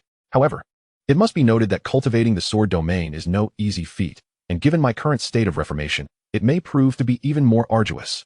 Therefore, should I fail to take that next step? With a serious expression, Snow Wuyue gazed at Gu Yuan and said, "Little Yuan, I hope in my lifetime to witness you cultivate the sword domain." His words undoubtedly indicated that he had firmly resolved to regard Gu Yuan as his successor and would devote himself to nurturing him, believing in his potential and qualifications to inherit and further develop his teachings. After all, a strong individual may take in numerous disciples throughout their life, yet typically, Only one may be chosen as the successor. Master, I am confident that you will return to your peak and surpass your former glory. Gu Yuan responded hastily. Snow Wuyue waved his hand, choosing not to delve deeper into the matter, instead sharing the conditions necessary for cultivating the sword domain with Gu Yuan. First, one must achieve the 6th level of swordsmanship, reaching the transformative realm or even a higher tier. Second, one must not have broken through to the 10th tier of the holy realm before condensing the holy domain. Third, an adequately powerful mental fortitude is essential. Fourth, a sufficiently robust physique is required. In summary, the threshold for condensing the sword domain is significantly higher compared to other domains. It demands that one reaches the 6th level of swordsmanship prior to entering the sacred realm, alongside possessing formidable mental strength and a physique capable of bearing the immense power of the sword domain. The blood of the holy dragon is a precious remedy for enhancing one's life force. For Gu Yuan, currently at the 2nd tier, it is an unparalleled treasure that will lay a solid foundation for him. Subsequently, the master and disciple engaged in further discussions regarding swordsmanship. Just as Gu Yuan was about to bid farewell to Master Snow Wuyue and turn to leave, he was suddenly called back by Snow Wuyue's deep, resonant voice. Gu Yuan paused, puzzled, and turned to face his master, who seemed on the verge of saying something yet hesitated. Ultimately, he simply reiterated his hopes for Gu Yuan's diligent cultivation before falling silent. Pondering, Gu Yuan exited the courtyard, only to realize that evening had arrived. After a quick dinner at the cafeteria, he returned to his dormitory. Brother Yuan, you have finally returned. Upon seeing Gu Yuan, Pang Zhong rushed over. Haha, fourth brother Pang Zhong, even with your return, it doesn't change the fact that you are at the bottom. Left Ikuan laughed heartily. Gu Yuan, catching on, remarked, so, you three have already compared your yellow list rankings? Zhao Weiyuan, seated in a chair, replied with an air of superiority. Indeed, that is why he calls himself the second. Otherwise, I wouldn't have become the elder brother of this dormitory. But he is only a few ranks above me, so what is the fuss? How can you speak to the elder brother in such a manner? Zhao Weiyuan teased playfully. Gu Yuan, I heard Pang Zhong mention that you wish to establish your own society. Zhao Weiyuan's demeanor shifted to a serious tone as he regarded Gu Yuan. Indeed, Gu Yuan replied, raising an eyebrow. In that case, Left Ikuan and I have discussed that if your ranking on the yellow list surpasses mine, we shall join your society. While our background may not match that of Huang Chongnan and the Tianqing Huang family, we need not fear them. With that, Zhao Weiyuan's face radiated confidence. Undeterred by the Huang family's influence, Gu Yuan was taken aback, unable to believe the loyalty displayed by the two. Whether it stemmed from their confidence in their own rankings or other reasons, it undoubtedly moved him. He called forth the ranking list from his wristband, displaying it before everyone, and turned his gaze towards Zhao Weiyuan, saying, am I allowed to be the elder brother? Goodness, Brother Yuan, you truly are extraordinary. Pang Zhong exclaimed upon seeing the ranking. I shall bestow upon you the titles of the Scroll King and the Liver Emperor. Left Ikuan chuckled. The yellow list displayed Gu Yuan at the 973rd position of Tianqing Academy. Observing Gu Yuan's ranking, Zhao Weiyuan silently acknowledged the truth of the matter. He scrutinized Gu Yuan, whose expression remained calm and unperturbed, and in that moment, the competitive spirit that had previously simmered within him dissipated like a gentle breeze. The disparity between them was indeed vast. The rankings of the three hovered around the 2000 mark, though commendable for second-tier awakened beings. It paled in comparison to Gu Yuan's ranking, which indicated that he had seamlessly entered the top 1,000 of the yellow list in just a few days. Such a position clearly demonstrated that Gu Yuan possessed the genuine capability to fight beyond his tier. Gu Yuan, no, brother. Zhao Weiyuan posed a question, curiosity piqued. What is your talent? Would you care to share? He added thoughtfully, however, I understand if you prefer to keep it private, our previous agreement still stands. Seeing Left Ikuan also gaze expectantly, Gu Yuan pondered for a moment before responding. There is nothing to conceal. I am a dual awakening, possessing the talents of comprehensive enhancement and the mystical black hole ability. So it is, the legendary black hole talent. Zhao Weiyuan and Zhue Ikuan exchanged glances in astonishment. And I too. I am also a dual awakening, though not as formidable as Brother Yuan. I possess stamina enhancement and earth elemental affinity. At this moment, Pang Zhong, who had been observing, approached. Haha, who would have thought, fourth brother, that you too are a genius of dual awakening, just like elder brother. But there's still quite a gap. It has been said that Brother Yuan is an anomaly and a master of the art. As for me, I'm merely a tank. How can I compare to him? Pang Zhong, feeling somewhat discontented, added with a hint of sarcasm. Humph, after all this talk, what about your talents? Surely they can't be superior to mine, can they? Chapter 66, Sealing Talent. Devouring Talent. The first lesson of the school year. Upon hearing Pang Zhong's sarcastic remarks, the two did not take offense.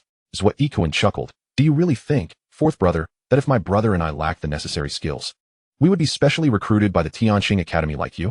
I possess sealing talent and excel in certain formations and inscriptions. A unique sealing energy materialized in Zhue Ikuan's hand, which he then transformed into an enigmatic inscription under his control. After gaining a brief understanding, the trio turned their attention to Zhao Wuyan, who remained. Speaking of which, my talent is somewhat akin to Elder Brother's black hole ability.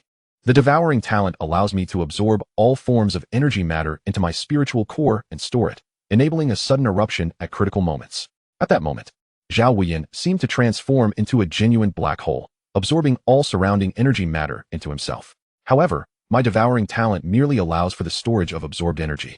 It pales in comparison to Elder Brother's true ability to consume all things. Hearing this, Gu Yuan's expression turned slightly awkward. Yet his inner strength prevented the trio from discerning any hint of discomfort. If truth be told, Zhao Wuyan's devouring talent is actually closer to the legendary black hole talent than his own spatial ability. Not bad, Pang Zhong remarked with a grin. Though it doesn't quite measure up to my and Brother Yuan's dual awakening, it's commendable. I see you've grown quite proud. Pang Zhong chuckled. True enough, the four, save for Gu Yuan, had shared their true abilities, leaving Gu Yuan with a tinge of guilt. However, he was acutely aware that revealing his spatial and temporal talents could attract the attention of the myriad races beyond their realm, potentially endangering both himself and those around him. With a deep understanding of the implications, Gu Yuan could only suppress the intense urge to share his own capabilities. Through this profound exchange, the bonds among the four grew increasingly tight and profound. They were no longer mere acquaintances, but had become trusted confidants, able to share their innermost thoughts. By the way, Elder Brother, weren't you planning to establish a club? Have you thought of a name? Zhao Wuyan inquired. Gu Yuan scratched his head, confessing, to be honest, the idea of starting a club came to me on a whim. I haven't quite settled on a name yet. How about the Sword and Shield Society? One sword, one shield, a balance of attack and defense. Pang Zhong suggested. No way, that only highlights you and Elder Brother. What about the two of us? Gu Yuan promptly refuted. The four debated for quite some time, but could not arrive at a name that satisfied them all. Reluctantly, they returned to their respective dormitories. For the next day marked the official commencement of classes at Tianxing Academy. Upon entering his room, Gu Yuan, after a brief wash, lay down on his bed, closed his eyes and focused. In an instant, he vanished from his spot, only to reappear in the mysterious and ancient space of the sword. Holding a source stone, Gu Yuan inhaled deeply, feeling the pure energy surge into his being. He quickly seated himself cross-legged, adjusting his breath, preparing to commence his cultivation. For Gu Yuan, cultivation had become a habitual practice, even replacing sleep at times. Especially after acquiring this wondrous ancient sword space, he felt as if he were a fish in water. This unparalleled advantage instilled in him a deep sense of appreciation, driving him to strive harder in enhancing his abilities. As the spiritual core and blood rotational core operated, a faint glow gradually enveloped Gu Yuan, casting him in radiant light.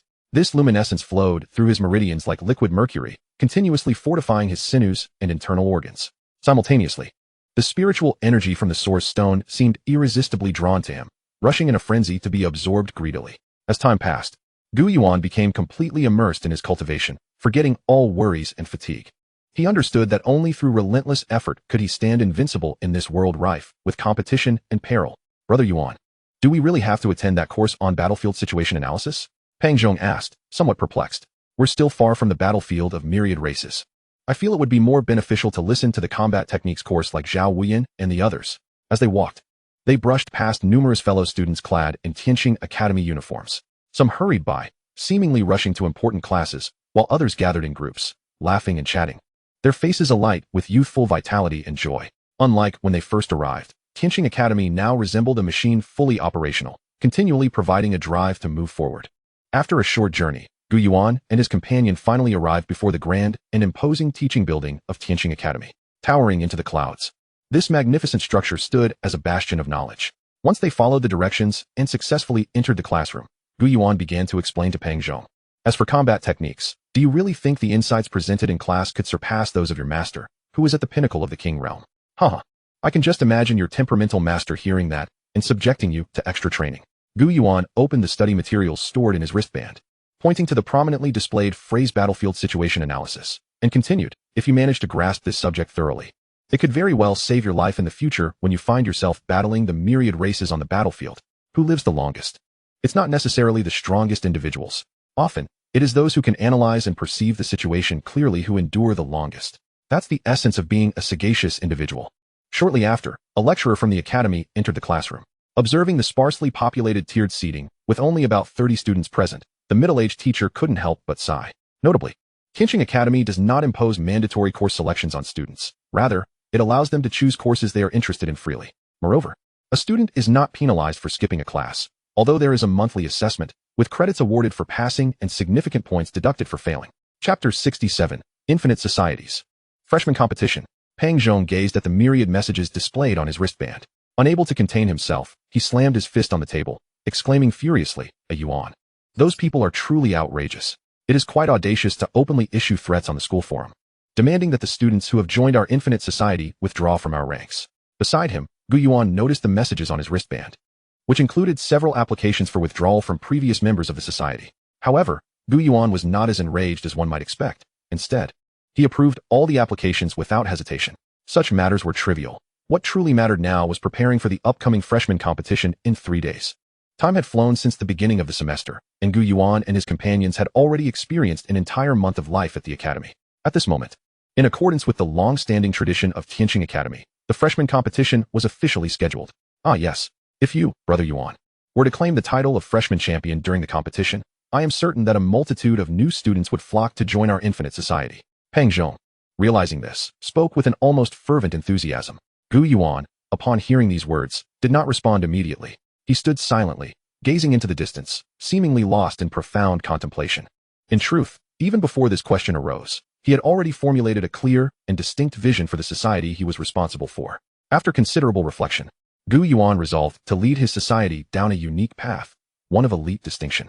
This path was not born of whimsy, but was rooted in his precise judgment and in-depth analysis of the society's current status and future direction. In Gu Yuan's view, it was imperative to implement a rigorous selection process, nurturing a cadre of members who were not only loyal to the society, but also possessed exceptional talent and potential. Only in this manner could the overall strength and influence of the society be genuinely enhanced. This approach would not only attract more outstanding individuals to join, but would also allow the society to stand out in various future activities, becoming the focal point of attention. We cannot merely latch onto a single individual. You all must ensure that we uphold the reputation of our infinite society in the competition. Gu Yuan looked at Pang Zhong, Su Mu Wan, Zhao Wuyin, Zhua Yikuan, and finally Han Yutong, hoping that each of them would achieve remarkable results in the competition. Su Mu Wan, with her healing talents, had received numerous invitations from top societies. Yet, upon learning that Gu Yuan had established his own society, she unhesitatingly chose to join Gu Yuan's infinite society, having previously wished to be in the same society as him. "Rest assured, boss, we will not let you down," Zhao Wuyin promised, thumping his chest. After witnessing Gu Yuan's talents and learning from Pang Zhong, almost inadvertently, that Gu Yuan had a master of swordsmanship of legendary caliber, the once arrogant Zhao Wuyin had come to fully respect Gu Yuan. "Very well, then. Let us seize this opportunity presented by the freshman competition to make our society's mark." As the president, Gu Yuan stood with fervor and ambition. His gaze was resolute and fervent as he raised his cup high, rallying the spirits of those around him. At that moment, the room was enveloped in an atmosphere of excitement and camaraderie, with everyone rising to lift their cups in unison, echoing his sentiments. 3 days later, the school officials, having meticulously prepared and planned, were poised to unveil an unprecedented contest. This freshman competition was not merely a comprehensive evaluation of the new students' capabilities and potential. It was also a splendid platform for self-expression and skill enhancement. A fortnight prior, when news of the competition spread, it had ignited a fervor among the freshman cohort. Students were eager to showcase their skills. If one could stand out in the competition and be recognized by the influential figures within the academy, it would indeed be the launchpad for soaring to new heights. "I hope everyone remains vigilant and strives to showcase the strength of our infinite society," Gu Yuan advised, glancing at the electronic screen on the playground where opponents were randomly assigned. "We must set our sights on ranking within the top 10 to qualify for those coveted academic credit rewards." The rewards were enticing: 30 credits for 10th place, 60 for 9th, 90 for 8th, 200 for 3rd, 300 for 2nd, and a staggering 500 credits for the title of freshman champion. Zhua Yikuan looked up at the announced rewards and noted, considering that a single source stone could only be exchanged for 10 credits. The Academy's initiative was nothing short of remarkable. It was said that the rewards for previous year's competitions had been merely half of what Gu Yuan's cohort was set to receive. With the announcement of this reward system, many freshmen couldn't contain their eagerness, ready to spring into action. "Watch yourself, 4th. Zhao Wuyin nodded in agreement, then turned to tease Pang Zhong. Pang Zhong rolled his eyes dismissively, retorting, "Humph, you should worry about yourself instead." Afterward, the group dispersed, each heading toward a designated combat platform on the field. On platform C1, the combatants were Gu Yuan versus Jin Yuan Bao. "Gu Yuan, I have heard of you. I hope you can indeed defeat a third-tier awakened being, as the rumors suggest." As Gu Yuan ascended the platform, his opponent, Jin Yuan Bao, immediately recognized him as the prominent figure discussed extensively on the Tianqing Academy forum. following the altercation with Huang Chang and before the semester began. Coupled with Huang's ongoing public challenges to Gu Yuan, it had quickly led to Gu Yuan's notoriety among the newly arrived students. Is that the famous figure from the forum? The one bold enough to challenge second and third year seniors? Indeed, that's him. I've seen his photo. Some students in the audience began to murmur upon hearing their exchange. Soon, word spread, and more freshmen gathered beneath Gu Yuan's platform. Although they had heard his name, the vast majority had never witnessed Gu Yuan in action, fueling their curiosity about his true capabilities. Chapter 68, Thunderous Talent. Blade of Gold. Without further ado, the two commenced a fierce confrontation. Jin Yuan Bao struck first, condensing his inner golden energy into a sharp weapon that shot towards Gu Yuan. One must acknowledge that those who gain admission to Tianqing Academy are no ordinary individuals. Even this singular energy attack from Jin was something that Gu Yuan believed many ordinary second-tier awakened beings could not withstand. As of today, a month had elapsed since the semester began. Among the freshmen, only a handful had yet to advance to the second tier. The vast majority had reached that level. Thus, Gu Yuan did not possess a significant advantage in terms of realm during the competition. Facing the incoming energy attack, Gu Yuan circulated his own energy and vitality throughout his body. With a swift punch, he shattered the energy weapon into fragments. Wow. This display alone left not only his opponent, Jin Yuan Bao, astonished, but also startled the observing students with the sheer ferocity emanating from Gu Yuan. Ignoring the reactions of others, Gu Yuan remained focused. Before his opponent could react, he swiftly advanced with an imposing aura. Bang, bang, bang. As his fists swept through the air, the golden spirit blades were shattered one by one. Witnessing this, Jin Yuan Bao was thrown into a panic, retreating continuously under Gu Yuan's relentless pressure. Yet, how could his speed compare to that of Gu Yuan? In the midst of Jin Yuan Bao's somewhat desperate gaze, Gu Yuan, empowered by his awakened enhancement ability, quickly closed the distance. Wait, we shouldn't be slapping faces, right? Not slapping faces. What do you think? Gu Yuan grinned, retorting. Then I concede. Boom. As Gu Yuan closed in, Jin Yuan Bao's eyes widened at the sight of the approaching fist. Just as he was about to surrender, he was sent flying by Gu Yuan's punch, landing on the ground with his cheek swollen. Hiss. The spectators below inhaled sharply, their eyelids twitching involuntarily at Jin Yuan Bao's misfortune. After the battle concluded, Gu Yuan slowly descended from the arena under the watchful eyes of the crowd, who parted to create a pathway for him. Returning to the stands, he began to scrutinize the fierce battles unfolding on stage between other pairs of students. It must be said that the awakened talents possessed by these individuals were indeed wondrously diverse. Sound wave abilities, stealth abilities, ice abilities, poison abilities, and even peculiar beast transformation abilities. An astonishing array of talents was vividly displayed by these gifted students. The sound wave wielder unleashed a resonant sonic attack. Once initiated, the surrounding air seemed to be stirred by this powerful sound wave, creating visible ripples that spread outward. Meanwhile, those with stealth abilities moved like phantoms, reminiscent of Han Yuedong's illusory stealth talent. However, what astonished Gu Yuan the most was a male student's beast transformation ability. Those endowed with this talent could instantaneously transform into a ferocious beast, gaining extraordinary strength, speed, and agility. Compared to ordinary enhancement abilities, beast transformation offered a significantly greater enhancement at the physical level. Furthermore, the surface of the individual's body was cloaked in hard scales and fur, with razor-sharp claws and glimmering fangs, undoubtedly granting him formidable offensive capabilities. He appeared as if a fierce otherworldly beast had descended upon the mortal realm. Gu Yuan couldn't help but marvel. Entering Tianqing Academy had truly broadened his horizons. Who would have thought that such an array of marvelous and powerful abilities existed in this world? Some ordinary elemental or enhancement abilities, had it not been for their exceptional performance during the entrance examinations, might have struggled to even reach the threshold of this prestigious institution.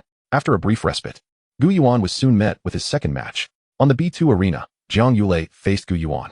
Both sides prepared themselves. As the countdown concluded, the battle erupted instantaneously. Since you're not making a move, I won't hold back. Observing the other parties in action at the onset of the battle, Gu Yuan seized the opportunity to strike first. Wait. Unexpectedly, the student opposite raised his hand and called out, "You are Gu Yuan, right? I want to make a bet with you." Without waiting for Gu Yuan's response, he continued, "If I win this battle, you will kneel and apologize to Huang Xiao and withdraw from Tianqing Academy." Insanity. Noting that the other was merely Huang Changnan's lackey, Gu Yuan disregarded the absurdity of his words and coldly retorted. With that, he charged swiftly towards his opponent once more. Jiang Yulei showed no sign of panic, lowering his voice. "If you win, I'll tell you about your mother from 20 years ago." Whoosh. In the next moment, a powerful punch came to a sudden halt mere centimeters from Jiang Yulei's face. At the same time, a fierce gust of wind erupted from Gu Yuan's fist. Jiang Yulei felt as though countless tiny needles were piercing his face, a sharp pain surging through him. The loose school uniform he wore flapped wildly in the wake of the forceful wind. "What do you mean?" Stopping his offensive, Gu Yuan furrowed his brow and inquired solemnly. Jiang Yulei, having successfully executed his plan, revealed a sinister smile. So, does that mean you accept our bet? Just then, Jiang Yulei's gaze sharpened, and he darted forward like a flash of lightning. A brilliant arc of lightning crackled around his right hand, buzzing with energy.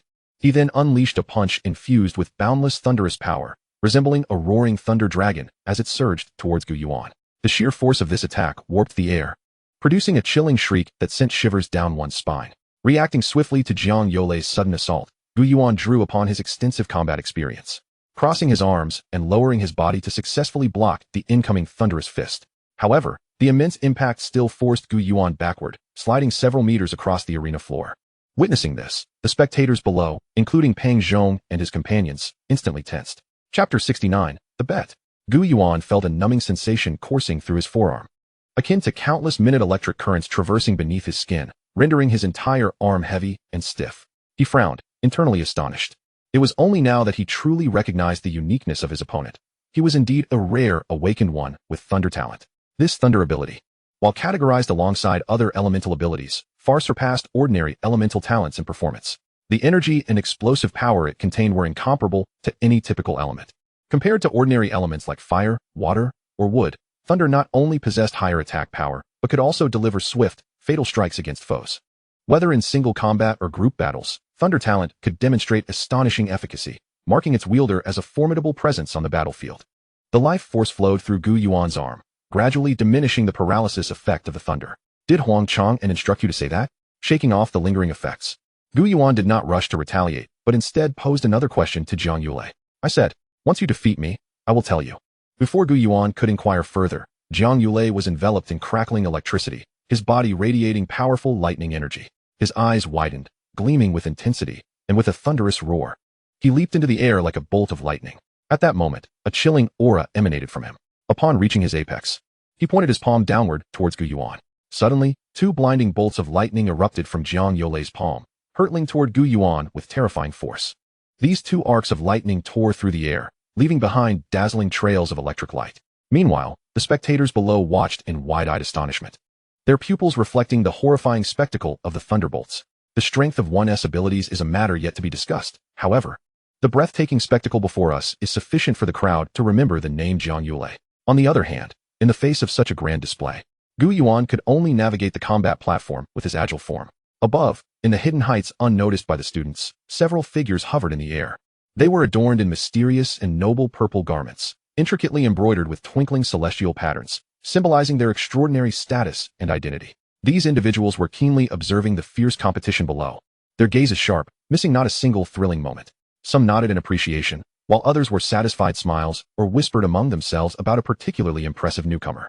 Their interest in this freshman competition was palpable. Ah, this little fellow certainly knows how to make a ruckus, remarked one of the purple-robed dignitaries, having noticed Jiang Yulei's performance. What use is that?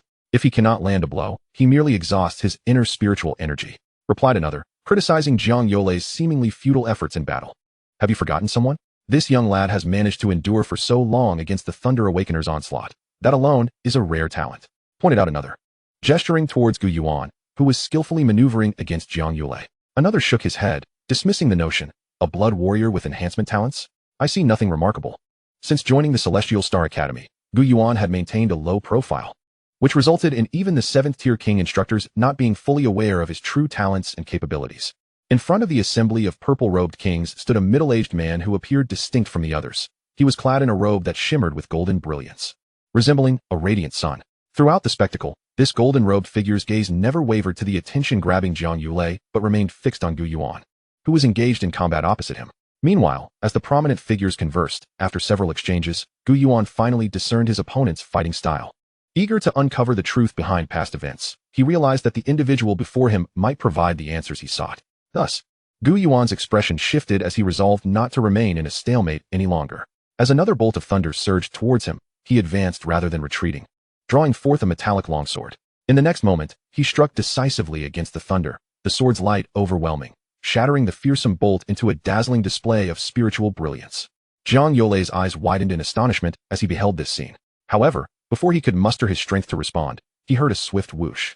A brilliant beam of sword light, akin to a flash of lightning, hurtled towards him with blinding speed, stopping mere inches from his brow. In that instant, Jiang Yulei froze, his breath becoming cautious, too afraid to make a single movement. The atmosphere descended into a heavy silence. The students below seemed to be under a spell, enveloped in an eerie stillness, as they struggled to comprehend how the once dominant Jiang Yulei could, in a heartbeat, find himself at the mercy of Gu Yuan's sword. Controlling a sword? How is that even possible?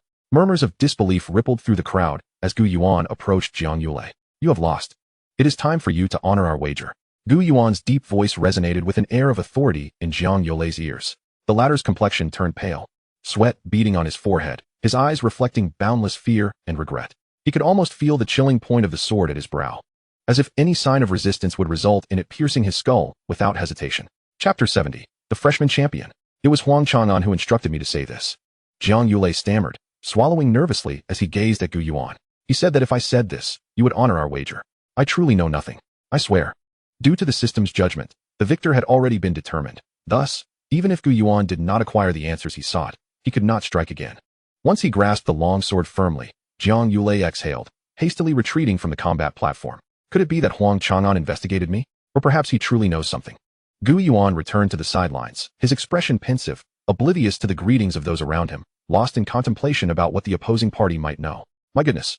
How did this child cultivate so rapidly? He has reached the level of sword control at the second tier.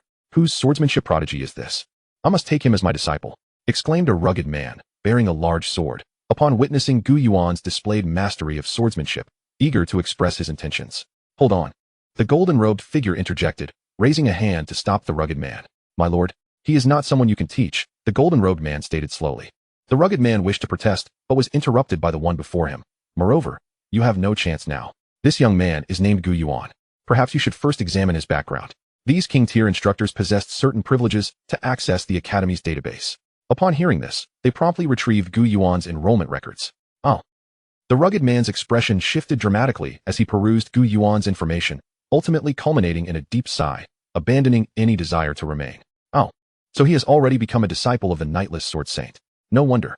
Even though they were aware that the individual had since fallen from the saintly realm, they still held a sense of reverence for Shui Wuyue. Shui Wuyue, oh Shui Wuyue, from childhood to adulthood, you have always overshadowed me.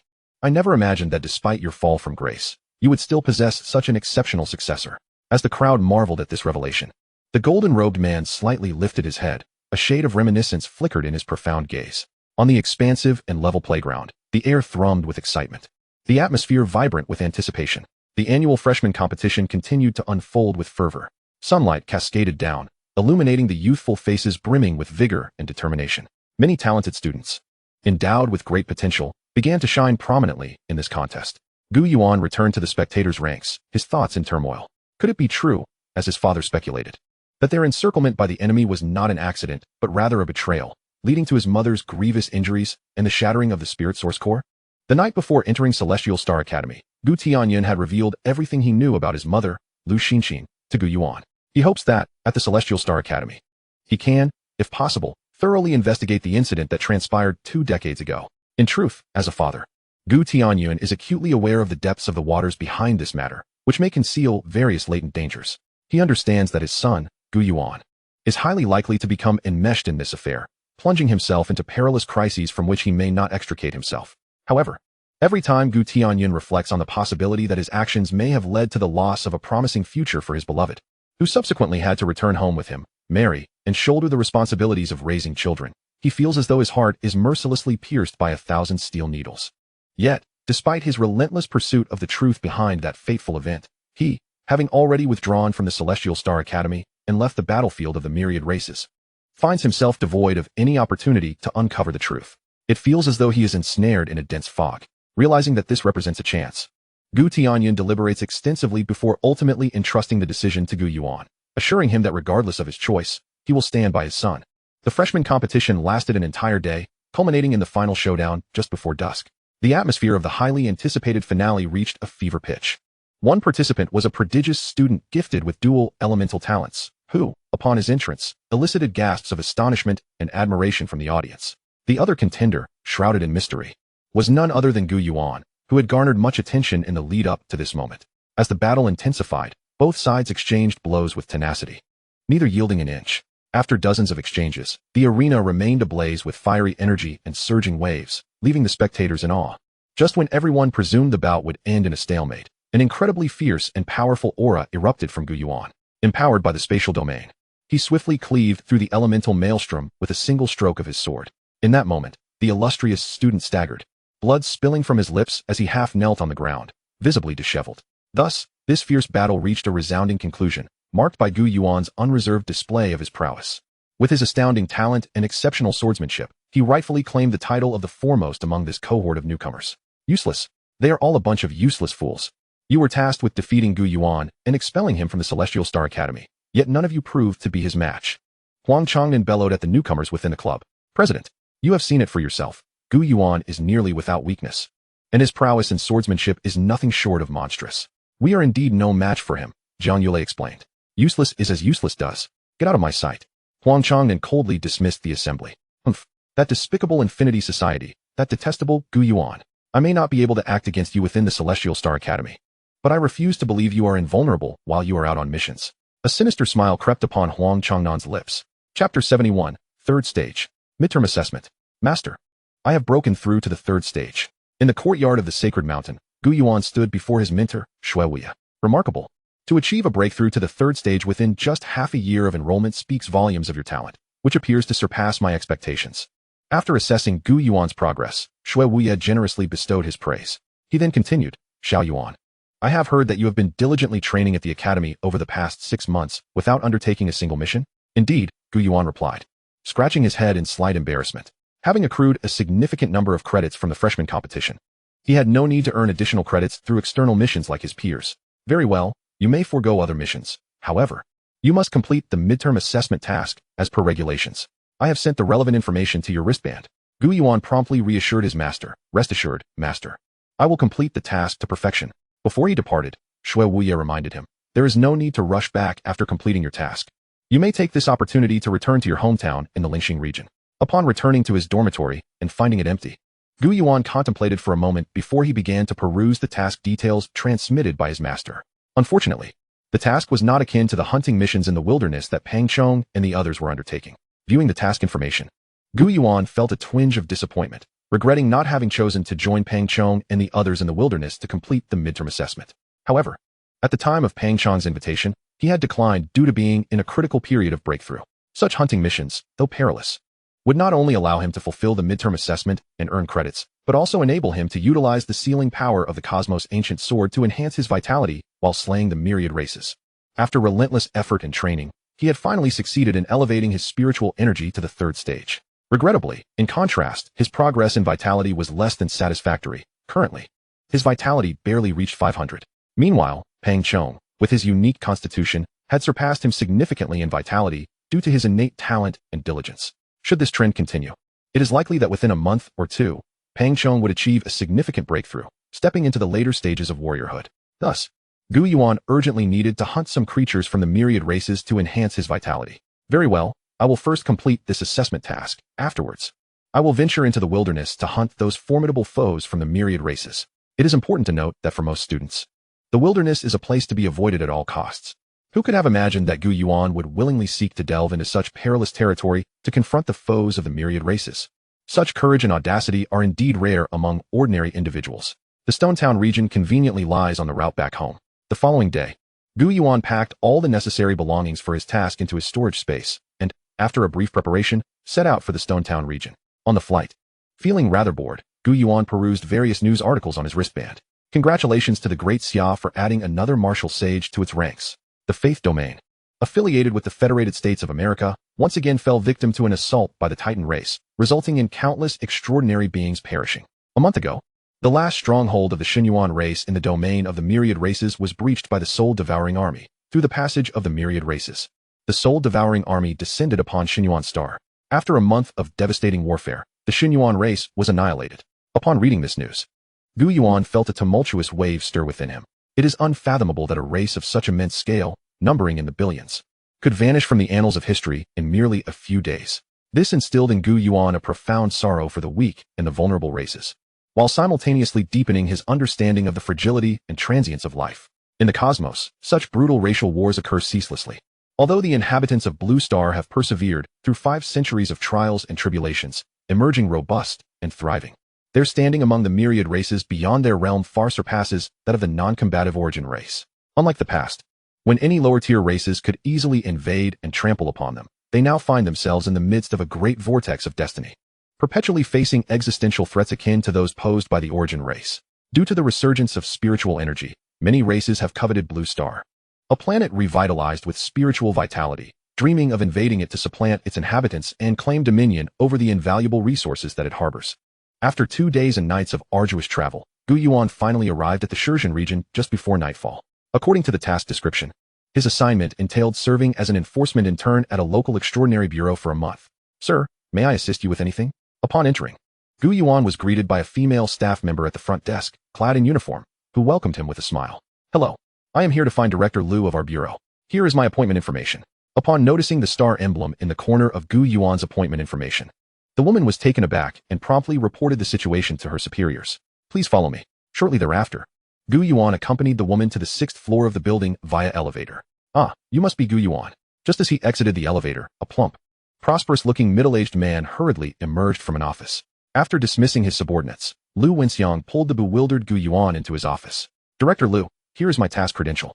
Observing Lu Wenxiang rummaging for something, Gu Yuan decided to present the credential attached to his task information for verification. Oh right, how could I forget? Lu Wenxiang exclaimed. Slapping his forehead, he then promptly scanned Gu Yuan's task credential with his device. All set, Gu Yuan. You can report to the Extraordinary Bureau tomorrow. After entering Gu Yuan's information into the Bureau's enforcement system, Lu Wenxiang produced a combat uniform for him. This is an enforcement battle suit capable of withstanding attacks from Tier 3 foes and even mitigating the force of Tier 4 assaults. It is the finest enforcement attire we possess. Lu Wenxiang added with a smile. Thank you, Director Lu. Gu Yuan, at a loss for words, could only express his gratitude. Lu Wenxiang waved dismissively, saying, It's getting late. Come by tomorrow, and I will assign you to an experienced veteran for guidance. By the way, where will you be staying tonight? Glancing back at the Extraordinary Bureau building, Gu Yuan silently noted its peculiarity. He then found a nearby smart hotel and checked into a room. Although Director Lu had invited Gu Yuan to stay at his home, Gu Yuan felt uncomfortable with such excessive hospitality and politely declined the offer. After a night of cultivating in the ancient sword space, Gu Yuan arrived at the Shenzhen Extraordinary Bureau the next morning, feeling refreshed. Allow me to introduce this individual. He is Gu Yuan, a freshman from Tianqing Academy. He will be interning with us at the Extraordinary Bureau for the next month. The crowd applauded. Following a brief welcome ceremony, Gu Yuan was assigned to intern under a team leader who was a pinnacle Tier 4 enforcer. Hello, everyone. After greeting his fellow team members, including the group leader named Liang Wu, Gu Yuan began to observe the 4 individuals before him. Aside from the leader Liang Wu, the other 3 were all Tier 3 awakened ones, much like himself. Gu Yuan, do you really possess Tier 3 capabilities? Asked the only female among them, an E. Upon Gu Yuan's affirmative nod, an E, who appeared a few years older than him, looked on with disbelief. Haha, Xiao Yi, you always claimed we were beneath you. Now you've finally encountered a genuine prodigy, laughed Luo Sang, who sported a scruffy beard. Before an E could retort, team leader Liang Wu received an urgent message prompting their immediate deployment. Gu Yuan, determined not to lag behind, closely followed the 4 individuals. In the vehicle, Liang Wu outlined the mission's general circumstances. A group of extraordinary criminals had hijacked a company truck and injured several innocent bystanders. Gu Yuan, for now, focus on observation and refrain from acting independently. Understood. Gu Yuan replied affirmatively. Remember, the adversaries are also extraordinary beings. Do not let your guard down. After receiving Gu Yuan's confirmation, Liang Wu reiterated his warnings to the group. None of us are masters. We are merely blood warriors. All right, let us resolve this swiftly. Upon locating the target vehicle and confirming the presence of several extraordinary criminals, Liang Wu's team commenced their operation. Aware of the hostages involved, Liang Wu opted against a reckless assault and turned to a slim, agile member of the team. Zhou Mo, it's your turn. Zhou Mo nodded, leaping from the speeding vehicle and vaulting onto the cargo truck's roof. Poison? Gu Yuan speculated as he observed the green mist emanating from Zhou Mo's hands infiltrating the truck's interior. Indeed, this is Zhou Mo's talent. His poison, while not lethal, can weaken the enemy's strength, Liang Wu explained while monitoring the situation. As the target vehicle finally came to a halt, the 5 masked blood warriors stumbled out, disoriented by Zhou Mo's noxious mist. Who are you? Surprisingly, even in their current state, the criminals clutched their weapons, using the unconscious civilians as hostages. Liang Wu turned to an E, his expression calm, and nodded. Watch this.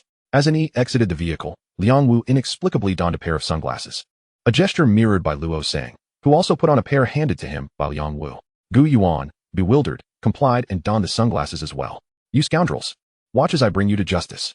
And Yi's taunting remark drew the attention of all 5 extraordinary criminals. In the next moment, an ear-piercing scream shattered the air. My eyes. A blindingly brilliant light erupted from Yi's seemingly frail form, illuminating the surroundings as if it were midday. Move. Without waiting for the brilliance to dissipate, Liang Wu commanded. Luo Sang, alongside Gu Yuan, rushed out of the vehicle at lightning speed, rescuing the hostages from the temporarily incapacitated extraordinary criminals. Following this, under the oppressive control of Liang Wu, the 5 criminal warriors surrendered without resistance. After completing the necessary follow-up actions, Liang Wu praised Zhou Mo and Yi for their earlier efforts during the return journey. Gu Yuan gleaned insights into their conversations. Yi, like him, was also an intern from a prestigious academy. However, unlike Gu Yuan, she was already a senior this year and had been interning at this extraordinary bureau for nearly half a year. If all went well, upon her graduation, she would be able to transition directly into a full-time position as a genuine extraordinary law enforcer. Listening to the compliments from her peers, Yi couldn't help but cast a glance at Gu Yuan, who remained composed beside her. By the way, Gu Yuan, don't you think you should share your talent with the team leader to facilitate better planning for our actions? Yi inquired with palpable curiosity. Me? I would categorize my talent as a comprehensive enhancement type, and I have a bit of proficiency in swordsmanship, Gu Yuan responded, revealing the prepared explanation to the group.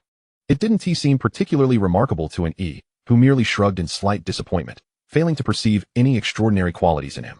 Liang Wu, frowning slightly, raised his hand to silence Yi, preventing her from continuing her line of questioning.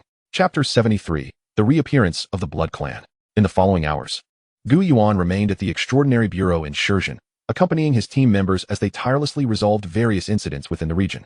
That day, the 5-member team received word and arrived at a somewhat remote residential area. Ugh, the stench of blood is overwhelming. Upon stepping into a room, Yi instinctively frowned and covered her mouth and nose with her hand. However, that acrid scent seemed to materialize, penetrating her nostrils and causing her stomach to churn. She fought against her discomfort, cautiously maneuvering forward. The floor beneath her feet felt slightly sticky, emitting faint sounds with each step. In the dim light, Yi discerned dark red stains on the ground, resembling dried blood. As they ventured deeper into the room, the odor intensified. Simultaneously, the 5 individuals entered and beheld 3 lifeless bodies sprawled across the floor, drained of their vitality. The corpses appeared as if all their blood had been extracted. Shriveled like desiccated wood, their skin tightly adhering to their bones, presenting a sickening grayish hue that sent chills down one's spine. Team leader, could this be the work of those Blood Clan fiends again? Luo Sang inquired, his expression grim. Most likely, Liang Wu replied, his countenance darkening. Again? Team leader, has a similar incident occurred in our area before? Although the scene was horrifying, it did not intimidate Gu Yuan. Rather, it ignited a fire of anger within him. Is this related to the Blood Clan? His curiosity piqued. He immediately questioned Liang Wu.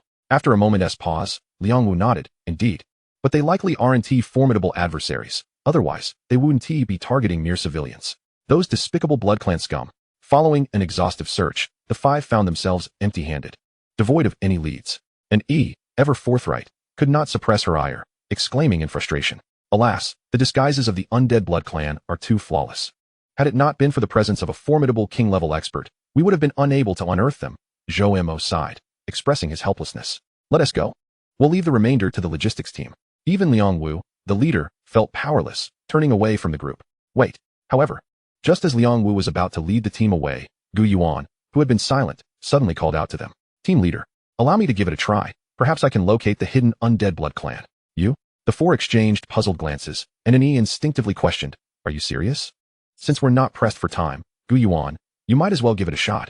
If you can capture that Blood Clan member, it would be a significant accomplishment, Liang Wu replied, nodding in agreement after meeting Gu Yuan's gaze. With Liang Wu's permission, Gu Yuan disregarded the bloodstains on the floor. Closing his eyes and sitting cross-legged on the ground, he focused all his mental energy on the cosmic ancient sword, intending to harness its power to sense the residual presence of the Blood Clan in the room. Just moments prior, upon entering the room, an unusual aura had silently infiltrated his perception like a phantom. This aura, elusive yet impossible to ignore, lingered in the air and felt entirely distinct from any sense he was accustomed to. It was only now that he realized why he could perceive this unconventional essence. Before entering Tianqing Academy, he had confronted a genuine Blood Clan individual, vanquishing it with the true form of the cosmic ancient sword. Gu Yuan speculated that, for some reason, the sword had preserved the essence belonging to the Blood Clan, enabling him to discern that specific sanguine aura now. Team leader, do you really believe he can find the hidden Blood Clan this way? Yi, unable to contain her impatience, voiced her thoughts. Perhaps the talented students of Tianqing Academy possess methods unknown to us ordinary folks, Luo suggested, his tone revealing his own skepticism regarding Gu Yuan's ability to accomplish what even the leader could not. After a brief wait, as the group began to grow restless, Gu Yuan finally opened his eyes. Gu Yuan, what did you find? Rest assured, just as I anticipated. Gu Yuan raised his palm, and a stream of crimson vitality began to coalesce from the four corners of the room. Team leader, I believe if we follow this surge of blood vitality, we can locate the blood clan's whereabouts. The others exchanged incredulous glances, their eyes darting between Gu Yuan and the gathering blood energy. Move out. Liang Wu, the first to react, accepted Gu Yuan's assertion without hesitation. He promptly commanded the pursuit of the blood clan that endangered human society. Guided by the elusive, ghostly blood energy and bolstered by Gu Yuan's extraordinary sensitivity, the five of them drove along the winding roads until they reached a more secluded area beyond the residential district.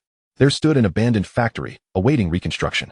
Surrounding it were overgrown weeds, crumbling walls, and shattered windows, exuding an air of decay and desolation. Yet, amidst this seemingly barren land, an indescribable eerie atmosphere lingered, sending chills down their spines.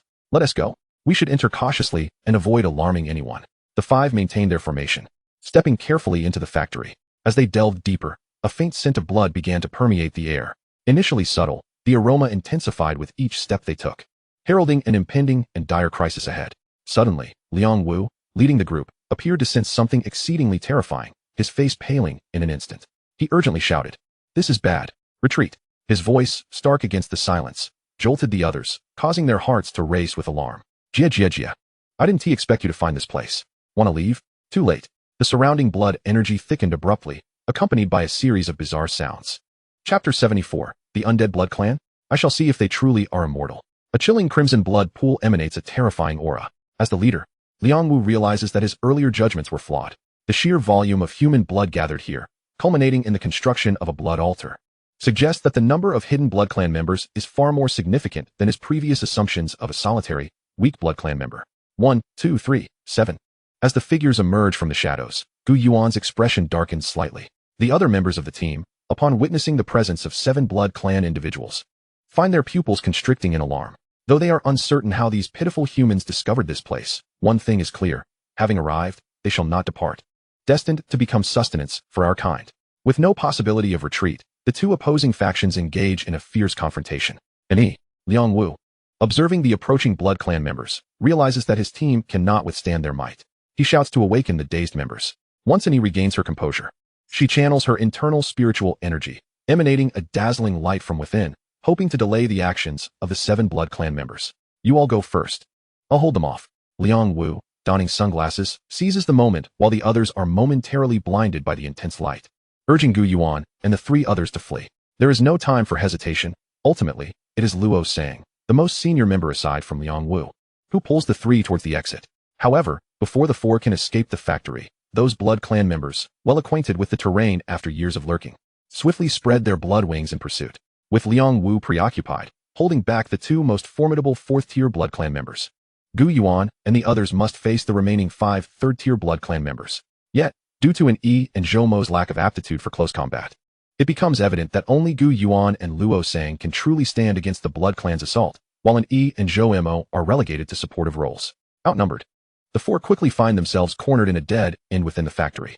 Fortunately, the cramped space hinders the blood clan members' movements and their expansive wings. Utilizing the terrain to their advantage, the 4 manage to stabilize the situation momentarily. Luo Gu, this cannot continue.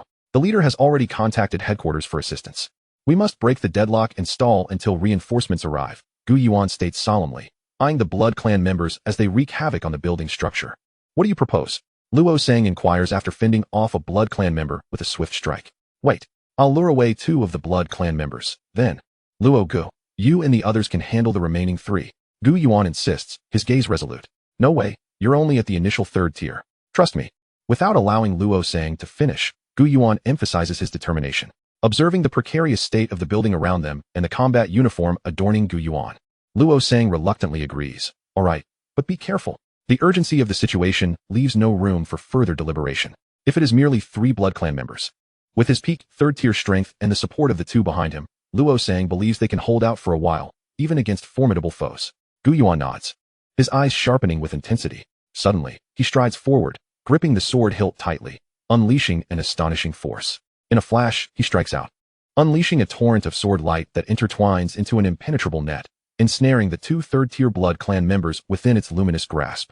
You think you can take on two of us? The Blood Clan members' eyes gleam with a sinister red light. After drawing them away from the previous battleground, one taunts. Human boy, do you think you can escape? Ready to beg for mercy? As the bloodthirsty grin spreads across their faces, Gu Yuan, unperturbed, refrains from engaging in idle chatter. With a swift motion, a sword energy pierces through one Blood Clan member's body before they can react. Previously, the overwhelming numbers had forced Gu Yuan to divide his focus in protecting his teammates, preventing him from seizing a suitable opportunity to strike. Now, he intends to use these scoundrels to test the strength he has gained from his recent breakthrough. The cold light in Gu Yuan's eyes instills a sense of dread in the two Blood Clan members. Damn human, I will tear you apart. The Blood Clan member, previously pierced, appears undeterred. In the next instant, both Blood Clan members, like phantoms, surge towards Gu Yuan with lethal intent, unleashing a barrage of formidable blood control techniques. These techniques seem to possess an eerie power, inciting Gu Yuan's own blood to stir, creating the illusion that it might burst forth from his body. A web of dark crimson light weaves through the air, enveloping Gu Yuan. Break. As the blood web approaches, Gu Yuan activates his spatial domain, wielding his alloy sword with mental precision, opting for a point attack. What? The two Blood Clan members gasp in shock as their combined assault is effortlessly cleaved apart by Gu Yuan's sword. The sword light continues unabated, slicing through the air with a piercing shriek. Simultaneously, an invisible aura of swordsmanship emanates, pressing down upon the adversaries like a mountain. Under this immense pressure, the surrounding space seems to solidify, rendering the opponents breathless and immobile. I shall see if you so-called immortal Blood Clan members are truly invincible.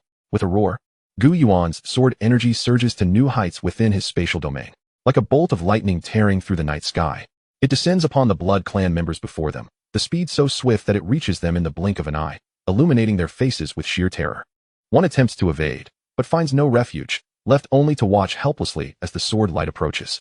The overwhelming force instills a profound sense of despair and dread in both Blood Clan members. Chapter 75, Shattering the Core. Having reached the third tier, Gu Yuan experiences not only a qualitative leap in his spiritual energy, but also remarkable progress in swordsmanship. Honed over 6 months at the Tianqing Academy under the guidance of his master, Shui Wuya, as Gu Yuan unleashes his sword technique, a resplendent light begins to manifest at his brow, revealing a dazzling brilliance. Upon closer inspection, this light comprises countless intricate runes and lines, pulsating rhythmically. It resembles a miniature sword. This is the manifestation of the sword intent he previously comprehended, though still in its nascent form. The immense power contained within is enough to astonish onlookers. This embryonic sword intent resembles an unsheathed, unparalleled sword, while its true edge remains concealed. The aura it radiates commands reverence. Under the glorious and radiant sword light, in an instant, one of the Blood Clan was enveloped within a shroud of darkness.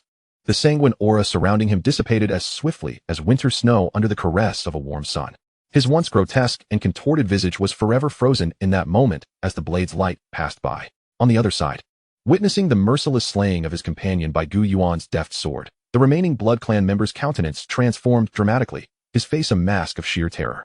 Fear surged within him like a tidal wave, stripping him of any courage or confidence to continue the fight. At that moment, his singular thought was to flee from this dreadful place, to distance himself from the terrifying Gu Yuan.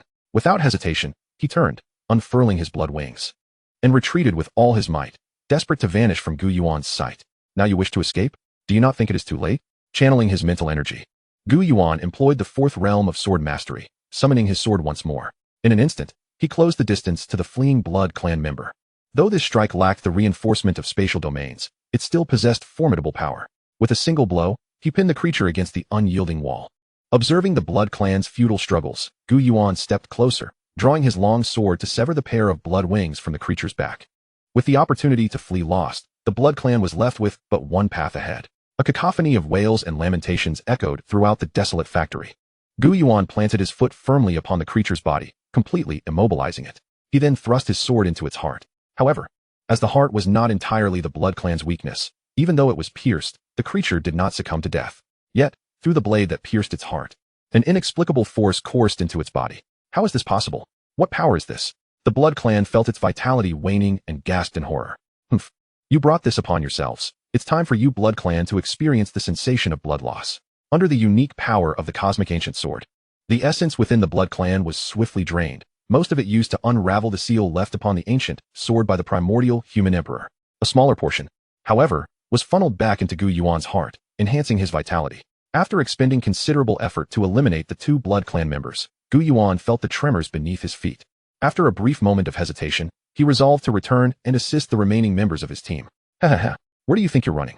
In an open area within the factory, 3 blood clan members, their wings outstretched, hovered in the air, casting scornful and playful glances at the beleaguered Luo Sang and his companions below. An E and Zhou Mo appeared relatively unscathed. However, Luo Sang, having endured multiple confrontations with the blood clan, was covered in a myriad of wounds, some still oozing crimson, staining the ground beneath him.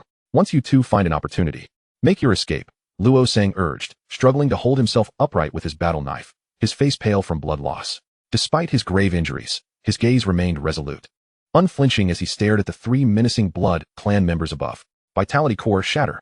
Boom. Under Luo Sang's command, the core within his heart shattered, unleashing a surge of incredible vitality. Damn you, myriad clans, taste my wrath. Blood spewed from Luo Sang's mouth, yet at that moment, his spirit surged to its zenith. He locked onto the 3 blood clan members above and fiercely swung his blade. The 3 blood clan members felt a chill run down their spines at this strike, stirring their instincts to evade rather than confront the peak of Luo Sang's power. Though they claimed to be immortal, sustaining injuries required draining vast amounts of their internal power to recover, and should their blood power be exhausted, death would soon follow. Meanwhile, an E and Zhou Mo seized the opportunity Luo Sang created and hurried towards the exit on the opposite side. Despite unleashing all his vitality, Luo Sang ultimately succumbed, collapsing onto the cold ground. What a nuisance. Go, pursue those fleeing humans and eliminate them. One of the blood clan members snarled, his visage twisted in malice. As he gazed upon the unconscious Luo Sang, the blood clan member licked his lips, just as he extended his blood-soaked claws to deliver the final blow. The once tranquil arena was abruptly pierced by a blinding sword light. The sword flashed like lightning, swift as the wind, leaving no time for reaction. In the next moment, a muffled thud echoed as the outstretched arm was severed cleanly from his body, plummeting to the ground like a kite with its string cut. As he beheld the sudden appearance of Gu Yuan, the blood clan member's crimson pupils dilated in shock. You? Clutching his severed shoulder, the blood clan member retreated hastily, recognizing Gu Yuan as the very human who had fled first. How did you end up here? What of Blood 4 and Blood 5? He demanded, his voice laced with urgency. Chapter 76, Spatial Teleportation. Beyond this inquiry, he could not fathom how this individual had arrived here undetected, for he had sensed no presence in the vicinity prior. Blood 4 and Blood 5. Huh. Your naming conventions are rather haphazard, Gu Yuan replied, caressing his sword and kicking the severed arm aside. Unable to gauge Gu Yuan's strength, the blood clan member felt a surge of panic and contemplated fleeing. Yet, Gu Yuan had no intention of allowing his escape. The blood clan member's vision blurred, and in that moment, he comprehended why Gu Yuan had appeared so mysteriously. It was teleportation, not mere speed, but a true crossing of space. Realizing too late, he could only open his mouth in a silent gasp as the sword passed through him, his crimson eyes dimming as life slipped away. Sensing the surge of vitality within him, Gu Yuan felt no joy. He hurried to the unconscious Luo Sang, retrieving a healing potion and administering it to him. Fortunately, Luo Sang was not only a martial artist, but also an awakened one with a spiritual core. Thus, he faced no mortal peril from the shattering of his vitality core. After ensuring Luo Sang was stabilized, Gu Yuan rushed to the factory's entrance, where he found the support from the Extraordinary Bureau had arrived and secured the area. He let out a long sigh of relief, after carrying Luo Sang out to the open space and handing him over to the awaiting medical personnel. Gu Yuan finally reunited with the other 2 members of his team. He also noticed, not far off, the lifeless bodies of 2 blood clan members. Seizing the opportunity while no one was paying attention, Gu Yuan swiftly collected their blood essence, adhering to the principle of waste not, want not. Do not misconstrue my actions. I merely harbor a deep-seated loathing for these myriad clans, he explained, his actions interpreted as an expression of frustration, thus avoiding any suspicion. Gu Yuan, how did you escape the pursuit of the blood clan? And how did you manage to rescue Brother Luo? As An Yi tended to her injuries, she turned to Gu Yuan and inquired, what else can we do? Naturally, the answer was to eliminate them. An Yi felt a twinge of frustration. Despite being a senior in her 4th year, her interactions with Gu Yuan often felt as though their roles were reversed. Shortly thereafter, amidst the concerned gazes of her companions, their leader, Liang Wu, emerged slowly with the assistance of the arriving law enforcement personnel. Leader, the sight before them was nothing short of harrowing, a spectacle that could strike fear into the hearts of all present. As a pinnacle of the 4th tier, Liang Wu had previously engaged 2 4th-tier vampires single-handedly. Despite the slight edge in rank, he found that mere fists could not contend against 4 adversaries. His once robust physique was now marred by numerous ghastly wounds, revealing bone beneath the gory surface, grotesque and terrifying. The edges of the lacerations were torn, exposing the pallid white of his bones. a sight that deeply pierced the hearts of those gathered. Fortunately, their efforts bore significant fruit. 5 third-tier and 1 fourth-tier vampires were vanquished. Only 1 fourth-tier vampire had the foresight to escape before the perimeter was secured. Upon returning to the Extraordinary Bureau, Gu Yuan and the others were promptly summoned by the higher-ups to recount the specifics of the incident. When asked how he discovered the vampire's hideout, he deftly evaded the question, knowing that the presence of Tianqing Academy served as a protective shield against any repercussions. That evening, as Gu Yuan returned to the hotel, he reflected on the day's battle. During that critical moment, he had no choice but to reveal his spatial abilities. Spatial teleportation, a skill he had cultivated following his ascension to the 3rd tier, was the result of an extensive exploration of his innate capabilities. Prior to this, although he could sense and utilize spatial energy, he still had a considerable journey ahead to master its profound essence. However, with his continuous advancement and growing comprehension of his spatial talents, he finally achieved this breakthrough and realized the ability of spatial teleportation. This power resembled the creation of a miniature spatial conduit before him, enabling him to instantaneously reach a specified location. Upon first executing this extraordinary feat, the air within the spatial realm seemed to tear apart, forming a brief yet terrifying rift. The maximum distance he could teleport was directly correlated to the strength of his mental energy. After testing, he discovered that his current range had reached 30 meters. Yet, this was merely the beginning. As he honed his teleportation technique and elevated his cultivation, the distances he could traverse would inevitably expand, potentially allowing him to cross hundreds or even thousands of meters in the blink of an eye. The turmoil caused by the vampires had temporarily subsided. Gu Yuan's achievements were officially recognized, leaving an E, who had previously doubted him, at a loss for words. The numerous law enforcement officers within the Shenzhen Extraordinary Bureau, having witnessed Gu Yuan's true prowess, were left in astonishment, compelled to acknowledge the chasm that lay between themselves and such a prodigy. Gu Yuan, would you like to accompany our team on patrol today? The now renowned Gu Yuan received countless invitations from various law enforcement teams. They all understood that he, having reached the 3rd tier at such a young age, would undoubtedly become a figure of great significance in the future, and forging a connection with him would yield only benefits. However, with only a few days remaining until the end of his month-long internship, he chose not to join any new teams, intending to fulfill his final duties and complete the assessment task assigned by his mentor. It must be acknowledged that, despite having been exposed to the workings of the Extraordinary Bureau from a young age due to his father's influence, the past month of first-hand experience had proven immensely enriching. He learned to adeptly apply his knowledge and skills to resolve issues and gained a profound understanding of the importance of teamwork. This month of genuine experience had opened a door to a new world for him, allowing him to explore uncharted territories and experience unprecedented thrills and surprises. In the following days, Gu Yuan patrolled the streets daily, assisting in the resolution of various extraordinary incidents. He also took time to help colleagues who encountered difficulties in their training. Among them, an E, who belonged to the same group, proved to be the most persistent. Initially disapproving of him, she inadvertently overheard Gu Yuan explaining his training methods during an opportune moment. His insightful analysis and thorough descriptions captured her attention. From that moment on, an E seemed transformed, though she continued to feign indifference, claiming she was merely listening casually. Her actions betrayed her eagerness as she relentlessly sought his guidance on various training-related queries. Faced with An Yi's persistent inquiries, Gu Yuan felt a mixture of amusement and exasperation but did not refuse her. Days later, amidst farewells, Gu Yuan waved goodbye to the colleagues he had spent a month with as his internship concluded. Before departing, he visited Liang Wu in the hospital to bid him farewell as well. Oh, if only he could stay with us forever. Lu Wenxiang sighed as he watched Gu Yuan's receding figure, reflecting on how, in just 1 month, he had resolved a significant vampire crisis and received commendation from the Dawn Extraordinary headquarters. The others present dared not contradict him, but An Yi scoffed, retorting, "Does he dare to stay here? Would you dare to keep him? Come on, with so many people around, can't you give your uncle a little face, An Yi?" Li Wenxiang, though displeased, found himself unable to refute his niece's words. Given Gu Yuan's talents, he knew that their small bureau could hardly contain him, and Tianqing Academy would certainly not agree to it.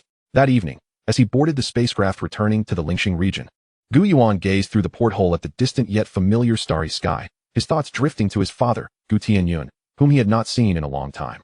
This trip back home was not only to visit his father, but also to seek clarity on many lingering questions that weighed on his mind. "Xiao Yuan, you're back." Upon returning home, Gu Yuan found not his father but Aunt Zhang, who was busy tidying up the household. She greeted him with surprise and delight. At noon, Gu Yuan savored Aunt Zhang's cooking once more, relishing the familiar flavors. During their meal, he learned from her that the annual awakening of talents for the high school seniors was approaching. Gu Yuan paused, calculating the time and realizing it indeed aligned. At the Dawn base, within the expansive underground chamber, several figures exuding an aura of dread convened. "I trust you all have received the higher-ups' directives by now?" Shall we consider the proposal put forth by our esteemed young master? Beneath his black cloak, the Blood Abyss young master surveyed the gathering with his crimson gaze. Blood Abyss.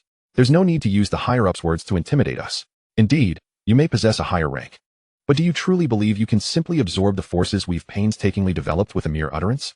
The others present, much like the Blood Abyss young master, were enveloped in swirling blood mist. Although they belonged to the same immortal blood clan, they showed no inclination to acquiesce to the young master's suggestion. The sanguine aura that enveloped him seemed to mirror the tumultuous state of its master's heart, at times surging with fervor, and at others, stagnating into an eerie stillness, subtly betraying feelings of resistance and discontent. Lord of the Blood Abyss, we comprehend your desire to prove your worth to your lineage. Yet to rashly incite war would only lead to our own downfall. Let us not forget the realm in which we currently reside. The members of the Blood Clan harbored their own ulterior motives, yet none wished to instigate a conflict between the two races upon the Blue Star. For such an endeavor would yield no prospect of victory. They were acutely aware of the formidable human saints stationed at the Blue Star base. Humph! A congregation of cowards. The young Lord of the Blood Abyss snorted in fury, striking the stone table before him with such force that it shattered, revealing his pallid visage. Nevertheless, he recognized that in the face of unanimous dissent, the pursuit of his plans was rendered futile. Do you all intend to continue feigning compliance with the edicts of our elders merely to conceal your true selves? The discontented young Lord of the Blood Abyss reiterated his inquiries. Silence ensued. Clearly, the circumstances this time diverged from the past. The elders of the clan had utilized their secret arts to relay a missive to all Blood Clan members lurking within the various races, commanding them to take independent action. Blood Abyss, as one of the earliest blood kin to descend upon the Blue Star, you ought to understand that the simplest method to obliterate a race is not through overwhelming force, but rather by instigating internal discord among them. I believe each of us possesses a few capable pawns. Thus, why should we risk our lives and those of our kin? After a brief silence, one of the Blood Clan members spoke. The leaders from disparate regions of the Blood Clan exchanged glances, their eyes gleaming with newfound insight, recognizing the merit in this suggestion. Are you implying those ineffectual humans who profess allegiance to our undying Blood Clan? The young Lord of the Blood Abyss shook his head in response. These avaricious humans may handle trivial matters adeptly, yet should we entrust them with such a pivotal task, I assure you, it would end in utter failure. One among them narrowed his eyes, gently countering, that is not entirely accurate. If we were to employ these lowly humans to draw the attention of some higher-ranking individuals among their kind, our subsequent endeavors would likely proceed with greater ease. It would be a matter of utilizing resources to their fullest potential. A barely perceptible smile flickered across his stern countenance. Another chimed in, indeed. This shall serve as the utmost benevolence we can extend to those inferior humans. Since they still hold some utility, why not allow them to expend their remaining vigor, granting them an opportunity to validate their own existence? At this, the interlocutor could not help but shake his head lightly, seemingly filled with disdain for those who professed loyalty to them. Faced with this scenario, the young Lord of the Blood Abyss reluctantly acquiesced to the proposal of his peers. In that case, I hope we might entirely abandon those sycophants to incite an unprecedented upheaval within the Dawn base. The Blood Clan members present voiced no further objections to the young Lord's suggestion. For them, those humans who professed allegiance were merely dispensable entities. They could be rewarded on good days, yet should they offend, they would be reduced to mere sustenance. Chapter 78, Mental Simulation Training Gu Yuan. Are you saying that you heard news about your mother at the Celestial Star Academy? That evening, seated at the dining table, a father and son engaged in conversation. Father Gu Yuan, having gleaned insights into his son's semester at the academy, listened intently as Gu Yuan recounted the speculations from the recent freshman competition. Gu Yuan nodded. I am uncertain whether the other party sought to provoke me or genuinely knew some hidden truths from that year.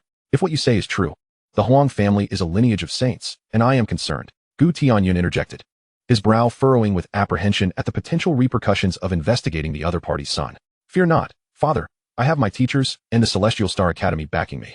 Even if the Huang family intends to act against me, they must weigh their options carefully. Upon hearing this, Gu Tianyun's previously tense brow relaxed somewhat, though the worry in his eyes remained unabated. Father, do you recall if mother ever mentioned someone named Huang Changyu? Gu Yuan inquired solemnly. I have heard of him. But not from your mother, Gu Tianyun replied, contemplating for a moment before arriving at a conclusion. As a fourth-year student newly arrived on the Myriad Races battlefield, Gu Tianyun had been assigned to the same squad as his mother. At that time, his mother, possessing the prowess of a seventh-tier king, was truly a paragon of excellence, renowned throughout the Zhuke celestial domain within the battlefield. The individual who shared her illustrious reputation was none other than Huang Changyu. Could it be that this Huang Changyu is the same member of the Huang family you mentioned earlier? Gu Tianyun's eyes widened in realization, and he hastily sought confirmation. Not only that, but I also discovered that at that time, Mother and Huang Changyu were likely fellow students of the Celestial Star Academy. Gu Yuan slowly nodded. revealing the results of his prior investigation. The two exchanged a moment of silent understanding. Are you suggesting that Huang Changyu misrepresented enemy movements, ensnaring our squad in a trap, and then exploited your mother's kindness to eliminate her, thereby achieving some ulterior objective? After sorting through his thoughts, Gu Tianyun's face contorted with anguish as he closed his eyes and clenched his fists, speaking through gritted teeth. Gu Yuan remained silent, evidently endorsing his father's conjecture. Is Huang Changyu still alive? Gu Yuan responded, yes. A glimmer of intensity ignited in Gu Tianyun's eyes. However, he currently ranks 12th on the Earth ranking, a top-tier powerhouse known as a candidate for the royal authority. Observing the look of disappointment on Gu Tianyun's face, Gu Tianyun quickly reassured him, do not worry, father. Given some time, I will journey to the myriad races battlefield to confront Huang Changyu and uncover the truth of that year. Gu Tianyun shook his head, Xiao Yuan. Your mother is no longer with us. I do not wish for you to plunge into peril once more. With that, Gu Tianyun uttered his final words and retreated to his quarters, leaving Gu Yuan at the table, lost in thought. Xiao Yuan, have you come to bring your father some food? In the corridors of the Stellar Supernatural Bureau, the imposing figure of Pang Feilong greeted Gu Yuan. Having completed his midterm assessment, he was in no rush to return to the Celestial Star Academy and decided to spend some quality time with his father. Indeed, Uncle Pang. I have brought this for you, Gu Yuan replied, lifting the food container with both hands. Ah, Xiao Yuan is so considerate, unlike Xiao Zhong, who doesn't even think to return home during the holidays. Pang Feilong managed a somewhat stiff smile. As they walked, Gu Yuan exchanged greetings with many in the Stellar Supernatural Bureau, ultimately arriving at the door of the director's office with Pang Feilong. Over time, he had become quite familiar with several individuals within the bureau. Under the director's approval, he had even accompanied some personnel on a few law enforcement procedures. Similar to his previous internship at the Shenzhen Supernatural Bureau, Xiao Yuan, in just a few days, the annual awakening ceremony of Daxia will take place. Would you like me to assign you a law enforcement position for that occasion? Inside the office, as the three shared a meal, Pang Feilong unexpectedly shifted the conversation towards Gu Yuan. The awakening ceremony of talents is no trifling matter. What could be more significant than allowing him to attend? And you too, Xiao Yuan, take advantage of this peaceful period and hasten back to the Star Academy. Gu Tianyun raised his head and glanced at Gu Yuandao. Gu Yuan shrugged and replied, all right, but I wish to revisit my alma mater as well. After the awakening ceremony concludes, I shall return to the Star Academy. Unable to refuse his son's wishes, Gu Tianyun reluctantly acquiesced, assigning Pang Feilong to allocate a law enforcement position for him near the vicinity of the 3rd Middle School of Lixing. Xiao Yuan, would you like to accompany Uncle Pang this afternoon for a patrol around the area? No thanks, Uncle Pang. I plan to return home and focus on my cultivation. Upon returning home from the Extraordinary Bureau, Gu Yuan did not immediately enter a state of cultivation. Instead, he utilized his wristband to access the realm known as the Void Battle Realm, which could be deemed a second world for humanity.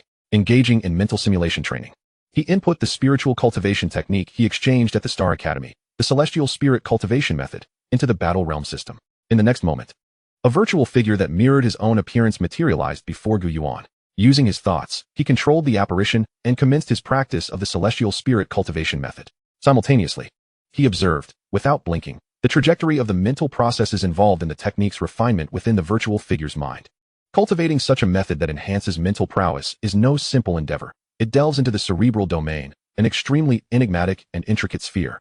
It is widely acknowledged that the human brain is teeming with boundless mysteries and unknowns.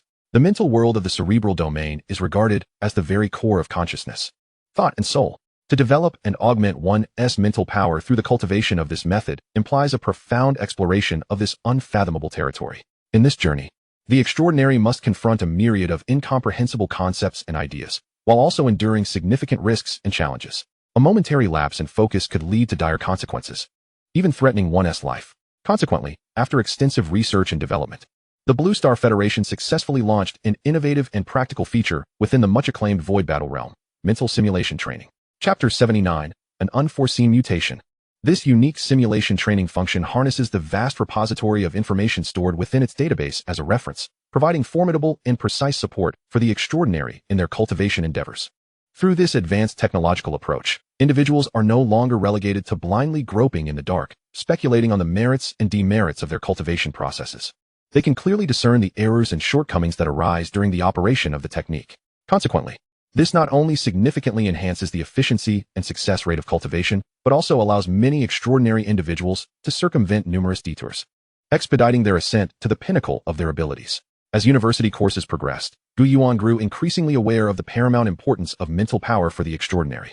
Drawing from the invaluable experiences passed down by predecessors, it is evident that those endowed with formidable mental strength possess advantages that extend far beyond the ordinary. Firstly, in terms of personal cultivation and ascendance, such robust mental power confers a degree of enhancement.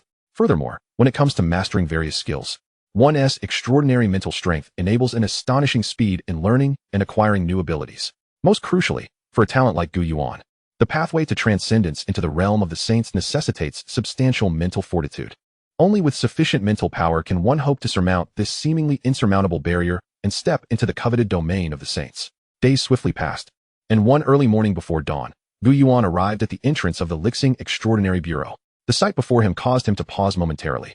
The entire bureau was bustling with activity, alive with the presence of numerous personnel hurrying between rooms, each face etched with seriousness and focus. Today marked the day of the awakening ceremony for numerous third-year students, hence the frenetic atmosphere. Following Pang Feilong's prior instructions, Gu Yuan stood by for a while before promptly joining the team at the street side of the third middle school, where they began to establish a perimeter for security.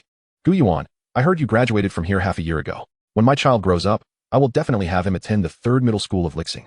After the defensive line was set up, laughter and chatter ensued as they made their way into the campus.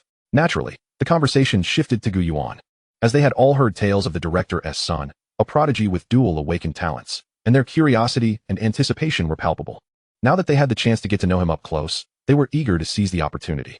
As time swiftly approached the commencement of the awakening ceremony, Gu Yuan found himself reminiscing about his own eager anticipation from a year prior, reflecting on the excitement of the moment. The ceremony proceeded in a well-organized manner, the atmosphere both solemn and fervent. At this critical juncture, each third-year student awaited the results of their talent awakening with a mixture of anxiety and hope. As time went on, one by one, the young individuals stepped forward to undergo the awakening test. Observing those who exhibited remarkable talents, Gu Yuan felt a swell of pride for Daxia and his alma mater, his face breaking into a smile of satisfaction.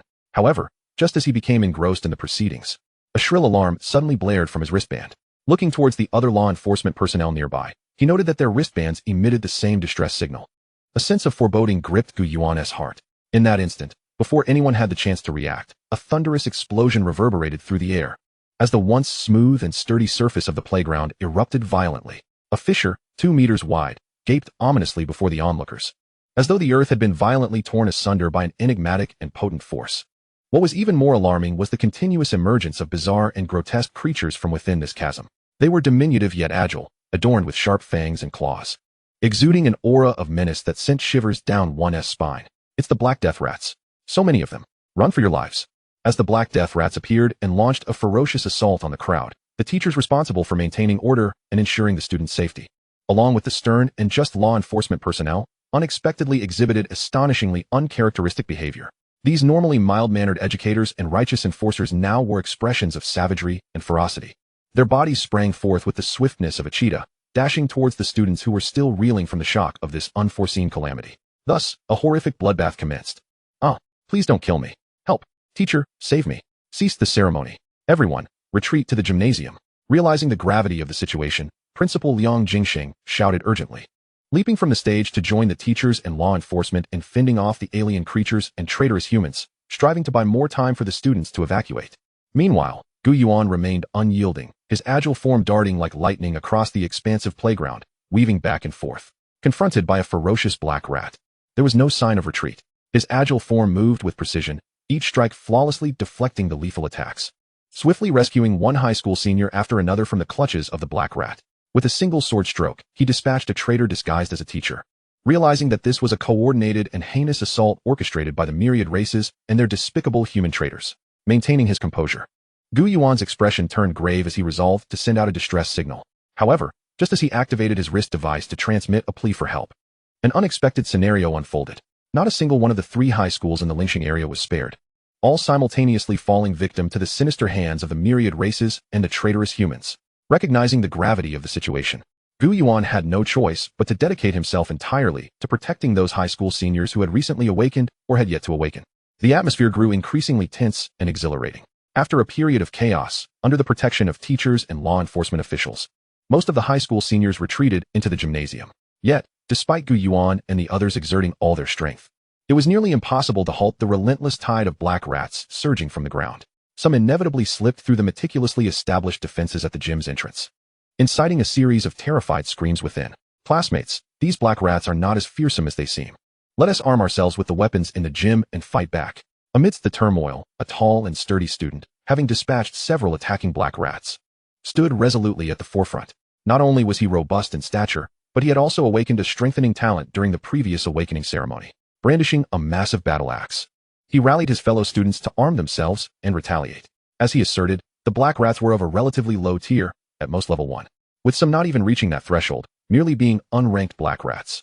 Thus, if the senior students all took up arms to resist, they could hold out for a while longer. Beyond the chaos on the ground, the combatants who took to the skies engaged in a spectacle of battle that was truly awe-inspiring.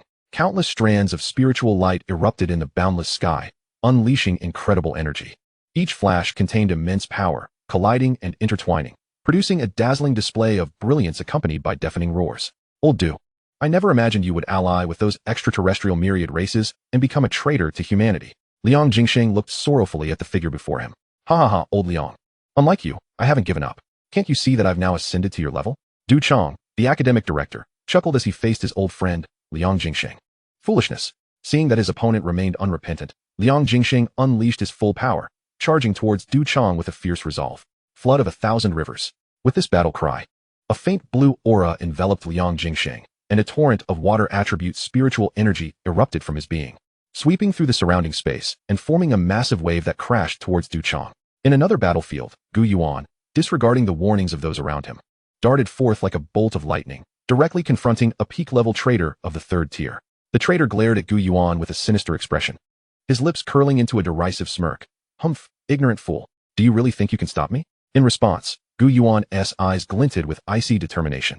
Without exchanging a single word with the traitorous human, he gripped his sword firmly, vowing in his heart to slay this betrayer of his kin. As they closed the distance, they collided with the force of 2 meteors. Sparks flew, and a powerful shockwave radiated outward. Gu Yuan engaged in a fierce clash with the traitor, each move executed with lethal precision. Although he was merely at the initial stage of the 3rd tier, he held his ground against the peak-level adversary. The traitor, confident in his superior cultivation, launched a frenzied assault, his fists and palms raining down like a torrential storm upon Gu Yuan. Yet Gu Yuan remained unflustered, his footwork nimble and elusive, weaving effortlessly through the barrage of attacks. He dodged and deflected with impeccable timing, neutralizing each lethal strike. As the intensity of the battle escalated, Gu Yuan began to counterattack. His sword surged like a tempest, each thrust slicing through the air with a whistling sound, forcing the traitor to retreat repeatedly. How can this be? Your strength is far beyond what I expected. The traitor, now stripped of his earlier arrogance, knelt on the ground, clutching his chest. His face twisted in disbelief as he gazed at Gu Yuan. Want to know? Then go to hell and ask. Before the words had fully escaped his lips, Gu Yuan surged forward like lightning, swinging his sword with a fierce gust of wind. He unleashed the formidable breakthrough sword technique, known for its overwhelming might. Each strike resonated with inexhaustible power and lethal intent. In a flash, the blade cleaved through the traitor's defending weapon, a long knife, with a resounding crack. The blade shattered, sparks erupting from the break, and the relentless sword light continued on, severing the traitor's head from his shoulders. Before Gu Yuan could catch his breath, a figure plummeted from the sky. Old Du, look at your current state. Is this the power you so desired? Do you still not repent? Liang Jingsheng landed beside Gu Yuan, confronting Du Chong with a fierce glare. Gazing at the grotesque figure before him, Gu Yuan could hardly believe that this was his familiar mentor, Du Chong. Ah, the blood god grants me power and will always protect me. I cannot lose. Blood god. Blood clan. Du Chong, wake up. The beings you speak of are nothing more than those I could easily slay. As Du Chong began to show signs of returning to consciousness, Gu Yuan quickly responded. Gu Yuan, I remember you now. Ha ha ha, if I kill you, I'll earn even greater rewards. For reasons unknown, Du Chang's expression twisted into madness upon seeing Gu Yuan, and he lunged at him with frenzied abandon. His movements were swift, creating a gale that caught everyone off guard. Watch out. Liang Jingsheng, without hesitation, moved to shield Gu Yuan, raising his right hand as a powerful surge of spiritual energy gathered in his palm, and then, without a moment's pause, he unleashed a fierce palm strike. With a direct strike aimed at Du Chang's crown, the impact reverberated ominously. Chapter 81, Life and Death Struggle. Space Distortion. A dull thud echoed through the air. Struck by the blow, Du Chang's body stiffened, and he fell to the ground like a lifeless kite severed from its string. Liang Jingsheng slowly turned his gaze towards the fallen figure. Du Chong now lay devoid of vitality, his eyes tightly shut, his complexion as pale as a blank sheet of paper. Liang Jingsheng took a deep breath and then gently closed his eyes. His heart was filled with sorrow and helplessness.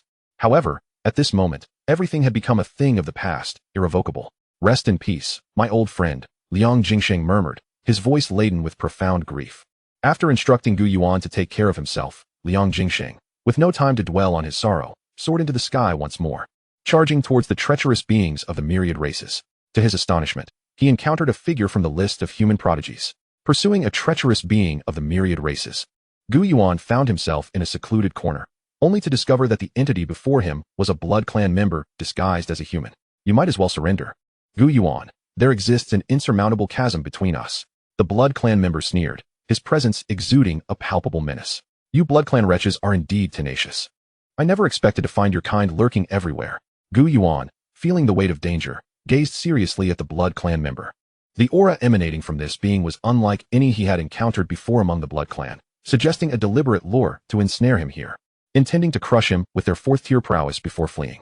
With no retreat left, he could only brace himself for the impending trial of life and death. Resistance is futile. Once I present your head, I shall receive generous rewards from the young lord. Initially, the blood clan member had no intention of revealing himself. He had come to collect human blood amidst the chaos for his own cultivation. However, upon witnessing Du Chang's unusual actions, he was intrigued to find a target named Gu Yuan on the list of announced prodigies. Fortune favors the bold. Realizing this was an opportune moment, the blood clan member swiftly led Gu Yuan into this isolated spot. Boom! The sound erupted like thunder from a clear sky. In an instant, Gu Yuan was sent flying by a vicious attack, akin to a kite severed from its string. His body traced an arc through the air, ultimately crashing against a solid wall. Accompanied by a muffled thud and the sound of crumbling bricks, the once sturdy wall bore a massive dent from the impact. Dust swirled within the crater, debris scattering as if an explosion had transpired. Gu Yuan lay ensnared within, teetering on the brink of life and death. Fortunately, his combat gear had mitigated part of the assault. Rising again, Gu Yuan appeared somewhat disheveled. You humans are adept at employing these trivial tricks. The fourth-tier blood clan member, his hands transformed into claws of blood magic, glared at Gu Yuan with a sinister and disdainful expression. Let us see how many of my strikes you can withstand with your mere third-tier prowess.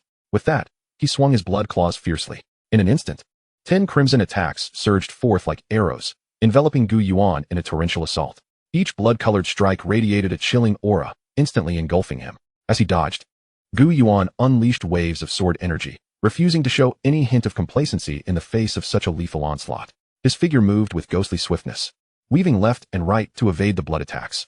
Simultaneously, his sword was relentless, emitting beams of cold light as it unleashed an unending barrage of sword energy, weaving a dazzling and perilous web of spiritual light in the air. After narrowly fending off the onslaught, Gu Yuan stood firm with his sword, taunting, "What's the matter?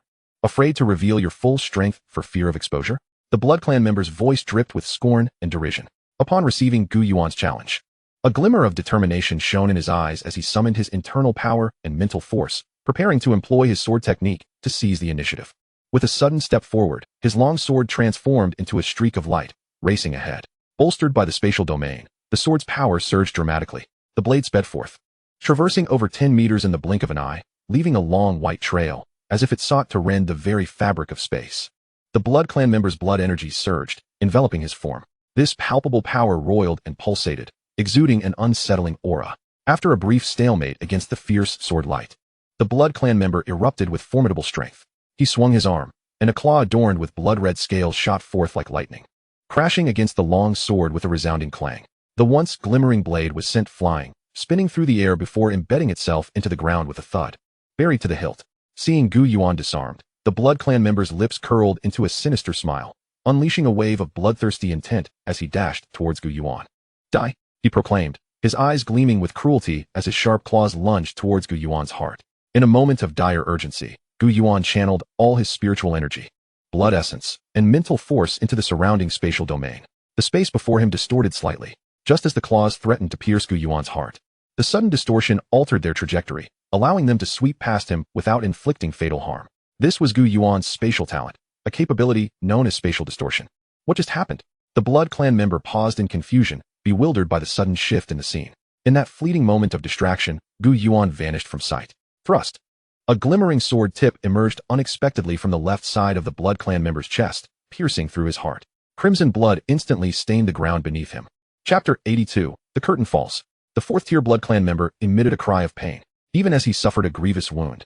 He did not turn around, but kicked out blindly. Yet Gu Yuan, as if anticipating his movement, utilized spatial teleportation to evade the attack.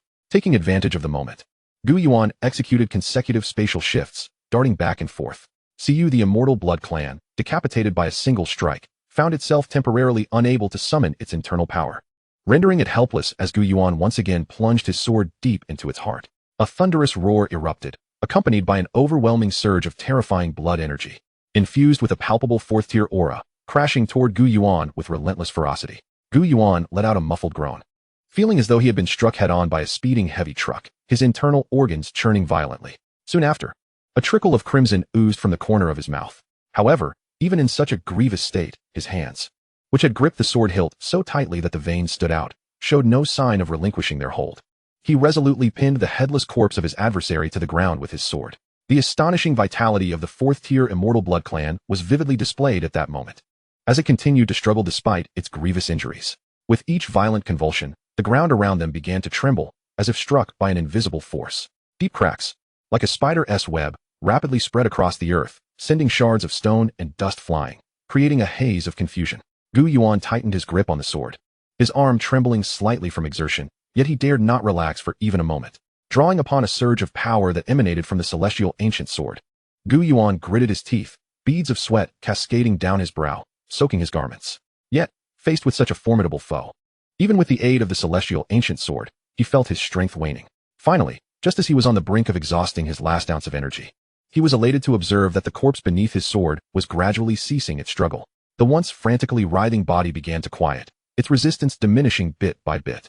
Before long, the corpse lay completely still, devoid of any signs of life. Gu Yuan exhaled deeply, his entire being feeling as though it had been stripped of its very backbone, collapsing onto the ground with a pale visage, yet still firmly clutching the alloy sword, thus marking the conclusion of this harrowing battle. Through sheer willpower and indomitable spirit, he had achieved ultimate victory. At that moment, the celestial ancient sword embedded in the heart suddenly radiated a dazzling brilliance. As the light shone forth, a torrent of immense blood energy surged from the sword, flowing unceasingly into the core of his vitality. This influx of energy penetrated his limbs and bones, nourishing his weary body and nearly exhausted meridians. Every muscle greedily absorbed this powerful energy, and his pallid complexion gradually began to regain some color. Under the rejuvenating embrace of this tremendous blood energy, Gu Yuan felt his once crippled body slowly regaining strength. Realizing the chasm that existed between realms was not easily traversable, Gu Yuan, despite the aches coursing through him, rose once more, gazing at the headless corpse on the ground with a sense of reflection. In that final moment, had it not been for the suppression of the celestial ancient sword, the outcome would likely have been drastically different. Fortunately, the rewards of this perilous venture were substantial. As Gu Yuan felt the blood energy within him steadily fortifying his physique, veins, and bones, he contemplated the rapid growth of this energy. It seemed that before long, he would transcend his current realm and successfully enter the late stages of martial prowess. Having regained a modicum of strength, Gu Yuan shifted his gaze back to the chaotic playground. His current state of spiritual and blood energy remained relatively stable. However, as he focused his attention on his mental prowess, a wave of unease washed over him. The relentless use of spatial abilities, such as instantaneous movement and spatial distortion, during the previous battle had left his mental energy nearly depleted. This state of mental exhaustion rendered him weak and lethargic, even dulling his thoughts. Unable to contend with the invading myriad races, Gu Yuan could only retreat to the entrance of the gymnasium to assist in fending off the relentless tide of black rat hordes. As time passed, the Extraordinary Bureau finally sprang into action. Numerous law enforcement personnel patrolling the streets responded swiftly to their orders, rushing to support the 3 schools of lynching. With the influx of extraordinary beings, the tides began to turn. Under the collaborative efforts of the defenders, the previously chaotic situation on the playground gradually fell under control. Many of the myriad race infiltrators who had failed to escape were swiftly surrounded and, without exception, met their just fate for their crimes. The horrific assault thus came to an end. The air was thick with the acrid scent of blood, and as Gu Yuan surveyed the ravaged playground, strewn with severed limbs and scattered remains, both of the black rat race and humanity, his mind buzzed, leaving him momentarily dazed. Just then, as everyone was busy cleaning up the aftermath, the violently vibrating wristband startled him once more. Xiao Yuan, you need to come to the hospital right away. Your father. Without the luxury of time to dwell on sorrow, Gu Yuan abruptly hung up the phone with Pang Feilong and sprinted toward Lingxing Hospital. Uncle Pang, how is my father's condition? Gu Yuan inquired, his expression tinged with anxiety upon arriving at the hospital. Fortunately, his injuries have stabilized. Pang Feilong replied with a sigh of relief. Hearing this, Gu Yuan's heart eased slightly. Yet, The subsequent words from Pang Feilong plunged him back into shock and fury. It turned out that his father, Gu Tianyun, had encountered a simultaneous assault from a 6th-tier and 3 5th-tier Blood Clan warriors while en route to provide support. According to Pang Feilong's account, the battle had been exceedingly brutal. What puzzled him was that Gu Tianyun had, for reasons unknown, ignored his advice, choosing instead to engage the enemy while awaiting reinforcements, ultimately killing one 6th-tier Blood Clan warrior before succumbing to severe injuries and losing consciousness. Gu Yuan furrowed his brow, equally perplexed by his father's choices. Sigh. Pang Feilong sighed deeply, shaking his head in resignation. All we can do now is wait for Gu Tianyun to awaken. Perhaps then, all the mysteries will be unraveled. His injuries are quite serious. It's uncertain when he will regain consciousness. Due to this assault, Pang Feilong had numerous matters to attend to. Once he had relayed his updates, Gu Yuan sat quietly by his father's bedside, gazing at his pallid face. After some time, Gu Yuan, through various channels, came to learn a shocking truth. It was not only the Lingxing region that had suffered a horrific attack. The entire Dawn base and even other parts of Blue Star had not been spared from this sudden storm of calamity. During those few days, Tianqing Academy also faced incursions from the myriad races. Many talented students returning to Tianqing Academy encountered treacherous ambushes laid by the myriad races along their routes. Numerous gifted individuals, brimming with potential, met their untimely demise at the hands of myriad assassins before they could truly flourish. Their blood stained the path home. This is not merely a personal tragedy. It represents a profound loss for the entire Blue Star human race. According to Pang Zhong, who has returned to the Celestial Star Academy, they were fortunate to have returned early due to their prior training in the wilderness. Otherwise, the members of the Infinite Society would likely have faced numerous assassinations from various races. In the wake of such a significant upheaval, the entire Blue Star Federation is engulfed in a state of tension and urgency. Swift responses have been made against the hidden factions and traitors that are gradually becoming more active within Blue Star, leading to the issuance of a series of stringent and urgent wartime directives. Simultaneously, Gu Yuan received multiple summons from his master, Shui Wuya. For the next few days, Gu Yuan made daily visits to the hospital, attentively caring for Gu Tianyun while also inquiring about when his father might awaken. One day, after ending a call with Shui Wuya, Gu Yuan hurried to the hospital to visit his ailing father. As he gently pushed open the door to the ward, he was greeted by the sight of Gu Tianyun, who had awakened from his coma. Reclining on the hospital bed, a smile illuminated his features as he gazed at Gu Yuan entering the room. Although Gu Tianyun still appeared somewhat pale, his deep-set eyes sparkled with a luminous glow. "Father, you have finally awakened," Gu Yuan exclaimed in delight as he rushed to his father's side. After a brief conversation, Gu Yuan could not help but chastise his father for his reckless actions. The adversaries had clearly targeted him. Yet Gu Tianyun had bravely confronted several powerful Blood Clan members alone. In response, Gu Tianyun exhibited no remorse. He solemnly addressed Gu Yuan, "Xiao Yuan. You were too young to understand back then. 10 years ago, this very group of Blood Clan members and traitors were the ones who orchestrated your mother's demise as revenge against me, who had just assumed the position of director." What? Gu Yuan's heart skipped a beat, and his memories flooded back to that fateful night a decade prior.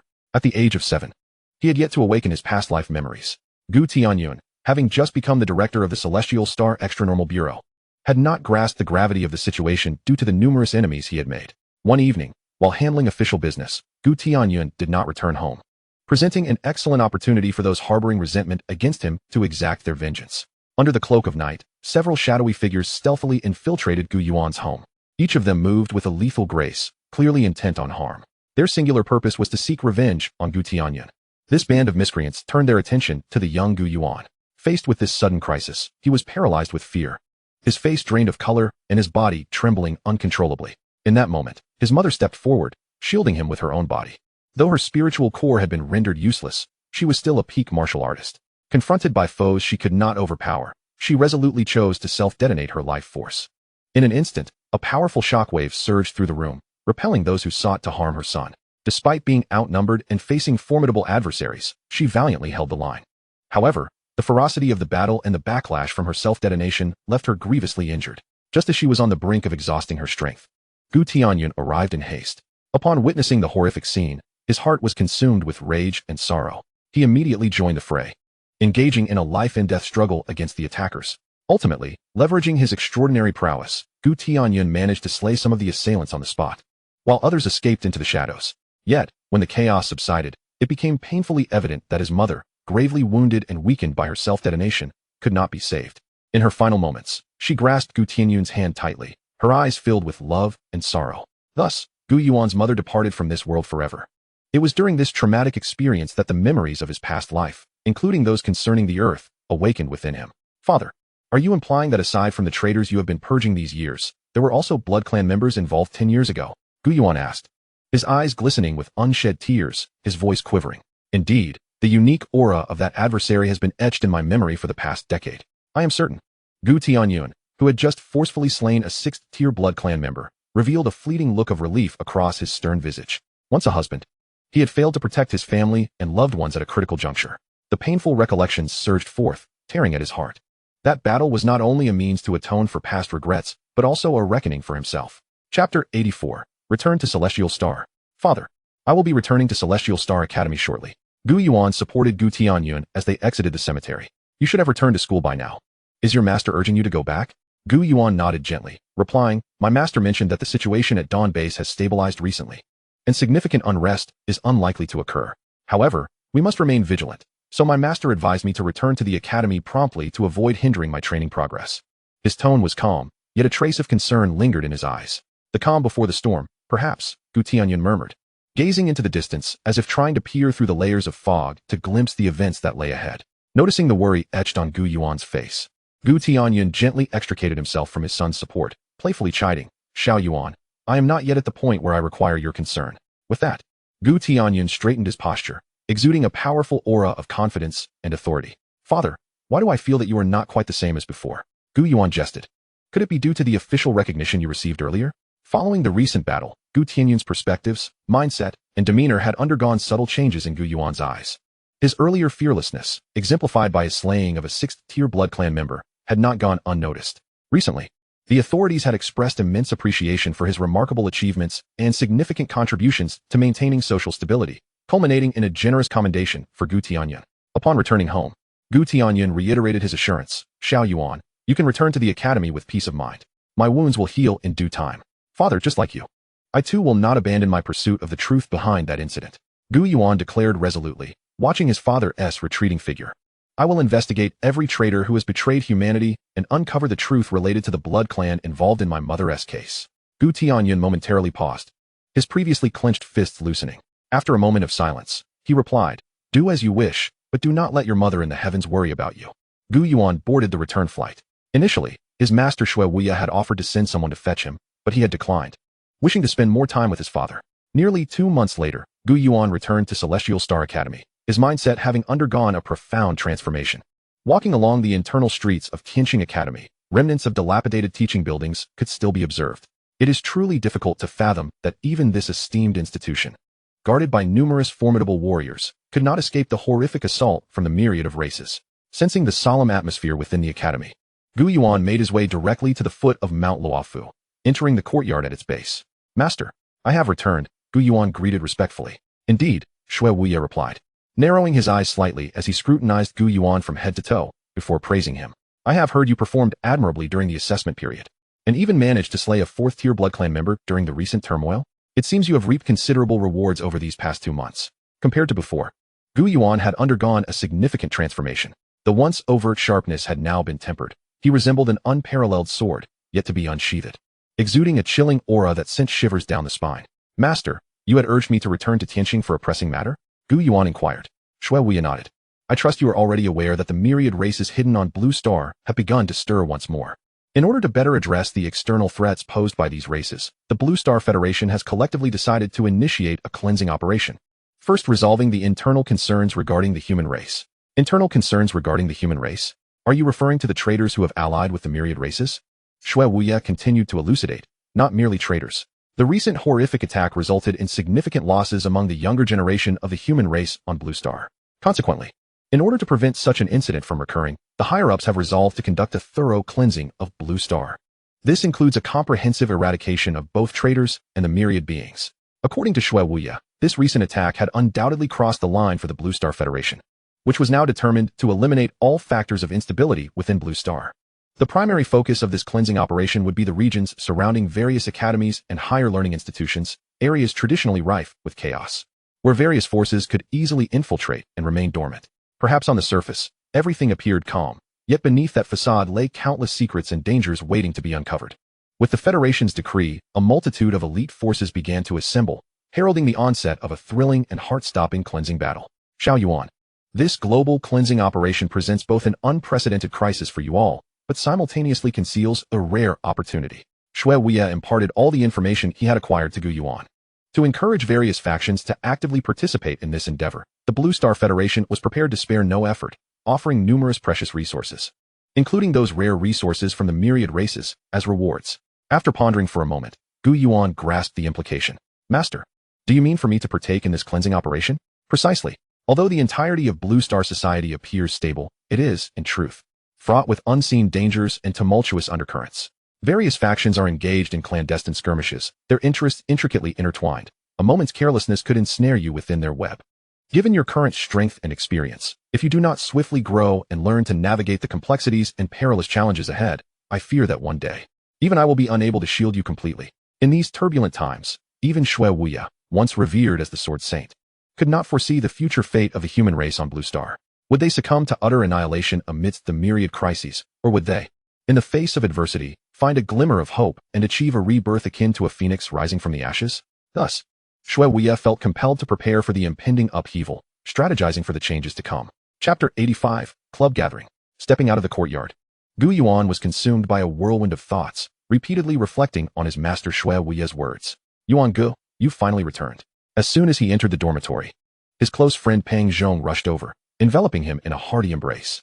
Well, look who decided to come back. Zhao Wuyan and Zhua Yikuan emerged from their respective rooms upon hearing the commotion, greeting Gu Yuan. Yuan Gu, I heard Uncle Gu was injured and hospitalized. Is he all right? After exchanging pleasantries, Pang Zhong expressed his concern for Gu Yuan's father, Gu Tianyan. Rest assured, my father has already been discharged, Gu Yuan replied. Pang Zhong's face contorted with anger as he exclaimed, those myriad races are utterly despicable. I never imagined that even our remote region would be subjected to such an attack. Zhao Wuyan's brow furrowed slightly as he responded in a somber tone. I believe, rather than the myriad races, the traitors are far more contemptible. These scoundrels betray their own kind, colluding with those cosmic races to harm their fellow brethren. They are nothing short of deranged, worse than animals. Without such individuals, how could the myriad races so easily launch assaults against us? As he spoke, he clenched his fists tightly, his knuckles paling from the strain. By the way, now that Gu Yuan is back, why not seize this opportunity to hold a long-overdue club gathering? Pang Zhong suggested enthusiastically, sensing the previously somber atmosphere shift. Perceptively detecting the change in mood, Zhua Yikuan quickly interjected, that sounds splendid. Let us all come together and enjoy some lively festivities. Upon hearing this, the others readily agreed, and the once dreary ambience transformed into one of excitement. Pang Zhong eagerly declared, fantastic. I'll take care of notifying the other members, and Su Yuan will be your responsibility. Yuan Gu. Indeed, it's your duty now, Yuan Gu. Zhua Yikuan chimed in, joining the merriment. Gu Yuan, feeling somewhat exasperated, could only nod in agreement. As night fell, the second floor of the school cafeteria was ablaze with light and bustling with voices. Members of the Infinite Society arrived in succession. Although they came one by one, the total number of members was limited, owing to the previous oppression from Huang Changnan. Even after Gu Yuan had earned the title of top freshman and gained considerable fame, few were willing to join the Infinite Society. As it stood, the total membership, including Gu Yuan as president, amounted to merely 10 individuals. Gathered around a table, they savored delectable dishes while sharing recent experiences and amusing anecdotes. The atmosphere was filled with laughter and warmth, creating a delightful and harmonious scene. President, do we have any upcoming activities for the society? Inquired a boisterous girl, a roommate of Su Yuan, as she looked at Gu Yuan. Since the establishment of our society, we have yet to hold a single formal group event, added Han Yuetong, supporting her statement. This is quite unacceptable. Gu Yuan felt a twinge of embarrassment. Indeed, as she had pointed out, his focus on rapidly advancing to the third-tier realm had resulted in him, the president, rarely participating in society tasks. After a brief silence, a spark of determination shone in Gu Yuan's eyes, and a smile graced his lips as he said, I do have a plan in mind. I just wonder if everyone is willing to join. Upon hearing this, the others looked at their president with curiosity, their eyes sparkling with anticipation. President, what do you mean? If we were timid, do you think we would have joined the Infinite Society? Questioned the lively girl named Yang Tanya, challenging Gu Yuan's assertion. Given the circumstances, it is likely that everyone has heard about the purging actions that the federal high-ups are about to initiate, right? What do you mean, President? Precisely. I intend to utilize this purging operation as the inaugural endeavor for our society, to establish the illustrious reputation of our Infinite Society. Gu Yuan declared with resounding conviction. The attendees were taken aback, astonished by the audacity of Gu Yuan's proposal. President, are we not perhaps overstepping our bounds? Indeed, we are merely second-tier awakened. Such actions are beyond our capacity. The brothers Tai Long and Tai Hu murmured, their robust physiques and earnest expressions leaving a lasting impression. Recalling the fierce competition during the recent freshman tournament, they had each faced Gu Yuan in intense battles. Ultimately, however, they had been bested by Gu Yuan's undeniable prowess. Despite harboring a sense of reluctance, this contest had illuminated their shortcomings and fostered a profound respect for Gu Yuan's abilities. After considerable contemplation, Tai Long and Tai Hu resolutely decided to join the Infinite Society, aspiring to seize opportunities for growth and enhance their own strengths, in hopes of redeeming themselves one day. I comprehend your concerns, but who has decreed that we are solely second-tier awakened?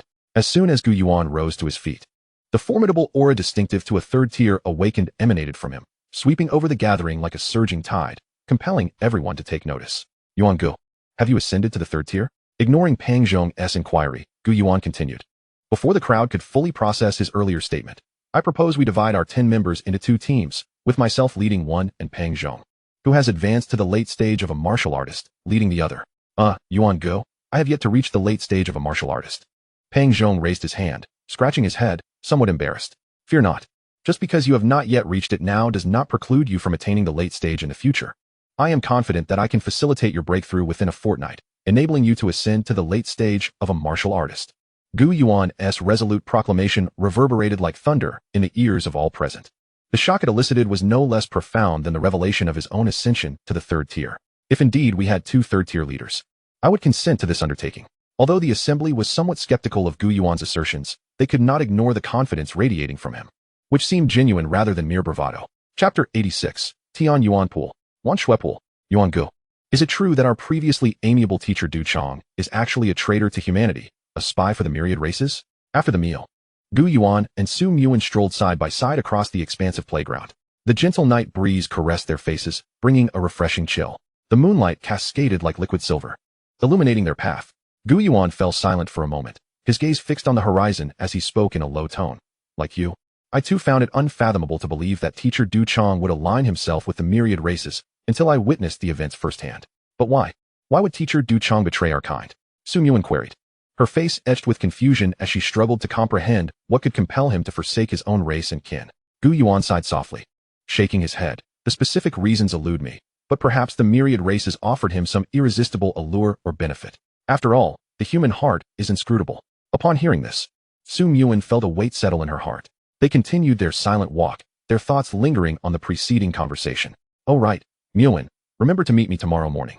I wish to take you to a certain place.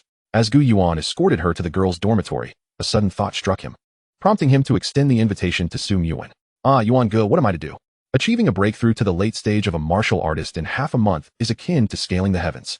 Even if you were to have me train for 24 hours a day, it would be an impossible feat. As soon as Gu Yuan returned to his dormitory, he was jolted by a heart-wrenching wail that pierced his eardrums. Upon closer inspection, he found Pang Zhong's face contorted in despair and anguish, his hands gripping his hair as if he were on the brink of madness. Although he was not far from the 600 vitality points required to reach the late stage of a martial artist, genuinely overcoming this threshold could not be accomplished in a mere half-month. The path of martial cultivation has always been fraught with difficulties, and each increment in vitality demands immense effort and sweat.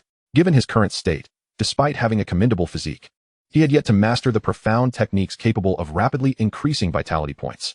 Thus, even with an additional half-month devoted solely to training, it seemed unlikely he could surmount this seemingly close yet profoundly distant chasm. I say it can be done. Have you forgotten that I possess the qualifications to access the 2 sacred training grounds of Tianxing Academy? Yuan Gu.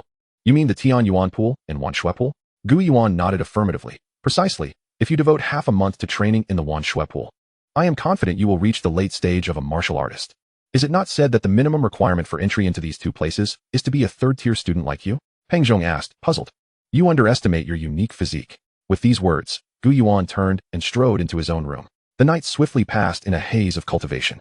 Emerging from the ancient sword space, Gu Yuan checked the time, freshened up, and departed his room. What's this? Fatty, you're up early. Seeing Pang Zhong waiting outside, Gu Yuan couldn't help but tease. Of course, the thought of soon advancing to the late stage of a martial artist fills me with excitement. As Pang Zhong spoke, his face radiated uncontainable enthusiasm, his eyes sparkling with fervor, as if he could already envision his majestic form post-ascension. Then let us proceed. I have arranged for Yuan to join us. The 3 gathered at the base of the girls' dormitory before heading out for breakfast. Fatty, once we arrive, hand this credential to the instructor at the Wan Shui Pool. During breakfast, Gu Yuan transferred his enrollment benefit, granting him a month's access to the Wan Shui Pool, entirely to Pang Zhong. due to his ability to replenish his vitality through hunting the myriad races with the ancient sword of the universe. He was reluctant to invest excessive time and energy into cultivating vitality. After all, as long as he continued to hunt the myriad races, the unique capabilities of the ancient sword would ensure a continuous influx and enhancement of his vitality. In contrast, dedicating precious time to other pursuits might yield greater rewards. Yuan, you will accompany me into the Tian Yuan pool shortly. After briefing Peng Zhong, Gu Yuan shifted his gaze towards Sum Yuan. Me? But fear not. Yuan, you need not worry. If you remain within the periphery of the Tian Yuan pool while I am present, you will not be overwhelmed by the pressure inside. Before Sum Yuan could voice her concerns, Gu Yuan preemptively reassured her. No, what I meant was, how could I possibly use your qualifications for cultivation, Yuan Gu? Realizing Gu Yuan had misunderstood her intent, Sum Yuan quickly waved her hands in protest. In truth, with Sum Yuan's innate abilities, if one wishes to enter the Tian Yuan pool for cultivation, it is entirely feasible. However, given that she has yet to attain the third tier of cultivation, Elder Qin has not granted her the qualification to enter the Tian Yuan pool for training.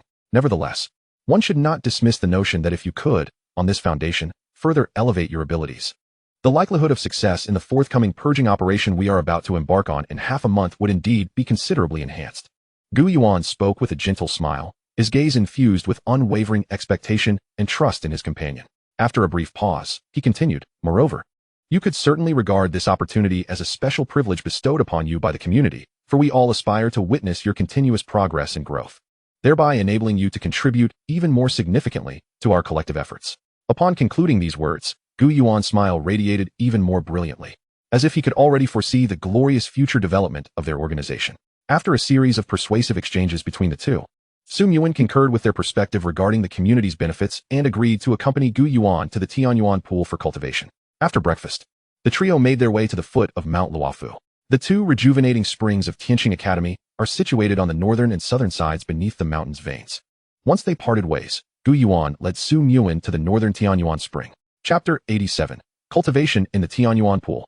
The Tian Yuan pool is a revered sanctuary for cultivation, and its periphery features an expansive plaza. Here, Gu Yuan and his companion often observed second-year students who had reached the third tier passing through. The expressions on their faces varied. Some appeared deeply contemplative, seemingly reflecting on insights from a recently concluded session of cultivation, while others wore smiles, engaged in quiet conversations with their peers.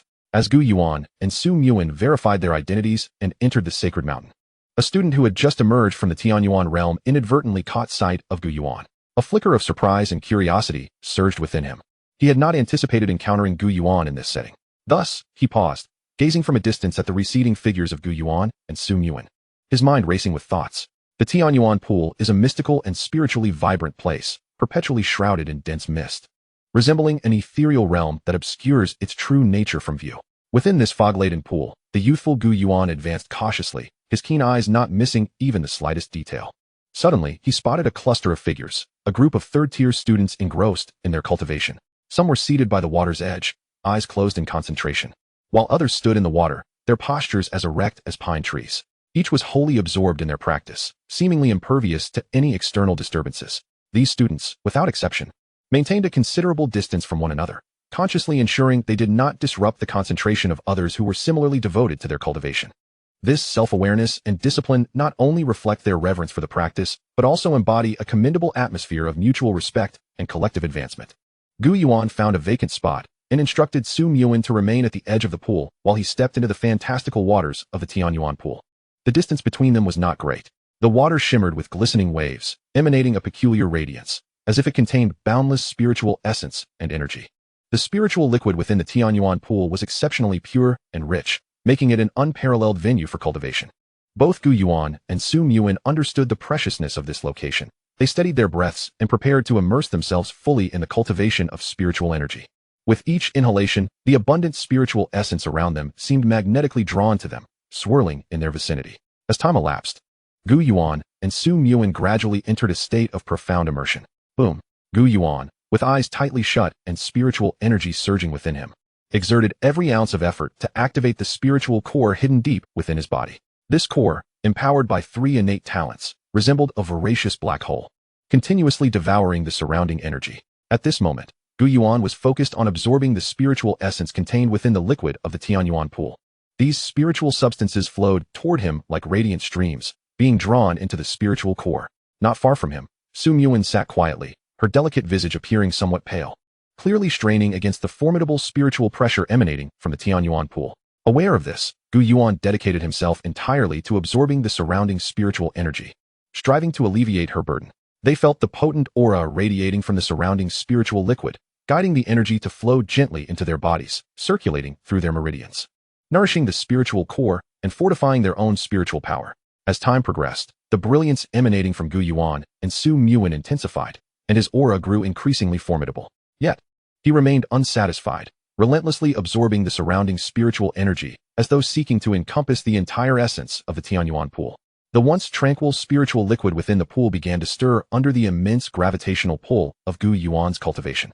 It was as if an invisible hand was orchestrating the movement of the liquid, gradually forming a small vortex around Gu Yuan. This vortex spun faster and expanded, ultimately taking the shape of a miniature whirlpool several feet in diameter. This sudden phenomenon shattered the serenity of the Tianyuan pool like a stone cast into still waters. The practitioners within the pool, sensing the unusual disturbance in the spiritual energy, opened their eyes and turned their gazes toward Gu Yuan and the vortex. Expressions of astonishment and confusion adorned their faces as they began to whisper among themselves. What was happening? How could such a spectacle suddenly manifest? One individual, wide-eyed with disbelief, exclaimed, "Look over there. It seems that the new kid is the cause. Who is he? How can his cultivation create such a commotion?" Another inquired, pointing at Gu Yuan's location. All eyes converged on Gu Yuan and the swirling vortex, minds racing to speculate about the origins and prowess of this unfamiliar youth. Meanwhile, Gu Yuan remained oblivious to the attention he had garnered, fully engrossed in guiding the spiritual liquid, all while sharing the burden of pressure with Su Yuan. "What? You mean Gu Yuan? That Gu Yuan actually managed to enter the Tianyuan pool for cultivation? How is that possible?" Huang Changnan's eyes widened in disbelief as he stared at the individual reporting to him, his previously calm demeanor now shattered by waves of astonishment. It must be known that the Tianyuan pool is not a place just anyone can access. Could it be that his cultivation speed has accelerated so rapidly that he has already ascended to the third tier? Huang Changnan's brow furrowed in contemplation. At that moment, a subordinate hurriedly approached, whispering, "Brother Nan, I've also learned that Gu Yuan and his so-called Infinite Society will participate in the upcoming purging operation mandated from above." Upon hearing this, a fleeting glint of coldness flickered in Huang Changnan's eyes as he snorted disdainfully. "Humph, how fortuitous. This presents an excellent opportunity to impart a lesson to that insolent young fool. He shall come to understand who the true authority is within this domain." With that said, he narrowed his eyes slightly, his mind swiftly formulating a strategy to confront Gu Yuan.